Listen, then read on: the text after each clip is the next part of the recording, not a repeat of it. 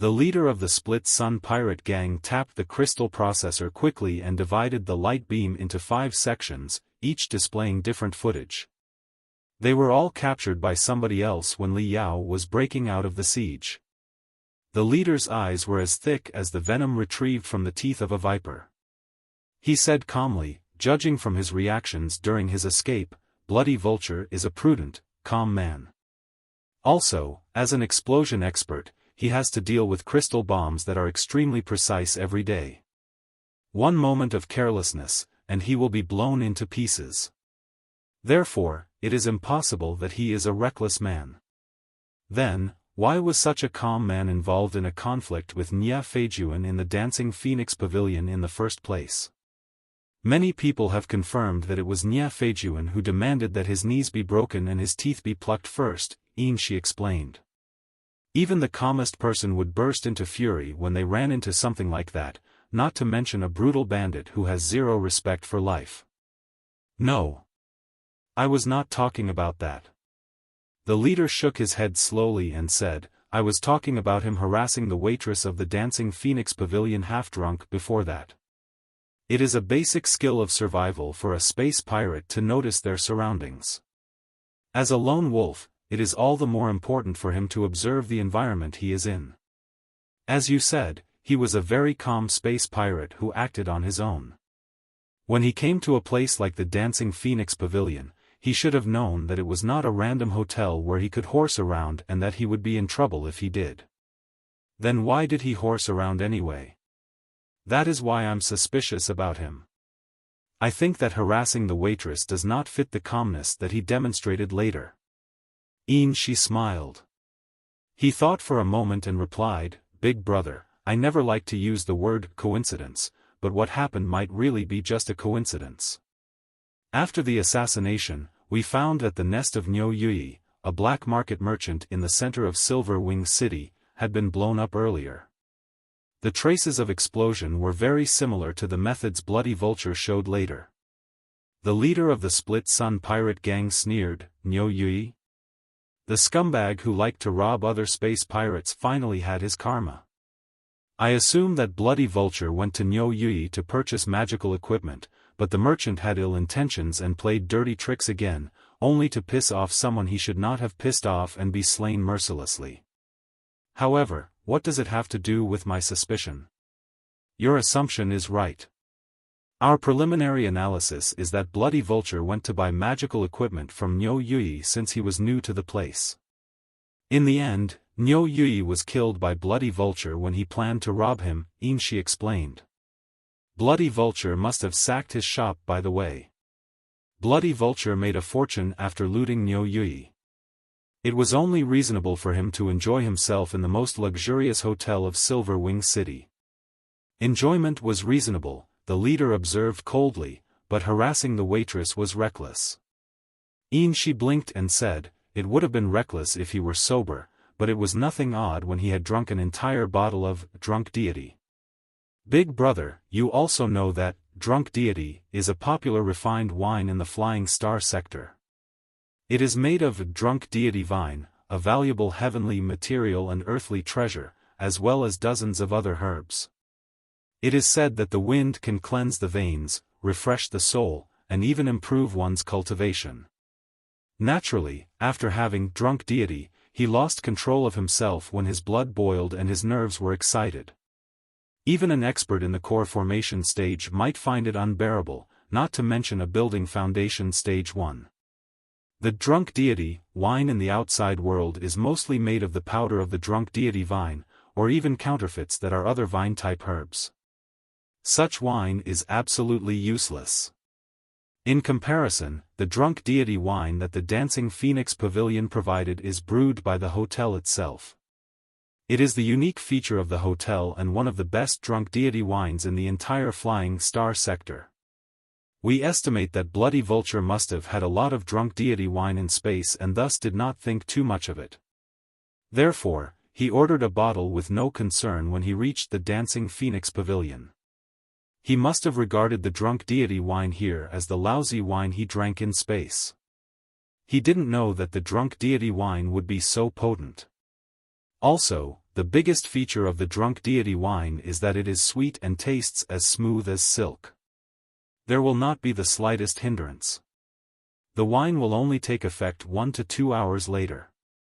Captain, look, this is the surveillance video we stole from the Dancing Phoenix Pavilion, and Bloody Vulture's order clearly listed that it was drunk deity he demanded.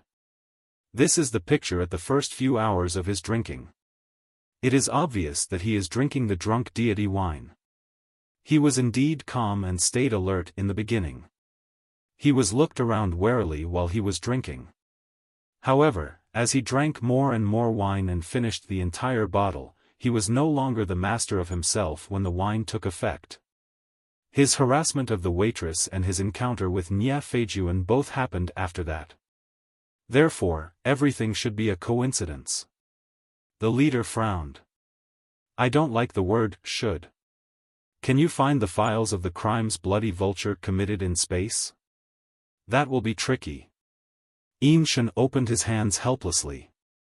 In the dozens of space zones, thousands of cultivation sects, and millions of space towns, who knows what case he did in which town? Such desperados are the most careful with their tongue. They will never tell other people what they did.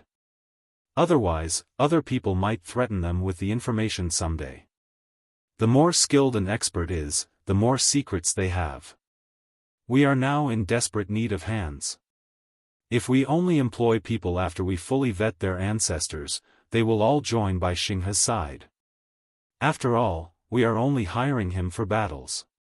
He will never touch our top secrets. I think our investigation is good enough. You do have a point.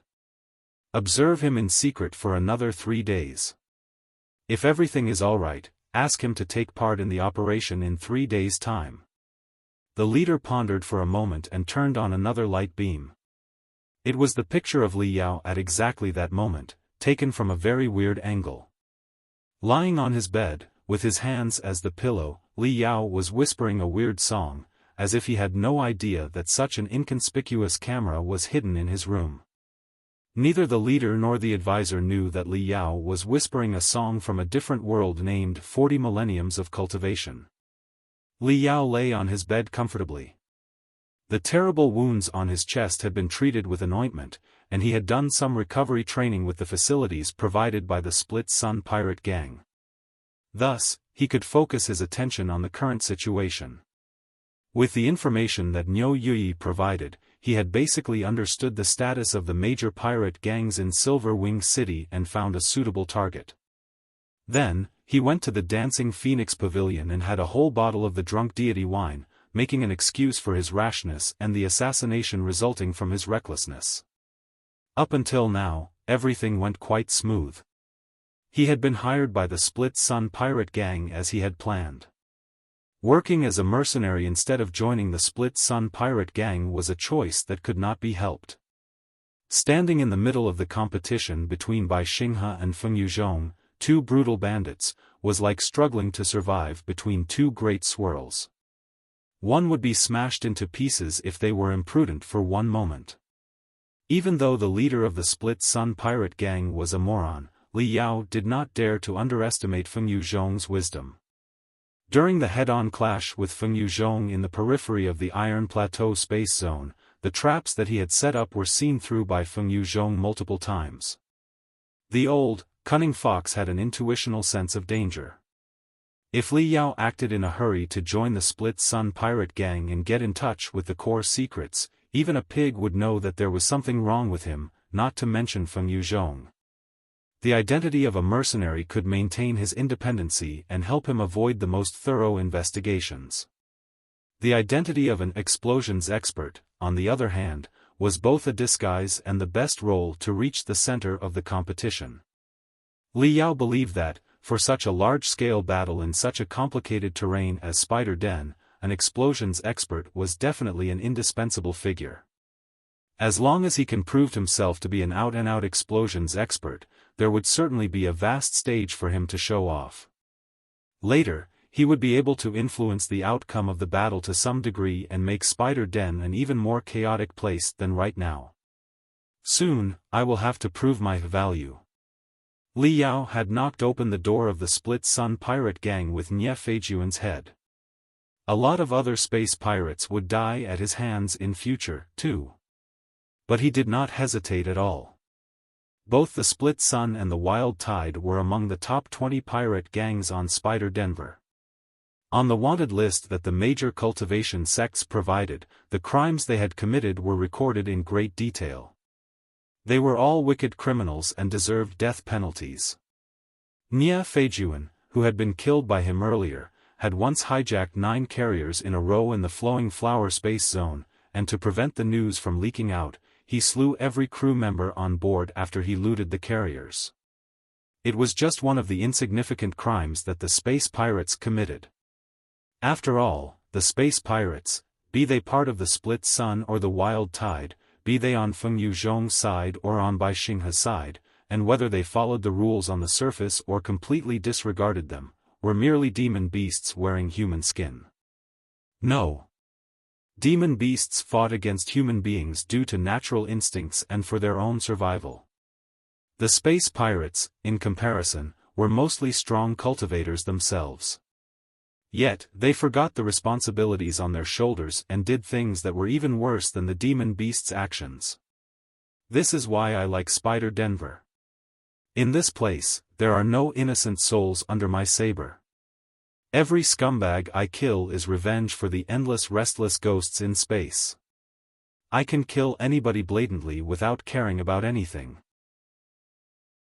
3 days later, in a secondary mining hole hundreds of meters in diameter on the east side of Silver Wing City. After hundreds of years of construction, this place had been built into a minor maintenance dock for starships. The vertical wells led to the ground and up into the bright purple sky. The small assault starships no longer than 100 meters could be maintained and launched into space by the helical ejection rune arrays deployed on the wall of the mining hole. It was safer and more confidential than to have the starship maintained in the orbit of the planet, and such a way often consumed less fuel. Right now, an assault starship was being maintained inside the dock. Countless mechanics were crawling up and down under the command of refiners. Sparks were bursting out everywhere. It was quite a lively scene. Suddenly, dozens of ceramic balls that contained flashing rune arrays were tossed into the place from the tunnels in various directions. They exploded in midair consecutively and constituted a dazzling array of brightness, dyeing the dock pure white. Everybody could see nothing except whiteness. They could only hear furious roars. The Split Sun pirate gang is doing our job here. Lie low if you don't want to get killed. Hundreds of ferocious space pirates lunged out of the shadows of the mining pits. They had put on their crystal suits a long time ago, and their crystal cameras were installed with a special protection membrane. Therefore, they were not affected by the flashbangs while they charged at the important locations. A brutal combat instantly began. Over the past 3 days, a lot of space pirates of the Split Sun pirate gun had returned from Heavenly Saint City to Spider Den and regrouped. The leader of the gang, with the support of Fengyu Zhong, also summoned a lot of resources and recruited new subordinates on Spider Den. Countless brutal bandits had joined his cause. Therefore, his attack right now was much fiercer than the one 3 days ago. In the blink of an eye, the front side of the dock was wreathed in flames. Outside the main battlefield, where it seemed quiet, Li Yao started his attack, too. He was wearing a gray, light crystal suit that had ancillary wings made of the skins of demon beasts behind the arms and the legs. When they were opened together, the crystal suit would look like a giant bat. The mining holes, which could easily be thousands of meters deep, often had chaotic vertical air currents. With such ancillary wings, the air currents could be made best use of to make the crystal suit even more mysterious and unpredictable. The crystal suit was named Drunk Bat. It was a special crystal suit built for the unique environment of Spider Denver. The difficulty in operating it was quite high, too. Swoosh! After putting on the Drunk Bat battle suit, Li Yao seemed to have really turned into a bat that had drunk too much wine. While everybody's attention was focused on the main battlefield, he slipped into the dock without alarming anyone. Beep. Beep. Right then, the crystal processor of the drunk bat battlesuit displayed that it had detected a hostile expert named Gui Feng, the deputy captain of the assault team of the Wild Tide pirate gang. The crystal processor immediately displayed all the information regarding Gui Feng in the database, including several of his battle videos. It was said that the man was in the middle level of the building foundation stage and adept in wind-class spiritual energy. He also had a piece of air-controlling magical equipment in his possession that could compress the air into invisible air blades and kill people in a breath. While the files were blinking on Li Yao's light beam, some other bloodstained information popped up in Li Yao's brain, too. Space pirate Gui Feng was wanted by more than 500 space towns. His bounty on the wanted list of space pirates published by Heavenly Saint City ranked in the top 1,000, too. More than 20 bloody cases in space were associated with him based on solid evidence. Li Yao sneered. The information streams of the bloody cases seemed to have turned into magma and flooded into his legs. His speed was further accelerated. With the help of the chaotic air currents, he blinked and split off into 7 clones, which all lunged at Gui Feng simultaneously. As a seasoned space pirate, Gui Feng had keen senses. When the dock was breached from the front, he had immediately focused his attention on the rear part. Hardly had Li Yao's 7 clones appeared when he triggered almost 20 air blades quietly and slashed them over. In the meantime, he raised 4 spiritual shields in front of him. However, although his spiritual shields could resist Li Yao's physical attack, they could not block Li Yao's telepathic thoughts.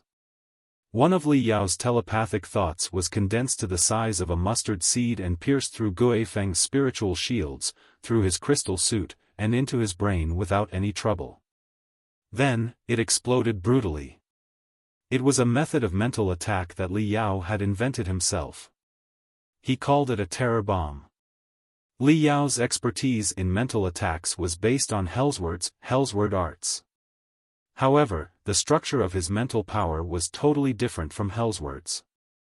His soul was much more solid, but it was not as mysterious and erratic as Hellsword's.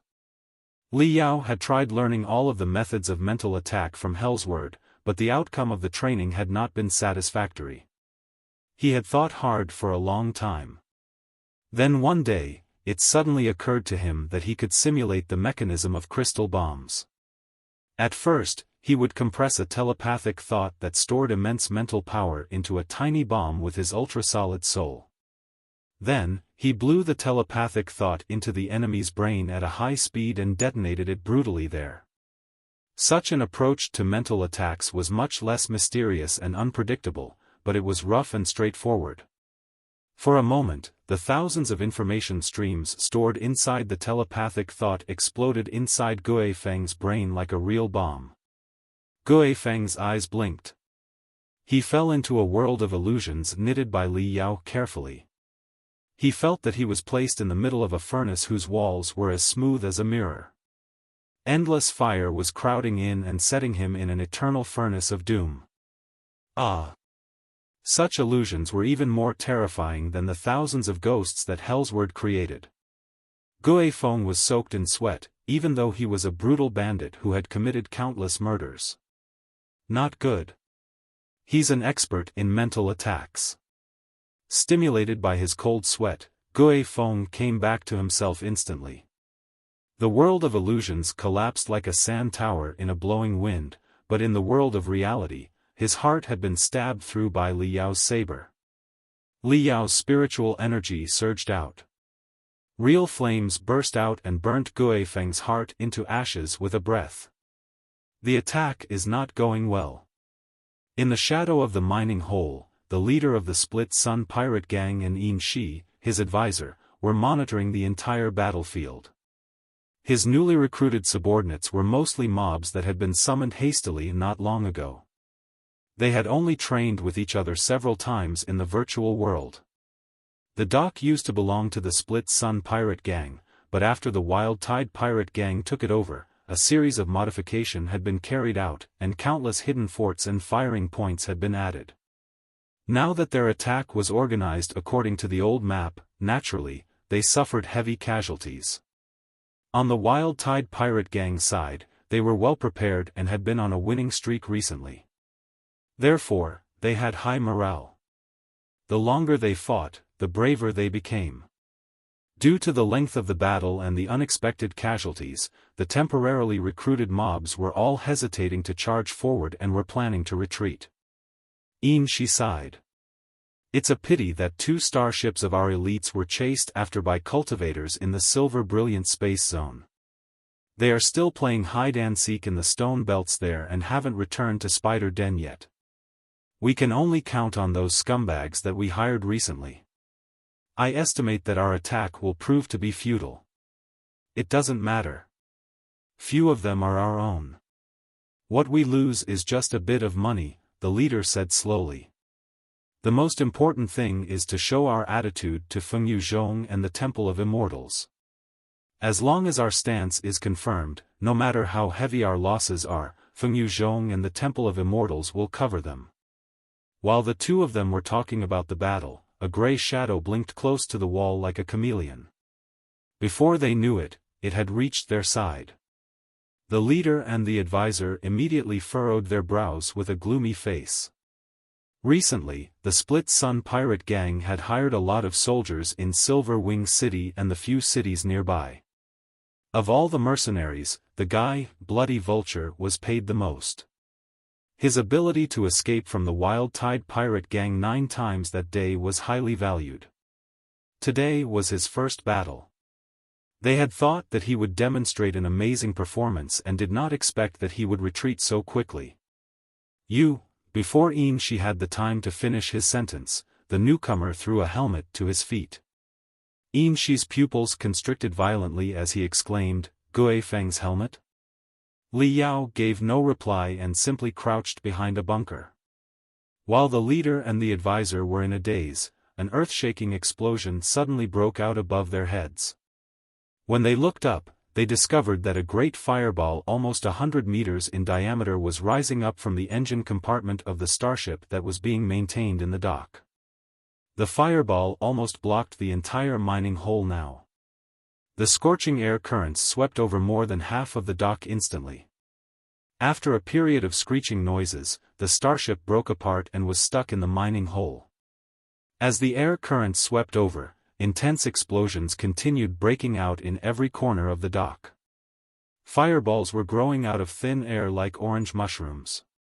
The space pirates of the Split Sun pirate gang and those of the Wild Tide were caught unprepared alike. They were all screaming in the ocean of flames. The blast came over like an overwhelming tsunami. Xinghe, as an advisor, was not a combat-type cultivator. The blast knocked him over directly. Even the leader of the Split Sun pirate gang was slightly shaking in the blast. Light-headed, 2 ferocious bandits looked at Li Yao in bewilderment. Li Yao brushed off the dust on his shoulder, and a calm voice came from beneath his cold mask.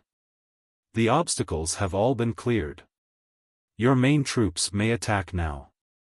But Xinghe was of a mind to jump and shout. They were planning to take back the maintenance dock instead of destroying it completely. Such insane explosions had essentially blown the entire dock up. Even though it was taken back, it would not function normally without a year and a half's reconstruction. Besides, there were so many their people inside the dock.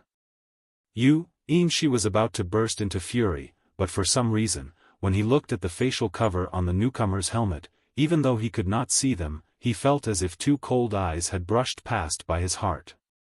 Xinghe secretly shuddered and looked at the leader. The leader of the Split Sun pirate gang was dazed for a long time, too.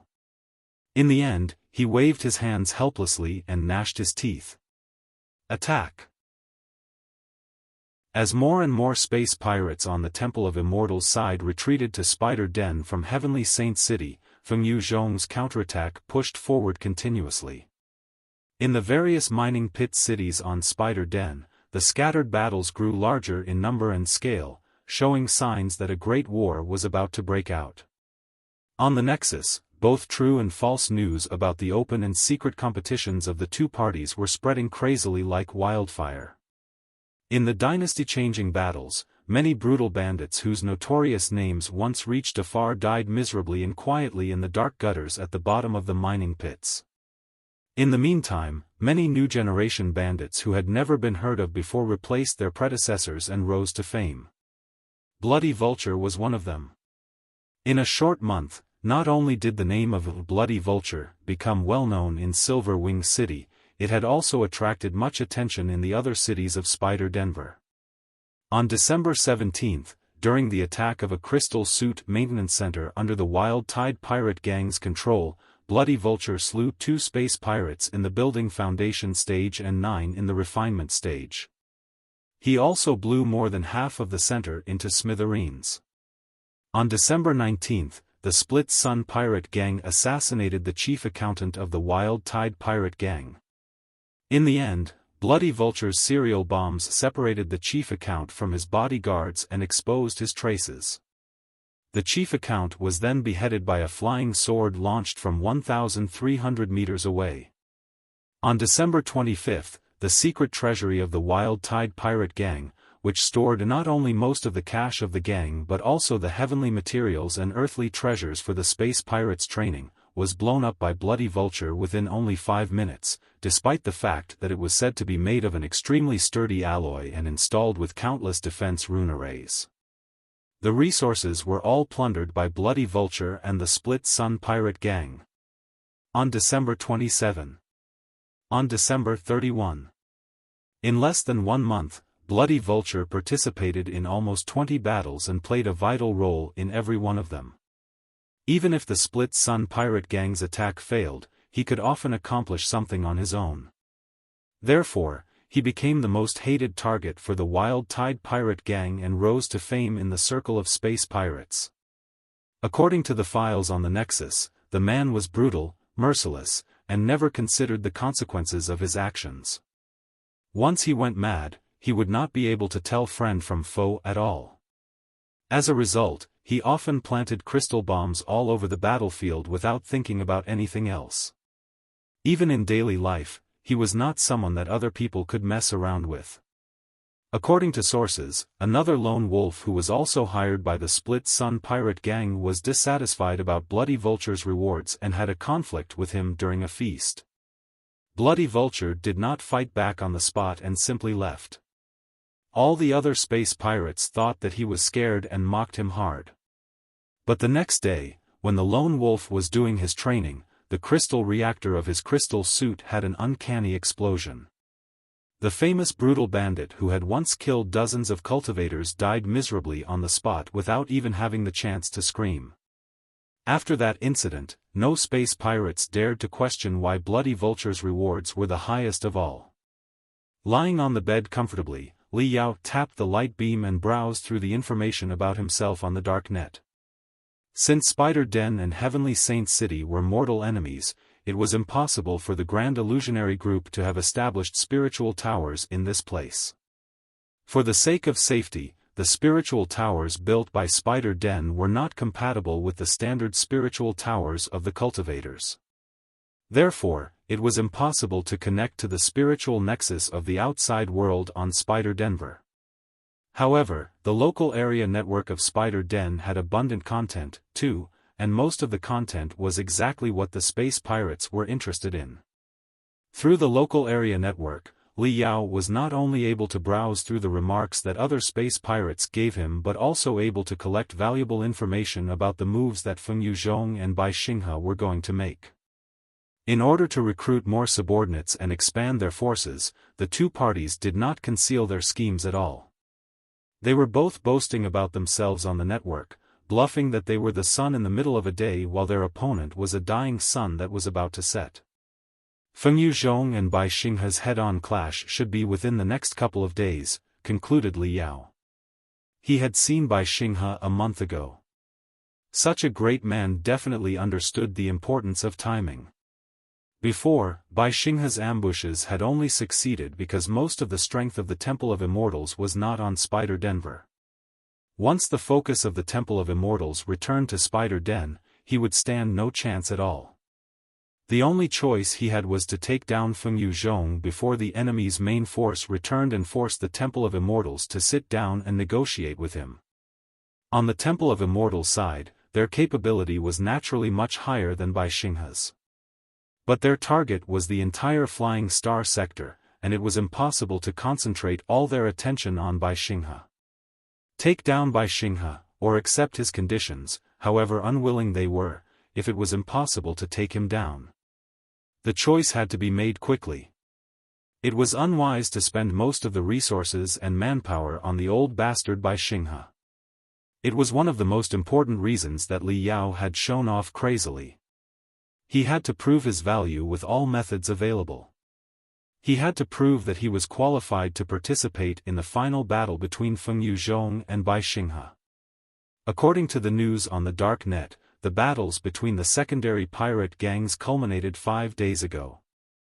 Since then, both parties have been keeping a low profile. There have been no big operations for days.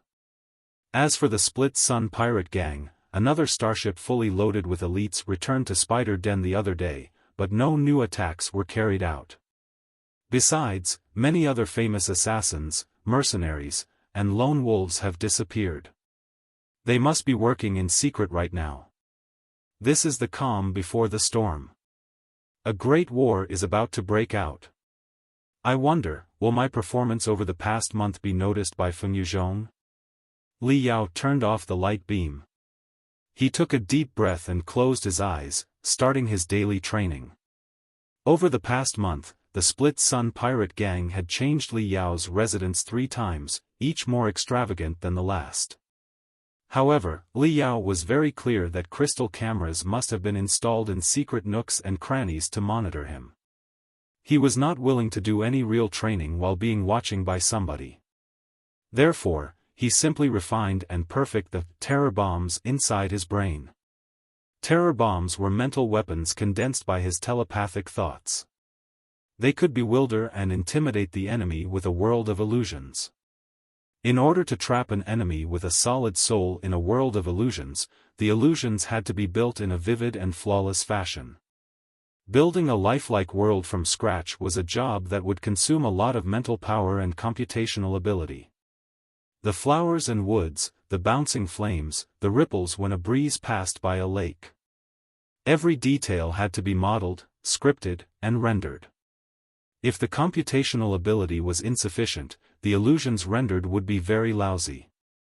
When the flames were bouncing too rigidly, the enemy caught in the illusions would immediately notice that everything was fake. In the field of mental attacks, Li Yao was just a beginner. Although he had tested it on many space pirates, he still found it complicated and extremely difficult to grasp. It took him 2 hours to condense a terror bomb that could last 3 seconds. When he finished the job, his sheets were soaked in sweat. The rendering is still not good enough. If the enemy is above the middle level of the building foundation stage, when their soul shakes violently, the 3 methods of rendering that I currently employ might have conflicts. The entire world of illusions will collapse immediately. I have to find several rendering methods that are more powerful. Maybe I should buy a few books on the construction of illusions as well as some on modeling and rendering techniques. Li Yao concluded the lessons of his training. Right then, somebody knocked the door lightly. Click. Li Yao waved his hand. His spiritual energy reached the defense rune arrays and opened the door automatically. Yin Shi, the advisor, walked in cautiously. After a month of battles, Yin Shi had a profound understanding of how dangerous Bloody Vulture was. He also remembered how miserably the mercenary who had conflicts with Bloody Vulture during the feast had died the day after during his training. More importantly, the crystal suit whose crystal reactor went wrong was the mercenary's own. Nobody had any idea how Bloody Vulture got the crystal suit and set up traps on the crystal reactor without alarming its owner. From that day on, the advisor had always felt lucky that he was courteous and did not offend the dangerous person when he recruited Bloody Vulture. Another mission? Li Yao sat straight on the bed. Congratulations, brother Bloody Vulture. your career is about to soar. Xinghe smiled delightedly. Brother Bloody Vulture has been on a kill spree in Silver Wing City over the past month. Not only is the Wild Tide Pirate Gang awed by your name, it has also been heard by Boss Fengyu Zhong, the new dominator in the circle of space pirates. Boss Fengyu Zhong has watched a lot of your battle videos and is very interested in you. He would like to invite you for a real big operation. It is not the child's play between the Split Sun Pirate Gang and the Wild Tide Pirate Gang, but a great war that can potentially turn the whole of Spider Den upside down. The question remains, is Brother Bloody Vulture willing to take the risk? It's finally here. Li Yao felt thrilled. But he replied, showing no sign of his excitement, Fengyu Zhong is starting a final battle against Boss Bai now? Everybody on Spider Den had learned of the matter. It was not odd for Li Yao to ask that. Xinghe blinked and said, we all know what is going on. There's no need to say it out loud.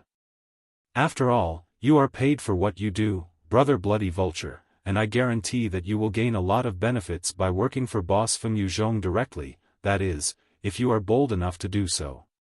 Since the day I killed the son of the captain of the Wild Tide Pirate Gang, there has been no turning back for me. Li Yao jumped up from his bed and stretched out arms. Cracking noises echoed all over his body, as if a blood-stained eagle was opening its wings behind him. Li Yao smiled. Bring me to Boss Fengyu Zhong. I will surprise him. Capital Nest, the biggest city on Spider Den, was where the mother lodes had been densest on Spider Den 10,000 years ago, and it was the mining city that the Star Ocean Imperium developed in the earliest stage. Looking down through the window of the crystal warship, Li Yao noticed that there was nothing except jam-packed mining pits over the hundreds of square kilometers of desolate land, which made it look like an enormous honeycomb. In the complicated underground tunnels, countless magical equipment centers, starship maintenance centers, and purification plants for heavenly materials and earthly treasures were hidden. Together with the underground city that could accommodate millions of workers and cultivators and the underground fortress that was concealed below the underground city, even the locals who had lived in the city for generations did not have the slightest clue how enormous the city made of interconnecting mazes was. Capital Nest was the center of Spider Denver. It was home to Bai Xinghe, the pirate potentate, and also where Black Spider Tower was headquartered. Right now, both parties were preparing their soldiers and supplies, ready for the last battle that could break out at any moment. The city was divided into two zones, one in the east and the other in the west, with a clear boundary. The air was so intense that a single spark could detonate hundreds of mining pits at the same time. The crystal warship that Li Yao was on flew into the zone that was under the Temple of Immortals' control slowly through a giant hole slanted downward. Capital Nest was entirely different from Silver Wing City in style. Although the Wild Tide Pirate Gang and the Split Sun Pirate Gang had been fighting hard in Silver Wing City, most people's daily lives had not been affected. The black market, the hotels, and the magical equipment stores opened as usual, and the underground arenas and the strip clubs were packed with space pirates, too. Capital Nest, on the other hand, had turned into a grave military fortress. Most of the stores were closed, and few lone space pirates could be seen on the street. Most of the space pirates were in neat groups and wearing standard crystal suits, leaving the impression that they were actually an army. The space pirates were mostly wearing red crystal suits and white ones. Those in red crystal suits had the mark of an angry black spider on their chests. The mark of their leader had a few gold stripes painted on the outside. According to the introduction of Xinghe, the advisor, they were all soldiers commanded by Black Spider Tower. Those exos in white crystal suits seemed to be in a higher position than the soldiers. Their crystal suits were more elegant and streamlined, giving a feeling of a perfect water drop from head to toe. Certain half-stealth rune arrays seemed to have been utilized, because the crystal suits were entangled by invisible waves and appeared to be partially melded with the air. They looked extraordinary and seemed to belong to a different world. On the left side of their breastplates, immortality, was painted in an ancient style. Those people were not space pirates but the armed forces directly under the command of the Temple of Immortals. It was sort of the regular army of the immortal cultivators. More than 1 year ago, when the Temple of Immortals revealed itself on Spider Den, it had recruited a lot of talents for its regular army. However, the requirements of the Immortal Army was quite rigorous. Most of the candidates were screened because they could not complete the tests. Those who passed the tests were all 1 in 1,000 experts. It was said that they had been further trained and cleansed by the Temple of Immortals after they were recruited with many secret arts from the era of the Flying Star Coalition government that had been lost for thousands of years. After only a few months, they would be transformed completely. Fengyu Zhong had summoned Li Yao to a training camp of Black Spider Tower. There were already dozens of space pirates in the hall when Li Yao went into the training camp. When they saw him, they did not hide the wariness and hostility in their eyes at all. The most notorious bandits on Spider Den are all here. Li Yao glanced around and found his heart beating faster. After a quick look, he noticed several brutal persons who were not only on the top of the wanted lists of cultivators but also intimidating enough even in the circle of space pirates. A kind-looking old man whose hair and beard were white was standing on his left side. His name was Master Phantom C, and he had originally been an elder of the Silver Moon clan, one of the 6 sects of Heavenly Saint City. However, when his campaign to become the leader of the sect failed, he dealt with the new leader with poison in secret out of hatred. However, his scheme failed. The Silver Moon clan sent quite a few experts to capture him. He slew 1 core formation stage cultivators and almost 20 building foundation stage cultivators, before he ran away from Heavenly Saint City to Spider Denver. From then on, he had become a great bandit roaming through space. He was absolutely merciless during his jobs, especially when he ran into the carriers under the name of the Silver Moon clan. No living creatures would be left. Standing next to Master Phantom C was a muscular man more than 2.3 meters tall. His muscles bulged out to an unbelievable degree, and his eyes looked like burning bronze bells. White air currents were spurting out of his nostrils non-stop. He looked like an infuriated ox that had been stuffed into the shell of a human being. The man was carrying 2 crossed giant axes that were even broader than doors on his back. The edges of the axes were covered in dents and blood stains, a signal that they had devoured countless innocent souls. Just one glance at them was enough to make people feel creepy. The muscular man was named Bloody Axe. He was the champion of the underground arenas of Spider Den. Space pirates were all brutal, but the underground arenas thousands of meters below the surface were lawless, cruel places, even for them. Even the strongest fighter might not be able to survive 10 competitions when they were sent to the arenas. Bloody Axe, on the other hand, was the only expert who had fought 100 battles in the underground arenas and retired alive over the past several decades.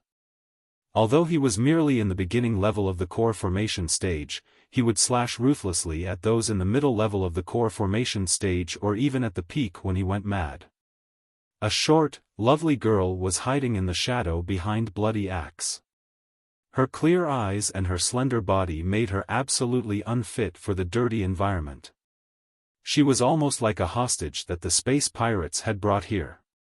But Li Yao knew for a fact that the woman who looked like a teenager in high school was at least 70 years old. She was known as Fairy Coral, and she was even more dangerous than the awe-inspiring Bloody Axe. The coral snake was the most beautiful and the most fatal. When she first showed up, she was merely a mistress of the leader of a pirate gang. Everybody considered her to be a simple toy and did not think too much of her. But soon, the pirate gang she stayed in had a clash with a bigger pirate gang. After the pirate gang was swallowed, she was naturally a trophy to serve the new leader. Then, all the leaders of the pirate gangs who accepted her would suffer an uncanny disaster within the next year, as if she had been cursed.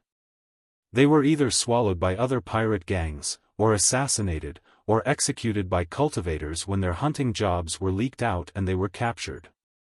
In short, whichever pirate gang she stayed in, it would be destroyed soon after, and she was always able to take the most valuable treasures of the pirate gang.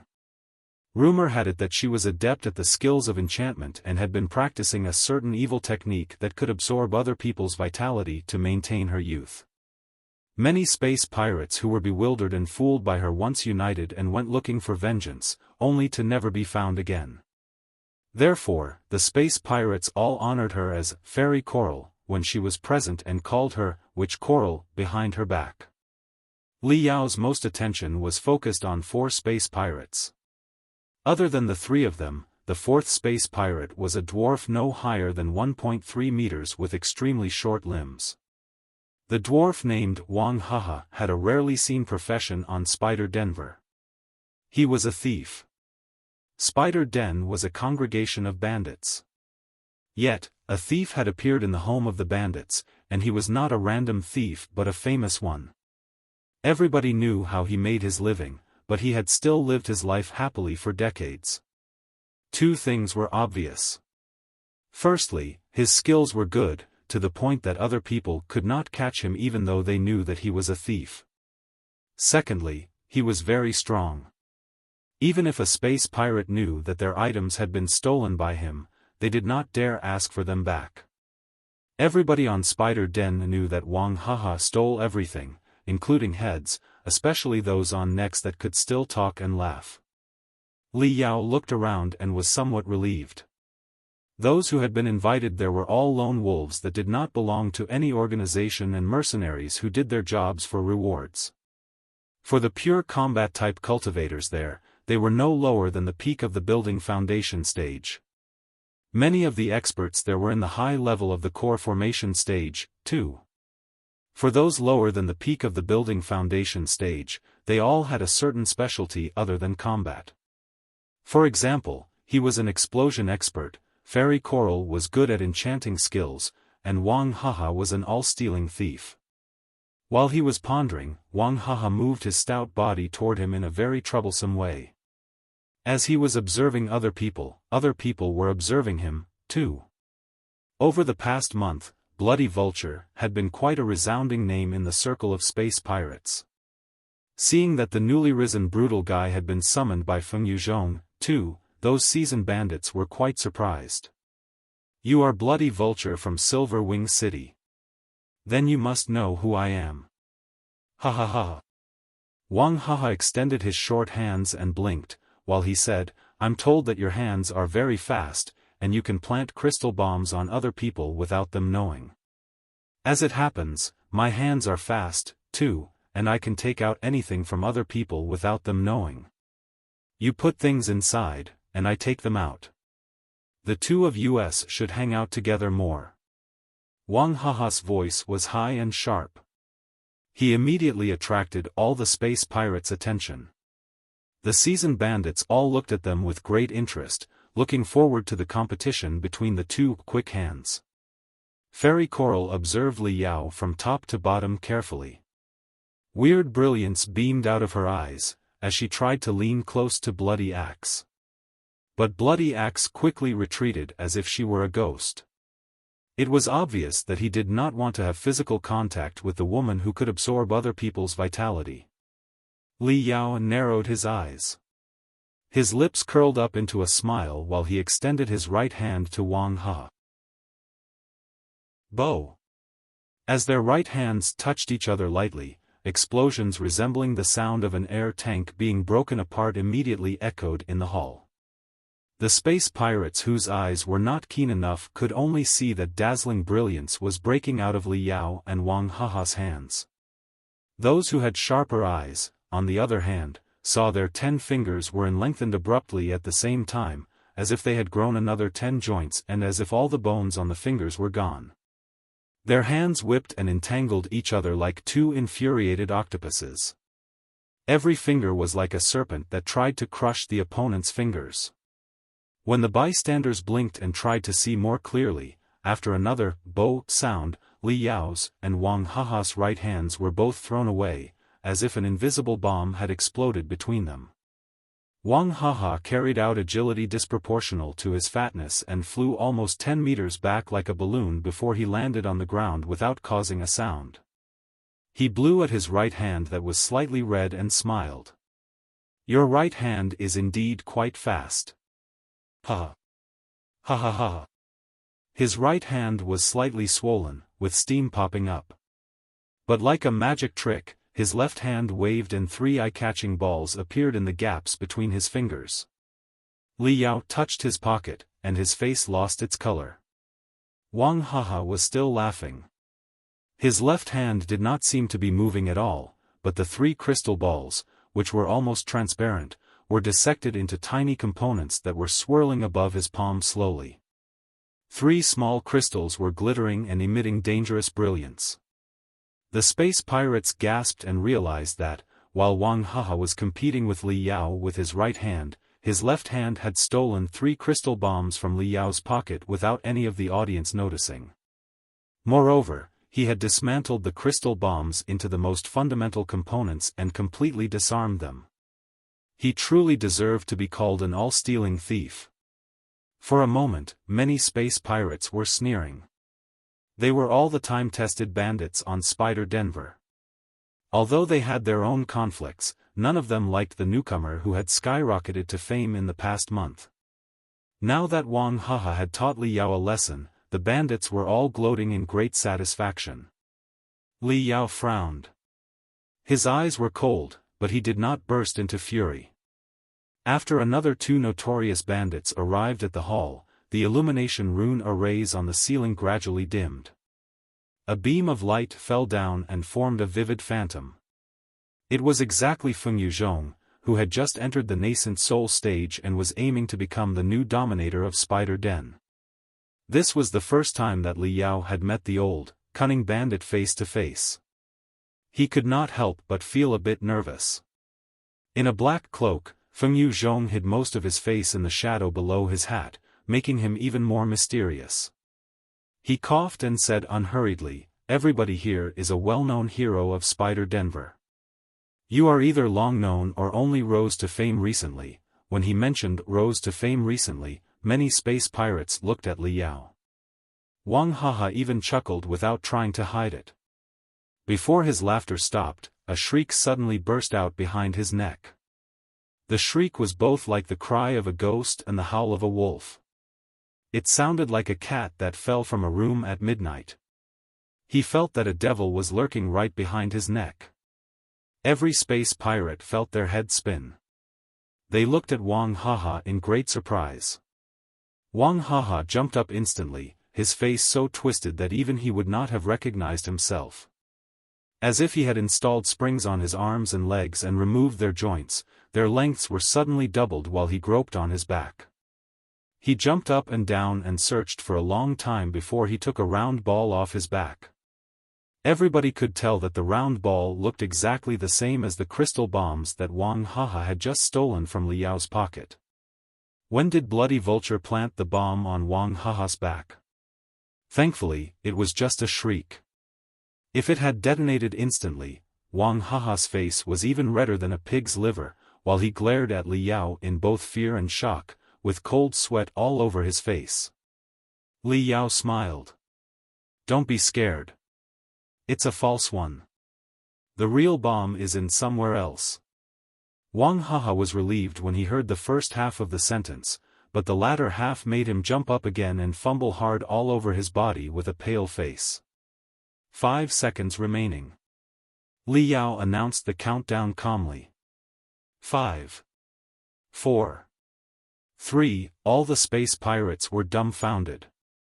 They could not believe that Li Yao had planted 2 micro-crystal bombs on Wang Haha during the short competition, nor could they believe that he would be so insane as to detonate the bomb right in front of Fengyu Zhong. But judging from his confident and casual appearance, the guy did not seem to be bluffing. Wang Haha was waving his hands and legs crazily, his tears almost flowing out. His coolness a moment ago was entire gone. Like a monkey that was trying to scratch the lice on its body, Wang Haha's hands and feet turned into a gray blur. He almost wished that he had a tail to help with the search now. He was about to take off his shirts and pants, but he failed to locate the crystal bomb. 2. 1. Li Yao dragged his tone. The space pirates were secretly alarmed. Is he lying to Wang Haha? How could he have planted a second crystal bomb on Wang Haha without Wang Haha noticing? Wang Haha's face lost its color. He screamed and crossed his hands. Then, he tore off a piece of man-made skin the size of a fingernail from the back of his right hand. Below the man-made skin was a black millet seed. There was no telling when it had been stuck to the back of his hand. He was in so much of a hurry to search for all his body parts that he did not realize it was right on his hand. Wang Haha hurried to toss the fake skin to the ground. Boom! The floor that was made of solid granite was left with a hole more than half a meter deep. Cold sweat was popping up on every space pirate's forehead. Half a second later, and Wang Haha's right hand would have been wasted, if he was not killed on the spot. This bloody vulture's capability is more terrifying than in the rumors. He planted 2 crystal bombs on Wang Haha in the blink of an eye in such a sordid way. But how did he do it? Wang Haha is an almighty thief. His hands must be more sensitive than his mouth. How did he not feel anything wrong when his hands were stuck with fake skin? Looking at the smoke rising up from the ground, Wang Haha collapsed into his seat, all his strength gone. He licked the back of his hand and mumbled, "Snake hemp flower?" The space pirates immediately realized what had happened. Snake hemp flower was an anesthetic material. The liquids purified from the snake hemp flower could serve as ingredients for thousands of different anesthetics. It was obvious that Bloody Vulture had smeared the anesthetic refined from snake hemp flower on the fake skin and stuck it to the back of Wang Haha's hand while the thief was too busy stealing his crystal bombs. Wang Haha's right hand was red and swollen after the fierce competition just now. Because of the burning heat, his sensitivity had been significantly reduced. Together with the numbing of the snake hemp flower, Wang Haha did not realize that a foreign object was on the back of his hand. All the space pirates swallowed hard. Even the all-stealing thief who counted on sensitivity and alertness such as Wang Haha was ambushed by Bloody Vulture without him knowing. If it were them. No other space pirates dared eye Li Yao in a scornful way anymore. Few of them had the courage to look back when he looked at them. The weird brilliance in Fairy Coral's eyes, on the other hand, became even brighter. She looked at him and did not hide her interest in him at all. Wang Haha breathed hard and glared at Li Yao in fury, but he lowered his head helplessly, knowing that he had been crushed in the competition today. Fengyu Zhong's phantom observed the situation without saying anything, and he did not intend to stop them at all. It was not until this moment that he smiled. It is beyond my expectation that so many great heroes answered my call to gather in this place. Whatever grudges you had in the past, you are at least comrades on the same boat at this moment. We should work together against the common enemy. Time is precious. I will explain the situation as quickly as possible. Over the past 2 months, Bai Xinghe betrayed us and launched his counterattack. He has been killing and robbing on Spider Den to expand his forces. Many flip-floppers chose to join his side again, too. Tomorrow night, he will be organizing what he calls a meeting of heroes in space. Every well-known space pirate has been invited to attend. He claims that he will bring out all the cultivation arts and secret treasures he excavated from the underground fortress of Spider Den as rewards in the battle. It is not hard to guess that, after the meeting, all the space pirates on Bai Xinghe's side will attack with all their might and fight the final battle with us. However, rest assured, everybody. I can tell you 3 facts. Firstly, the lousy performance on our side over the past few months is partly because we were caught unprepared and partly because we were concealing our capability so that Bai Xinghe wouldn't be prudent. Secondly, although Bai Xinghe is meeting the great heroes, he doesn't know that many of our people have pretended to join his side. Tomorrow will be the date of death for Bai Xinghe. Thirdly, Bai Xinghe is too mean and insincere. He is about to die, and he is still only bringing out the secondary treasures from the underground fortress. But I am different. The Black King of the Temple of Immortals and I have both agreed that, after we kill Bai Xinghe and get the map of the underground fortress and the key to the control center, we will invite all the contributors to enter the underground fortress and share the treasures of 10,000 years ago together. Hiss. Many space pirates gasped and stood up in excitement. The first 2 points that Fengyu Zhong made did not surprise them. Even a pig on Spider Den knew that the final battle between Fengyu Zhong and Bai Xinghe was drawing near. Also, since Bai Xinghe was desperate to expand his forces and did not vet the space pirates who joined him, it was not unusual that Fengyu Zhong's spies had infiltrated his ranks. But the third point Fengyu Zhong made let everybody's heart beat fast and their faces red. The underground fortress of Spider Den, in which the secret treasures of the Star Ocean Imperium were buried. Fengyu Zhong waved his hands and raised his voice. It is well known that Spider Den was one of the last strongholds of the Flying Star sector in the Civil War of the Star Ocean Imperium. A lot of underground fortresses, magical equipment warehouses, and secret training facilities are buried deep below our feet. The secret to Bai Xinghe's rise was that he got the map of the underground fortress of Spider Den as well as the key to get into the control center.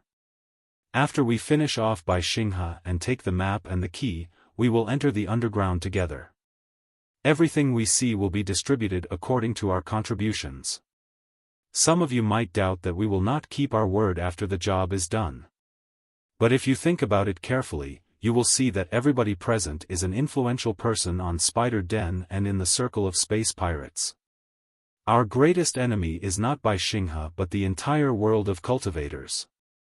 If we do not fulfill our promise and lose your support, how are we going to deal with the full-scale attack of the cultivators in the future even if we take down Bai Xinghe? Everybody, we are now wagering on our last chance now. The cultivators will never let us go after the Battle of Heavenly Saint City. They will destroy Spider Den at whatever the cost and slay every one of us all.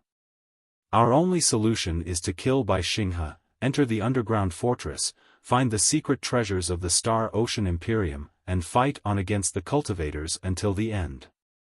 Therefore, there's no way that we will go back on our word. Wouldn't we be committing suicide if we betrayed you? Isn't it so, everybody? The brutal bandits were all quick-minded enough to soon realize that Fengyu Zhong was not lying. As the saying went, when the prey is captured, the hound will be useless. Even if Fengyu Zhong really considered them to be hounds, the biggest prey at present was the world of cultivators instead of Bai Xinghe.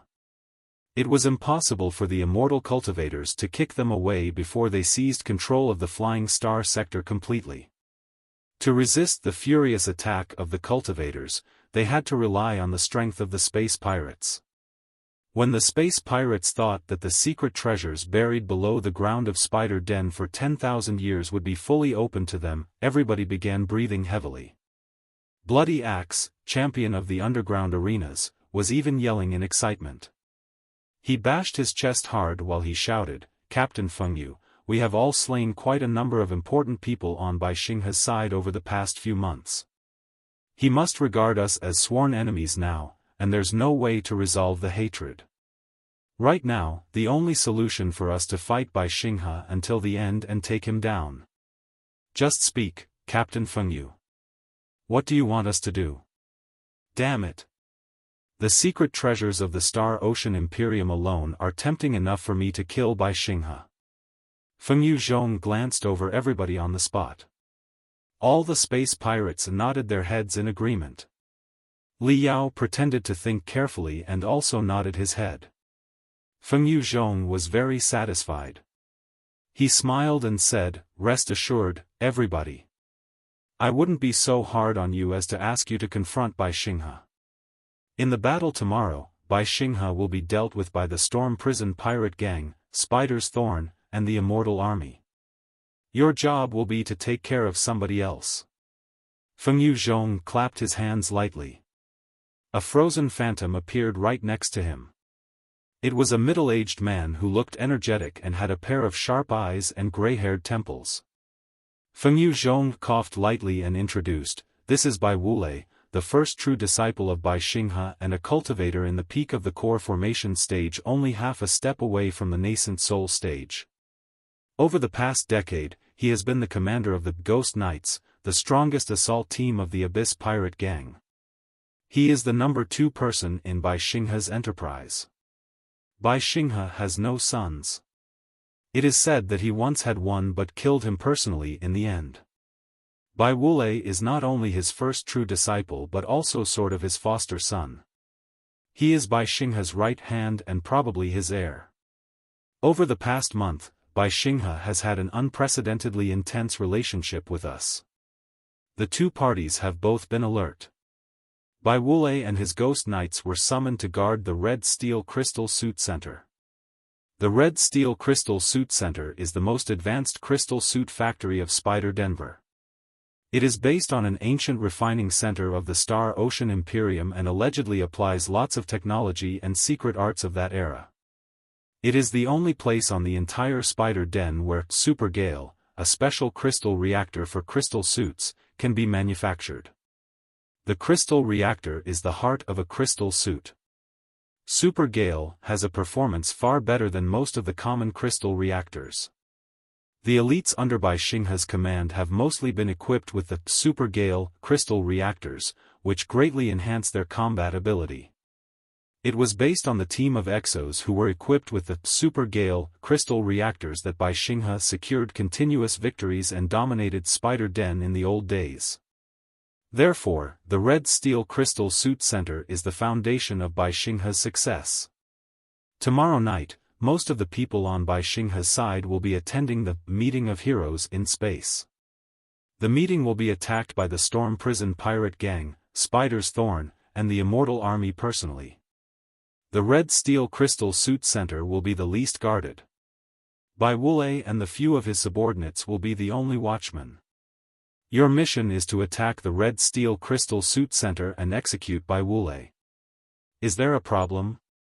The space pirates looked at each other in bewilderment and gave no reply. Bai Wulei was the first true disciple of the pirate potentate, the number 2 of Bai Xinghe's group, and a great expert in the peak of the core formation stage. Naturally, he was a brutal bandit that everybody on Spider Den knew. Over the past 20 years, using the excuse of his old age, Bai Xinghe often secluded himself for training. His daily affairs were mostly handled by Bai Wulei. The operations of the Abyss Pirate Gang were run by Bai Wulei, too. Therefore, many space pirates had not seen Bai Xinghe in person, but all of them had witnessed Bai Wulei's cruelty. Now that they learned that their target was such a great expert in the peak of the core formation stage, many space pirates were having second thoughts. Fengyu Zhong observed everybody's expression and smiled casually. Rest assured, everybody. The battle tomorrow concerns the future of the entire Spider Denver. We are not asking you to get yourselves killed in vain. Let me tell you the truth. In the battle tomorrow, a batch of assassins from Spider's Thorn and the Immortal Army will help you in secret. More importantly, some of Bai Wulei's most trusted people are immortal cultivators. As long as you all work hard and fight with your best, we will be sure winners of the battle. After the job is done, your contributions will be calculated according to the battle videos captured by your crystal cameras. The more contributions you make, the closer you will be to the lead when we get into the underground fortress. Alright. The space pirates also realized that, since it would be the final battle between Fengyu Zhong and Bai Xinghe tomorrow, there was no reason Fengyu Zhong would risk jeopardizing his cause by setting traps for them. Besides, Fengyu Zhong was going to deal with Bai Xinghe, the pirate potentate, in person, so they had no options except to bite into Bai Wulei no matter how tough the man was. Bai Wulei was in the peak of the core formation stage, but there were more than 10 space pirates here who were in the core formation stage, too. If they failed to take down Bai Wulei, how could they claim their reward and share the secret treasures under the ground together with Fengyu Zhong? Therefore, whether they meant it or were pretending, all the space pirates shouted and accepted the job. The hall was seething with excitement. Li Yao observed everything in silence and thought about it carefully. It seemed that the Temple of Immortals, Black Spider Tower, and Fengyu Zhong had made thorough plans and sent a lot of spies into Bai Xinghe's gang. They were all set for the thunderous attack tomorrow night. The question remained, how was Bai Xinghe, the well-known pirate potentate, going to deal with the schemes?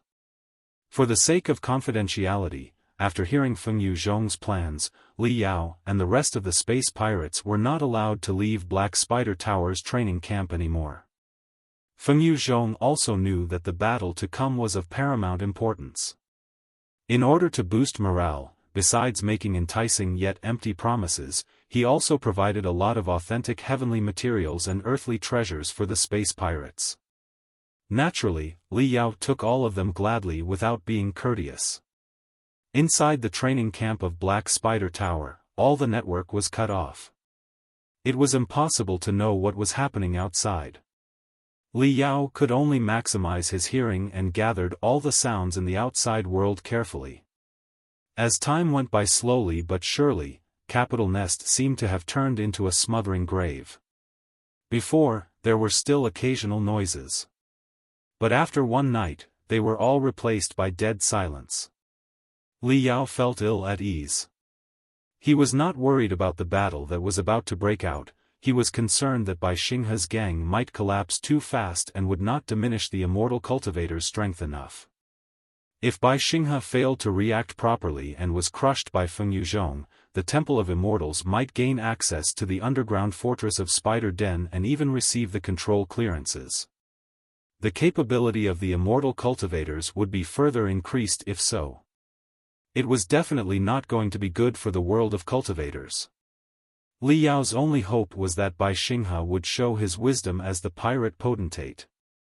The next day, although it was dusk, the sky thousands of meters above everybody's head was riddled with holes as usual. There was nothing but darkness. Dim orange lights were glowing from the walls of the mining holes, which originated from the residual crystals and mother lodes. Wreathed in the feeble lights, Capital Nest at dusk was like a frozen ocean of magma.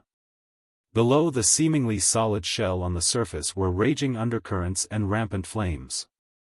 In the district under the Temple of Immortals' control, teams of the Immortal Army in ivory, translucent crystal suits were gathered and allocated marvelous magical equipment from the secret arsenals. The soldiers of Black Spider Tower in black crystal suits also formed squads and marched toward their respective targets. Before they went out, the killers of Black Spider Tower who were adept at stealth and assassination had snuck into Bai Xinghe's territory from various directions and lurked around their targets. In the district under Bai Xinghe's control, countless docks and shuttle stations were opened. Crystal warship-carrying space pirates that had joined his cause were arriving from every city of mining pit on Spider Den at his call. The Abyss Pirate Gang, the largest group of space pirates on Spider Den, was prepared for battle, too.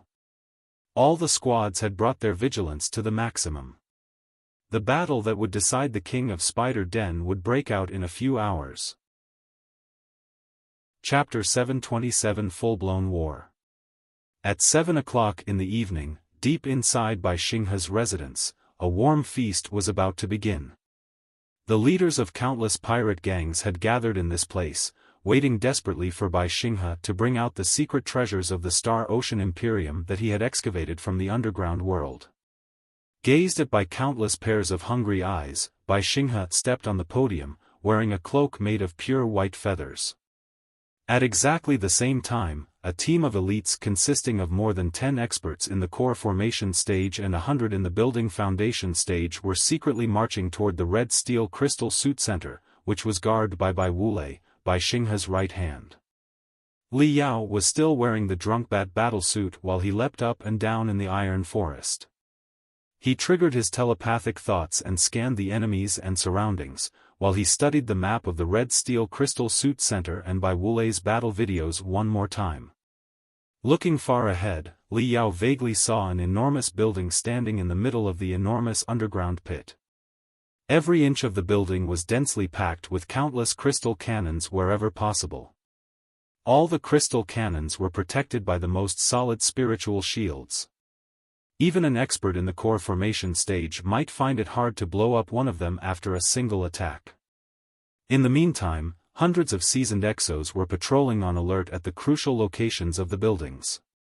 It was definitely not a crystal suit center but a heavily guarded military fortress. Li Yao frowned. Since the crystal suit was so well defended, there would be a lot of casualties if they assaulted it from the front. It would be quite tricky to protect himself by not really trying his best while not being seen through by Fengyu Zhong. Right then, above their heads, in the district controlled by Bai Xinghe, explosions that sounded like dull thunders echoed. The final battle between Fengyu Zhong and Bai Xinghe had finally broken out. Beep! Beep! Li Yao's crystal processor was connected to the temporary local area network established by Fengyu Zhong. As the explosions came over, streams of information immediately flooded in and formed dozens of light beams on his retina. The light beams included the distribution map of the most important firing points of the Red Steel Crystal Suit Center, the current location he was at, and the places of attack that he could choose. The arrow that was knocked must be shot. Although the brutal bandits all sensed the scariness of the Red Steel Crystal Suit Center, with everything coming to this point, they would not be spared by Fengyu Zhong when he secured his victory if they deserted now. Therefore, Master Phantom Moon, Fairy Coral, Bloody Axe, Wang Haha, and the other space pirates all selected their primary target. Li Yao quickly picked the place he was going to break in, too. The hundreds of bandits immediately turned into hundreds of streaks of brightness, as they lunged at the targets they had chosen. Hardly they sprinted forward when an ear-splitting explosion took place inside the Red Steel Crystal Suit Center. Several ultra-large furnaces were blown up into the sky. The scorching air currents mixed with fatal venomous gas swept across everything nearby. Countless space pirates who were loyal to Bai Xinghe were screaming miserably inside the venomous fire. The previously flawless defense was immediately filled with loopholes. The immortal cultivators lurking around Bai Wulei. Li Yao quickly thought everything through. Fengyu Zhong had not lied. How could he count on only the greedy mercenaries to take down such a critical enemy stronghold? It was very likely that they were merely bait to draw the attention of the guards.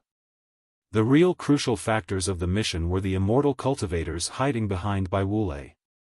Right then, a new message that his crystal processor presented stabbed into Li Yao's brain like a cold dagger. Abort the attack. The mission has been changed. Bloody Axe is Bai Xinghe's guy. He is a spy that was asked to infiltrate us. The plan has now changed, execute Bloody Axe. There's no need to worry about the attack from the Red Steel Crystal Suit Center. The Red Steel Crystal Suit Center is now fully under our control. For a moment, 100 bolts of lightning seemed to break out at the same time inside Li Yao's brain. Bloody Axe, the human-skinned bull who had a strong body and a simple mind, did not look like an undercover agent at all. But as it turned out, he was Bai Xinghe's guy. In the meantime, despite the gory explosion just now, the Red Steel Crystal Suit Center's overall defense network was not ruined. Why did Fengyu Zhong claim that it was fully under his control? Li Yao had still not found the answers to any of his questions when a deafening roar echoed right in front of Li Yao. Bloody Axe soared into the sky. Having secured 100 consecutive victories in the underground arenas and retiring safe and sound, Bloody Axe was definitely not as reckless as he appeared to be. His boldness was merely his protective coloration. Behind the barbaric and senseless appearance, Bloody Axe was definitely a careful and skeptical man. Although Fengyu Zhong's new command was sent to the rest of the space pirates and not him, Bloody Axe still sensed dangerous from the weird behavior of those around him. Before the other space pirates surrounded him, he took action and dashed at the Red Steel Crystal Suit Center at his top speed. Bloody Axe was wearing a heavy crimson crystal suit, with 2 giant horns on the helmet. White airwaves were spurting out of the gaps of his crystal suit and made him look like an infuriated bull. He gave other people the feeling that, even if there was a mountain before him, he would simply continue running and break through it. The moment Bloody Axe jerked up, Master Phantom Moon, who was the closest to him, took action. Silver brilliance as cold as moonlight shivered and swept toward Bloody Axe unpredictably. The silver brilliance was like extremely thick seawater. It did not intend to kill Bloody Axe immediately, but it successfully dragged him down.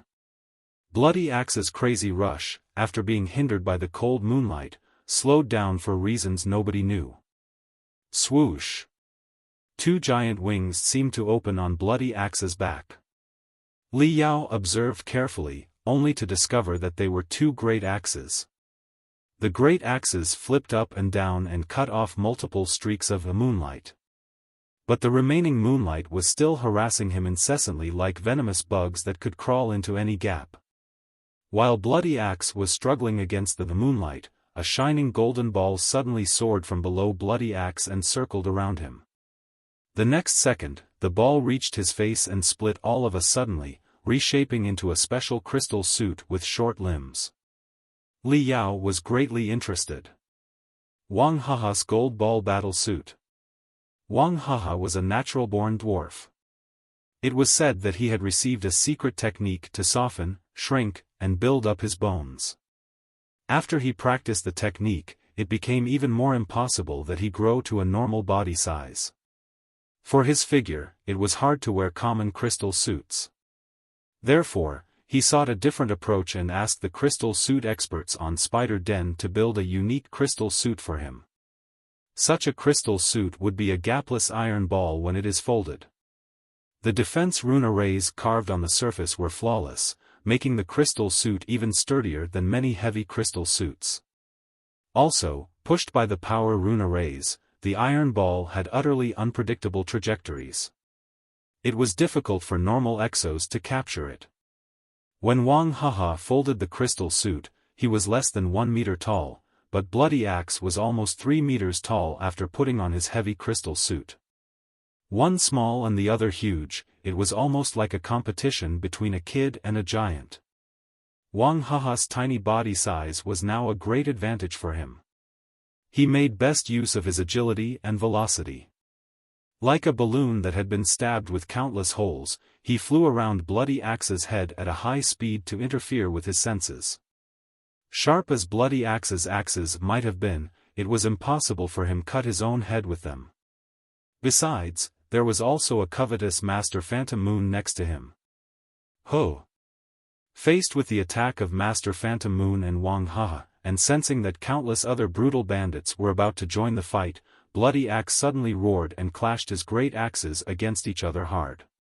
In dazzling brilliance, the great axe exploded into thousands of pieces, which darted at Master Phantom Moon and Wang Haha like shooting stars.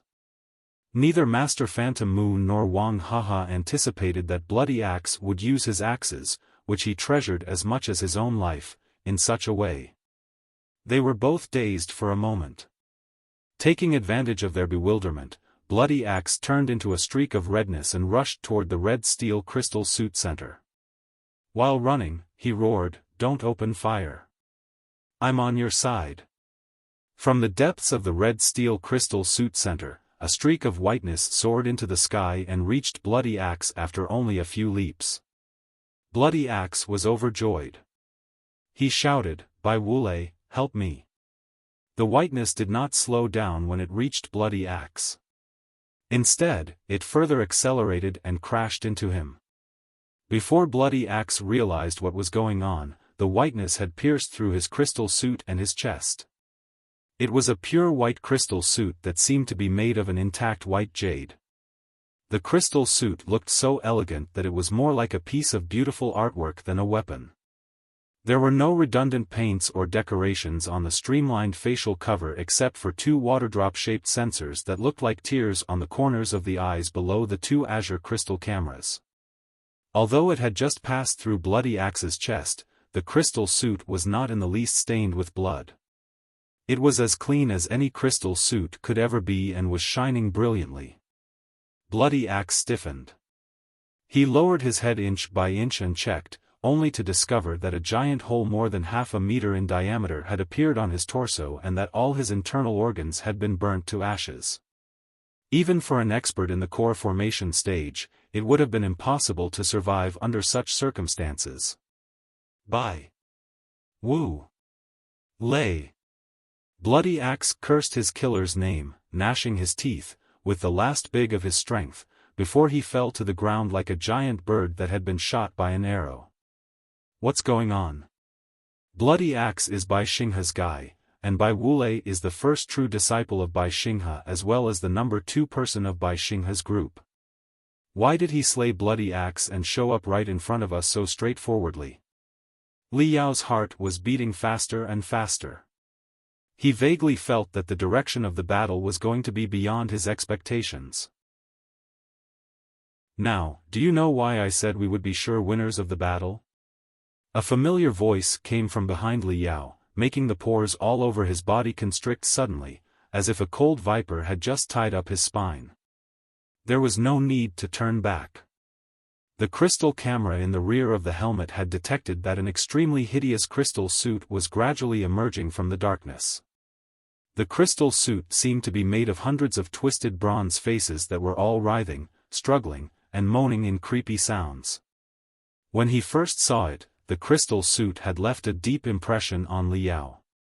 He had once fought against the owner of the crystal suit in the Iron Plateau space zone and had almost been killed by the wrath of the crystal suit. Right now, the crystal suit had been fully upgraded. The bronze faces attached to the crystal suit were larger in number and had more miserable expressions. The scent of desperation mixed with the stink of the deepest level of hell was even more terrifying than before. It was 100 Faces, Fengyu Zhong's special crystal suit that boasted powerful mental attack abilities. Wasn't Fengyu Zhong going to attack the meeting of heroes in space? How did he end up here? Li Yao pondered for a moment. His pupils were immediately enlarged. He vaguely guessed Fengyu Zhong's schemes and immediately felt that his temples were drumming. In the 100 Faces battle suit, Fengyu Zhong passed through the crowd of space pirates, before he smiled casually.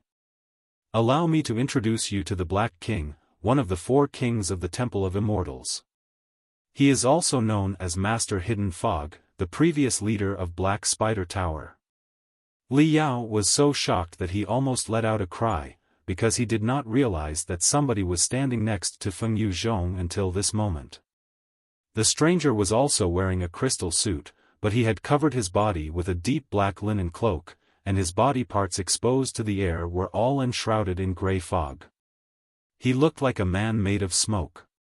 Li Yao could not sense anything even when he tried with his spiritual threads. Such a living man was standing right next to Fengyu Zhong, and yet Li Yao did not notice him at all until Fengyu Zhong introduced him.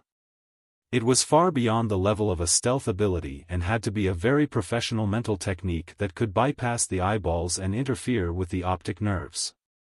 Therefore, even when other people saw him, the image would not be sent into their brain through the nerves. As it turns out, the previous leader of the Black Spider Tower is the real Black King. Hellsword is absolutely no match for him. Li Yao felt that his head was dizzy, and he swallowed subconsciously. Hellsword was in the beginning level of the nascent soul stage, but the real Black King was at least in the middle level of the nascent soul stage. Li Yao vaguely felt that the situation was gliding toward the loss of control faster and faster and was about to enter an unpredictable abyss. In the delicate white jade battle suit, Bai Wulei landed on the ground slowly and stood in line with Fengyu Zhong and Master Hidden Fog. Many quick-witted space pirates finally understood what was going on. But some other space pirates were still confused, not having the slightest clue about the current situation. Fengyu Zhong explained unhurriedly, "There's no need to be surprised, everybody. This is indeed fellow cultivator Bai, the number 2 person of the Abyss Pirate Gang as well as the leader of the Ghost Knights.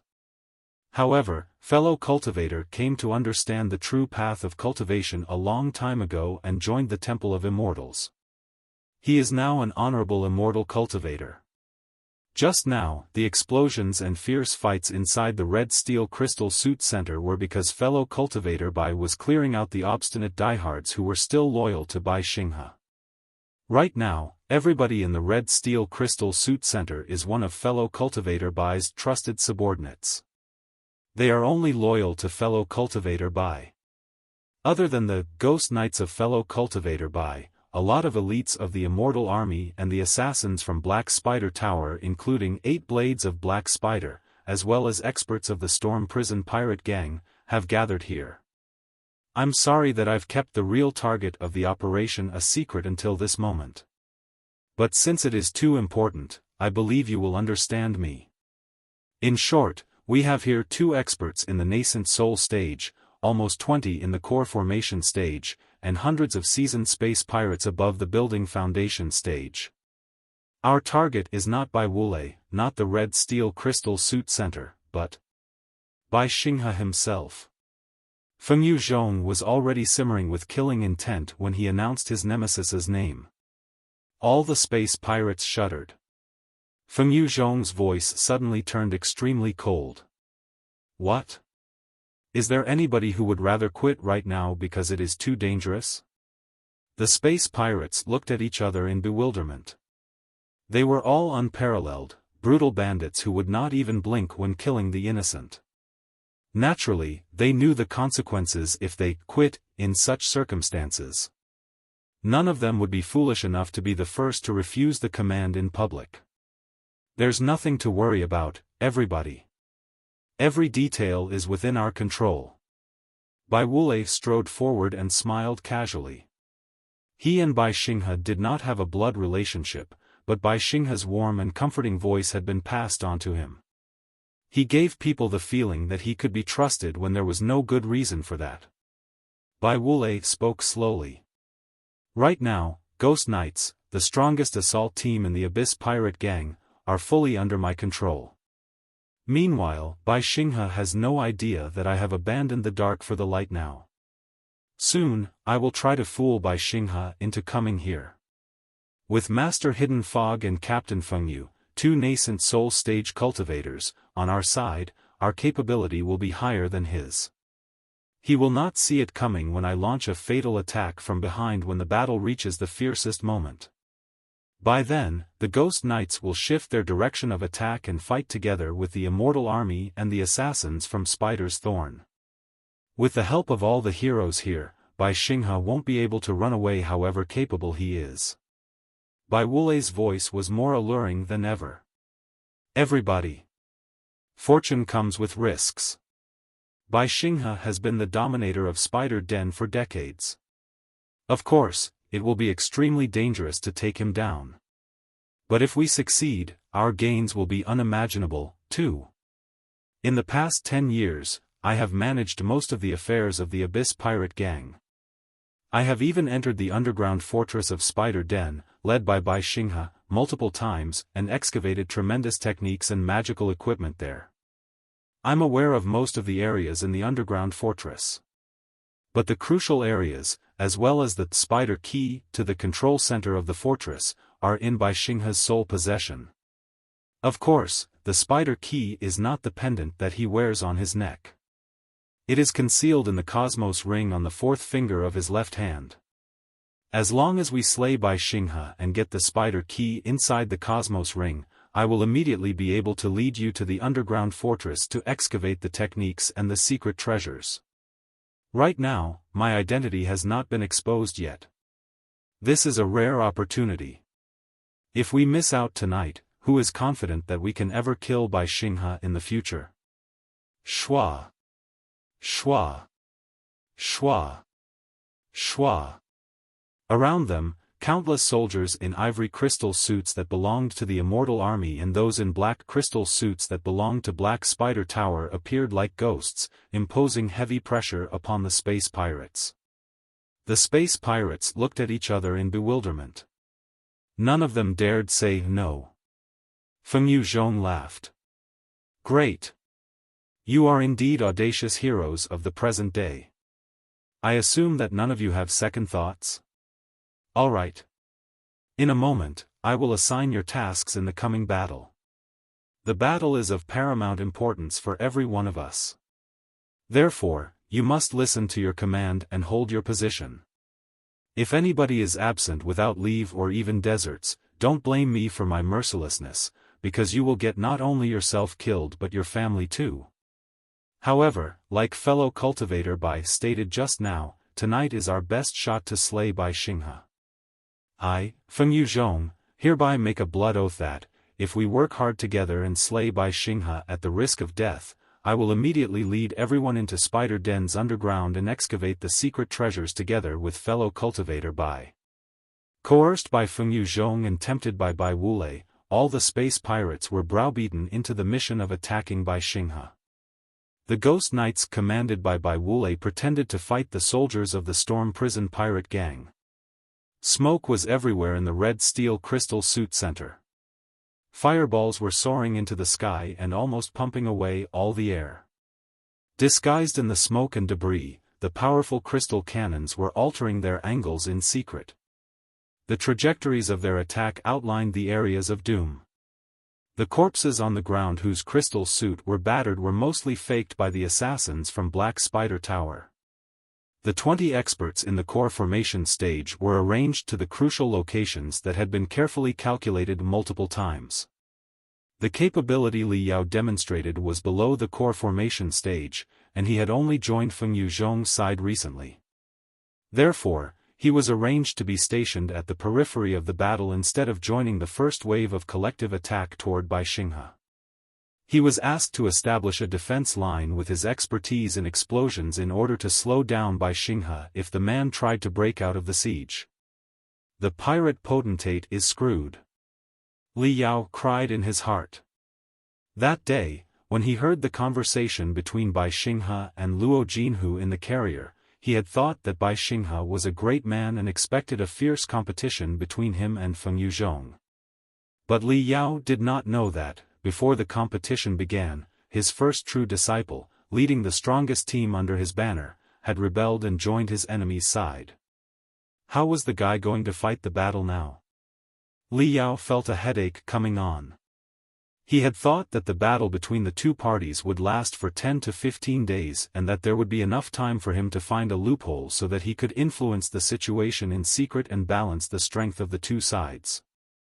But as it turned out, Fengyu Zhong had mobilized all his strength at the very beginning. He seemed to be ready to finish the battle once and for all. Two nascent soul stage cultivators may not be enough to stop Bai Xinghe. But it will be hard to say if his first true disciple, whom he views almost as his foster son, betrays him. Li Yao was anxious, but there was nothing he could do.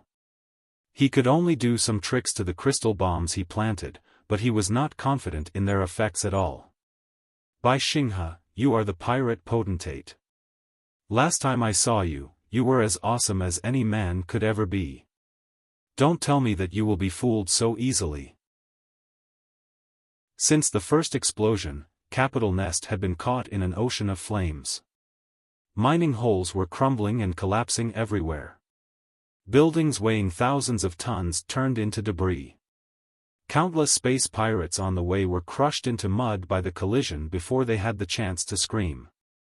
The 100 docks, crystal suit centers, mineral purification factories, and magical equipment warehouses under Bai Xinghe's control were attacked furiously at the same time.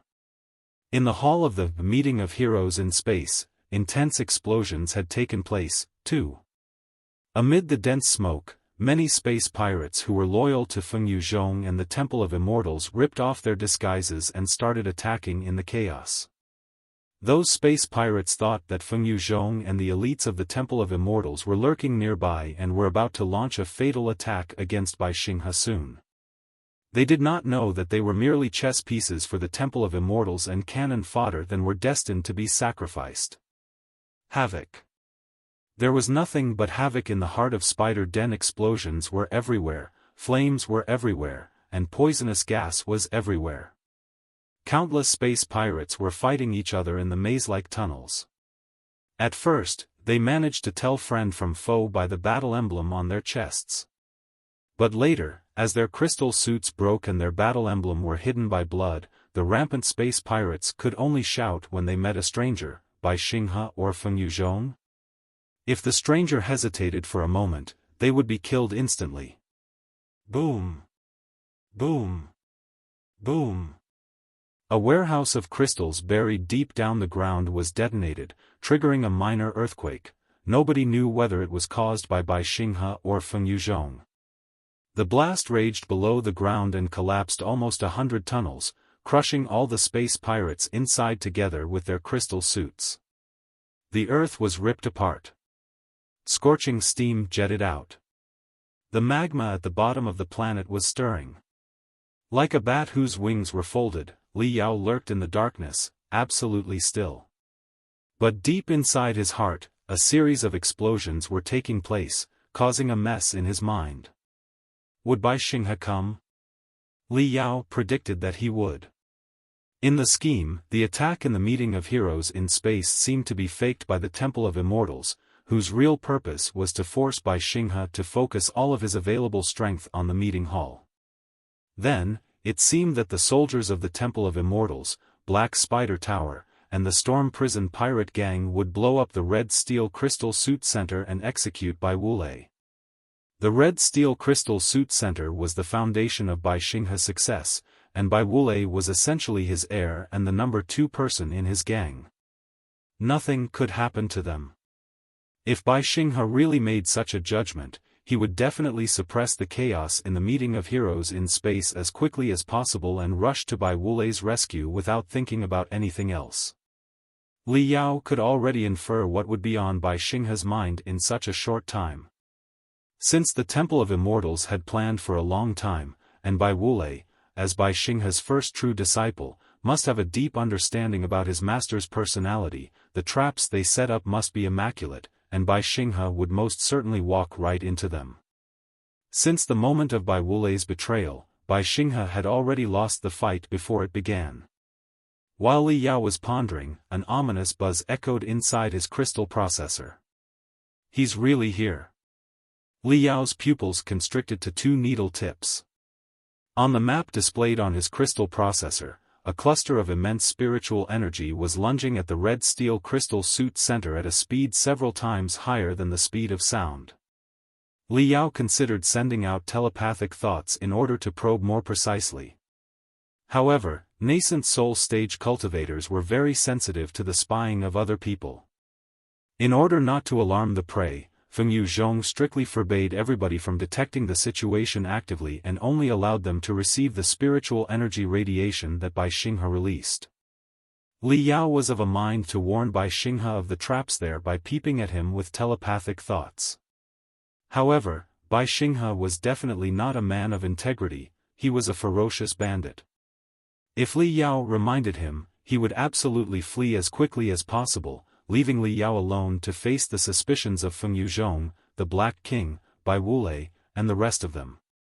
Although Li Yao did not wish for Bai Xinghe to be killed too quickly, he did not intend to get himself killed, either. Besides, Bai Xinghe was extremely fast. While Li Yao was hesitating, he had already marched into the Red Steel Crystal Suit Center, which was now a furiously burning building. Ah! He's here. Boss Bai. It's Boss Bai. Li Yao felt that some 20 monkeys were tickling him. He could only search for Bai Xinghe's traces through the picture captured by other people's crystal cameras. Everybody was moving at a supersonic speed. The pictures they captured were all swirling. Li Yao was about to throw up just watching all of them. Right at this moment, everything froze. The daunting aura that Bai Xinghe released suppressed everybody where they stood. Li Yao finally saw clearly Bai Xinghe's appearance through the picture captured by dozens of exos from various angles. Bai Xinghe was wearing a bright blue middle-sized crystal suit. Gold stripes were interweaving on the surface of the crystal suit, making the shell of the crystal suit look like dragon scales. Every dragon scale was vibrating at a high frequency and emitting bluish colors, adding to the mysteriousness of the crystal suit. The 2 shoulders looked like 2 dragon heads which had opened their bloody mouths. 6 artificial arms extended from his back, the front ends of which were all grimacing dragon heads. Together with the 2 on the shoulders, the 8 dragon heads were each holding a ball in their mouths. Some of the balls contained thousands of spluttering electric arcs. Some of the balls seemed to be filled with endless flames, with magma blossoming out. Some of the balls were bright blue and seemed nothing unusual, but the mouths that stored them were wreathed in thick frost. Hew! Hew! Hew! The 8 dragon heads craned and spat the balls in their mouths out toward the crystal suits nearby at an unbelievable speed. The crystal suits that were hit by the lightning balls were pierced, locked, and torn apart by hundreds of deep blue electric arcs immediately. Those hit by the flame balls were melted together with the exos inside into a pool of steel. Those hit by the frost balls lost all their color and turned into gray statues. So much as somebody toughed them slightly, they would crumble into countless ice shards the size of fingernails and collapse. It was Bai Xinghe's personal crystal suit, Dragon King, which was said to have been made based on multiple secret arts of the Star Ocean Imperium and was the strongest crystal suit on Spider Den. Li Yao was deeply fascinated, not by the invincibility of Bai Xinghe, but by his Dragon King battle suit. The Dragon King battlesuit did not look like a dead object at all. It looked as if 8 real dragons were hovering around him and protecting him when he was wearing the crystal suit. Hiss! Suddenly, there was nothing but blankness in Li Yao's eyes. All the light beams were occupied by snowflakes. In the meantime, an intense blast swept across the entire crystal suit center like a tsunami that had hit the seashore. Li Yao was alarmed, knowing that Fengyu, Zhong and Master Hidden Fog must have revealed themselves. The brutal clash of 3 nascent soul stage cultivators jammed the transmission of telepathic thoughts and tore apart the network. In a trance, Li Yao received 2 information streams simultaneously. The first information stream was a raging, unpredictable galaxy. Countless stars were falling upon the world like a waterfall, drowning everybody in the boundless ocean. He had the feeling that he was too insignificant to resist anything and could only kneel down and pray. The second information stream, on the other hand, consisted of thousands of bronze faces that were floating in midair. They constituted a maze of faces, each of which were screaming miserably and shedding tears of blood. It was equally soul-stirring and made Li Yao want to shrink back and shudder. The 2 information streams were like 2 different worlds that were colliding heavily without conceding at all. Li Yao knew that the telepathic thoughts, the spirits, and the will of the 2 experts in the nascent soul stage were fighting hard. A battle in the nascent soul stage could never be underestimated. Many less capable cultivators were not able to withstand the pressure when the telepathic thoughts of the 2 of them were at war. They all fell to the back one after another, holding their heads. Even the iron tubes of the crystal suit centers were at the mercy of the daunting aura. Amid screeching noises, one rivet after another darted out. Li Yao could see nothing but snowflakes on the light beams, and his brain was occupied by the absolutely dominating aura of the 2 nascent soul stage cultivators. He could not spare any of his attention to sense the real situation of the battle at all. Besides, the nascent soul stage cultivators were all amazingly fast. They could launch dozens of fatal attacks within a second. Victory or failure could be determined within a breath. There was no way that they would fight for 300 rounds like low-level cultivators did. While Li Yao was awed, another entity that was sharp and looked like black smoke intervened in the competition between 2 nascent soul stage cultivators. The Black King of the Temple of Immortals, as well as the previous leader of Black Spider Tower, finally took action. Almost at the same time, in the depths of the red steel crystal suit center, thunderous noises were breaking out. Then, an ear-splitting shout was heard. "Bai Wulei, you, too?" Li Yao's heart shook violently. He could picture what had happened just now. As a well-known expert, Bai Xinghe was above the middle level of the nascent soul stage at the very least, while Fengyu Zhong was in the beginning level of the nascent soul stage at best. Of course, Fengyu Zhong was no match for him during their competition. However, Master Hidden Fog, who was the Black King of the Temple of Immortals, seized the moment to launch his attack. With Bai Xinghe's wisdom, he must have foreseen that somebody from the Temple of Immortals would join the battle on Fengyu Zhong's side in person. Therefore, the appearance of the Black King was within his expectations. But he did not know that both Fengyu Zhong and the Black King were merely disguises to distract his attention. His enemy's real deadly move was made by Bai Wulei, his first true disciple who came to help him hurry just now. Two nascent soul stage cultivators caught him in a fierce battle so that Bai Wulei, an expert in the peak of the core formation stage and half a step away from breaking into the nascent soul stage, could launch the fatal attack behind his back. Li Yao had every reason to believe that Bai Wulei must have carried some powerful magical equipment that the Temple of Immortals offered him, and he had heavily wounded Bai Xinghe instantly. In that moment, dozens of people roared from various directions around the entire red steel crystal suit center. The core formation stage experts of the Temple of Immortals and Black Spider Tower all lunged up. The Ghost Knights, who were fighting bloody battles against their enemy, also shifted their target and bombarded Bai Xinghe together with the crystal cannons that had been deployed to the critical firing points. The corpses lying awry on the ground jerked up instantly, some interfering with Bai Xinghe's senses, some dragging him down, and some standing in the paths of his escape. 100 experts were trying to hunt the pirate potentate together. Capital Nest was in an utter mess. Most of Bai Xinghe's people had been stalled in the main district. Also, since the Ghost Knights, his strongest assault team, had been stationed in this place, Bai Xinghe had come with only a few trusted subordinates. Confident in his personal strength and much faster than his subordinates, Bai Xinghe had been all by himself when he marched into the Crystal Suit Center. When the ambushes were launched, the dozens of subordinates that Bai Xinghe brought with him had only just arrived.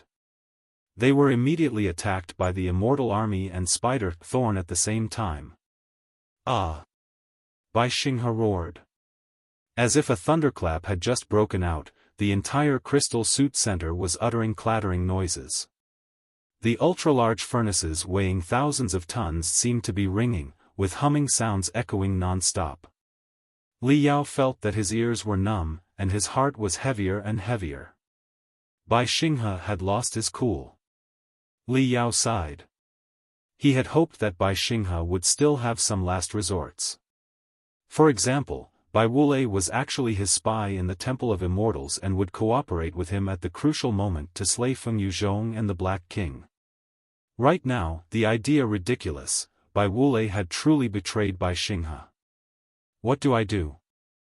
I thought that the two large pirate gangs would have a prolonged battle and that I could take the advantage and investigate Heavenly Saint City and the immortal cultivators in secret and even earn some person benefits in the meantime.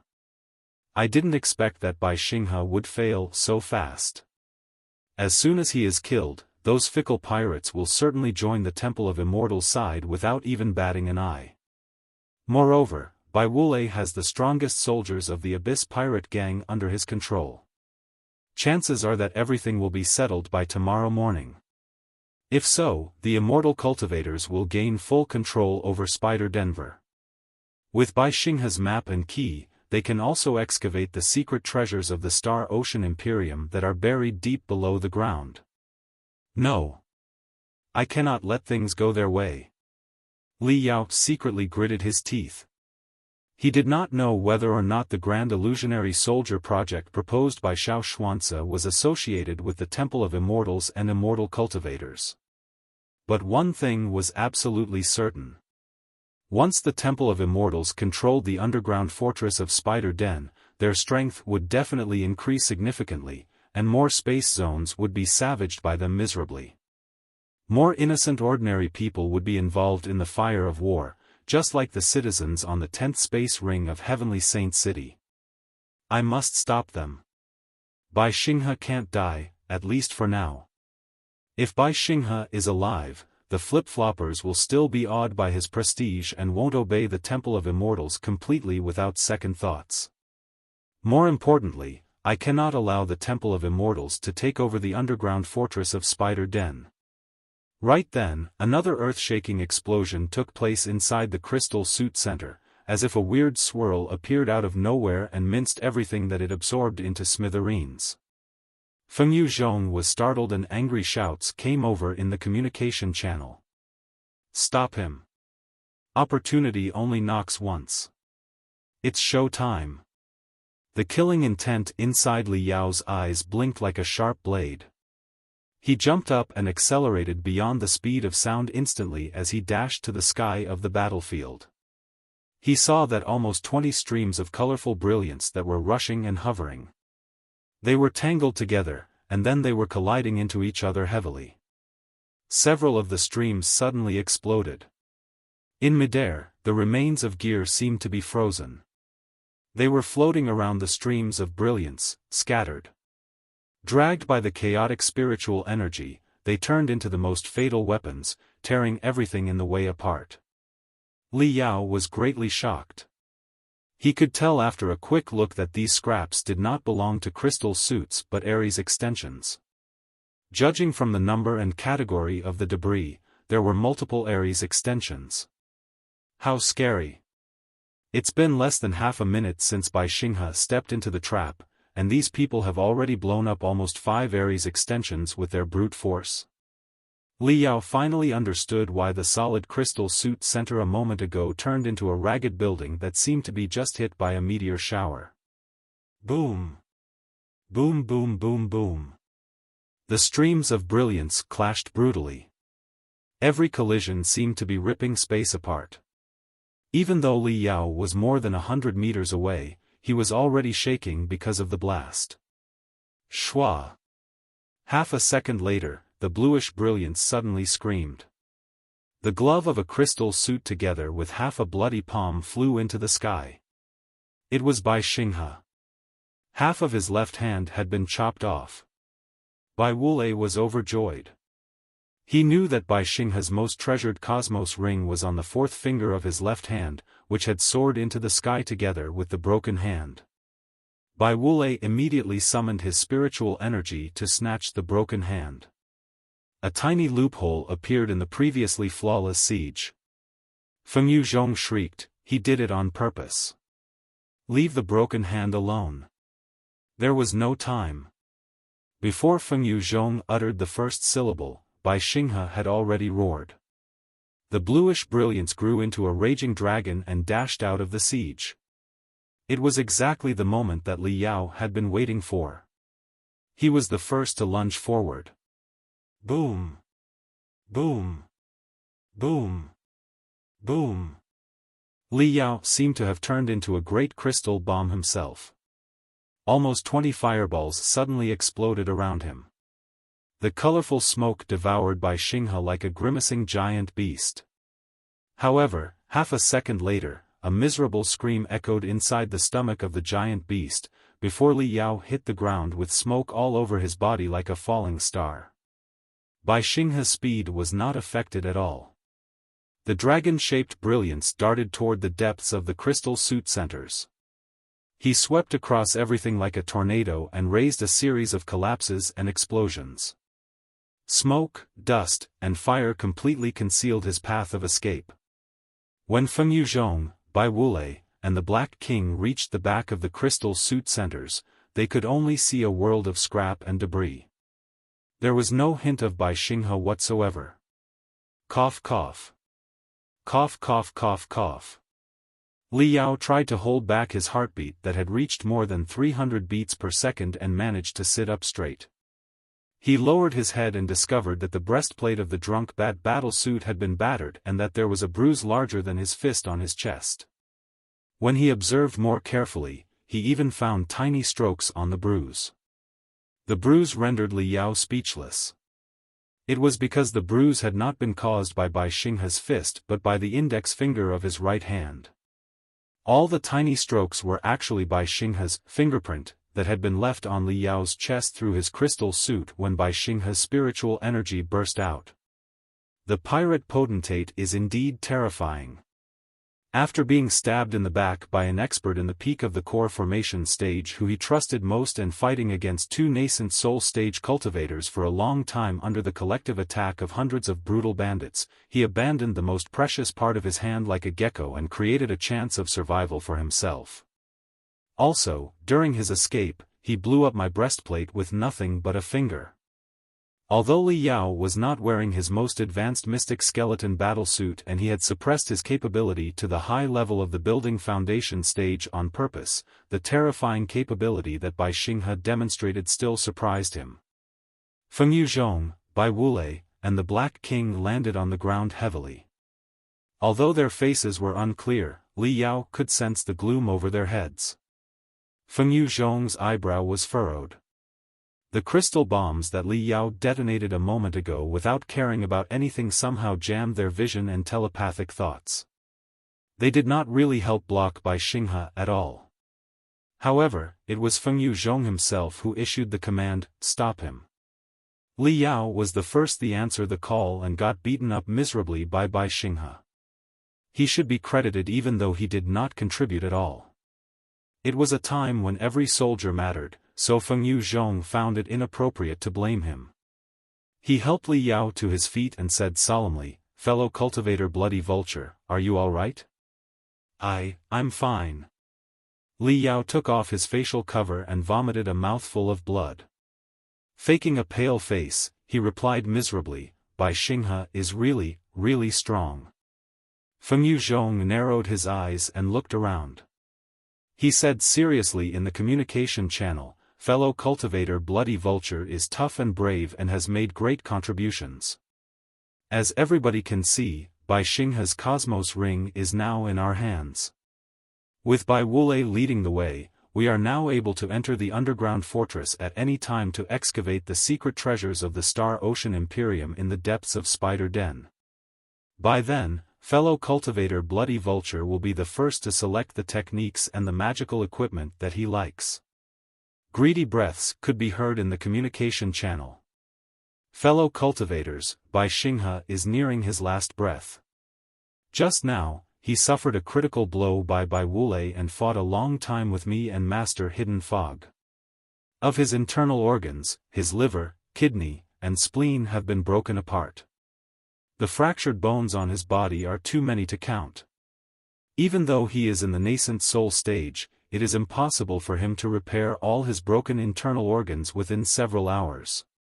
Right now, his capability is in the building foundation stage at best. The fight between him and fellow cultivator Bloody Vulture further proof. Fellow cultivator Bloody Vulture is in the high level of the building foundation stage, but Bai Xinghe's full-strength attack only battered his crystal suit without killing him instantly. We should also bear in mind that it was when his wounds were suppressed by his spiritual energy. The longer he delays, the heavier his wounds will be, and the less likely that he will be able to get them under control with his spiritual energy. Search immediately. He can't run far away. We must find Bai Xinghe even if we have to turn the city upside down. Whoever discovers Bai Xinghe first will be qualified to be the first to enter the underground fortress. The space pirates were greatly relieved when they saw that Li Yao could still stand on his feet after taking an attack from Bai Xinghe, although his crystal suit was broken. Right now, everything had basically been settled. It was the greatest opportunity to take advantage of the heavily wounded pirate potentate. Moreover, they did not even need to attack Bai Xinghe in person. As soon as they found Bai Xinghe's tracks, they could send a message through the network to Fengyu Zhong. The nascent soul stage cultivators would immediately rush over and finish him. Now that Bai Xinghe's Cosmos Ring had fallen into Bai Wulei's hands, the space pirates were all envisioning an underground treasury whose gate was opening slowly to reveal the endless secret treasures of the Star Ocean Imperium waiting to be excavated. They all cheered and applauded for the achievement so far. Bai Wulei raised Bai Xinghe's broken hand high and showed the Cosmos Ring on it to everybody, while he declared, "Bai Xinghe has a lot of secret bases in Capital Nest. He told some of them to me personally but kept the rest a secret. He thought that I did not know them at all. He He did not know that I have been investigating them in secret for a long time. All his secret bases are crystal clear to me. Our time is precious. I'm about to send the coordinates of Bai Xinghe's secret bases to your crystal processors. You will start searching for him immediately. Don't give him any time to rest. When a nascent soul stage cultivator rushed at full speed, they could run to more than 10 kilometers away every minute. Therefore, it was indeed important that they took action instantly. In the blink of an eye, Fengyu Zhong, Bai Wulei, and the Black King, as well as the experts from Black Spider Tower and the Immortal Army, marched toward Bai Xinghe's secret bases. The rest of the brutal bandits also rubbed their fists and dispersed, motivated by the prospect of treasures. The crystal suit center that was exceptionally lively a while ago was now wreathed in dead silence. Nothing could be heard except the collapsing sounds of the furnaces and heavy facilities established at higher locations, which were falling off because the foundation supporting them had broken apart. Li Yao took off the broken drunk bat battlesuit slowly and vomited the last mouthful of blood that he had faked. While he lowered his head and pretended to cough, he hid the bouncing brilliance inside his eyes deeply. Through the risky confrontation with Bai Xinghe a moment ago, he had achieved 3 purposes. Firstly, the crystal bombs that he detonated had interfered with everybody's vision and telepathic thoughts and slightly increased Bai Xinghe's odds of escape. Secondly, one of the crystal bombs that he detonated stored a special drug named ice butterfly powder. Such a drug was retrieved from the bodies of dozens of insects and refined into 2 genders, male and female. When the female drug was released, it would be stuck to the human body and could not be washed away easily. The drug was flavorless and colorless. It gave no painful or itchy feelings when it touched the skin. If the victim was not looking for it, they would never feel anything wrong. However, as long as the essence of the male drug was dipped into the eyes, one would be able to vaguely see the traces that the ice butterfly powder left in the air. It was like Li Yao had put a reel of threads on Bai Xinghe's body and was holding one end of the threads in his hands. Wherever Bai Xinghe was hiding, he would be able to track the guy and find him. The refining methods of the ice butterfly powder was an ancient prescription that Li Yao had found in the heavenly refining tower in O Yezi's memory pieces. Li Yao believed that even Bai Xinghe would not know of such a secret art in the world. Thirdly, Li Yao was trying to wreck the drunk bat battlesuit with Bai Xinghe's hands. Before the battle, the drunk bat battlesuit had been connected to the network on Fengyu Zhong's side. Everybody's vision and coordinates were shared. For commanders such as Fengyu Zhong, they were also aware of the performance parameters of every crystal suit. While Li Yao could see the picture from the main perspective through other people's crystal cameras, other people naturally could see a lot of things through the crystal cameras of the drunk bat battlesuit. But in the search that followed, Li Yao did not wish to be monitored by Fengyu Zhong all the time, nor would he want other people to see anything they should not see through his crystal cameras when he found Bai Xinghe. If he switched to a different crystal suit without a good reason, he would raise a lot of suspicion under whatever pretext. But right now, since the drunk bat battlesuit was on the brink of destruction, he put on his standby crystal suit and was in too much of a hurry to search for Bai Xinghe to join Fengyu Zhong's network again. It made sense more or less now. Schwa. Li Yao pointed at his forehead with his index finger and his middle finger of his right hand, retrieving a very commonly seen crystal suit on Spider Den named Dark Crow Battlesuit from his Cosmos ring. The crystal suit had been specially modified by Li Yao, not to strengthen it but to weaken it. All the complicated components were removed. Except for the fundamental rune arrays, it was essentially an empty shell. Moreover, mini crystal bombs had been installed to all the joints of the crystal suit. It was made sure that the crystal suit would be detonated instantly at his telepathic thought. The sole purpose of the modification was to reduce the hindrances during his air change and make it even faster. He would be able to summon the mystic skeleton battle suit, his real trump card, in the blink of an eye. To start with, Li Yao was already an expert of air change. His speed in putting on a different crystal suit was already fast enough. Through such a design, he would not be changing into a different crystal suit, he would be simply putting on one. Therefore, the speed at which he put on the mystic skeleton battle suit would certainly be higher than what the enemy anticipated. As long as he was 0.1 seconds faster than the enemy's expectation, it would be much more likely that he secured the final victory of the battle. Swoosh! Li Yao turned into a streak of blackness and disappeared into the depths of Capital Nest.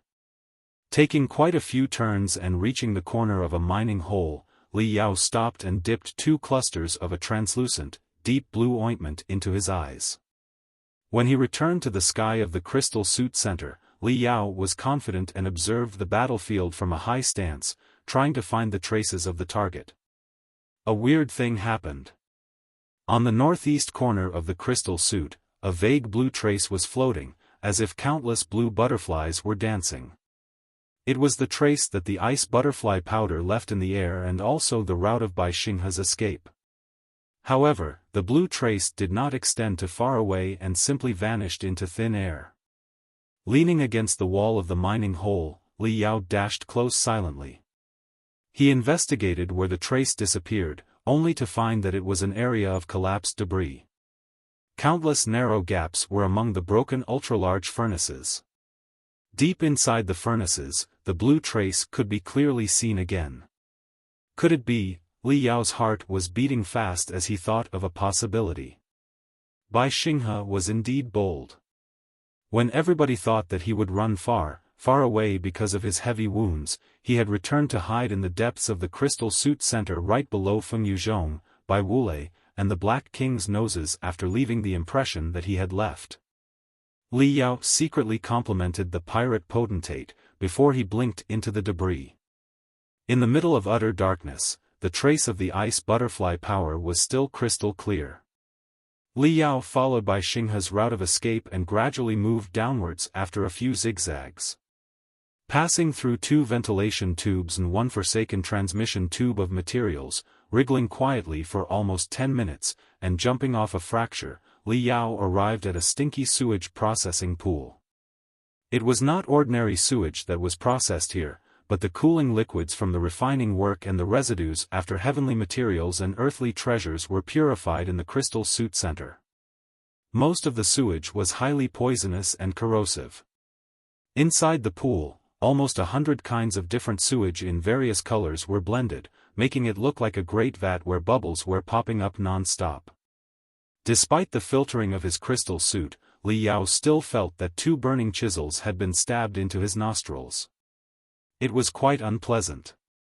The pool was surrounded by tubes leading in every direction.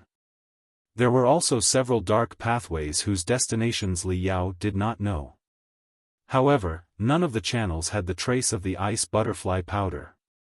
On the other hand, the surface of the colorful sewage was vaguely reflecting the dim light of the powder when Li Yao observed it carefully. Li Yao sneered and raised his wariness while he jumped into the sewage. He had been prepared for the possibility that Bai Xinghe was lurking right inside the pool. However, there was something else inside the pool. A long outlet tube was at the bottom of the pool and led to nobody knew where. Li Yao frowned. Normal liquids could not wash off the ice butterfly powder, but the sewage here was mixed with the waste of countless heavenly materials and earthly treasures and had removed most of the ice butterfly powder. He could only vaguely sense the starry brilliance before him now. Li Yao swam forward hard. After floating in the dark, dirty water for almost 20 minutes, he suddenly felt a hint of brightness above his head. He groped and found a hole more than 1 meter in diameter in the top of the tube. The edge of the hole was quite rough, and it was exactly the size for a man in crystal suit to crawl out. This is the place. Li Yao was refreshed. He suddenly raised his hands and tossed out a flare that stored super flashing rune arrays as well as an ordinary crystal bomb. As he expected, the moment the crystal bomb exploded, a furious wind blew past the above the tube. Li Yao took the opportunity to jump up. Before the enemy realized what was going on, he threw out yet another 2 flash bangs and 2 decoys. A high-pitched shriek burst out in the narrow space which was soon enshrouded in black smoke. Li Yao was like a giant spider when he dashed out of the tube. He slid on the ground on all fours to the edge of the narrow room. Everything was covered in smoke. Under the interference of the lights, noise, and telepathic thoughts, Bai Xinghe, who was already heavily wounded, would not be able to locate his precise location, while he could lock onto his enemy with the last traces of the ice butterfly powder. Bai Xinghe realized that his precious attack had failed and immediately calmed down. Like a wounded tiger, he crouched to the side of Li Yao. While the flashbangs gradually faded out, Li Yao glanced at the surroundings and discovered that he was in a secret chamber no larger than 5 square meters. Green moss was growing all over the walls. Cockroaches and rats were fleeing in a hurry to the corners. Then, he was wreathed by absolute darkness again and faced with the most terrifying man on Spider Den silently. Hum. Hum. Hum. Hum. Hum. Hum. Hum. Li Yao's every brain cell was shaking violently, and his computational ability soared as he recalled Bai Xinghe's appearance that he had caught a moment ago. The man was still wearing the Dragon King battle suit, but it had been twisted during the high-intensity combat. The 8 previously magnificent dragon heads were now dangling down. 2 of the heads had been entirely chopped off, with only half the artificial limb left, like eels that had been skinned and beheaded. Besides his broken left hand, which was still bleeding, there was a shocking giant hole on his abdomen. Although he was suppressing the wound with his spiritual energy, Li Yao still vaguely saw the scattered organs through the flesh and blood. Bai Xinghe could not have looked more lackluster.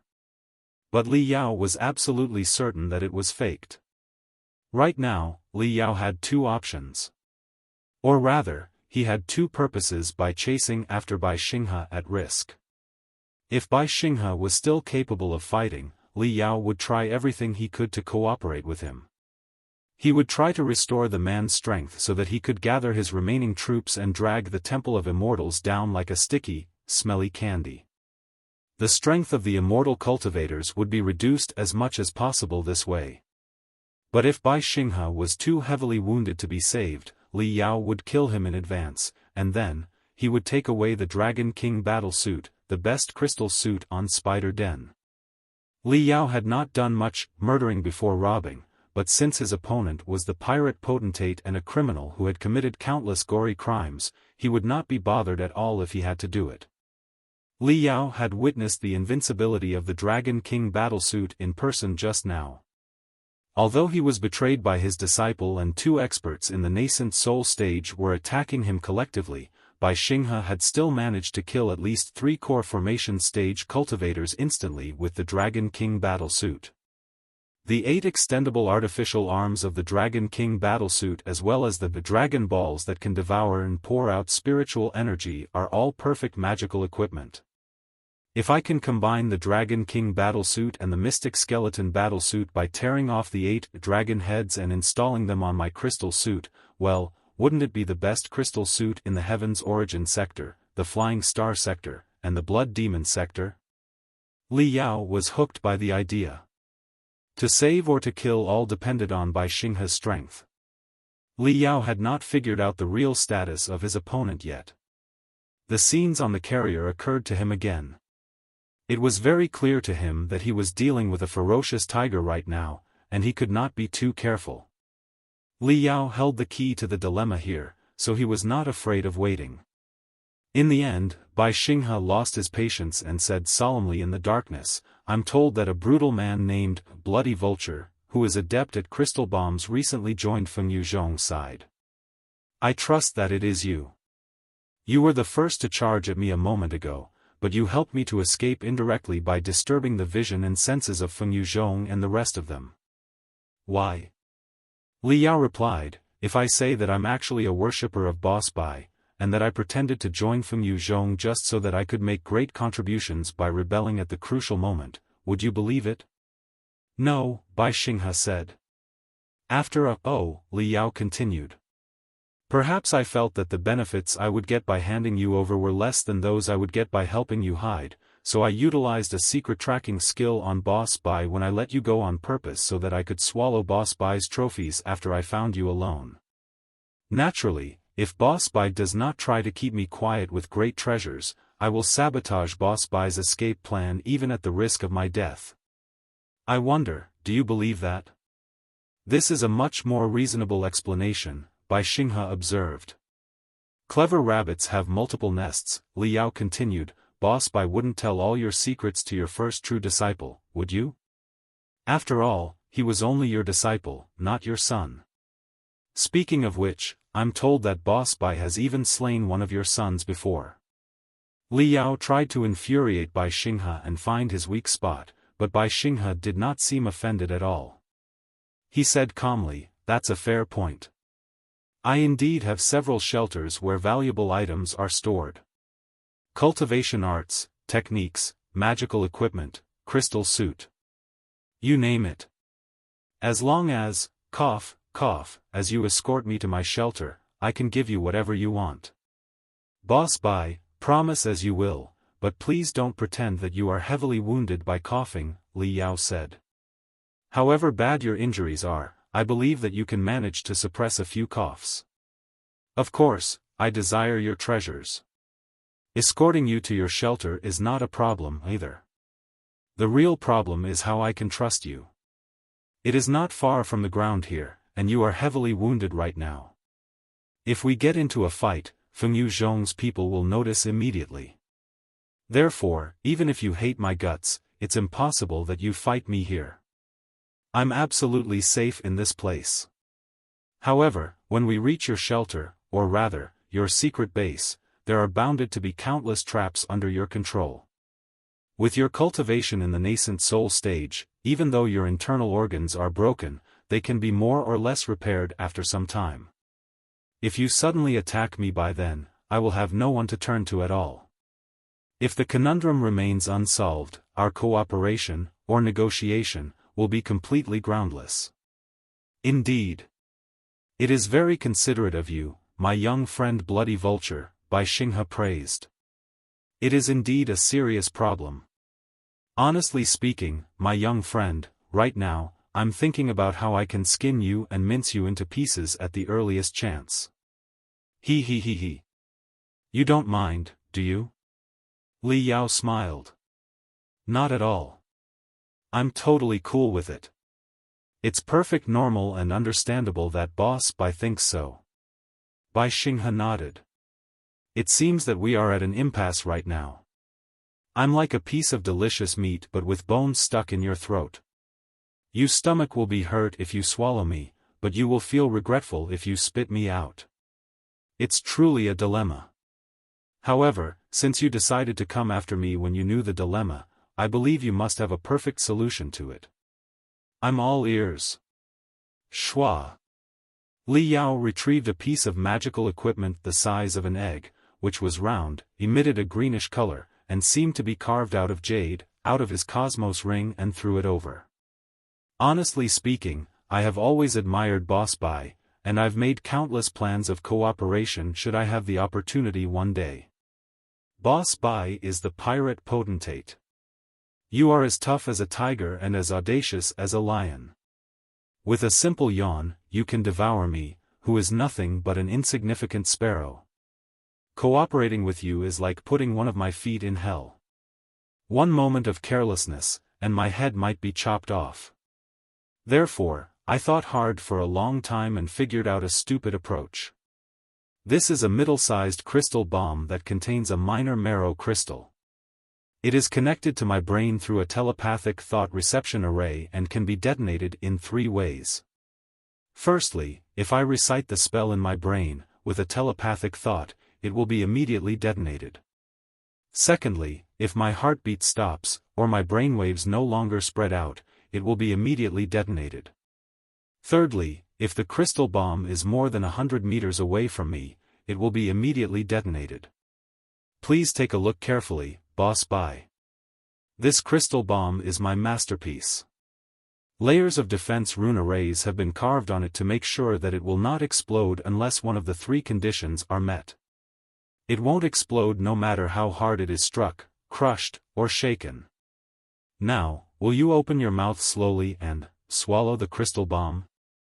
With Boss Bai's expertise, it is definitely possible to fix the crystal bomb in your stomach by controlling your muscles. After that, I will have a bargaining chip to contain Boss Bai. Our cooperation will be implemented based on mutual trust and reciprocity. Isn't it right? Bai Xinghe's warm and comforting voice gradually turned sharp, mixed with anger of being fooled. He. The world has indeed changed. Even a building foundation stage cultivator dares to play tricks in front of me now. Li Yao said calmly, Boss Bai, there's no need to pretend that you are angry. We are both clear that the crystal bomb cannot kill a nascent soul stage cultivator.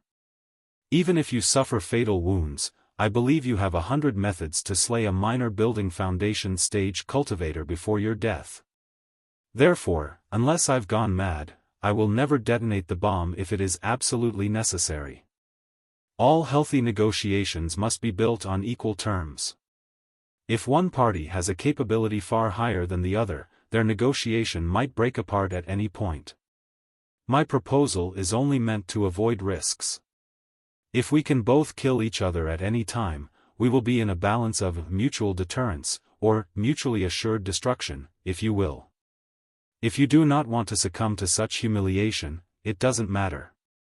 Let's fight now and see if Fengyu Zhong and the Temple of Immortals people can trace back to us by the explosions and noises.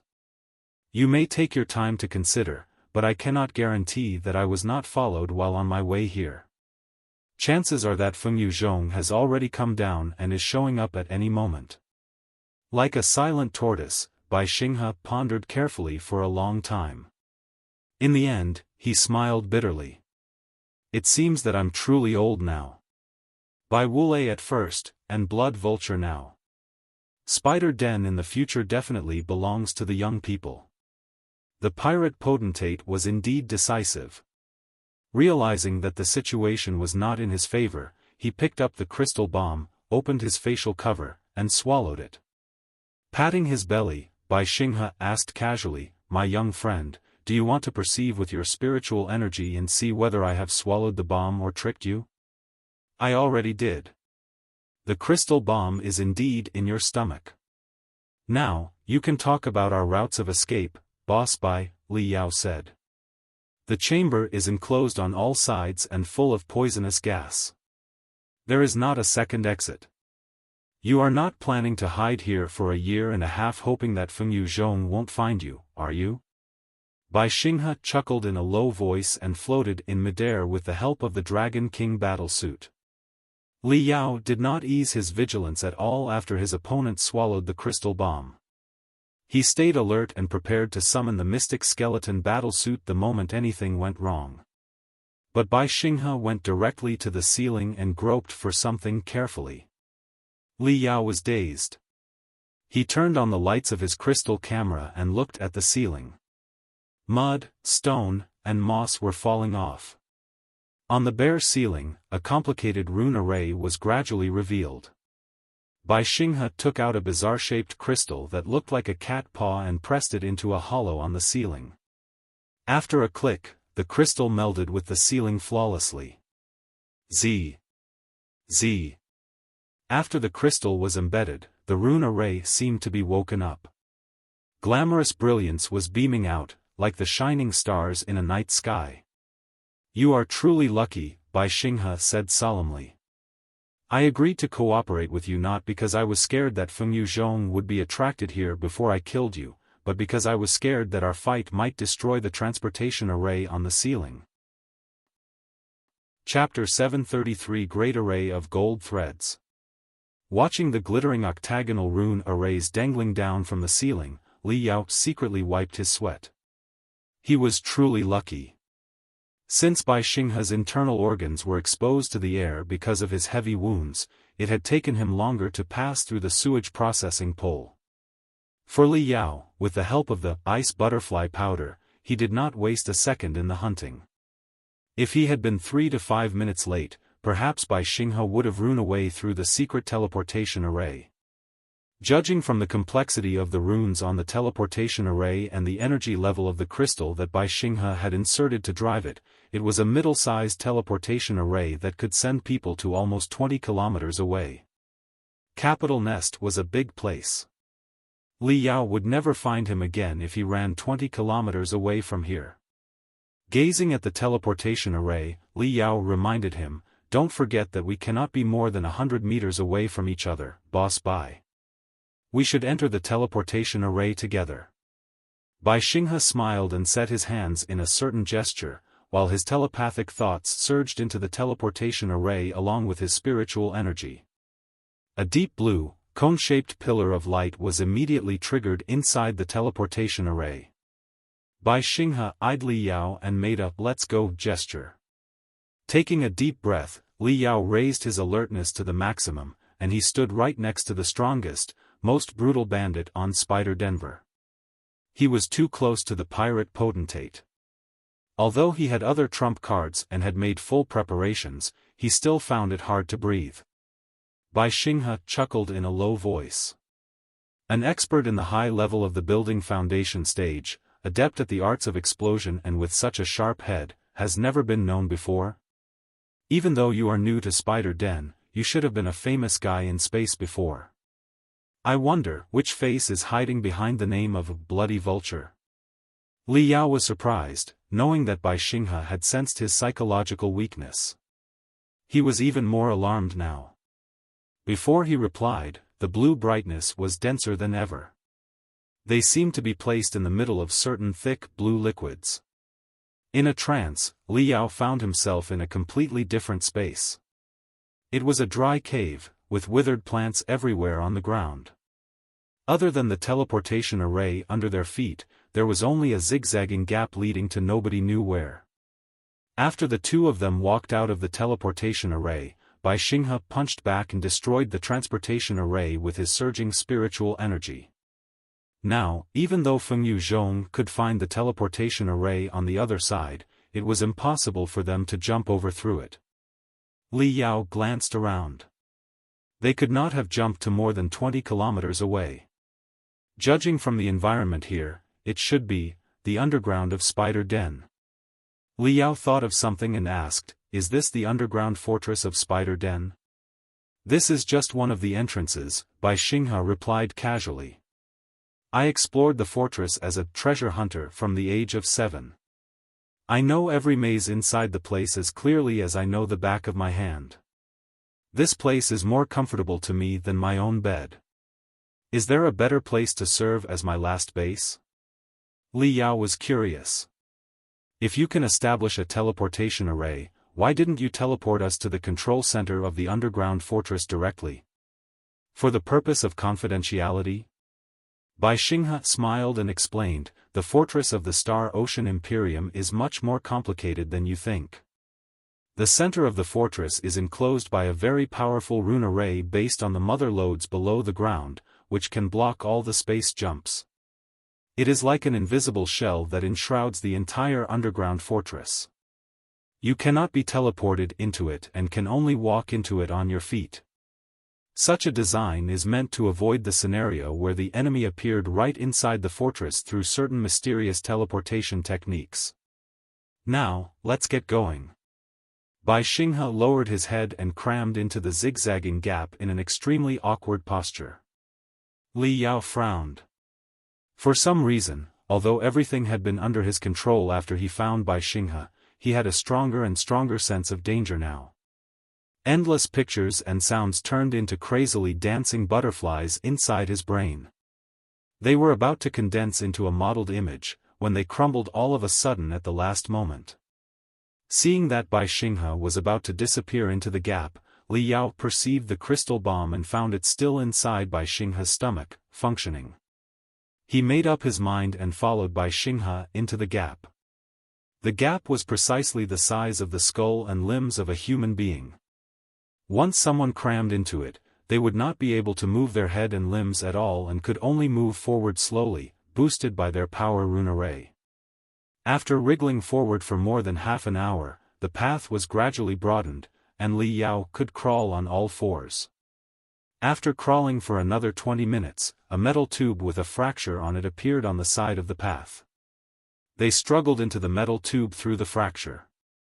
5 minutes later, the two of them appeared in a dim metal pathway.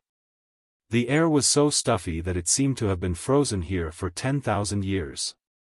One could even squeeze rust out of the air there. Li Yao glanced around and suddenly asked, "Wait a moment. Boss Bai, the map of the underground fortress and the spider key to deactivate all the traps have all fallen into Bai Wulei's hands together with your broken hand?" Or rather, Li Yao finally realized the source of his unease. Are there really such things as the map and the spider key? Bai Xinghe chuckled in a low voice again, which was echoing in the dark pathway. Of course there are. Don't presume that the Temple of Immortals is made of fools. They have been carefully planning for I don't know how long. Even my most trusted first true disciple has been converted to their side. I have truly suffered a brutal failure. What's there to say? The path we are currently on is not the main road of the underground fortress, but a shortcut that I explored myself. We won't be discovered if we go this way. The underground fortress is made of countless complicated mazes. It is 100 times larger than Capital Nest. The space pirates have been exploring it for hundreds of years and they haven't covered all the area yet. Are you worried that you might run into Fengyu, Zhong and Bai Wulei? While talking, Bai Xinghe walked forward. After a short while, he took out a bottle from his pocket and squeezed 2 drops of ointment before smearing them on his eyelids. Then, he threw the bottle to Li Yao. "Smear the ointment on your eyelids. It will be good for you." Li Yao straightened his arms and kept the bottle as far away from himself as possible, while he observed and probed the bottle carefully with his spiritual threads. As a refiner who had read a lot of classics in the heavenly refining tower on the ancient materials, he knew a thing or two about most heavenly materials and earthly treasures. The right gold ointment did not seem poisonous. Pondering for a moment, Li Yao closed his left eye and rehearsed for the combat mode where he only used his right eye. Then, he opened his facial cover and smeared a drop of the ointment on his left eyelid. Shwa! After the cool ointment leaked into his eyelid, countless narrow, golden threads immediately popped up in the dark pathway ahead of him. The threads were like snakes in a sea. They were floating, hovering, and entangling each other in midair. Occasionally, dozens of gold threads would condense together and blossom like a flower, only to split up abruptly and dart out like electric arcs at an amazing high speed. Li Yao vaguely felt that the activity of the gold threads was patterned. But after calculating for a while, he found that it was too complicated for him to get a result. Closing his left eye and looking ahead with his right eye, which was not smeared with the ointment, Li Yao found that the hallway was absolutely empty. Li Yao was secretly alarmed. It must be a certain defense array that was still functioning after 10,000 years. The technology of the Star Ocean Imperium was truly unbelievable. This is just a minor measure of defense in the underground fortress on the safest shortcut that I carefully selected, Bai Xinghe said. On other roads, the traps and rune arrays are too many to count. After 10,000 years, with the passage of time and the intense tectonic movements, only less than 1/10 of all the traps are still functioning. If it were 10,000 years ago when the fortress was just built, nobody would have been able to take over it without sacrificing tens of thousands of cultivators. Li Yao threw the bottle back to Bai Xinghe and said, "Lead the way." Bai Xinghe was surprised. "You only smeared one of your eyes?" "One eye is enough," replied Li Yao. There was no way that he would smear Bai Xinghe's ointment on both of his eyes. If Bai Xinghe had done something untoward to the ointment, at least he could save one of his eyes and retain the ability to counterattack. Bai Xinghe did not say anything more. His body suddenly turned into a streak of greenness as he dashed into the great array of gold threads. The swimming golden threads, upon sensing that an object of intense spiritual energy was approaching, were dancing twice as fast as before. Yet, Bai Xinghe seemed to be well aware of the patterns of the gold threads. He jumped and moved inside the array casually. At first, he stuck to the ground like a dry leaf, then he moved forward on the wall like a gecko, and next he sprinted forward holding the ceiling. After a few jumps, he was already dozens of meters away. Li Yao stared at his routes of movement without blinking his eyes. Then he darted into the array of gold threads in exactly the same way as Bai Xinghe did. The dim, dark pathway did not seem to have an end. The area where the golden threads were dense was almost 1,000 meters long. Li Yao was able to follow Bai Xinghe in the beginning, but as he went deeper and the gold threads became thicker, Bai Xinghe's shadow turned mysterious and unpredictable. Li Yao had smeared the bright golden ointment that allowed him to see the array only on his left eye. Therefore, it was inevitable that he had misjudgment on the trajectory and speed of the golden threads. Just the moment before he charged out of the array, his crystal suit accidentally touched one of the golden threads. In the next moment, hew, hew, hew, hew, hew. Dozens of gold threads, in unstoppable brilliance, turned into flying swords and darted at the critical parts all over Li Yao's body brutally at a speed 10 times higher than before. Li Yao's eyes widened. 3 layers of spiritual shields appeared on his body, and he leapt forward out of the array of gold threads agilely. The dozens of gold flying swords brushed past by him and left shallow traces on his crystal suit. The last one of them, however, was like a persistent parasite and stabbed into his left leg after a weird blink. Li Yao screamed and rolled on the ground. He uncovered his crystal suit and discovered that the gold flying sword had torn away a slice of his leg, leaving a scorching wound. But thankfully, his bone was not hurt. Li Yao gritted his teeth and retrieved a bottle of medicine from his cosmos ring. He spurted a cluster of white fog from the bottle onto his leg and temporarily froze the wound. He then turned the gear on the bottle and pressed the switch again. This time, it was an azure foam, which looked like a gel, that were spurted out. The foam was smeared on the wound evenly. It quickly consolidated when they met air. After being condensed, it became slightly elastic and looked like an artificial muscle. Li Yao finally took a long breath and looked back in fear. Bai Xinghe looked at him emotionlessly during the entire process. In the end, he complimented, "Your movements were quite smooth. Perhaps you are not in the high level of the building foundation stage, but the peak of it. However, the blow you took just now was as redundant as my coughs in the beginning. You tried to lower my wariness by hurting your leg intentionally and mislead me into thinking that your left leg would be your weakness. But the truth is, your fatal move would be carried out by your left leg should we get into a fight, wouldn't it?" Li Yao was stiffened and cursed to himself.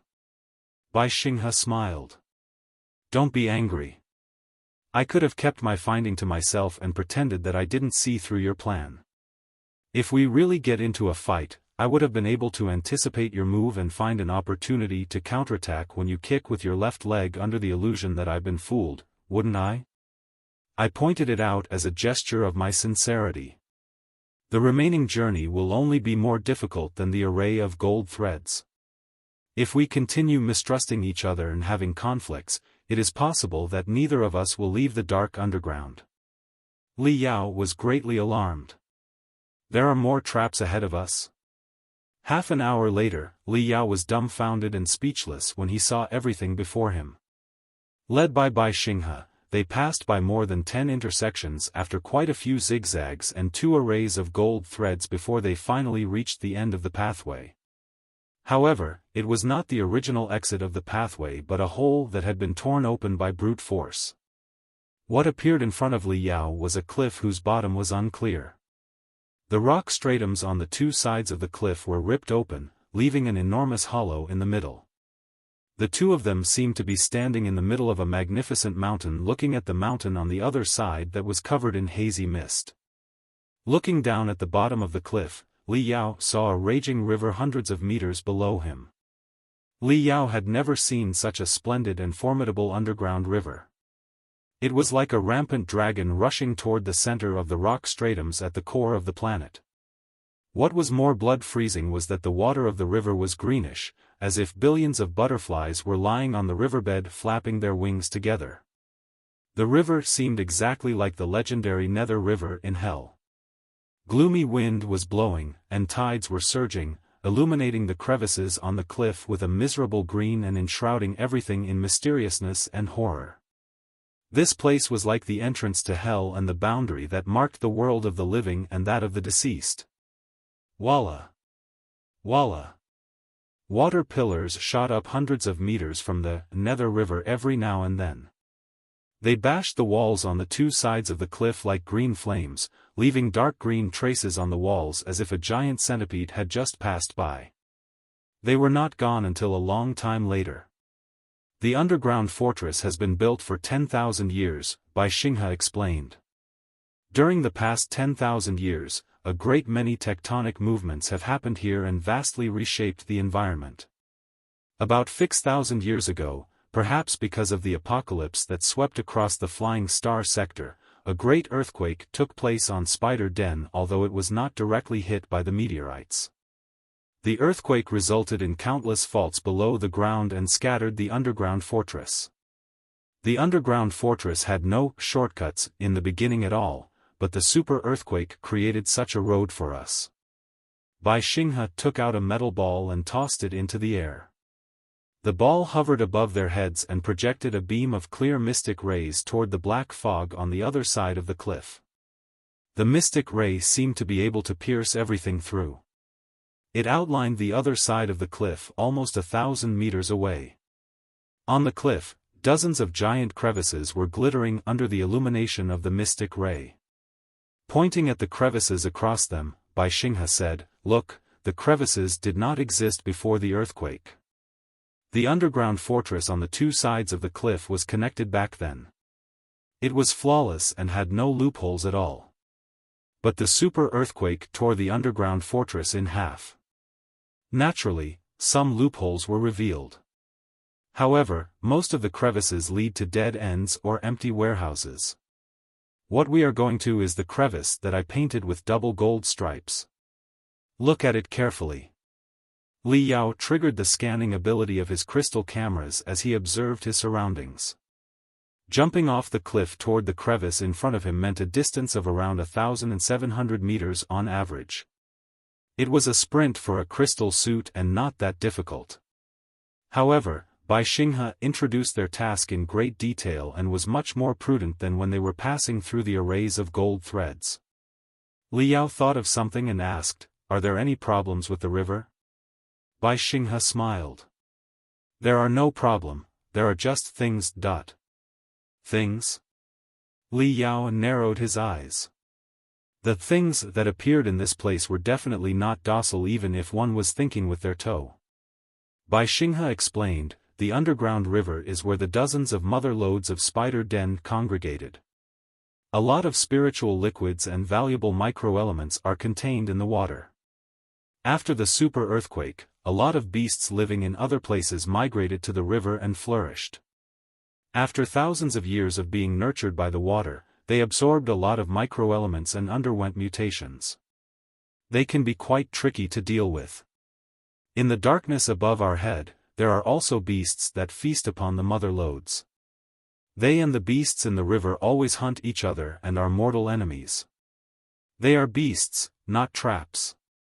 Therefore, there are no patterns about them at all.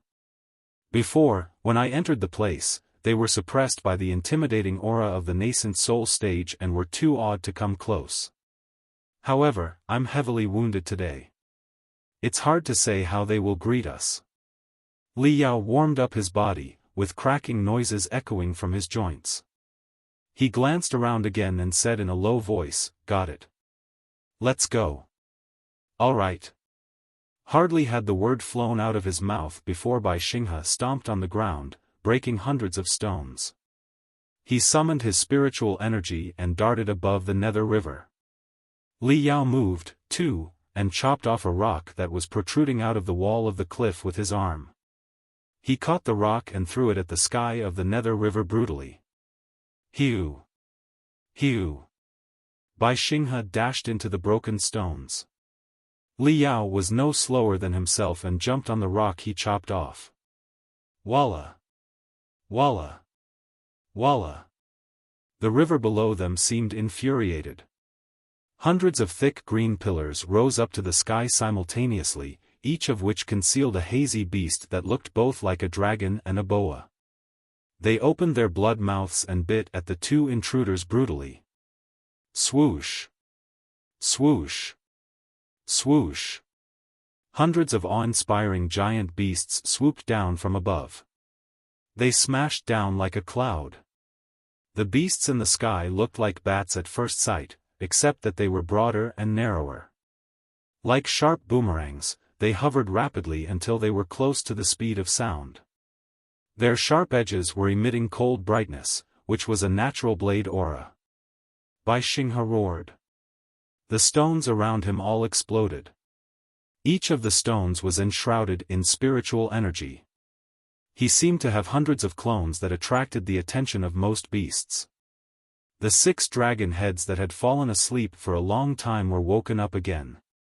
6 dragon balls were spat out and circled around Bai Xinghe like satellites, mincing the 10 or so beasts closest to him into pieces.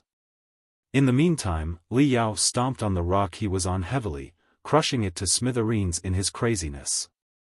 With the counterforce, his speed was further accelerated. Hundreds of blade auras wreathed him and formed an impenetrable web of sabers around him. When his saber flashed, 4 beasts in the sky were cut in half silently, and a large cluster of orange blood burst out in 2 green water pillars nearby. Boom! Boom! Boom! Ear-splitting explosions took place behind Li Yao. Dozens of fireballs illuminated the cliff as if it were daylight. The beasts in the air and the giant boas in the river had all become used to living in an environment with weak light. They were all stunned when they were caught in a flare all of a sudden. Li Yao took the opportunity to sprint forward into the crevice across the cliff, covering a distance of more than 1,700 meters together with Bai Xinghe. Pa! Pa! Pa! Dozens of beasts in the air failed to decelerate and hit the rocks near the crevice heavily, falling into the Nether River after a series of weird screams. Inside the Nether River, the tides were roiling, and the dirty foam was exploding. Countless beasts in the air and the giant boas in the river were engaged in a chaotic battle. The 2 of them, especially Bai Xinghe, breathed heavily on the ground for a long time. He had suffered heavy wounds previously.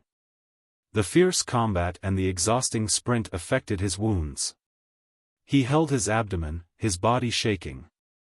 After resting for a minute, Bai Xinghe said slowly, "In a moment, we are going to take off our crystal suits and suppress our capability to that of an ordinary person with the soul converging technique.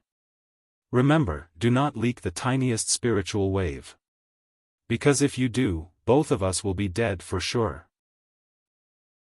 Take off the crystal suit, restrain the spiritual energy, and suppress the capability to that of an ordinary person?"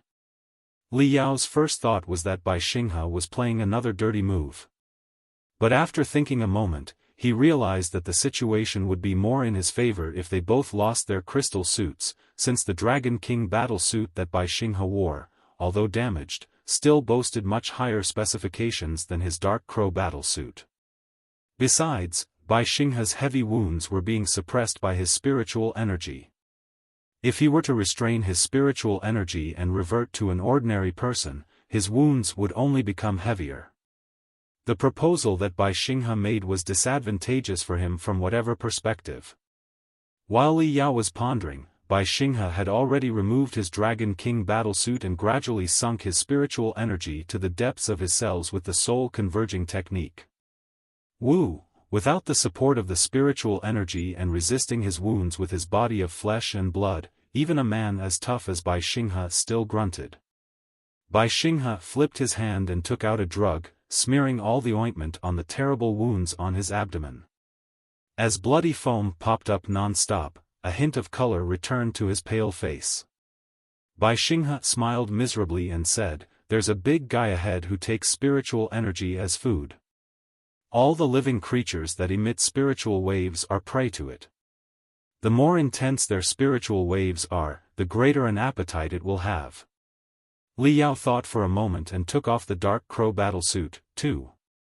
He suppressed his capability to its limits and only dragged the crystal bomb in by Xinghe's stomach with one of his telepathic thoughts to make sure that it wouldn't explode.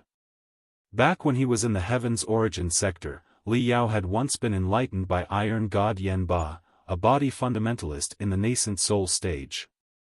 If they were both bare-handed, Li Yao was the one who had more of an advantage. Therefore, he was not worried that Bai Xinghe might play tricks on him. The two of them walked forward for another 20 minutes along the narrow crevice. The rock stratums there were more seriously wrecked. They would be walking through the natural caves one moment, then stepping on rusted pathways, jumping off gaps dozens of meters deep the next moment, and sometimes climbing cliffs dozens of meters tall along the thick and rough walls like lizards.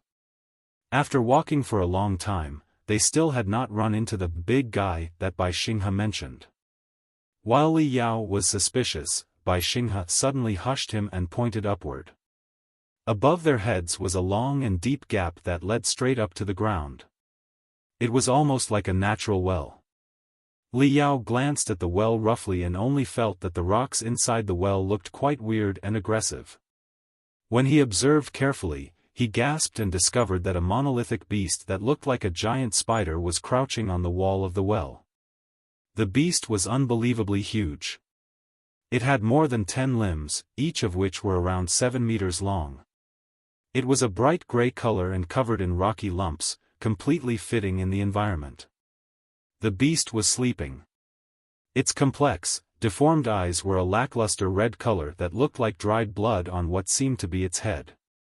Li Yao watched more carefully and found that almost 10 of its limbs and half of its torso were hidden in the solid rock, like a crocodile that was half sunk in a swamp. Bai Xinghe said in an extremely low voice, "Don't fret. I call the big guy Lustful Rock Spider. It is perhaps a spider-type beast that has gone mutations in the mother lodes of the earth class below the ground. It is naturally endowed with the earth-escaping technique. Despite its enormous size, it can enter and exit the rock stratums freely with the technique. However, the earth-escaping technique consumes a lot of spiritual energy. Therefore, it spends most of its time dormant to avoid exhaustion until a prey with immense spiritual waves shows up and serves as its dinner. We are not emitting any spiritual waves right now. It is not worthwhile for the beast to waste abundant spiritual energy to hunt us down with the earth-escaping technique, because the spiritual energy it absorbs by devouring us will not cover what it wastes to capture us. It is not a fair deal. We are totally safe if we don't irk the beast." Li Yao secretly smacked his lips.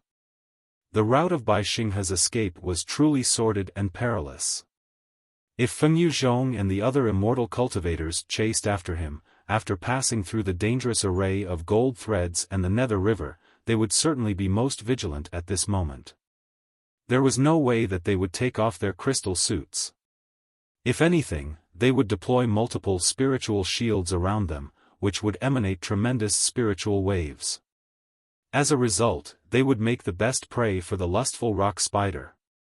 Li Yao did not know exactly how strong the mutated beast was. However, since it was deep below ground, if the beast of the Earth class went on a rampage and collapsed the tunnels, it would be major trouble for anybody. The two of them treaded lightly and moved forward with only the strength of their muscles and bones for almost 10 kilometers, before Bai Xinghe waved his hands in relief and said, "All right. We are now far away from the hunting range of the lustful rock spider. We can activate our spiritual energy and put on the crystal suits. Don't move."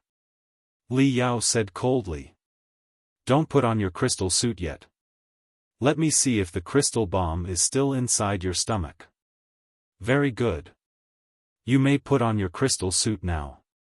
Bai Xinghe summoned the Dragon King battlesuit unhurriedly and put it on, before he remarked, "You are very cautious."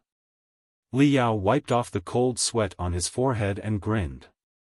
"I can't be too cautious now that I'm cooperating with Boss Bai. Are there more dangerous traps ahead of us? No, Bai Xinghe shook his head and said, my last shelter is right before us. The pathway came to an end. In front of them was a forsaken warehouse that was empty and full of stinky odors. Bai Xinghe groped all over the wall on the left side of the warehouse. Then, after a chi sound, deep blue lines gradually appeared on the wall. The blue lights were blinking and interweaved into what seemed to be a gate. Next to the gate were 3 glimmering rune arrays. Bai Xinghe typed almost 100 times on the 3 rune arrays instantly as if his fingers were flying. Soon, the blue lines dyed the entire gate blue, which seemed to lead to a different world. Bai Xinghe and Li Yao entered the blue gate at the same time. Li Yao's breathing halted. He had been prepared for everything. His face color would not have changed at all whatever terrors he saw. However, in a fortress thousands of meters below the ground, he saw a night sky. A pure, clear starry sky that was as boundless as ocean where countless brilliant stars were shining. Li Yao had never seen so many stars at the same time in his entire life. He felt that he had fallen into a beach of stars with his head upside down. Taking a deep breath and shaking his head hard, Li Yao finally realized that he had reached an enormous palace. The dome of the palace was made of countless translucent diamonds, and every diamond was embedded with crystals that were as brilliant as stars. No. The crystals were not simply embedded into the diamonds. Instead, they constituted a complicated, overwhelming great array in which they were swirling, shining, changing, and fading like real stars. It was like a real universe that was slowly flowing above Li Yao's head. What is this place? Why is such a mysterious palace that can simulate the fickleness of the universe still functioning after 10,000 years in a fortress 10,000 meters below the ground? The dome of diamonds is more than 1,000 meters in diameter. It is quite a piece of enormous magical equipment itself. The rune arrays that power it must be too magnificent to fathom. For a moment, Li Yao completely lost his cool. Below the dome of crystals that looked like a night sky, the palace was packed with countless pieces of magical equipment that Li Yao failed to recognize. Judging from their structure, they should be research facilities. In the middle of the palace, hundreds of super-large crystal processors were placed in rows, each of which was more than 3 meters tall. They were like a silent army. This place looks like a research center or a command center. Is this the central control room for the underground fortress of Spider Den? Bai Xinghe quite enjoyed bathing in the rays of the bright universe. He stretched his arms in great satisfaction and smiled. Beautiful, isn't it? The dome of diamonds was constructed to simulate the entire detectable universe. Every shining star stands for a real entity. 10,000 years ago, this place used to be a research center, or an underground observatory, if you will, that was specially designed to study and pry into the secrets of the stars. Therefore, the place is named Star Pryor's House. Star Pryor's House? Li Yao vaguely remembered that he had heard the name from somewhere else. Pondering for a moment, he realized where this vague recognition came from. Back when he was on Iron Plateau, Xiong Wuji and Sha Yulan had once introduced to him the apocalypses. They had said that the apocalypses were the most inexplicable phenomena in the modern cultivation world and that they might be related to the destruction and possession of different civilizations.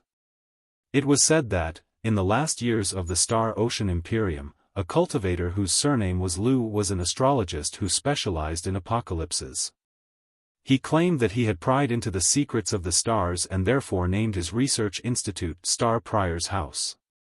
From then on, everybody addressed the cultivator as Lu the Prior. This place was once Lu the Prior's residence where he studied the apocalypses. Bai Xinghe touched the research equipment from 10,000 years ago and said casually, "Are you curious as to why an observatory that studies space was established 10,000 meters below ground and how Star Pryor's House is related to the underground fortress? Also, it is well known that Lu the Prior was the only cultivator who resolved the mysteries of apocalypses." Soon after he made the declaration that he had pried into the secrets of the stars, he was mentally deranged and went mad. Do you want to know what Lu the Prior found? Li Yao's head was in a mess. It was true that he was quite interested in all the questions. He immediately concentrated his attention, ready to hear a secret story in 10,000 years ago. However, he felt ill at ease in the bottom of his heart. An obscure shadow gradually popped up in his brain.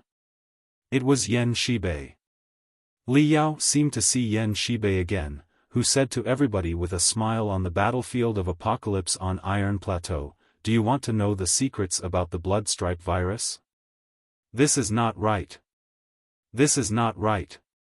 What's Bai Xinghe's problem? Why is he telling me the secrets of 10,000 years ago without a good reason? What benefits can he get by telling me such things? Just like Yan Shibei, he is trying to buy himself more time." Hiu. Li Yao quickly retreated to 99 meters away. 1 meter further, and the crystal bomb inside Bai Xinghe's stomach would be detonated immediately. Still not relieved, he opened his hands and formed 4 spiritual shields in the front while planting 100 crystal bombs that would explode the moment they were touched amid the spiritual shields, building 3 walls of bombs. After finishing the decoration in the blink of an eye, Li Yao was somewhat relieved. Bai Xinghe was dazed. He seemed to be surprised as he said, "My young friend Bloody Vulture, don't move. Don't talk. Let me think for a minute." Li Yao yelled. Every cell in his body was vibrating crazily as he prepared himself for battle. The chaotic butterflies of thought congregated and dispersed inside his brain, leaving starry brilliance behind. From the moment he caught up to Bai Xinghe, Li Yao had been feeling ill at ease. But during the way, Bai Xinghe had behaved obediently, and the multiple traps below the ground had distracted Li Yao's attention.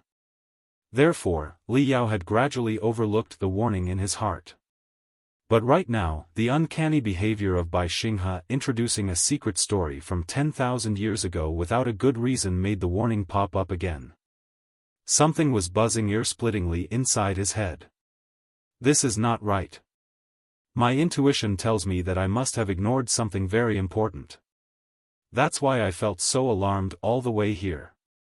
Details. Remember every detail of Bai Xinghe. Li Yao utilized all his computational ability and analyzed every second since Bai Xinghe's appearance by dividing them into 100 pictures and scrutinizing every single frame. It was like the wildly flying butterflies in his brain were fixed, and the stripes on them were zoomed in. Everything was crystal clear now. When the totally different stripes on 2 butterflies were conflicting with each other in his brain, Li Yao's pupils constricted violently because he realized the reason of his unease. The first picture was on the carrier of the Tiger Teeth pirate gang, whereby Xinghe kicked Luo Jinhu down and said, "Cut the crap. With a decent price, you wouldn't even blink before selling your family. Also, for a decent price, I guarantee that I will sell your mother to the brothel tomorrow. We are all lawless space pirates. Are you pretending that you are a loyal knight?" The second picture, no, actually it was not picture, but a voice that Li Yao had heard. It was the miserable scream when Bai Xinghe was ambushed by his first true disciple. "Bai Wulei, you, too?" The scream was indeed full of bewilderment, fury, hatred, and desperation. Li Yao also recalled Stormy Sword, a notebook written by Fengyu Zhong personally, in which Bai Xinghe's rise was elaborated in his biography. During the process of turning from a treasure hunter that was humbler than a rat miraculously into a pirate potentate, he betrayed at least 3 leaders who were practically fathers to him and sold 20 sworn brothers.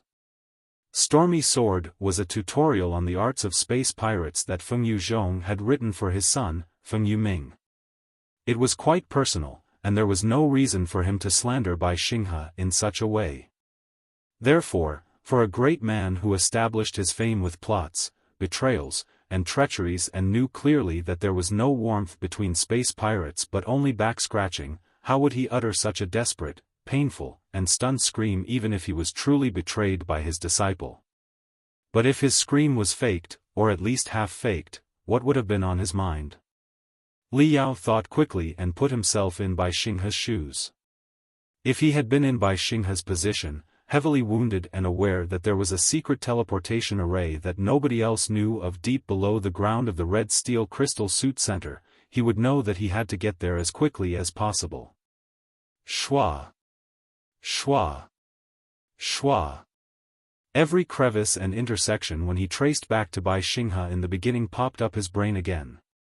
He constructed a transparent map of escape inside his head, while he calculated quickly how long it would take for a building foundation stage cultivator to finish the whole journey. 5 seconds later, he came to a conclusion that almost froze all the blood throughout his body. "You were waiting for me," Li Yao mumbled. "I didn't catch you, you were waiting for me next to the secret teleportation array on purpose." Bai Xinghe's voice was equally warm and comforting, like the everlasting spring breeze, when he said, "My young friend, what you are talking about?" Taking a deep breath, Li Yao stared at every power rune on Bai Xinghe's body and gnashed his teeth. "According to my calculations, even though Fengyu Zhong was right about you being in the building foundation stage because of the heavy wounds, you would still have been able to enter the teleportation array half a minute before I showed up. Through the teleportation array, it would have taken you only a few seconds to reach the entrance of the fortress. You needed only to destroy the teleportation behind you, and I would never have been able to find you again. If you were indeed running away without caring about anything, there was no reason for you to have been delayed there for half a minute. The only plausible explanation is that you slowed down on purpose to wait for me, or rather, somebody who might catch up with you." Bai Xinghe smiled casually and clapped his hands. "My young friend, you are indeed thoughtful as a well-known bandit in the circle of space pirates who rose to fame in only one short month. Although your epiphany comes too late, it is worth complimenting." The armor on the hands of his crystal suit clashed, emitting crisp sounds that echoed inside the vast palace, mixed with a hint of scorn. Li Yao's heart seemed to be swallowed by a black hole. He found himself barely able to breathe. While Bai Xinghe applauded, he realized that something impossible had happened. The crystal bomb that he had forced Bai Xinghe to devour was gone. From the very beginning, Li Yao had bound one of his telepathic thoughts to the crystal bomb tightly. Even when he was passing the hunting range of the lustful rock spider, he had been bold enough not to retreat it. According to Li Yao's calculation, there were only 2 approaches if Bai Xinghe wanted to get rid of it. Firstly, by stimulating the muscles and the internal organs, he could push the crystal bomb from his stomach to his throat within half a second and spit it out. Secondly, he could secrete liquids that were extremely corrosive and melt the trigger of the crystal bomb. For Li Yao, when he activated the art of the swallowing whale, he could even corrode, melt, and absorb steel. Since Bai Xinghe was in the nascent soul stage, Li Yao, having the good habit of never underestimating his enemy, assumed that he had equal ability and a speed of corrosion 10 times higher. Even so, it would take 1 second to destroy the bomb.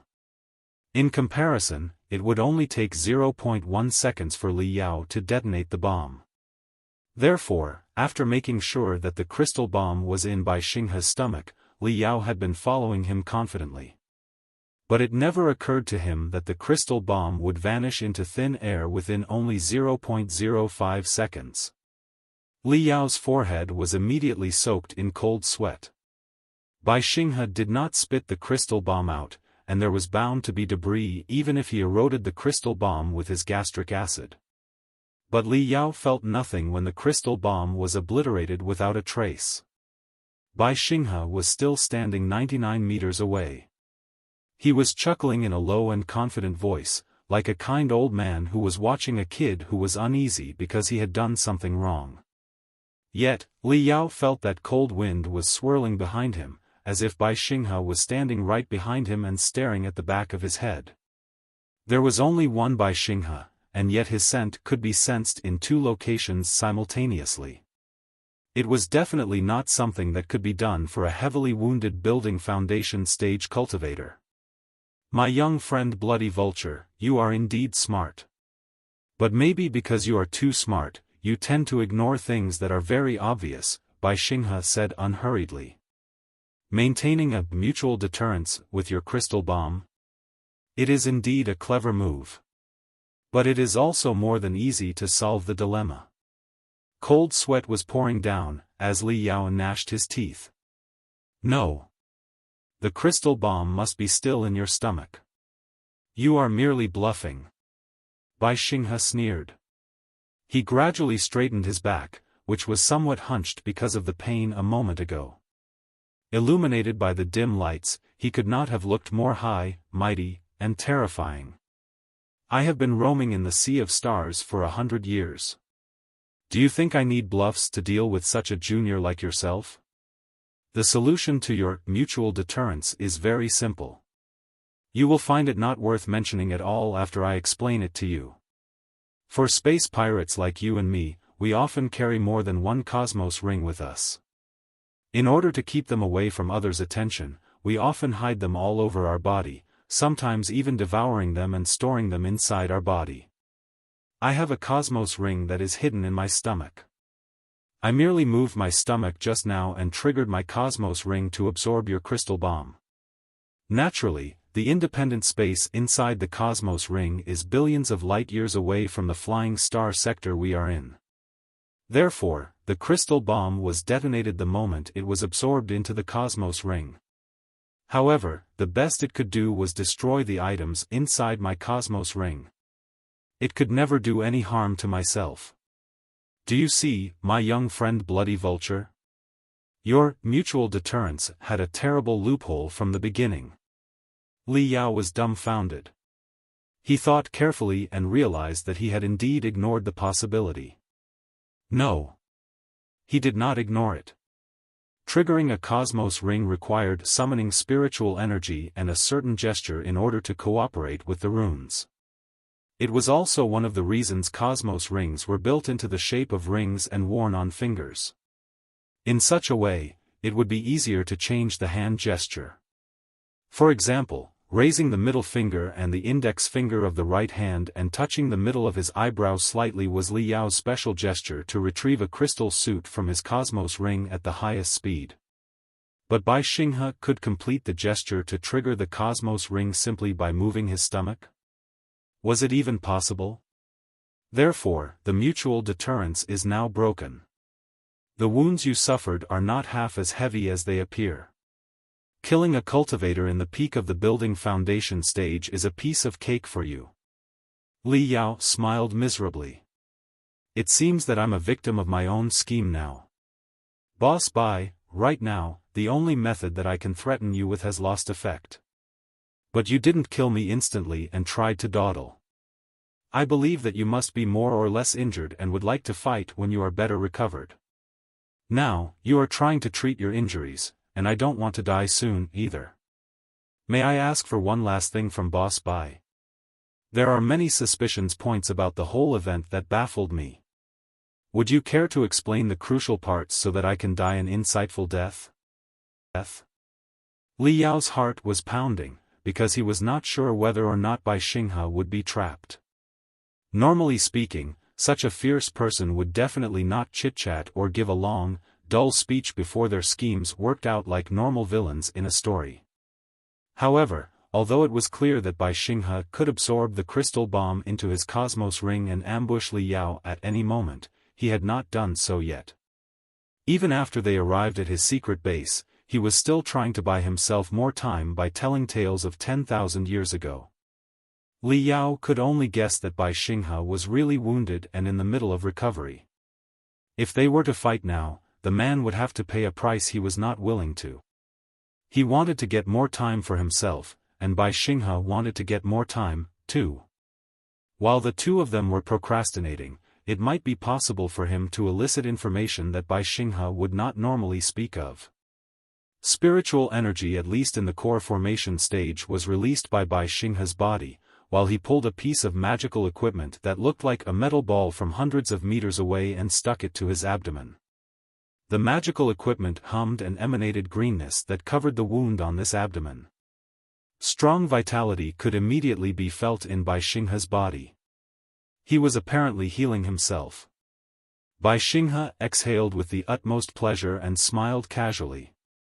Your plan of balance of threats are quite creative despite the fatal loopholes. I quite like it. You can ask a few questions, but I can't guarantee that I will answer all of them. All right. Li Yao did not want to give Bai Xinghe much time for recovery. He immediately asked, you knew that Bai Wulei would betray you? Is the whole thing part of your scheme? Bai Xinghe pondered for a moment and shook his head slowly. I knew that somebody was going to betray me, but I didn't know who they were specifically. It's been 100 years since I rose to the pirate potentate and quite a few decades since the Abyss pirate gang became the largest pirate gang on Spider Denver, although the Temple of Immortals only formally introduced themselves last year. Black Spider Tower, one of their branches, has existed for 100 years. Therefore, it's been at least 100 years since people of the Temple of Immortals were active in the darkness. During the 100 years, my rise and the glory of the Abyss pirate gang were definitely not things that they could overlook or let go of. Therefore, as long as the Temple of Immortals is not made entirely of idiots, they wouldn't have started infiltrating the Abyss pirate gang only 1 year ago. Their real infiltration must have begun decades earlier. Spies of the Temple of Immortals must have been lurking in the Abyss pirate gang for a long time. It is even possible that many people were already immortal cultivators before they joined the Abyss pirate gang. Li Yao thought quickly and understood a lot of things. Therefore, the whole final battle between the old dominator of Spider Den and the new one was pointless. Your real purpose was not to eliminate Fengyu Zhong but to dig out the immortal cultivators that had been lurking in the Abyss pirate gang for perhaps decades? Bai Xinghe nodded. Yes. That was one of my purposes. Li Yao pondered for a moment and mumbled, since the very beginning, including the splendid-looking meeting of heroes in space, everything has been your scheme. You were skeptical about everybody, even including your own true disciple Bai Wulei. However, if you really didn't trust anybody, why did you tell Bai Wulei where you hide the map of the underground fortress of Spider Den and the key to it? Wait, Li Yao bulged his eyes. You pretended to regard Bai Wulei as your heir and that you trusted him. You even handed over the actual daily operations of the Abyss pirate gang to him. You told him where you hid your map and your key. In the end, you broke your hand on purpose and sent the Cosmos ring that stored the map and the key to him. Following which, Bai Wulei, Fengyu Zhong, the Black King, all the immortal cultivators and the space pirates who betrayed you will enter the underground fortress with your key according to your map. Then, perhaps after a boom, the entire underground fortress will explode, right? Bai Xinghe was silent for a long time before he sighed. My young friend Bloody Vulture, it's a pity that you appeared at a bad time. Otherwise, I would have been tempted to recruit you as my disciple for your smartness. Li Yao laughed drily. That will be unnecessary. Boss Bai's disciples do not seem to end well. Bai Xinghe ignored his sarcasm and remarked calmly, however, you were wrong about one thing. I didn't consider my first true disciple a chess piece. I really regarded him as my heir and hoped that he could inherit the Abyss pirate gang after I die. This was just a minor test. If Bai Wulei passed the last test, he would have been totally fine and would have been the real master of the Abyss pirate gang one day. It is a shame that he was too hasty. Li Yao rolled his eyes and frowned. No. No. If you had been suspicious about Bai Wulei and only faked your injuries, how were you hurt so badly and why did you hesitate even to kill a minor building foundation stage cultivator like myself? Bai Xinghe sensed that the wounds on his abdomen were recovering at a higher speed and that his strength and cultivation were returning to himself. He smiled and said, it was within my expectations that Bai Wulei would ambush me. I calculated everything except for one. Li Yao raised an eyebrow. What is it? Bai Xinghe said, Master Hidden Fog, the previous leader of Black Spider Tower, is not the Black King of the Temple of Immortals. What? Li Yao was dumbfounded again. Hellsword was not the Black King, and the leader of Black Spider Tower was not the Black King, either? Then who exactly was the Black King? Bai Xinghe explained in a tone that could almost be called appreciation. In the beginning, rumor had it that Hellsword, the lone wolf, was the Black King. I didn't buy it. I knew very clearly about Hellsword's capability. He was a fine warrior in 1-versus-1 fights. But managing an enormous organization? He didn't have such expertise. Therefore, I personally investigated in secret. All the evidence suggested that Master Hidden Fog, the previous leader of Black Spider Tower, was the real Black King. Black Spider Tower was the most important branch for the Temple of Immortals. Or rather, one of them worked in the darkness while the other on the surface. Since they were integral and indispensable, it was only natural that the leader of Black Spider Tower was one of the 4 kings of the Temple of Immortals, wasn't it?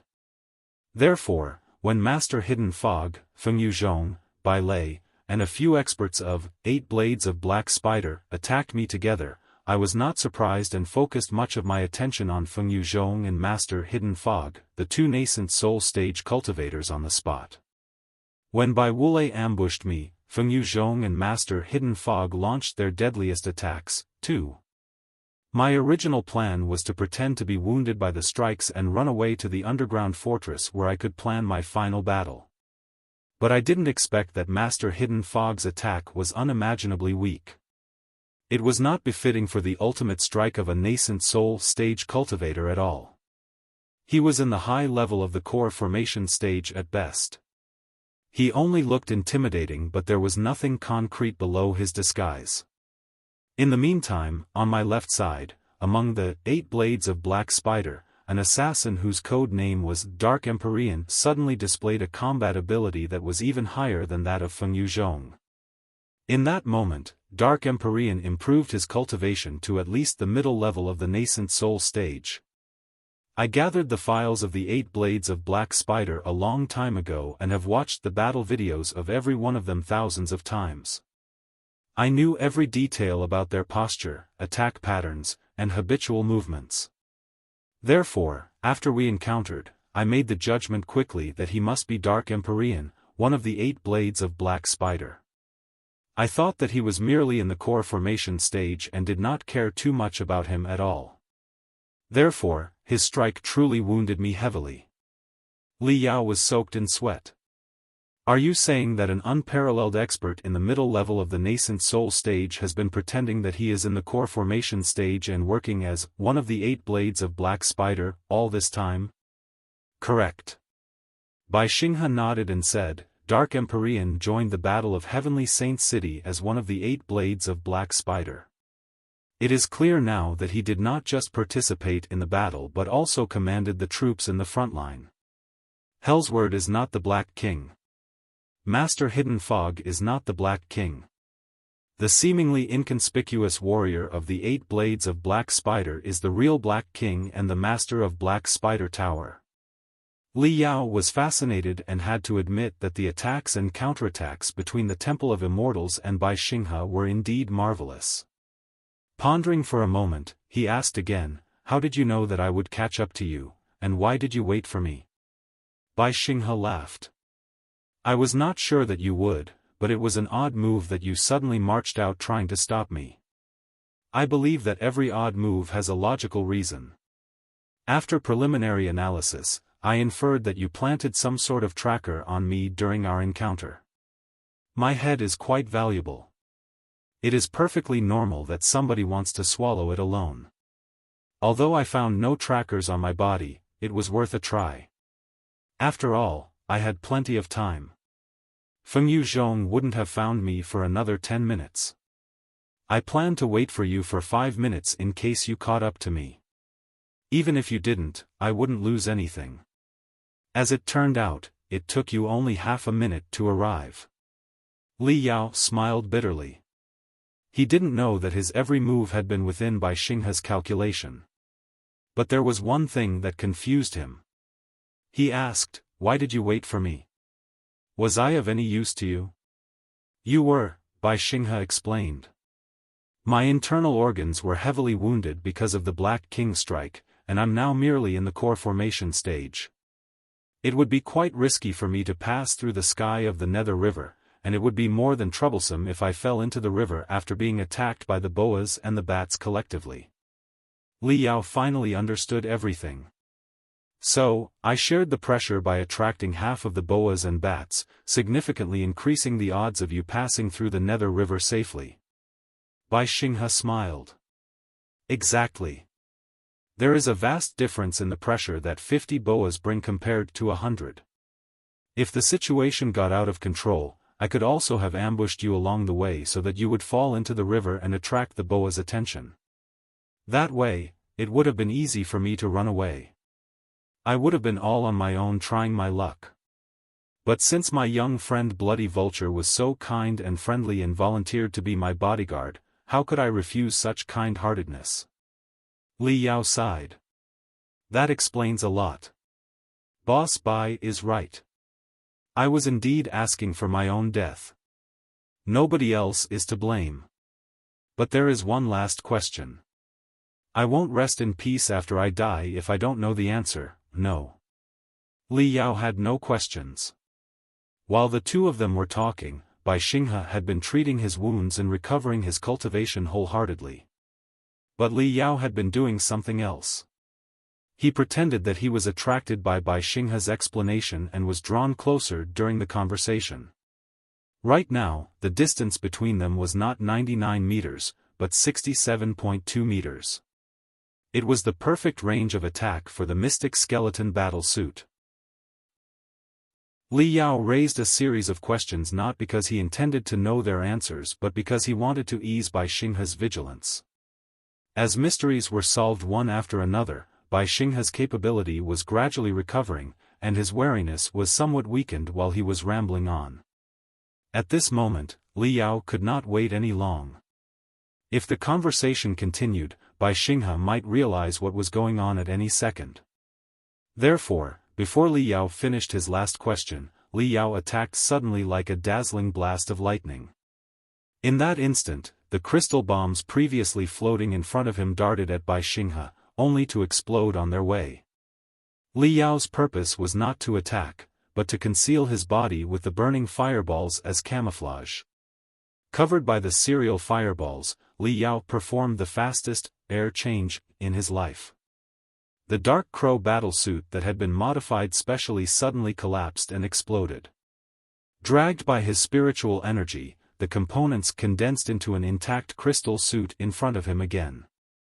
Moreover, Li Yao transmitted a cluster of human-shaped spiritual energy into the crystal suit before making it lunge at Bai Xinghe. If Bai Xinghe perceived the situation with his spiritual threads, he might mistake the empty crystal suit for Li Yao, while in fact, the real Li Yao had put on the Mystic Skeleton battlesuit in that moment and hid behind the pretense quietly. Boom! Bai Xinghe was indeed tricked. A thunderous roar echoed behind the serial fireballs. A spiritual storm at least in the peak of the core formation stage broke through the wall of fire and blew the Dark Crow battlesuit into pieces.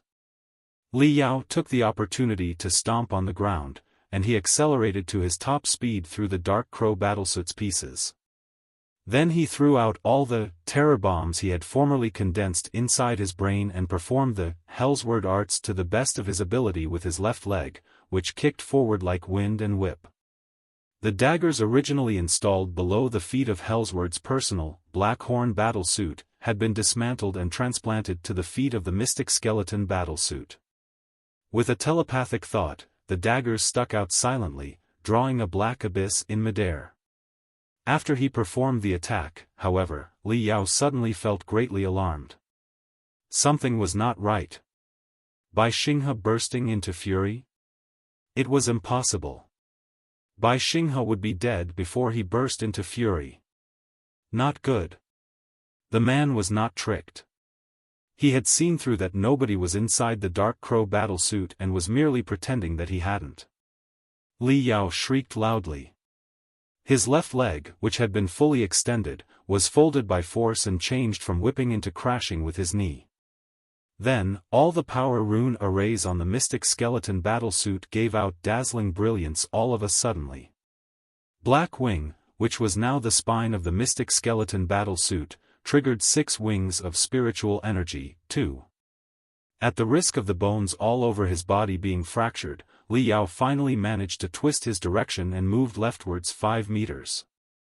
Swoosh! The moment he left his original route, Li Yao sensed that a shooting star just brushed past him.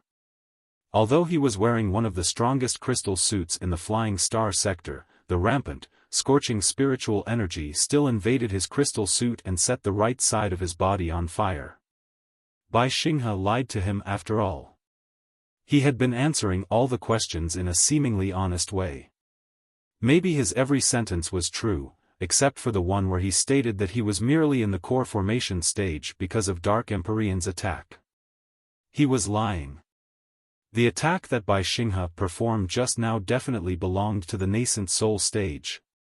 If Li Yao hadn't had a eureka moment, chances were that the strike would have killed him instantly. Although he had nearly been killed a moment ago, Li Yao had no intention to retreat at all. His fighting will soared, and he charged forward instead of running away. The feathered dragon Saber, his ultimate weapon right now, rushed out, with the feathers on the edge crumbling and condensing into a tornado of sharp aura that swept toward Bai Xinghe. Bai Xinghe was heavily wounded. He must have paid a certain price by launching the previous attack. Now, this is perhaps my only chance. Bai Xinghe did not seem to be expecting that Li Yao could avoid his disguised fatal attack, or maybe it was because his wounds were not fully recovered yet and the previous attack affected them. Either way, he suddenly stopped where he was for a moment. In the next second, Bai Xinghe's left hand, which had been half chopped off, let out astounding gold brilliance. Swoosh! A golden dragon suddenly exploded from his left hand. The golden dragon dashed into the center of the tornado of sharp aura and triggered an earth-shaking explosion. For a moment, everything was trembling violently. Even the 300 super crystal processors from ancient times that were placed neatly in the center of the palace were disordered because of the blast. Li Yao and Bai Xinghe encountered and passed each other. They exchanged locations, with 50 meters between each other.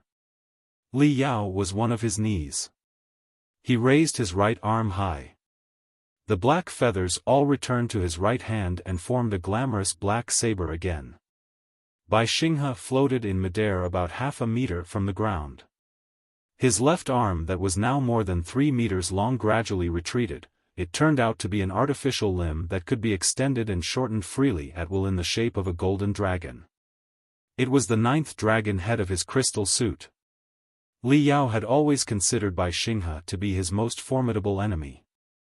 After he arrived on Spider Den, he had put a lot of time into studying him, especially his special crystal suit, Dragon King. He was confident that he knew every detail of the crystal suit. The Dragon King battle suit excelled on Spider Den with the 8 artificial limbs that looked like dragons. But nobody knew that there was a 9th dragon head. The golden dragon head was even thicker and more domineering than the other 8 dragon heads. The crystals and rune arrays carved on it were twice as numerous, too. As the mouth of the head opened and closed, it could be seen that 3 dragon balls of spiritual energy were hovering inside. No wonder Bai Xinghe abandoned half of his hand without any hesitation. The 9th dragon head, and the strongest one, could be attached to his left arm and manipulated by his spiritual energy. His hand was redundant in the first place. Walla! Walla! Walla! More than 10 deep, interconnecting dents suddenly appeared on the Dragon King battle suit. Boom! Boom! Boom! 3 clear fist indentations appeared on the breastplate of the mystic skeleton battle suit, too. They overlapped on the left side of the breastplate and almost penetrated through it. Li Yao saw various colors in front of him, and he felt as if his heart was about to explode. Pooh! Li Yao vomited a mouthful of blood. However, his aura did not diminish but increase. The maximum combat ability that equaled to a core formation stage cultivator fully burst out, while his spiritual energy as vast as an ocean expanded to 100 meters away. the 100 square meters were his domain. Gripping the feathered dragon saber in his hands, Li Yao raised it high above his head. The invisible aura of his blade pierced out and slashed a narrow, long crack on the ground between the two of them, extending toward Bai Xinghe. Boom! Li Yao stepped forward heavily. Centered at his foot, the ground within 1 square meter collapsed. 1 step, yet another 1 step. As if he were possessed by a devil, Li Yao raised his saber high, and his killing intent soared as he drew closer to Bai Xinghe. Boss Bai!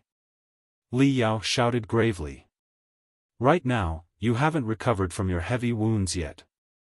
Even though I cannot kill you, I can at least make you pay a good price before my death. Maybe I can even wound you heavily again and make you fall into the building foundation stage for real. I don't want to die. I believe you don't want to fight Bai Wulei, Fengyu Zhong, and the Black King when you are merely in the building foundation stage, do you? But right now, the mutual deterrence between us has been broken. We have no other options except to fight until the end. Unless we find a new way to establish mutual deterrence where we are held back by each other simultaneously.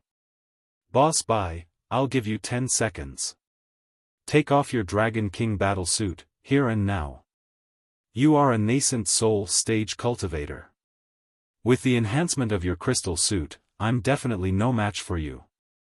I can continue cooperating with you without fear only if you take off your crystal suit. If you would rather not, then let's fight. 10, 9, 8, 7. After each countdown, Li Yao would step closer to Bai Xinghe, and the aura circling around the feathered dragon saber would further increase. He was not bluffing at all, he was really ready for the last battle with Bai Xinghe. 3, 2, 1. Li Yao was only 10 meters away from Bai Xinghe. For two top experts, such a distance was too short even for a melee combat. They had practically stabbed a knife into each other's stomach. Li Yao's aura had been improved to the maximum. There was nothing but determination in his eyes. Before Li Yao's final step, Bai Xinghe suddenly took half a step back. His Dragon King battlesuit dissected and went back into his Cosmos ring. Right now, Bai Xinghe was only wearing a mustard seed suit. He stared at Li Yao with appreciation and mixed thoughts. Li Yao was greatly relieved and found it barely possible to keep standing. It was indeed the most dangerous 10 seconds of his life. Without the enhancement of his crystal suit, Bai Xinghe's combat ability was basically on par with his. Even for an unparalleled bandit like Bai Xinghe, it would still take him tenths of a second to put on the whole crystal suit. Tenths of a second were more than enough for him to do many things and slash many times. Li Yao retrieved a rope from his Cosmos ring and threw it to Bai Xinghe. He kept the feathered dragon saber raised in midair and demanded, "Boss Bai, you have two options right now. You can either stay in your current level and stop further healing your wounds. Or, if you want to recover your cultivation faster with magical equipment, you bind your hands up with the rope refined out of the veins of the rhino-hide green fire beast." I believe you must know how tough the veins of the rhino-hide green fire beast are. With the cultivation of a nascent soul stage cultivator, the veins cannot stop you. The best it can do is waste half a second. Therefore, although your cultivation is higher than mine, I will have 1 more second to react. We will be on par with each other and reach a new, mutual deterrence. Bai Xinghe picked up the rope and smiled at Li Yao casually. For some reason, Li Yao suddenly felt that Bai Xinghe's attitude had changed. There was no hostility in him anymore. He was really eyeing Li Yao in the way a senior looked at his junior. Bai Xinghe answered calmly, "All right. I can tie up my hands. But I'd better make something clear for you. I took off my crystal suit and will tie up my hands voluntarily, not because I was scared to fight against you. Your crystal suit is indeed impressive. But even with your crystal suit and your capability in the superlative height of the building foundation stage, you cannot beat me into the building foundation stage. I am doing this only because I want to show some respect for Sand Scorpion, the best warrior of the 6 tribes of Iron Plateau, as well as Li Yao, the big hero who was the first to discover the plot of the Temple of Immortals. Li Yao was dazed and suddenly felt extremely cold. The way he unleashed his spiritual energy was different from usual, and when he summoned the strength in the superlative height of the building foundation stage, the difference would be very obvious. Therefore, it was not strange that Bai Xinghe guessed that he was Sand Scorpion. But how did Bai Xinghe know that he was Li Yao? Li Yao pretended to be calm. Like a leopard ready to attack, he asked suspiciously, "What are you talking about?" Bai Xinghe smiled casually and replied, "The skillfulness of your utilization of spiritual energy in the liquidous form is one of the best of the Flying Star sector. You are only in the building foundation stage, and yet your combat ability is equal to someone in the core formation stage. As far as I know, Sand Scorpion, the best warrior of the 6 tribes of Iron Plateau, is the only one who boasts such a technique. However, the universe is too vast a place. I can't say for sure that nobody else knows such a technique. The most decisive proof, on the other hand, is the kick of your left leg. Hellsword was a unique lone wolf in the nascent soul stage on Spider Denver. I analyzed his techniques carefully before. Therefore, I'm very positive that what you performed was Hellsword Arts, Hellsword's ultimate skill. It was said that Hellsword died together with Sand Scorpion in the Battle of Heavenly Saint City. Even his crystal suit had vaporized.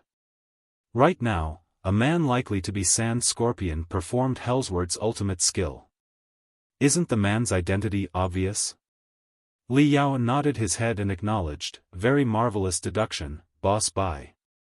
I am Sand Scorpion." "No." Bai Xinghe suddenly raised his voice. Like a thunderclap, he yelled, "You are not Bloody Vulture. You are not Sand Scorpion. You are Li Yao." Every word was like a crystal bomb whose noises echoed inside the room after explosions. Li Yao was as calm as before. "Why did you say that?"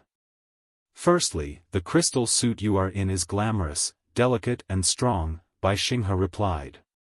"It is as good as the Dragon King battle suit, which was made based on the technology of the Star Ocean Imperium.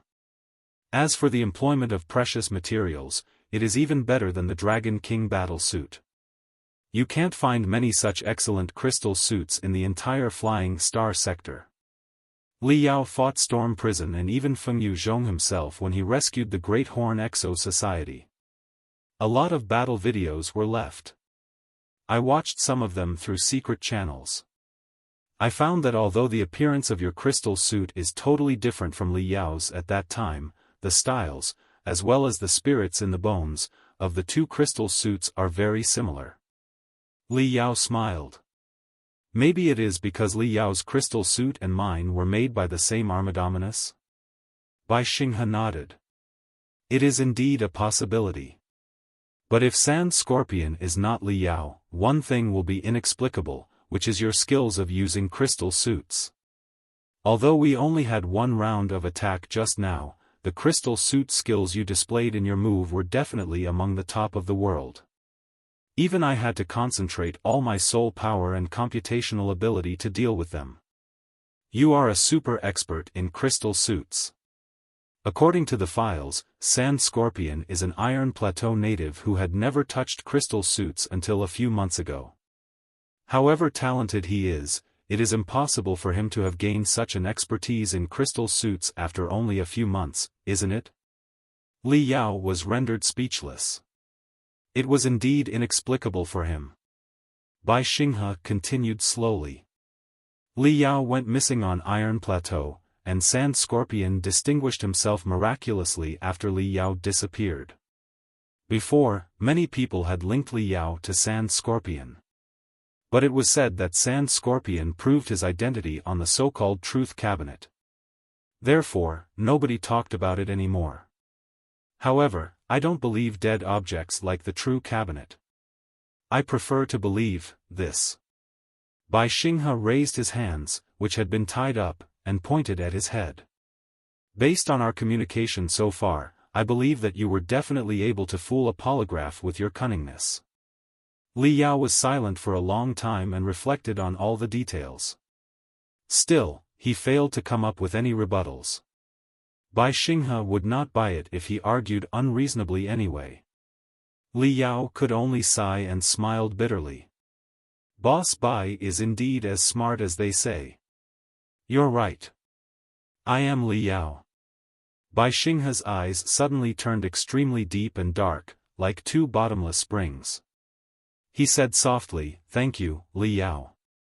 Li Yao was dumbfounded. He blurted out, "For what?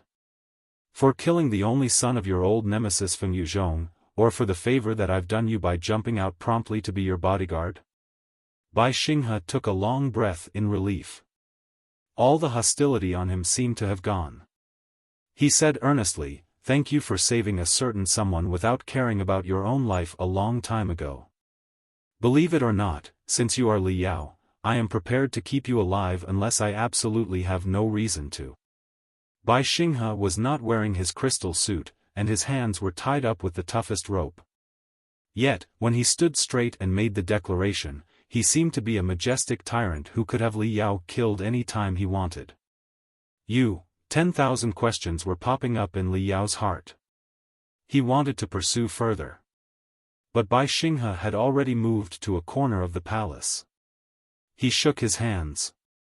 Like a blossoming lotus, a wall of runes appeared on the wall, which dispersed into a door of a small cabin abruptly. The door of the cabin was opened. Li Yao looked inside and noticed that there were crystals, magical equipment, and food inside. A med bay was also lying in a corner of the room. Bai Xinghe exposed his back to Li Yao without looking back. He walked into the cabin as he said, "We've passed through multiple traps and had a minor competition just now. A lot of spiritual energy has been wasted. Come in and refill yourself. The immortal cultivators will be here soon." Li Yao thought of something and asked, "Do you really plan to fish up all the immortal cultivators with the underground fortress? Isn't it too obvious? Was Bai Wulei not suspicious when you told the secrets to him on purpose?" "There's nothing to be suspicious about," Bai Xinghe replied. 2 months ago, I launched the first counterattack against the Temple of Immortals. At that time, Bai Wulei was still lurking and pretending to be loyal. I was moved and told him the map of the underground fortress, the location where the spider key was hidden, and the method to activate the Cosmos Ring. I told Bai Wulei that resisting the Temple of Immortals was perilous and life-threatening. Chances were that I would be killed by the Temple of Immortals. If I died abruptly, I hoped him to fulfill my wish by fighting until the end with the resources in the underground fortress. You see. Wasn't it very logical for me to confess the location where the map and the key were hidden? Li Yao thought carefully and shook his head. Even if Bai Wulei was fooled, Fengyu Zhong and the Black King are both tricky and cunning. They will not be trapped so easily. Bai Xinghe sneered. They have no options right now. They made promises to so many space pirates, and now I'm heavily wounded, presumably dead. Everybody saw that the map and the key fell into their hands, so will the space pirates agree to fight for him anymore if they do not explore the underground fortress and the secret treasures as soon as possible? Li Yao thought hard for a long time, his eyes shining brighter and brighter. He mumbled, "So, you claim that you would reward your subordinates with the secret treasures in the underground fortress, and you convened the meeting of heroes in space, because you were trying to raise the expectations of the space pirates so that Fengyu Zhong could only buy them over with better offers. It's like two people bidding for the same treasure, with one of proposing absurd prices. It was not because he wanted the treasure per se, but because he was forcing his opponent to pay a higher price. Since you were tempting the space pirates with the secret treasures of the Star Ocean Imperium, the Temple of Immortals had to provide better offers for the greedy space pirates in order to recruit them. What could possibly be more valuable than the secret treasures of the Star Ocean Imperium? Of course, the chance to explore the entire underground fortress.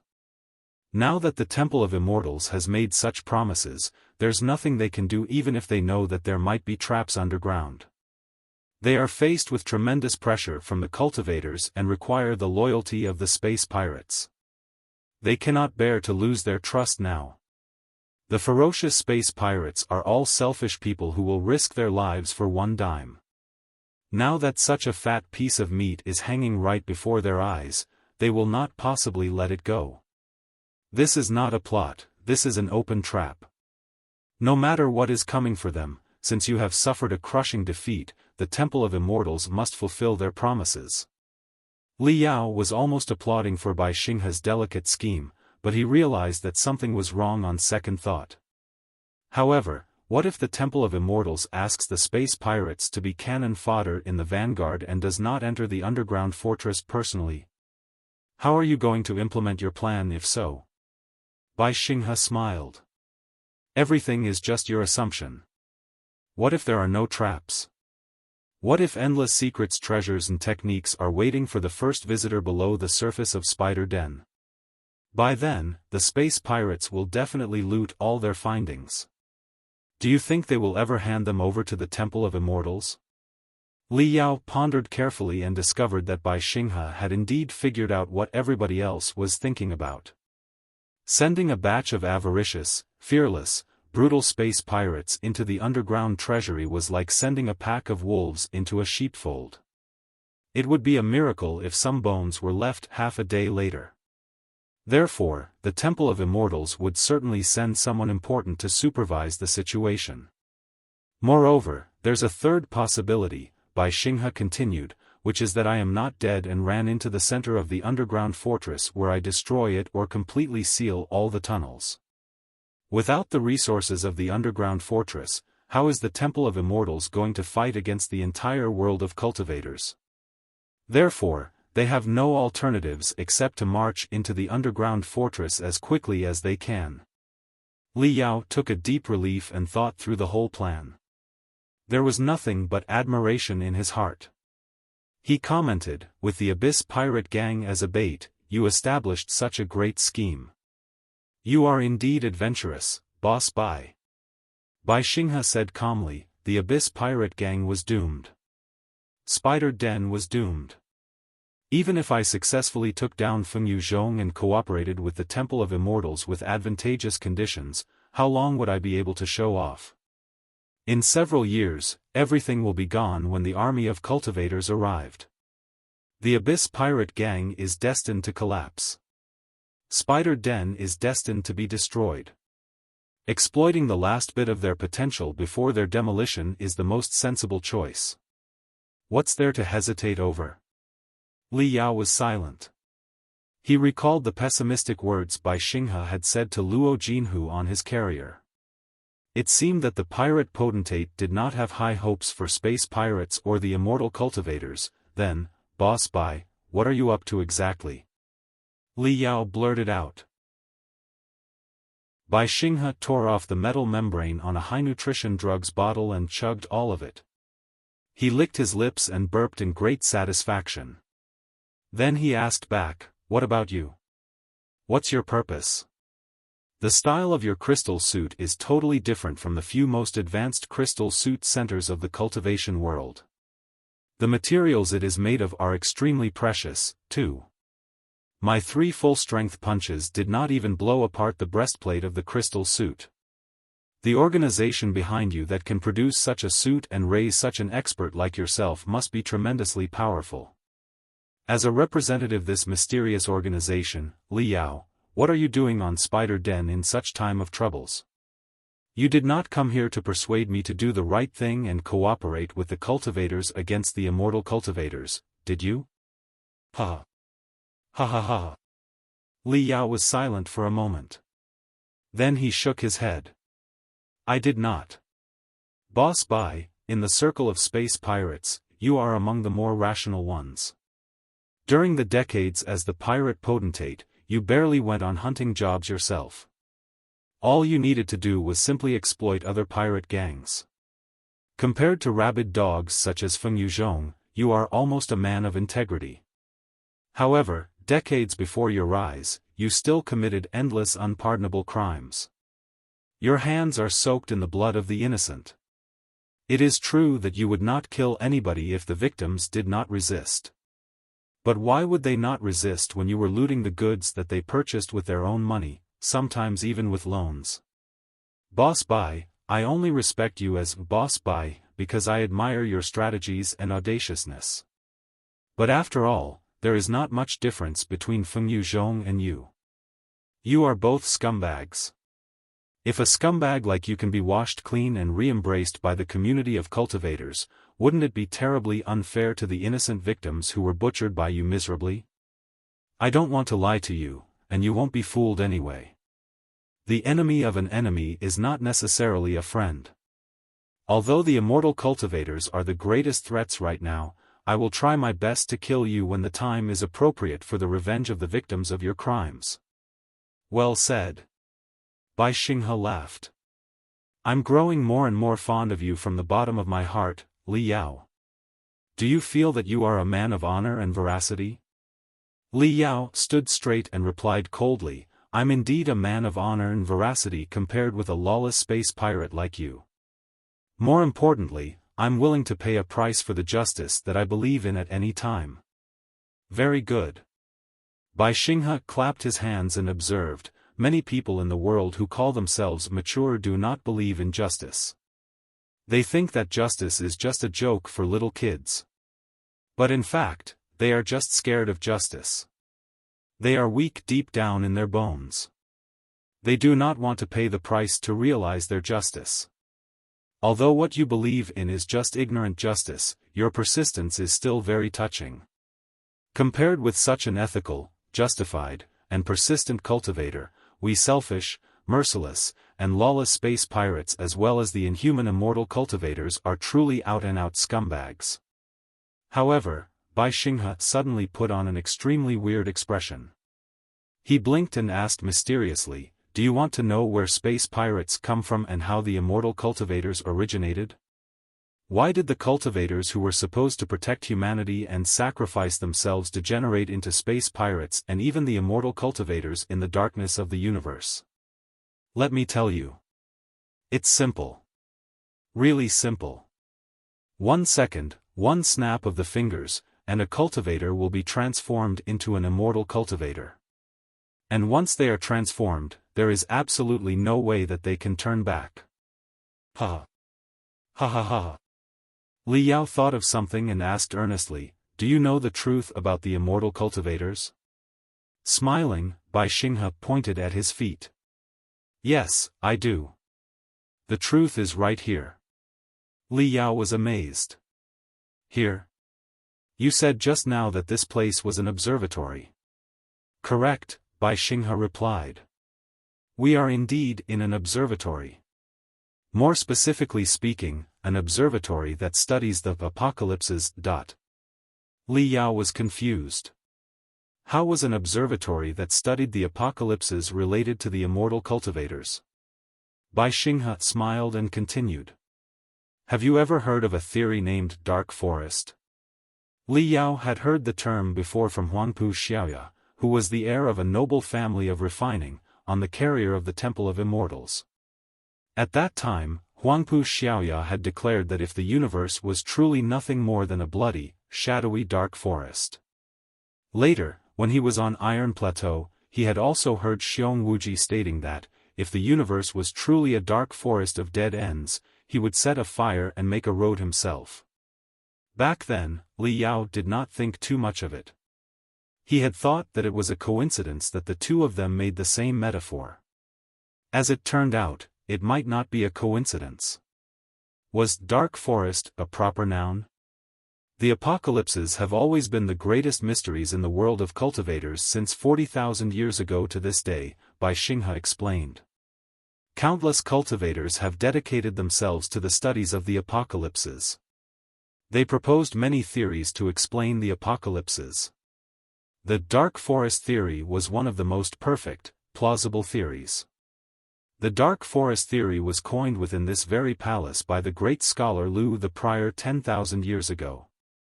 The apocalypses were the uncanniest phenomena in the universe. They were almost the most unpredictable field in the modern cultivation world. Some people even said that those who understood the apocalypses understood the whole universe. Li Yao found himself deeply attracted to Bai Xinghe's words. Sitting cross-legged, Bai Xinghe treated his wounds while he talked unhurriedly. 10,000 years ago, when Spider Den was just discovered, countless cultivators who were adept at prospecting came to this place to explore the mother lodes. According to the laws of the Star Ocean Imperium, when a new mother lode was discovered, part of the ownership of the mother lode would be given to the discoverer as a reward. The deeper the mother lode was and the more difficult it was to be located, the more ownership would be transferred to the discoverer. At that time, a cultivator whose surname was Lu was extremely gifted in utilizing the spiritual energy of the earth class. He was also good at the earth escaping technique, which allowed him to roam the underground of Spider Den freely. In the end, almost half of the mother lodes below Spider Den were discovered by him. Therefore, when the large-scale exploitation began, he became wealthy all of a sudden. He turned out to be one of the most famous magnates in the mining industry and controlled the biggest mining corporate on Spider Denver. In his prime years, his personal wealth almost equaled the money in the national treasury.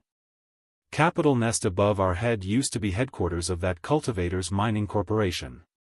Half of the city was built by him. The cultivator had an only son, but his son was the very opposite of him. His son hated entering the underground and enjoyed exploring space. After studying in the few most famous cities of the Star Ocean Imperium, he became a specialist in apocalypses. At that time, the study of apocalypses was a well-respected subject. That time was the Renaissance of mankind. The territory of the Star Ocean Imperium covered thousands of constellations. During its expansion, besides dealing with the demon race, our old nemesis, it also conquered countless alien species. It was the most magnificent era of humanity. Everyone was ambitious and craving to march forward into the deeper universe. Naturally, a lot of alien species were met during their march toward the universe. As a result, the studies on the other civilizations of the universe became a very popular field of research. How many civilizations are hidden in the vast universe? Compared with the civilization of human beings, are they strong or weak? Do those civilizations know each other? If they do, what is their attitude toward other civilizations? Those questions were exactly what mankind at that time was eager to find out. Many scholars believed that the apocalypses were related to the civilizations beyond. As long as the mysteries of the apocalypses were cracked, the truth of the universe would be found. On the other hand, the civilization of human beings suffered multiple apocalypses both in the era of the ancient cultivators and in the Star Ocean Imperium. They had a profound understanding about the power of the apocalypses. Therefore, some other people also wondered whether or not they could turn the apocalypses into some sort of weapon since they were so powerful. Study the apocalypses, block the apocalypses, capture the apocalypses, and hack the apocalypses. In the end, the apocalypses would be weaponized and manufactured. They would be the indestructible, invincible ultimate weapon of mankind. Li Yao was dumbfounded. He was truly awed by the all-conquering ambitions of his predecessors of the Star Ocean Imperium. Trying to turn the apocalypses into weapons was exactly what the strongest fighting species in the universe should do. Driven by the two motivations, the smartest brains of the Star Ocean Imperium were all devoted to the studies of the apocalypses. However, the unpredictable, mysterious apocalypses were barely observable, and the difficulty in capturing and studying them goes without saying. It was an unbelievably costly project. Most of the scholars could only work for the Star Ocean Imperium under the leadership of the 20 guilds of provenance and the military in order to conduct their research. But it was different for the only son of a magnate. The father was the wealthiest man alive. The studies of apocalypses were a noble research field. Since his son was talented and interested in that research, naturally, he gave his son his full support. If the mysteries of the apocalypses were successfully cracked, not only would they secure fame and fortune, their names would also be passed on in the history books of generations to come. Therefore, the father and son spent tremendous wealth purchasing the most valuable heavenly materials and earthly treasures and the crystal processors that boasted the highest computational ability in the flying star sector. Then, they established an enormous observatory, or a center of apocalypse studies, if you will, under Spider Den's surface, based on their abundant experience in underground construction. Of course, it was not an easy task to build such a palace of stars with the efforts of a single family. The construction process took several decades. Quite a lot of changes happened during the time. Even the magnate of the mining industry died of old age. But his son remained unwavering. After he inherited his father's corporation, he devoted even more capital to the job as if he were possessed by a devil. Finally, the Star Prior's house was successfully built. Star Prior was exactly the ambition of the son. Therefore, all the following generations have called him Lu the Prior, because he meant to pry into the secrets of the stars. Li Yao was greatly touched. A great man whose name had been passed on for 10,000 years indeed deserved his fame. But he was still baffled by something. Why was an observatory that was meant to study the universe built more than 10,000 meters below the ground? Wouldn't it save a lot of money and effort if the site were built on the surface? Bai Xinghe smiled and said, "It's simple. This is not a simple observatory that studies the three-dimensional universe, but one that can study the four-dimensional universe directly." Li Yao's widened in astonishment. What? The universe is too vast, Bai Xinghe explained. For normal observatories, however advanced their technology is, it is unlikely that their observation can surpass the speed of light. The celestial phenomena they observed might actually have taken place billions of years ago. However, our universe resulted from a big bang of spiritual energy. Every object in the universe is naturally endowed with spiritual energy and is constantly radiating it. The only difference is that some objects emit more spiritual energy while some emit less. When the cosmic radiation pierces through the thick shell of the planet deep into the core, most of the impurities are blocked. The only thing left are the most crucial particles, radiation, and waves, or in other words, the essence of the universe. This center to study apocalypses was built 10,000 meters below the ground because it tried to eliminate all the impurities with the lithosphere as a filter so that the essence of the universe could be studied. After multiple screenings, only the most crucial particles, radiation, and waves is left. When they are calculated by the most advanced supercrystal processors of the Star Ocean Imperium, a real-time universe, one in the four-dimensional form that is not restricted by the speed of light, will be simulated in exactly this place 10,000 meters below the ground. Li Yao was stunned and found it impossible to calm himself down. Bai Xinghe's wounds had basically recovered. He suddenly jumped up and strode out. Seeing is believing. Let's just go and check. Li Yao followed him, hooked. Bai Xinghe went to the center of the 300 supercrystal processors. His spiritual energy stretched out and turned on the dozens of crystal processors in the central part of the array. Various mottled shadows was displayed, as if they were brain cells that had been woke up. "You've seen the raging Nether River just now," Bai Xinghe said. Endless spiritual energy is stored inside the water of the river. The Center of Apocalypse Studies uses the water of the Nether River as the power source. Together with the self-repairing magical equipment in this place, as long as the water of the river does not run dry, the Palace of Stars will continue functioning in a half-perpetual state. Although a super earthquake took place long ago, some basic functions of the center still remain. However, the super crystal processors of the Star Ocean Imperium are too complicated. I spent my whole life studying them, and yet I only got a grip of it. Look, Hugh. Hugh. Hugh. Hugh. As Bai Xinghe operated, colorful pillars of light soared up from the super crystal processors and darted at the transparent diamonds on the dome. For a moment, the entire dome of diamonds seemed to be revived. All the stars were 100 times more dazzling than a moment ago and illuminated the palace as if it were daylight. Billions of stars were burning splendidly and glamorously right above Li Yao's head. Li Yao was overwhelmed by the beauty of the brilliant sea of stars that was about to pour onto his head, unable to say anything. Bai Xinghe narrowed his eyes and smiled. I was exactly like you when I saw the vast sea of stars for the first time. I was dazed for more than an hour. Look at them carefully. This is the exact universe we are in. It is identical to the universe above our heads. If you boast enough computational ability, you can find any sector or any star in the universe on the dome. A real-time, simulated universe. Li Yao suddenly shivered and almost jumped up to grab Bai Xinghe's neck. He was so excited that smoke was nearly popping up from his head as he shrieked, "You said that any sector can be found in the Dome of Diamonds? Then, is it possible to get its coordinates?" Coordinates. The coordinates of a sector.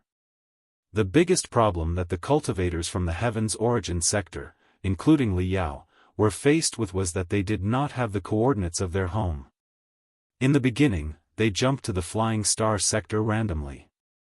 They did not know the relative location between the Heaven's Origin sector and the Flying Star sector or the specific coordinates of the Heaven's Origin sector. The coordinates of a sector were its address in the universe. How could one go home if one did not know the address of one's home? But the ancient observatory from 10,000 years ago could very likely provide the coordinates of the Heaven's Origin sector. How could Li Yao not be thrilled and lose his calmness? Bai Xinghe was quite shocked at Li Yao's excitement. Glancing at him suspiciously, he still explained, "Theoretically speaking, yes. However, there are too many sectors in the universe. The known world for mankind is just a tiny corner of the universe. Unless the sector boasts distinctive features, you will not be able to recognize it when you see it. Besides, my own strength is not enough to activate all the super crystal processors. The observatory must be repaired first with all the manpower and resources of the Flying Star sector. Otherwise, everything will be impractical." Li Yao took a deep breath and tried to calm his burning brain down. Features of the Heaven's Origin sector? So obvious. The Heaven's Origin sector and the Blood Demon sector were rarely seen, twin sectors in the universe. Besides, the two sectors were attracted to each other in the four-dimensional level and would crash and meld very soon. There would not be too many sectors with such characteristics in the entire universe, and even fewer around the Flying Star sector. Or rather, it was possible that there would only be one. As for the recovery of the underground observatory with all the resources of the Flying Star sector, Li Yao secretly swore that he would have it done no matter the cost. After drifting in the Flying Star sector for such a long time, he finally saw the hope to go home now. For a moment, Li Yao felt like raising his head and roaring. He was never more confident in his future road. No obstacles were going to stop him. Observing him with great interest, Bai Xinghe suddenly asked, "You seem very excited, and you are desperate to find the specific coordinates of a certain sector. Why?" Li Yao was greatly alarmed. He had exposed too many personal feelings in front of the old fox. Taking a deep breath, Li Yao forced himself to calm down and focus on the endless sea of stars on the Dome of Diamonds. He tried locating the Heaven's Origin sector with his bare eyes. But he soon discovered that it was like looking for a special grit in a desert. The task was totally impossible. Under Bai Xinghe's guidance, Li Yao soon learned how to observe and locate the glittering sectors in various forms, as well as the ferocious-looking mist of light that separated the sectors. Those mists of light were the cosmic storms in the four-dimensional time and space. When one was involved in such a cosmic storm during their space jump, their body and soul would both be destroyed with nothing left. Except for the sectors and the cosmic storms, Li Yao occasionally found many blinking light spots. In the four-dimensional universe, the light spots were moving very fast. They were not like normal sectors, but it was equally impossible for them to be shooting stars, which would not have been so large in size. No. Not occasionally. When Li Yao stepped back and looked at the general picture, he found, to his surprise, that such light spots were everywhere in the sea of stars. Some of them were marching forward unstoppably and sweeping everything in their way. Some of them were zigzagging, leaving an irregular, unpredictable trace. Li Yao noticed that when the light spots touched the areas that represented the sectors, both the light spot and the sector would vanish after letting out dazzling halos. They would never show up again, leaving a black, ugly speckle on the dome. Li Yao pointed at the light spots and asked, "What are they?" Bai Xinghe smiled, in an extremely weird and creepy way. He replied, "Those light spots are the apocalypses." Li Yao chewed on Bai Xinghe's every word over 10 seconds. After 10 seconds, his body stiffened.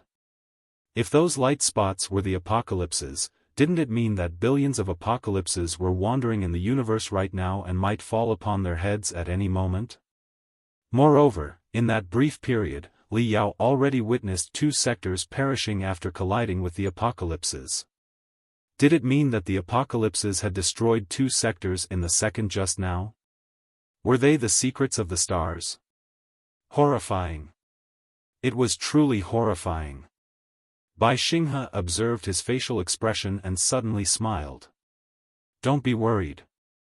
They are not as horrifying as you saw. In order to give you a better understanding, I've adjusted the flow of time to the highest speed. What you saw just now was the universe that the Center of Apocalypse Studies has observed over 10,000 years, but I compressed it into several seconds." Li Yao was dazed for a moment and could not help but curse silently. Bai Xinghe seemed to have let go of his hostility, but he was still attacking his mental defenses in such a way, forcing him to reveal something he should not have in his utmost shock. "Don't be nervous. Aren't the apocalypses less terrifying now? Come on." Bai Xinghe sat cross-legged and gestured for Li Yao to sit down, too. He said, "Let's meditate on the mysteries of the apocalypses, the stars, and the universe below the glamorous dome of diamonds like the great scholar Lu the Prior did 10,000 years ago. Let me tell you what the apocalypses and the dark forest are." Li Yao pondered for a moment and sat down face to face with Bai Xinghe. Shwa! The dome of diamonds above their heads suddenly turned into a cubic light beam. All the stars poured down around them, bathing the 2 of them in the splendid sea of stars. Li Yao calmed himself down and asked coldly, "Is the dark forest related to the immortal cultivators?" "It is," Bai Xinghe replied. "The dark forest is very related to the immortal cultivators, and every other human being."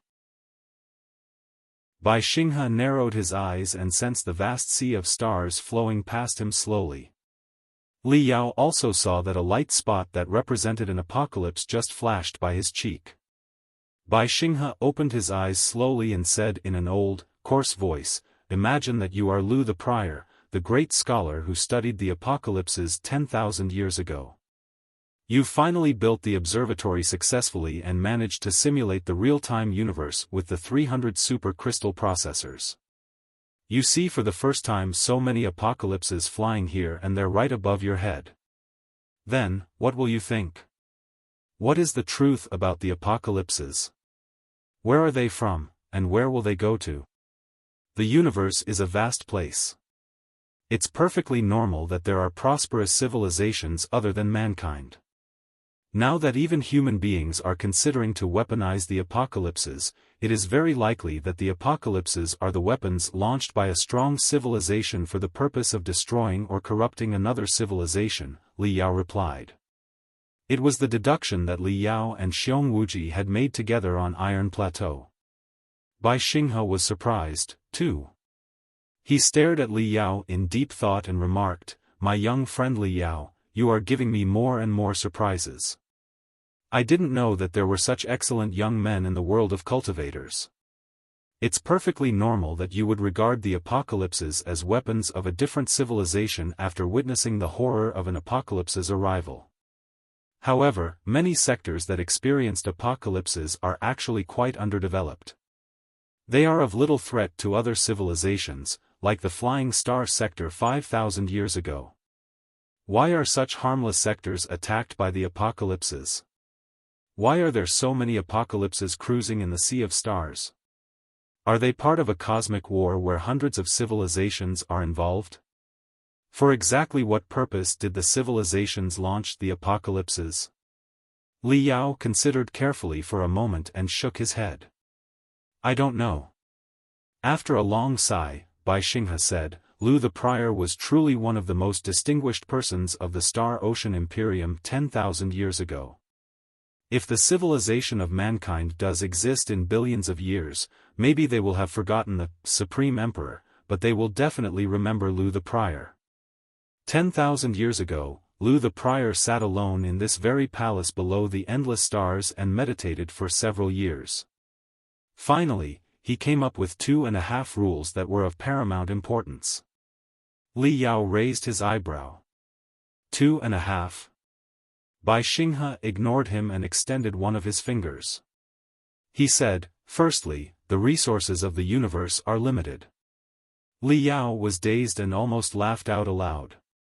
What kind of rule was that? It was a simple fact that everybody knew. In the world of ancient cultivators 40,000 years ago, it was exactly because of the internal strife among the major sects, which even created a monster species named the demon race, under the pressure of quickly diminishing resources, that society finally collapsed. Although it was widely believed that the universe was boundless, it remained unknown whether or not the universe did have a boundary. Besides, even if the universe was truly boundless, the resources available for human beings were limited anyway. Therefore, such a rule was a correct and yet useless statement. Bai Xinghe seemed to have foreseen his reaction. He quickly extended his second finger and said, secondly, chains of suspicion exist in the entire universe and among all the civilizations. Li Yao frowned. What are the chains of suspicion? Just think about the multiple confrontations we had just now, Bai Xinghe explained. It is a perfect example for the chains of suspicion. Li Yao, since you killed Fengyu Zhong's only son and were under the threat of the immortal cultivators, theoretically speaking, your best choice was to cooperate with me. But why did you keep all kinds of traps and tricks ready to kill me at any moment? Of course. Li Yao said. Even if I did have the motivation to work with you, I didn't know whether or not you would stab me in the back. Bai Xinghe smiled and nodded. That's right. It was the same for me, too. I naturally knew that it would be best if we cooperated. But who could tell your real purpose? Who could say for sure that you would not suddenly change your attitude and stab me in the back for reasons I didn't know? Look. You didn't want to kill me, but you were scared that I wanted to kill you. So, you had to prepare to kill me at any time. I didn't want to kill you, either. But I was scared that you wanted to kill me, and I was more scared that you might kill me first because you thought that I was going to kill you. Therefore, I had to kill you in advance before you killed me. This is a perfect example for the chain of suspicion. Quite a tongue twister, isn't it? Now, let's break the chain of suspicion and trust each other. We will work together and fight against the immortal cultivators together. I can make a blood oath that I will not kill you no matter what. Will you believe it? Li Yao shook his head and immediately replied, no. The moment he replied, he realized the terror of the chains of suspicion. Bai Xinghe nodded in satisfaction. That's right. You don't believe me, and I don't believe you. Even if you make 10 blood oaths, I will still not believe you. Our peace right now is exclusively maintained by the mutual deterrence. Remember this, though. We both belong to the same species. We can communicate with each other freely. We share the same way of thinking and the same emotions. We are under the threat of a common foe. In this place, we also have abundant resources. Crystals, magical equipment, drugs, you name it. Everything is sufficient. Despite all the favorable circumstances, there is an unbreakable chain of suspicion between us. What if we remove all the favorable circumstances? If we don't have the immortal cultivators to focus our attention on, if the resources around us are running dry with only one bottle of a high-nutrition drug left, if we belong to different species and cannot comprehend each other, like, Bai Xinghe suddenly changed into a giant lizard that stood on its feet without giving any warning.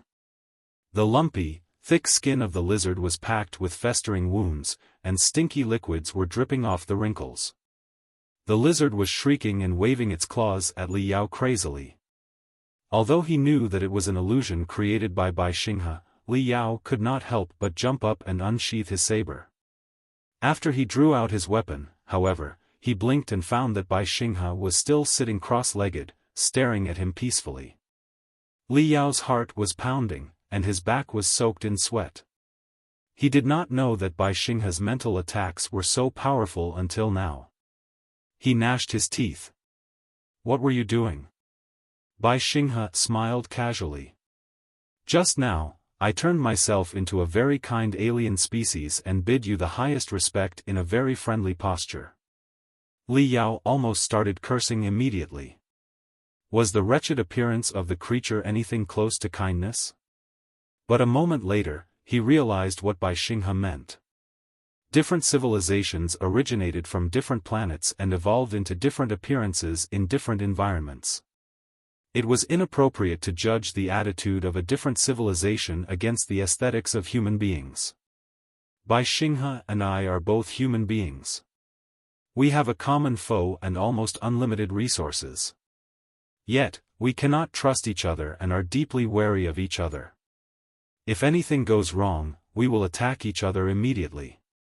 If two different civilizations of entirely different life forms and with opposite ways of communication run into each other in the universe where the resources are limited, they will also have an unbreakable chain of suspicion between them, and they will constantly be wondering if the other party is trying to kill them. Li Yao found it too scary to go any further.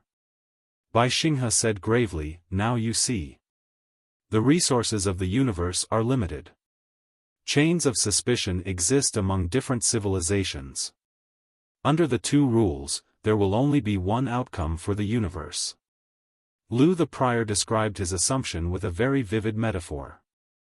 The universe is like a dark forest.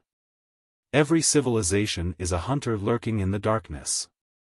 They have to tread lightly and never make any sound, because countless other covetous hunters are lurking in the deeper darkness, waiting for them to expose their tracks. Whatever alien species a civilization finds, they should launch a fatal attack as soon as possible. Because of the chains of suspicion, nobody will cooperate with a totally different civilization sincerely. Even though two civilizations work together occasionally through approaches such as mutual deterrence, the balance can be very feeble and will collapse easily. Li Yao was silent. The mutual deterrence between Bai Xinghe and him had been broken in less than 1 second. No. Since the beginning, the mutual deterrence had been a trap that Bai Xinghe set up. Right now, although a second mutual deterrence had been achieved, who could tell how long it would last? Li Yao pondered for a while and suddenly said, "There is a loophole about the dark forest theory. Civilizations do not necessarily need to fight each other brutally when they find each other. Consider such a possibility: a highly developed civilization finds a civilization so underdeveloped that it would never be any threat to them. Then, is it not possible that the highly developed civilization would consider the underdeveloped civilization slaves, pets, or cannon fodder?" "Maybe," Bai Xinghe replied.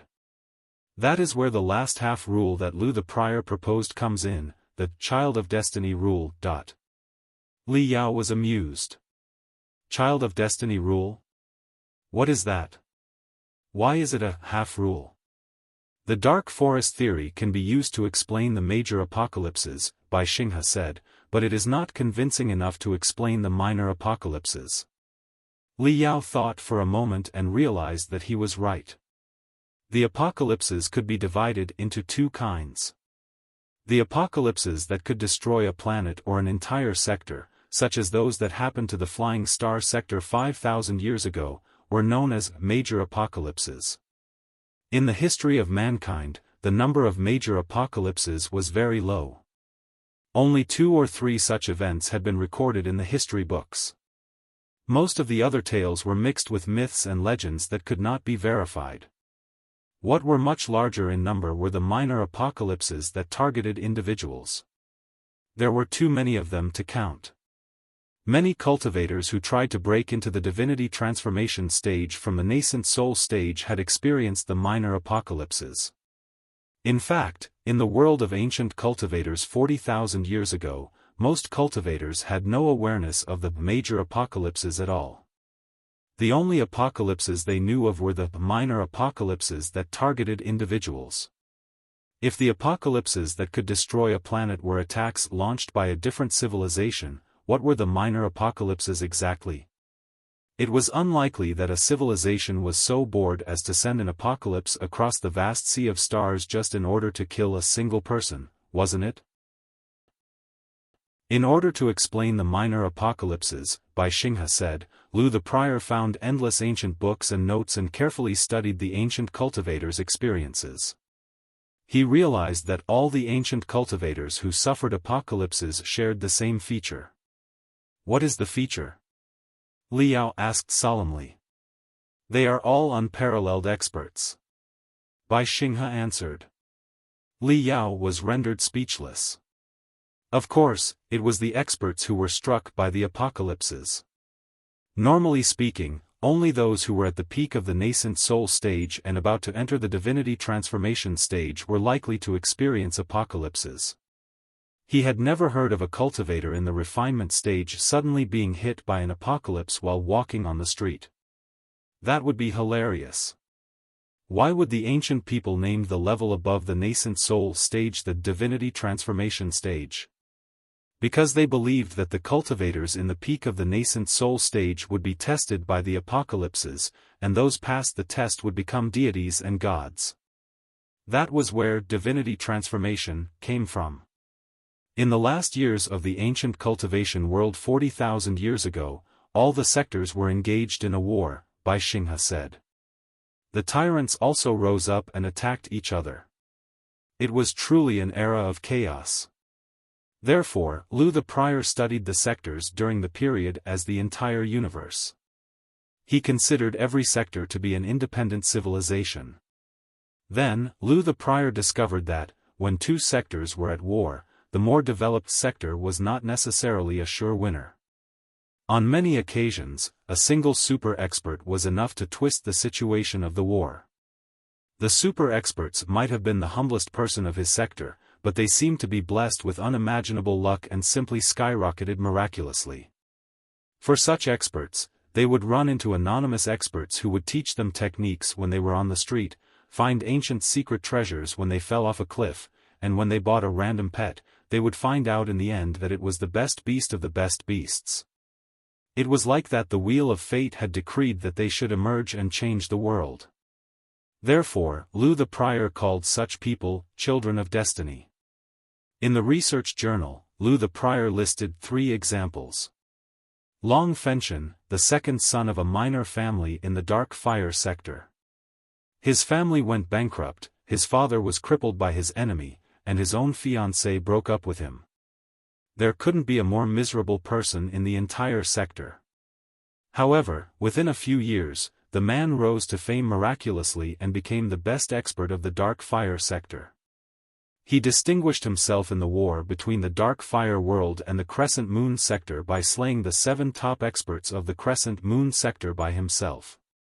In the end, he helped the dark fire sector defeat the crescent moon sector, whose overall capability was 10 times higher.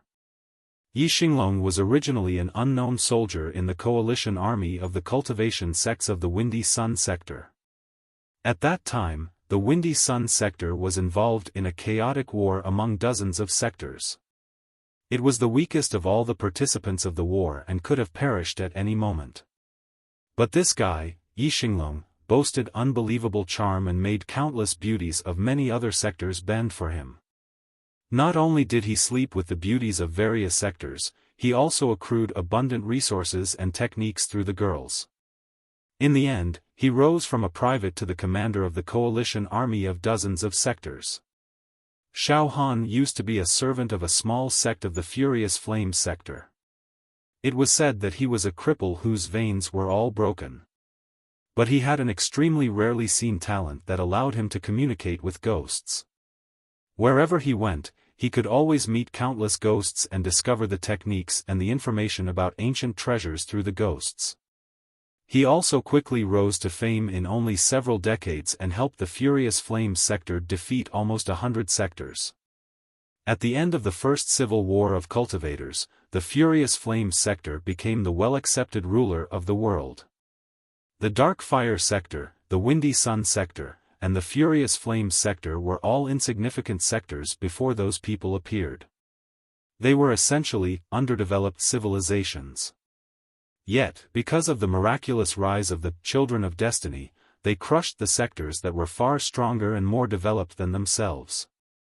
Based on that finding, Lu the Prior put forward the last half rule. During the competitions between high-level civilizations and low-level civilizations, the former is unassailable in general, but there are factors that can change the outcome, which are the Children of Destiny. If a child of destiny who boasts unbelievable luck emerges in an underdeveloped civilization, it is possible that the civilization will pose a certain threat to a highly developed civilization, if not completely defeating it. Therefore, even if a high-level civilization is faced with a harmless low-level civilization, since the former does not know if a child of destiny will suddenly appear someday, it will simply choose to destroy everything. But since the samples for observation are too few and restricted to the civilization of human beings, there is no telling whether or not the rule applies to the entire universe. Therefore, it is only a half rule. Li Yao found it hard to believe. Luck? I don't believe in such things. Neither do I, Bai Xinghe replied. You may just consider such a phenomenon as possibility. It's like the lottery whose winning odds are 1/100000th. But after billions of tickets are sold, somebody will win the lottery sooner or later. It is not because the guy is particularly lucky but because the mechanism of probability takes effect. Li Yao thought for a moment and found the explanation irrefutable. Pondering briefly, Li Yao finally thought everything through. He said, so, the minor apocalypses are weapons to exterminate the Children of Destiny? Bai Xinghe nodded and said, even if the Child of Destiny rule does not exist, it is undeniable that all the experts slain by minor apocalypses are the essence of mankind and the best of their generation, isn't it? So many unparalleled experts failed to pass through the test of the apocalypses. It was an unbelievably heavy loss for the human beings. If the apocalypses did not exist and they continued their training, they might have been able to invent more techniques and secret arts. The civilization of mankind might be hundreds of times stronger right now. If we consider it from that point of view, the minor apocalypses have indeed slowed down the development of our civilization. That is definitely categorically true. Li Yao felt goosebumps rising on his skin. Do you mean that, for tens of thousands of years, countless strong civilizations have been watching over us silently and wiping out the experts among us in order to eliminate the possibility of our development? Bai Xinghe shook his head and replied, according to the notes of the ancient cultivators, the methods of attack of every apocalypse and their outcomes were different. They did not seem to be arranged by the same civilization. However, it is not very logical that hundreds of other civilizations have been monitoring the civilization of mankind all the time. After all, 100,000 years back, the civilization of mankind was still in the primitive phase. There was no reason for so many powerful civilizations to be coveting us. Therefore, Lu the Prior made the judgment that the minor apocalypses were not set to attack us on purpose but released by a civilization a long time ago with certain conditions as the trigger and spread all over the universe. When one of the conditions is met, the apocalypse will be activated and launch the attack automatically. It means that the minor apocalypses only attack randomly. Some of us are only unlucky enough to run into them. Li Yao found it confusing. Why? The universe is too vast, Bai Xinghe explained. Even if civilizations similar to mankind or even far more advanced than ours do exist, they must be very far away from us. It is possible that they are millions, if not billions, of light years away from us. Li Yao nodded. It was quite true. When the civilization of mankind was in its prime, it had crossed through a large area of the universe and conquered a lot of alien species. But most of the species did not have a systematical civilization. In the ancient classics, the alien species were sometimes referred to as elves, goblins, and gnomes. In fact, they were merely natives of foreign planets. In the vast territory that human beings had explored, there was not a single civilization as developed as that of mankind. Therefore, if such civilizations did exist, they must have been extremely far away from mankind. Let's say the two civilizations are 1,000,000 light-years away from each other, Bai Xinghe said. When the hostile civilization sensed the civilization of mankind, it immediately launched a powerful apocalypse at the speed of light, which marched toward the civilization of mankind unstoppably. But it would still take 1,000,000 years for the apocalypse to arrive, wouldn't it? 1,000,000 years. Think about it. It took us only 100,000 years for us to evolve from creaking monkeys to what we are today. Imagine where we would have been in 1,000,000 years. Would we even be scared of the so-called apocalypse by then? Chances are that we would even have calculated the trajectory of the apocalypse and found a way to counterattack. For the civilization that launched the attack, was it trying to kill a civilization, or was it trying to get itself killed? Li Yao nodded his head. The points seemed pretty solid. Therefore, the more reasonable approach would be to release countless, minor apocalypses after setting certain hibernation and wake-up conditions. They would float in the endless universe aimlessly and slowly. When some of the conditions were met, they would be triggered immediately and perform the attack. That way, it would be faster, more reasonable, and less costly. Why did the apocalypse only visit the nascent soul stage cultivators who were breaking into the divinity transformation state in the world of ancient cultivators? I assumed that, when a cultivator summoned all the spiritual energy in the peak of the nascent soul stage to break the threshold of the divinity transformation state, the immense spiritual waves that they released might have been perceived by a minor apocalypse that happened to be drifting nearby. It would then be activated immediately. In the world of ancient cultivators, there was also a theory called integrity quotient. It was said that, if a cultivator did good things such as helping the weak and the poor, they would avoid the fate of the apocalypses. Some people even claimed that a certain great man of an honorable sect who had accumulated enough positive karma was safe and secure when he tried to break into the divinity transformation state without suffering from any apocalypses. He. The real reason is much simpler. The guy was lucky enough that there happened to be no minor apocalypses near the sector he was in when he was trying to break into the divinity transformation stage.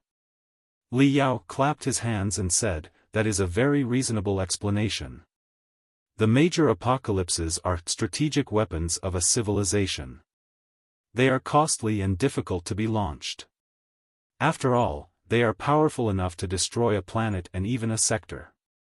I believe that, even for the alien species that are far more developed than mankind, they cannot launch them randomly. The minor apocalypses, on the other hand, are tactical weapons.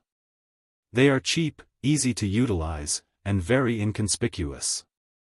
Therefore, they launched as many as possible without caring about anything, all in order to stall and even block the evolution of other civilizations." Bai Xinghe stared at Li Yao in silence. The image of stars and apocalypses blinked on his face. Beneath the shadow of the universe, there was no telling whether he was crying or laughing. Li Yao's head was a mess. He had once discussed the origins of the apocalypses with Xiong Wuji on Iron Plateau and listened to Yan Shibei, who was apparently possessed by the blood stripe virus, explaining why the blood stripe virus initiated the apocalypse on Iron Plateau. Right now, everything that Bai Xinghe spoke was neatly aligning with their theories. Was it possible that everything was true? Was the universe really a dark forest? Li Yao gritted his teeth and shook his head. He felt that the dark forest theory had loopholes, very big ones, intuitively. However, he could not tell exactly what they were. Maybe, it was because he did not like the dark forest theory from the bottom of his heart, or a universe that was so cold and cruel. Again, Li Yao remembered what Huangpu Xiaoya and Xiong Wuji once said. Even if the universe is truly nothing more than a bloody, shadowy forest, we cultivators will burn all that we have to give out a single spark. If there are no roads in the dark forest, then just set a fire and make your own road. Only after Li Yao learned the truth did he realize the tremendous confidence between the lines. Taking a long breath, Li Yao held his head high and looked Bai Xinghe in the eye. He said, one word after another, I don't like the dark forest theory. Not at all. Bai Xinghe laughed in amusement. The laws of nature have nothing to do with your personal feelings. Like it or not, the dark forest is right here around us. We seem to have gone off topic, Li Yao said coldly. How is the dark forest theory, whether it is true or not, related to the immortal cultivators? Bai Xinghe's voice turned even more ghostly as he continued his explanation. Like I said, the dark forest is right here around us. It is not just among different civilizations. A dark forest can appear anytime inside a civilization, too. Have you ever heard of a bunch of people named Fire Stealers? Li Yao was suddenly alarmed. Of course, he had heard the name before.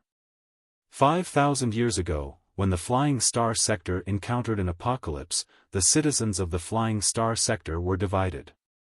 One group of people constructed an enormous space fleet, hoping to shift their entire civilization into the starships and flee from the planet. They were known as Spacers. The other group planned to concentrate all the resources of the Flying Star Sector on Iron Plateau, the capital planet, in order to build a planetary-level defense array to resist the apocalypse. They were known as Homers. Although the Spacers and the Homers held completely different ideologies, they were compatriots after all. Therefore, ostensible peace was maintained until the end. After negotiations, all the techniques, cultivation arts, and the training facilities were divided into two halves, and the two groups were supposed to go their separate ways and develop on their own. But as it turned out, a bunch of radicals among the Spacers believed that Iron Plateau could never resist the apocalypse. They held the belief that it was better to keep the cultivation arts and techniques to the Spacers so that their future development would be smoother than to let those classics be buried together with the Homers forever. The radicals made thorough plans carefully for decades and eventually stole the vast majority of the cultivation arts, techniques, and resources that were left on Iron Plateau. Those people believed that their endeavors were to make the torch of the civilization of the Flying Star Sector burn brighter. Therefore, they called themselves Fire Stealers. It appears that you do, Bai Xinghe said casually. That's understandable. You are the best warrior of the 6 tribes of Iron Plateau. How could you not know those guys who made the Iron Plateau natives unable to train normally and have to turn into chi trainers? However, have you ever thought of one question? At that time, after the Fire Stealers took away abundant cultivation arts, techniques, and training facilities, they left Iron Plateau in advance and retreated to the edge of the Flying Star Sector. By logic, the Fire Stealers had a lot of crystal warships. They were made of the experts among the Spacers. Besides, they were not struck by the apocalypse from the front because they were at the edge of the Flying Star Sector. But today, while the offspring of the Iron Plateau natives and the Space Fleet, who were struck by the apocalypse, managed to survive and thrive in every space zone of the Flying Star Sector, why did the Fire Stealers who hid themselves in the edge of the Flying Star Sector vanish into thin air? Li Yao was dazed for a moment. It was indeed an unanswered question. Of the 3 forces at that time, the Homers and the Spacers all endured destructive strikes, and the fleet of the Fire Stealers couldn't have suffered more damage even if they were affected by the blast of the apocalypse, too, considering that they were hiding at the edge of the Flying Star sector. Where did they go in the 5,000 years that followed? After a long sigh, Bai Xinghe said, "Let me tell you what happened. After you hear the story, you may realize that apocalypses are not the most terrifying things in the universe." Li Yao listened attentively and somewhat nervously. The radicals among the spacers, when starting Plan Prometheus, were actually not evil or shameless guys. On the contrary, many of them were determined and of high integrity. They were willing to sacrifice themselves for the continuation of their civilization at any time. They implemented Plan Prometheus with the thought of one for all in mind. After stealing tremendous cultivation arts and techniques from Iron Plateau and fleeing to the edge of the Flying Star sector, they had maintained contact with the main fleet of the Spacers at all time, claiming that they would join the main fleet when the apocalypse passed and everything was settled, and that they should be punished according to their crimes. Many of them even made blood oaths that they would kill themselves immediately after they returned. All the sins will be shouldered by us, with the hope that the humans of the Flying Star sector will live long and thrive forever. That was the slogan of the Fire Stealers at that time. It sounds selfless, ambitious, and decent, doesn't it? Wearing a weird smile, Bai Xinghe continued coldly. Then, the apocalypse arrived. However, instead of lunging at Iron Plateau, it divided into two halves and attacked Iron Plateau and the space fleet simultaneously. For a moment, the overwhelming apocalypse swept the two cores of the Flying Star sector. Iron Plateau and the space fleet were each mired in the swirl of destruction. The Flying Star sector was caught in chaos and did not recover until 1,000 years later. The fleet of the Fire Stealers, while hiding at the edge of the Flying Star sector, observed the arrival of the intimidating apocalypse and detected that the cores of the Flying Star sector were wreathed in destructive strikes. Naturally, their connection with the main fleet was cut off, too, because the main fleet was crumbling and struggling in the rampant cosmic storms. After a certain amount of time, maybe several years, of observation and analysis, the fleet of the Fire Stealers made sure of something, which was that Iron Plateau and the space fleet had been both destroyed in the apocalypse. After ascertaining the fact, other than shock and grief, they were also overjoyed after the catastrophe. Because they had survived. They still boasted a fleet of a reasonably large scale as well as many experts. More importantly, they boasted countless techniques, cultivation arts, and training facilities. The torch of the civilization of the Flying Star sector had not faded away yet. Right now, they were the only hope of mankind in the Flying Star sector. In a moment, the last bit of guilt in the Fire Stealers vanished.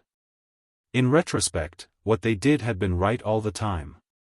If they had not been as bold, the entire civilization of the Flying Star sector would have been demolished. Right now, they were the last Flying Star citizens. They had to revive the civilization and pass on their legacy no matter the cost. Li Yao was fascinated. Everything seemed very logical to this point, but Li Yao had sensed a hint of danger. Bai Xinghe smiled and continued. When the ecstasy from the beginning gradually faded, the last Flying Star citizens found a fatal, unresolvable conundrum. They were short of food and fuel. What? Li Yao blurted out. It's quite understandable. Plan Prometheus was a top secret from the beginning. Naturally, they could not attract everyone's attention by moving a lot of starships, Bai Xinghe explained. Therefore, the crystal warships under their control were not large in number, and they were not necessarily carriers that were most suitable for cargo. Cultivation arts and techniques did not take up much space.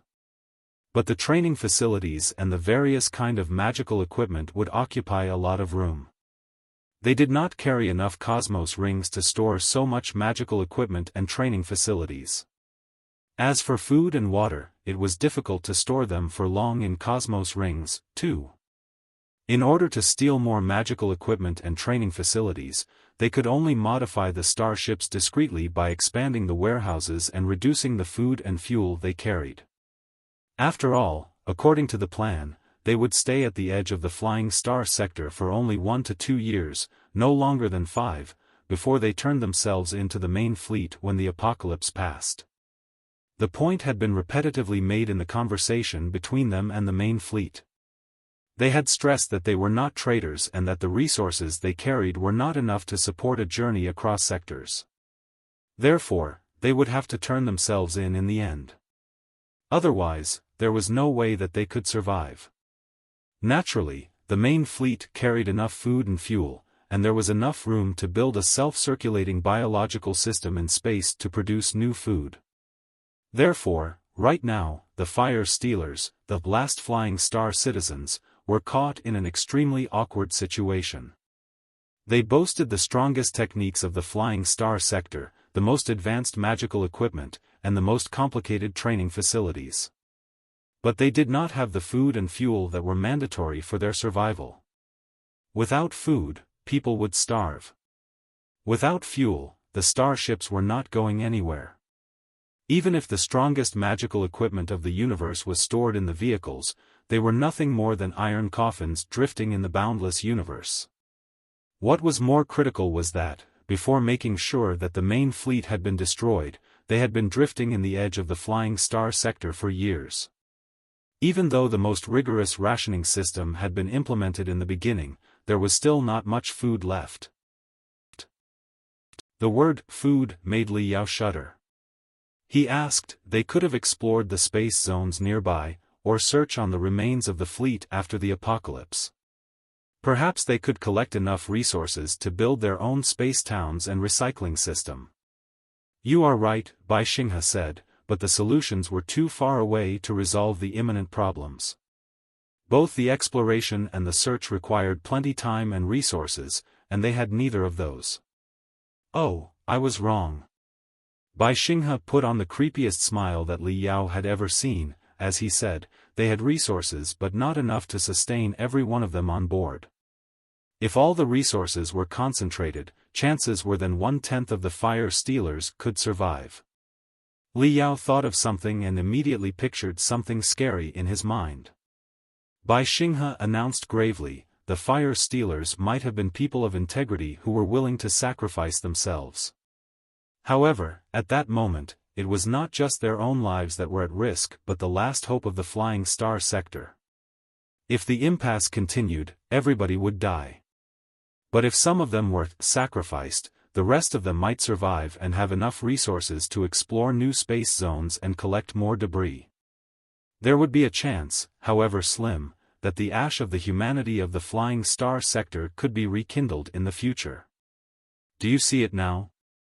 The fleet of the Fire Stealers had turned into a small dark forest where the resources were limited, and everybody had a good reason to survive. Even though some of them were willing to sacrifice themselves, they were usually not alone but accompanied by their family on the starships. There being no other options, the Fire Stealers immediately started attacking each other. It is impossible to verify the details now, but in the end, about 9/10 of the Fire Stealers died in the internal strife for the competition of resources. Only 1/10 of them lived on, over their companions' dead bodies, with their companions' resources. They were like ghosts wandering in the sea of stars. With whatever resources they had, they struggled hard at the edge of the Flying Star sector for 100 years, until the influence of the apocalypse completely passed. At that time, they finally received messages from the central area of the Flying Star sector. They learned that the main fleet had not been completely destroyed by the apocalypse. Some of the starships survived and were rebuilding the civilization slowly. Bai Xinghe smiled, very bitterly. Everything seemed to be an absurd, vicious, and ironic joke. The only reason that motivated the Fire Stealers to attack each other by resorting to all kinds of sordid methods was that they were the last Flying Star citizens and that everything they did was meant to sustain human civilization in the Flying Star sector. Therefore, although they were guilty, they were not wrong. They had no options. However, after they discovered other survivors, the belief that had gradually seeped into their blood over the 100 years collapsed. 100 years ago, when their fathers implemented Plan Prometheus, their fathers could have gone to the court of law confidently and justifiably, despite the unforgivable crimes they had committed. But now it was their turn, they had no courage to face any trials. Because they knew that they were wrong and that they had violated the ethics of the cultivators and even all human beings.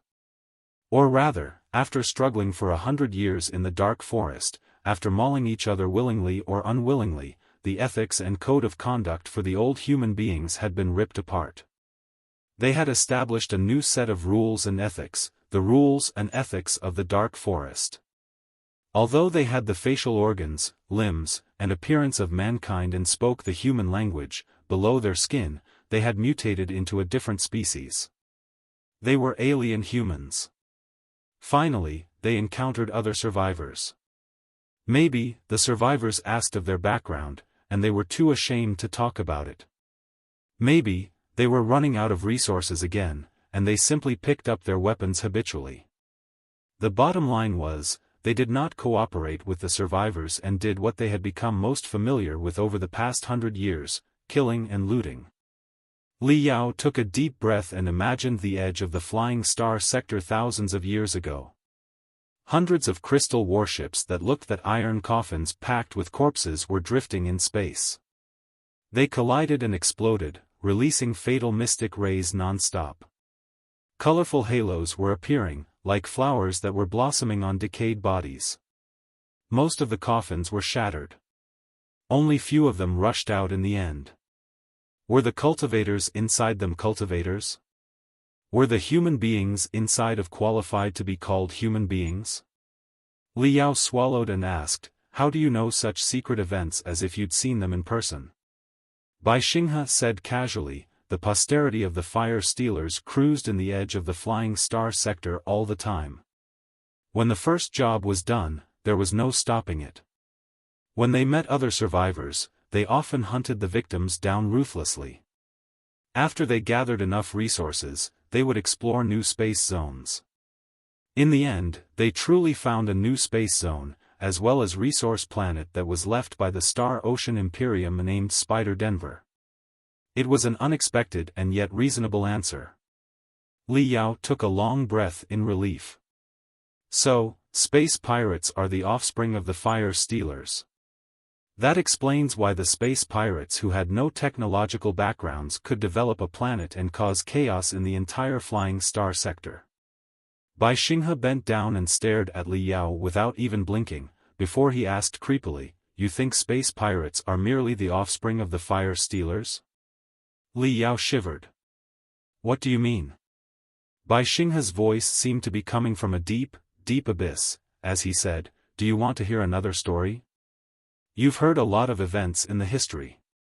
Now, let's talk about something closer. I'll tell you my experience and how I came to Spider Denver." Li Yao was somewhat shocked. It was well known that, when Bai Xinghe was young, the starship he boarded on was engaged in a cosmic storm.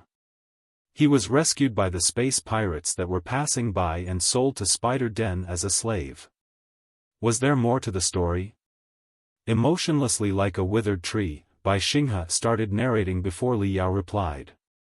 "My parents were both cultivators. But they were unaffiliated cultivators and did not belong to any sect. They each bought one carrier both to make a living and to travel in different space zones to expand their horizon. They believed that it was beneficial for their training. I had been living with them on their carriers since I was born. Other than being short of playmates, my life had been quite carefree, until we encountered a super cosmic storm that almost equaled to a space swirl during a voyage when I was 7. In order to avoid the super cosmic storm, we deviated from our sailing route. There was no telling where we ended up. The carrier was seriously damaged.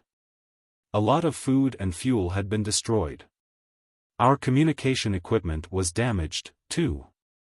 We had lost in touch with the rest of the world. At that time, a starship larger than ours was involved in the same cosmic storm and blown to the same unknown space zone with us. It rescued us at the crucial moment. The cosmic storm was still raging, and we could only sail deeper into the unknown space zone together, looking for a peaceful port where we can hide. My parents appreciated their help very much. Our friendship after working together against the cosmic storm grew deeper, too.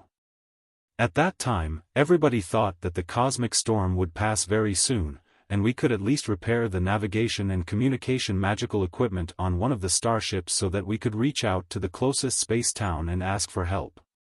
But as it turned out, the duration and scale of the cosmic storm far exceeded everyone's expectations. The hundreds of space towns near the main sailing route were all affected by the cosmic storm and could barely rescue themselves. They had no spare hands at all. To make matters worse, after being assaulted by the aftershock of the cosmic storm, our starships were so damaged that they were beyond repair. 1 month later, the cosmic storm gradually died down, but we had ended up in a godforsaken place in the depths of the universe. The remainder of our food and fuel was running dry, too. The navigation and communication magical equipment could not be repaired anytime soon either. There was even a lot of new damage. The 2 starships were likely to collapse at any point. In the beginning, nobody had expected that the situation would be as bad. During the cooperation, we informed each other of the remaining resources on our starships and even exchanged a few items. Therefore, we both knew very clearly how many resources the other starship had left. In the next, Bai Xinghe suddenly fell silent when he got to that part of the story. He seemed to have put on a rusted mask. In an inhuman voice, he said, "We launched an attack.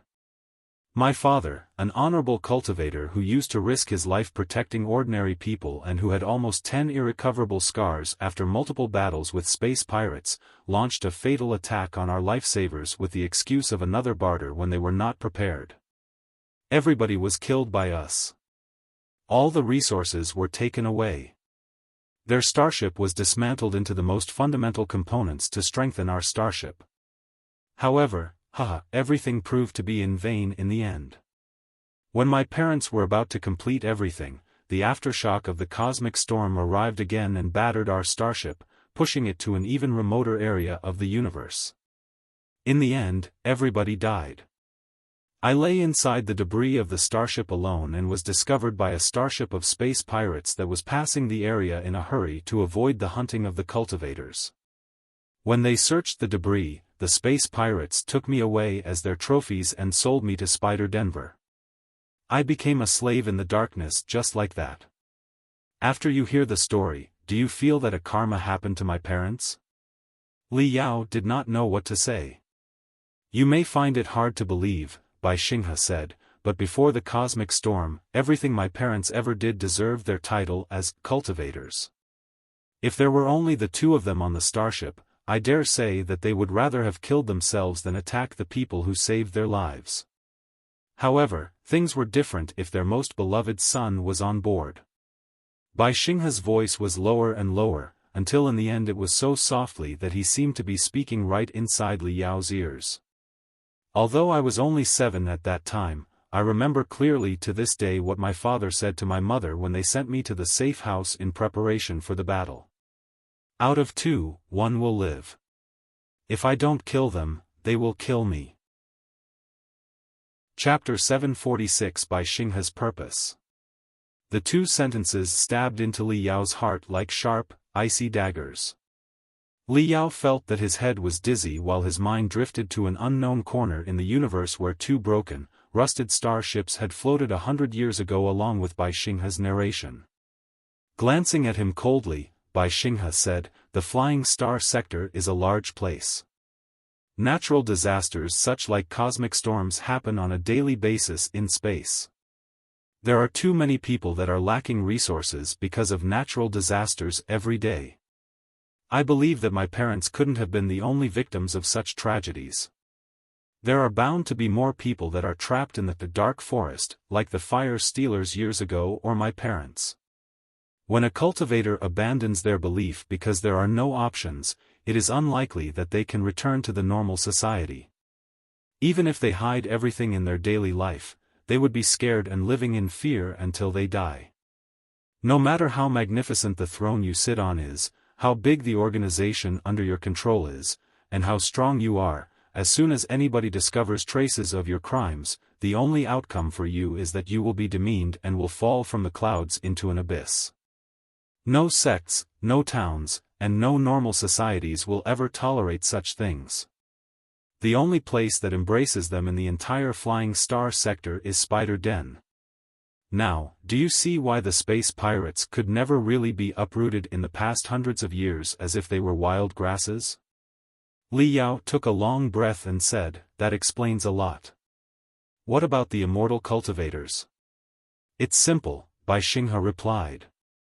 The thing about human beings is that they will always try to find excuses for themselves no matter how unforgivable or inhuman the crimes they've committed were.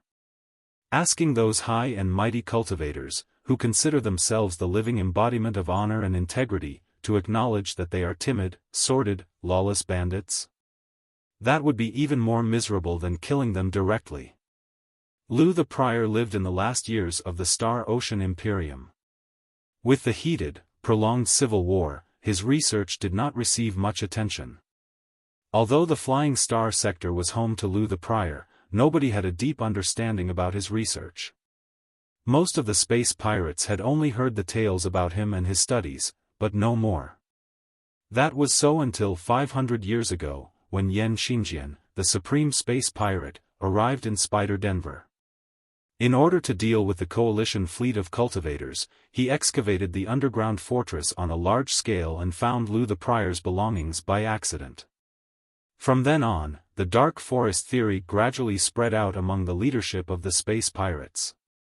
Those space pirates felt that they'd got the ultimate treasure. If the universe was truly a dark forest where the strong preyed on the weak and where the fittest survived, everything they had been doing would be perfectly justified. It is not me but everybody else that is wrong. The universe is exactly like that. Everything we are doing follows the rules of the universe. We boast enormous strength. We represent the direction of evolution. Of course, we are more qualified to survive and to utilize tremendous resources than the ordinary people are. It is purely a waste when the precious resources in the Sea of Stars are consumed by ordinary people. They should only be controlled by us so that we can strive to break the limits of evolution with the resources and make the civilization of mankind strong enough to survive in the dark forest. Therefore, robbing the ordinary people of their resources is justified, reasonable, and necessary. We are the new human beings that originate from old human beings but have surpassed them. The new human beings, who are stronger, fiercer, and crueler, are the only direction that the civilization of mankind should strive toward. That was exactly the ideology of the immortal cultivators. Li Yao took a long breath in relief. After Bai Xinghe's explanation, most of the questions that had been haunting him had been answered. He thought the whole thing through from the beginning to the end and found that there was still a minor problem that he did not understand. He asked, is it a coincidence that the underground fortress of Spider Den overlaps with Lu the Prior's Center of Apocalypse Studies? Bai Xinghe smiled. Of course, it's not. Soon after Lu the Prior came up with the Dark Forest theory, the Armageddon Rebellion took place. Bewildered by the extraterrestrial devils, the Blood God, Commander-in-Chief of the Expedition Army of the Star Ocean Imperium, turned into the Mad Armageddon. The civil war of the Star Ocean Imperium broke out, and the Flying Star sector was soon involved. Despite the vastness of the Flying Star sector, there was not a place peaceful enough to keep a research center. At that time, the situation was quite chaotic. Many sectors lost contact with the Empyrean Terminus space zone, where the Supreme Emperor was located. The military stationed in the Flying Star sector had prepared for the worst. They built quite a few permanent fortresses that were deeply buried in the ground. Spider Den was among them. The Star Prior's house was commandeered. The reasons were simple. Firstly, the Star Prior's house had 300 super crystal processors with high computational abilities. After inheriting his father's tremendous wealth, Lu the Prior had established the Star Prior's house with all his assets because of his addiction to academics. The 300 crystal processors he purchased were all civil models. But after they employed the special algorithms, their computational ability was even higher than many crystal processors in the military. The 300 super crystal processors were extremely valuable. How could the military ignore them? They were utilized to control part of the defense rune arrays and the magical equipment. Secondly, although the Star Prior's house was built to study the apocalypses, it was essentially an observatory that could monitor the situation in space in all directions. After slight modifications on the space monitoring array of the Star Prior's house, it could be added to the air defense network and monitor the situation throughout the Spider Den space zone. Should the rebels march close, they would be locked onto earlier. Therefore, the Star Prior's house became the pivot of the underground fortress. It was a shame that the air defense network never played an important role during the Civil War, even after the Supreme Emperor and the Mad Armageddon heavily wounded each other. However, Yan Xingjian, the supreme space pirate 500 years ago, discovered the Star Prior's house and activated part of the defense arrays that remained on the surface of Spider Den via the crystal processors. In the Battle of Spider Den, the invading fleet of cultivators were greatly frustrated by the defense arrays. Li Yao nodded quickly. Every word that Bai Xinghe said matched flawlessly with the information that he knew. The man could not have been lying. But if so, everything seemed to make less sense. Li Yao's eyes suddenly turned sharp as he stared at Bai Xinghe's forehead. He said, "Boss Bai, thank you for your generosity. A lot of my questions have been solved. It appears that you are hoping to cooperate with me sincerely. However, there is one thing that is still bothering me. Boss Bai, you believe in the Dark Forest theory, don't you?" Bai Xinghe nodded. "Yes. I have no doubts about the Dark Forest theory whatsoever." Li Yao continued. "And you admit that you are a merciless and lawless space pirate?" Bai Xinghe replied casually, "You don't need to be so polite. I will admit it even if you say that I'm repugnant, shameless, inhuman and that I will die a miserable death. Then it is quite odd." Scratching the metal chin of the mystic skeleton battle suit, Li Yao mumbled, "You are a lawless bandit, and you are an avid believer of the Dark Forest theory. Then, why are you not an immortal cultivator? Isn't it very weird when you think about it carefully? With Boss Bai's birth, life experience, and social position, you should have been a real and hardcore immortal cultivator. It is the greatest shame for the immortal cultivators that you are not one of them. Not only did you refuse to be an immortal cultivator, you are also challenging the Temple of Immortals, the organization of the immortal cultivators. Why? Some say that you were not willing to work under other people. That was why you ended with the Temple of Immortals on bad terms. I thought about it carefully and realized that it did not make any sense. During Boss Bai's rise, you worked as the muscle and a lackey for other people countless times, and you even called quite a few people your foster fathers. But in the end, you killed all of them when the time was right. With Boss Bai's personality, if you were not satisfied that you were merely one of the 4 kings of the Temple of Immortals, the most reasonable choice would have been to join the Temple of Immortals first and then to kick out all the dissidents so that you could have gathered all the power and become the sole ruler of it. Isn't it so? Besides, the 4 kings of the Temple of Immortals are not in a chain of command. Yan Shibei, the Mountain King, was in charge of the affairs on Iron Plateau. Dark Empyrean, the Black King, is the supervisor of Black Spider Tower. The other 2 kings must have their special duties, too. Even though you joined the Temple of Immortals, your independence wouldn't have been affected at all. Then, what was your purpose for turning against the Temple of Immortals completely at the cost of the entire Abyss pirate gang? Li Yao remembered his first encounter with Bai Xinghe on the carrier of the Tiger Teeth pirate gang. The conversation between Bai Xinghe and Luo Jinhu was still echoing beside his ears to this day. The contempt in between Bai Xinghe's words did not seem to be faked. Now that he thought of it carefully, there vaguely seemed to be sorrow behind the contempt. Bai Xinghe was silent for a long time, as if Li Yao had asked something he would rather not talk about. Li Yao said, so, my guess is correct.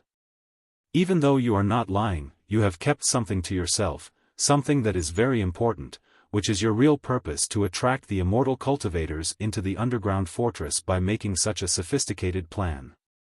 Bai Xinghe smiled bitterly. My young friend Li Yao, I've underestimated you again. It's been decades since I last ran into such a formidable opponent like you. You're right. By logic, I should have been an immortal cultivator. My fate was arranged in such a way that it appeared implausible that I would refuse to be an immortal cultivator.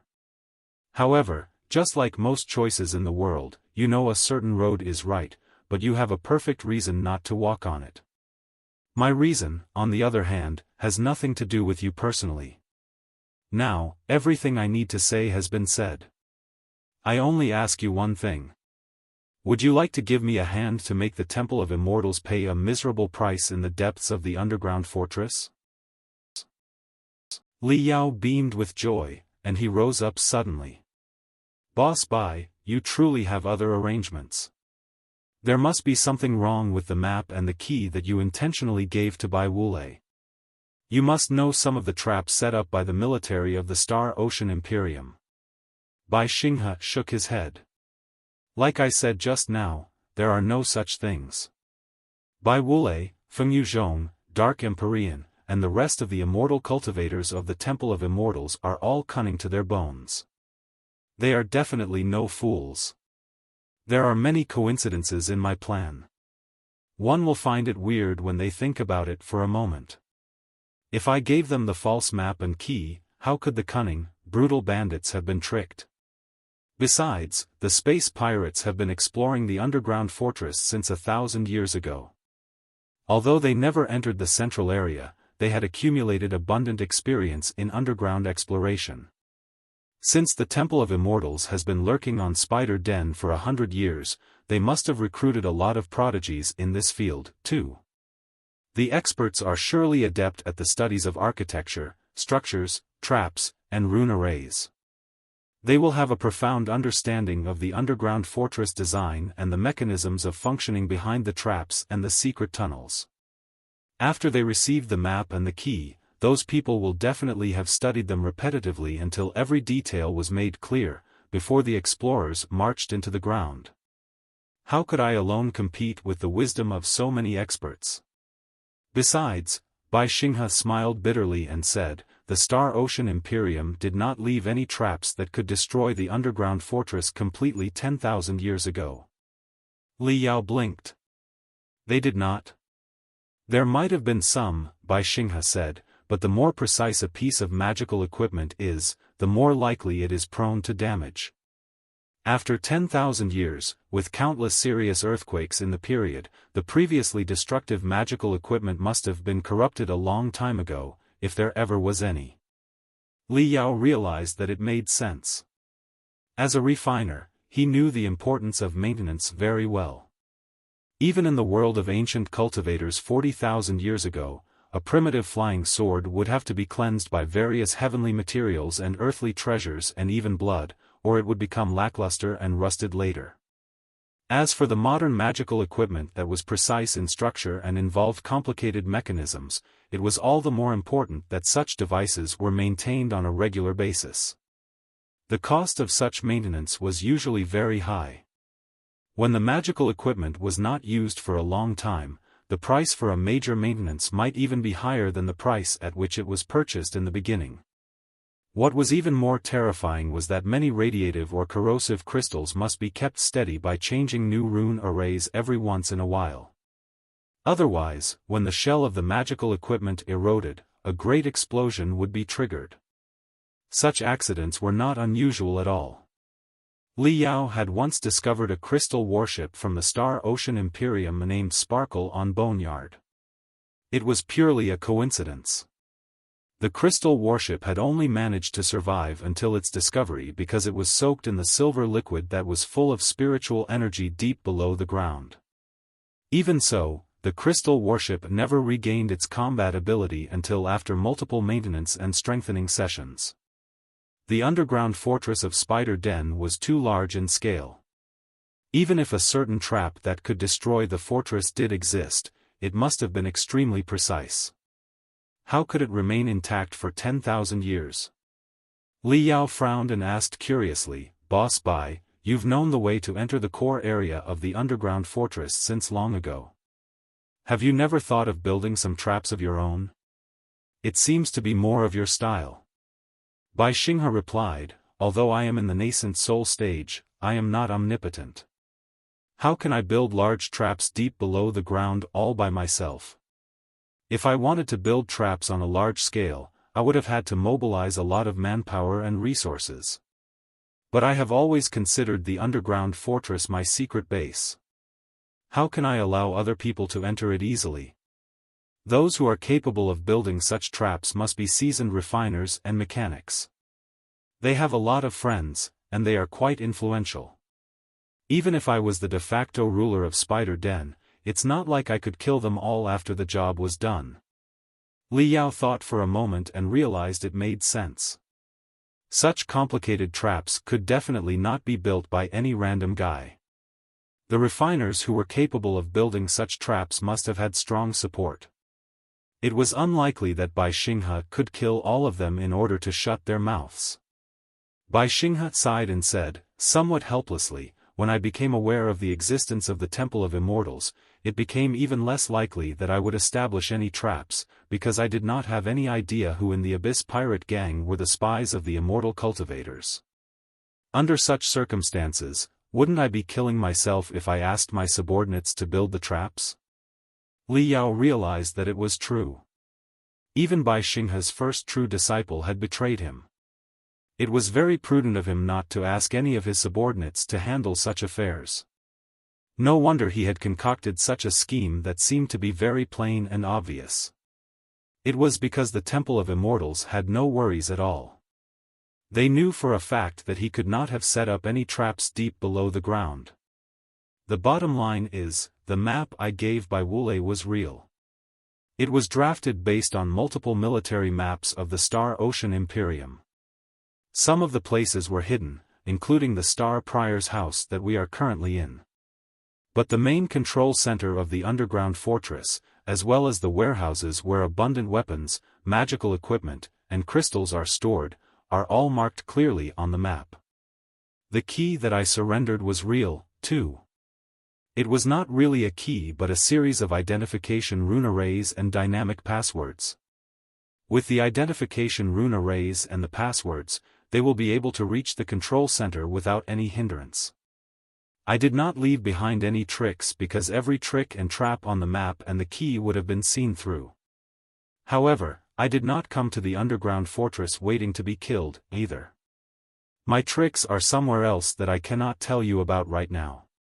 While talking, Bai Xinghe raised his hand and threw over a cluster of greenness.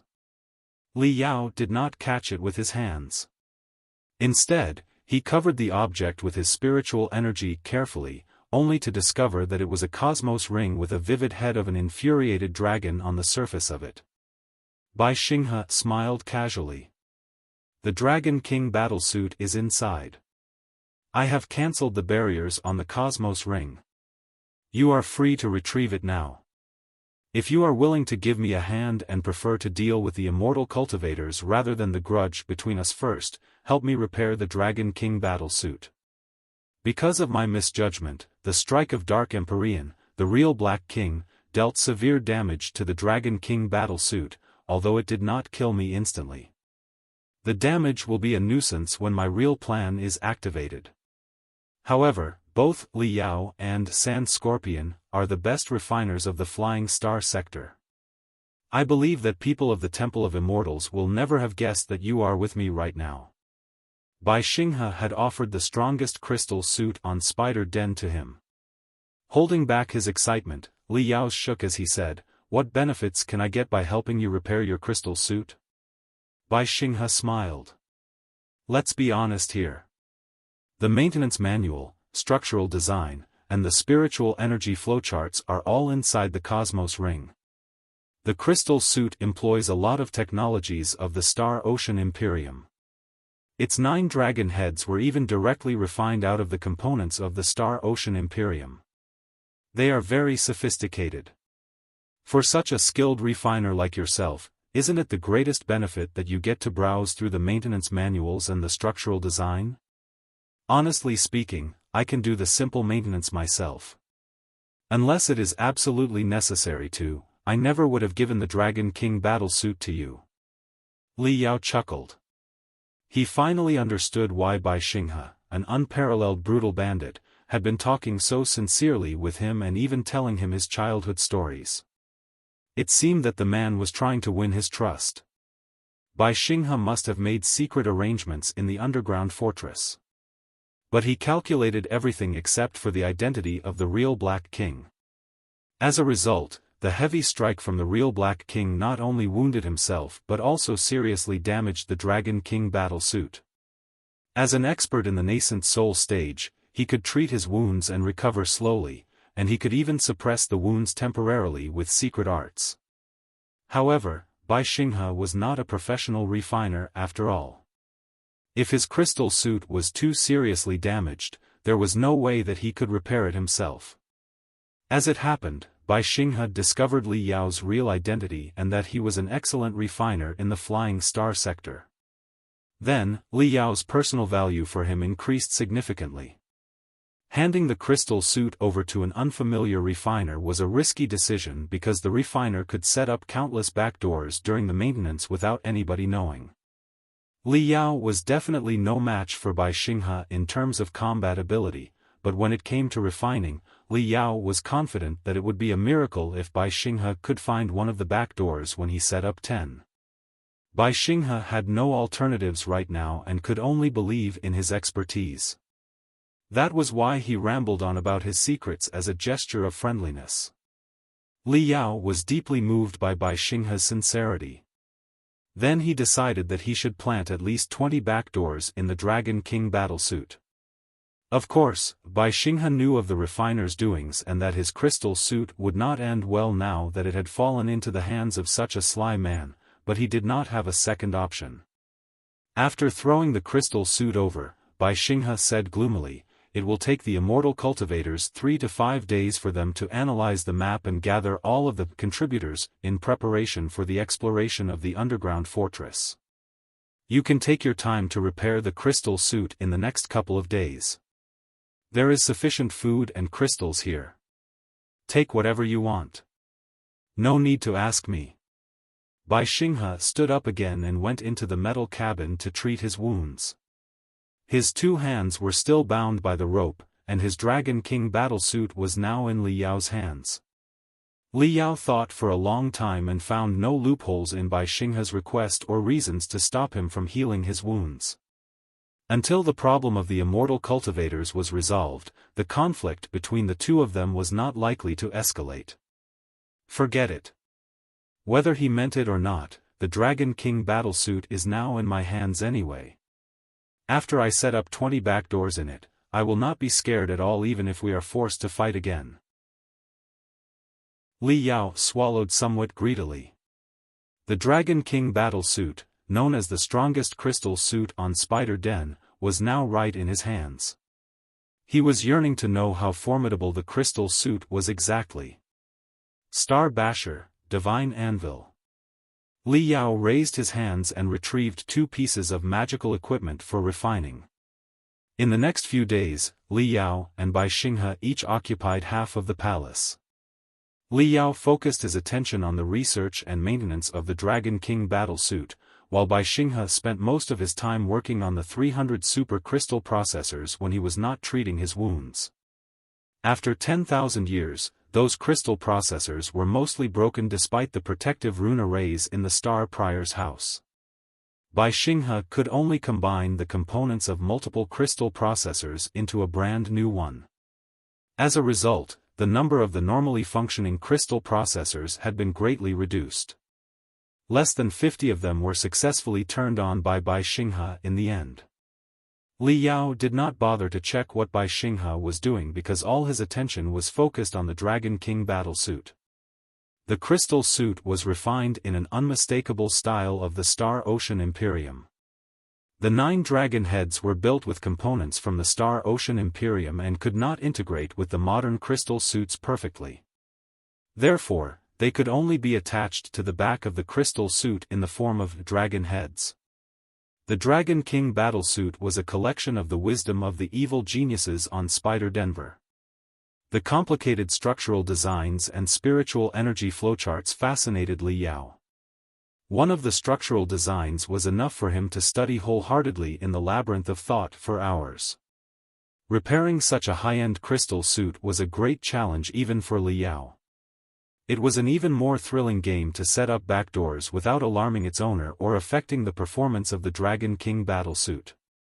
Li Yao greatly enjoyed himself in those 5 days. 2 of the dragon heads of the crystal suit had been completely destroyed. There was nothing Li Yao could do about them without large maintenance magical equipment. However, his amazing manual forging skills basically recovered their structure. Besides, Li Yao even devoted some of the precious materials he had retrieved on Iron Plateau to the upgrade of the Dragon King battlesuit in order to make up for the parts that were beyond repair. In the end, every part of the Dragon King battlesuit, from the crystal processor to the power rune arrays, and from the crystal reactor to the defense system, was full of backdoors.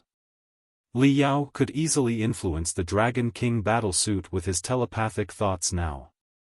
After putting on the Dragon King battlesuit maintained by him, whatever ill intentions Bai Xinghe had, he would have to behave and cooperate with him obediently.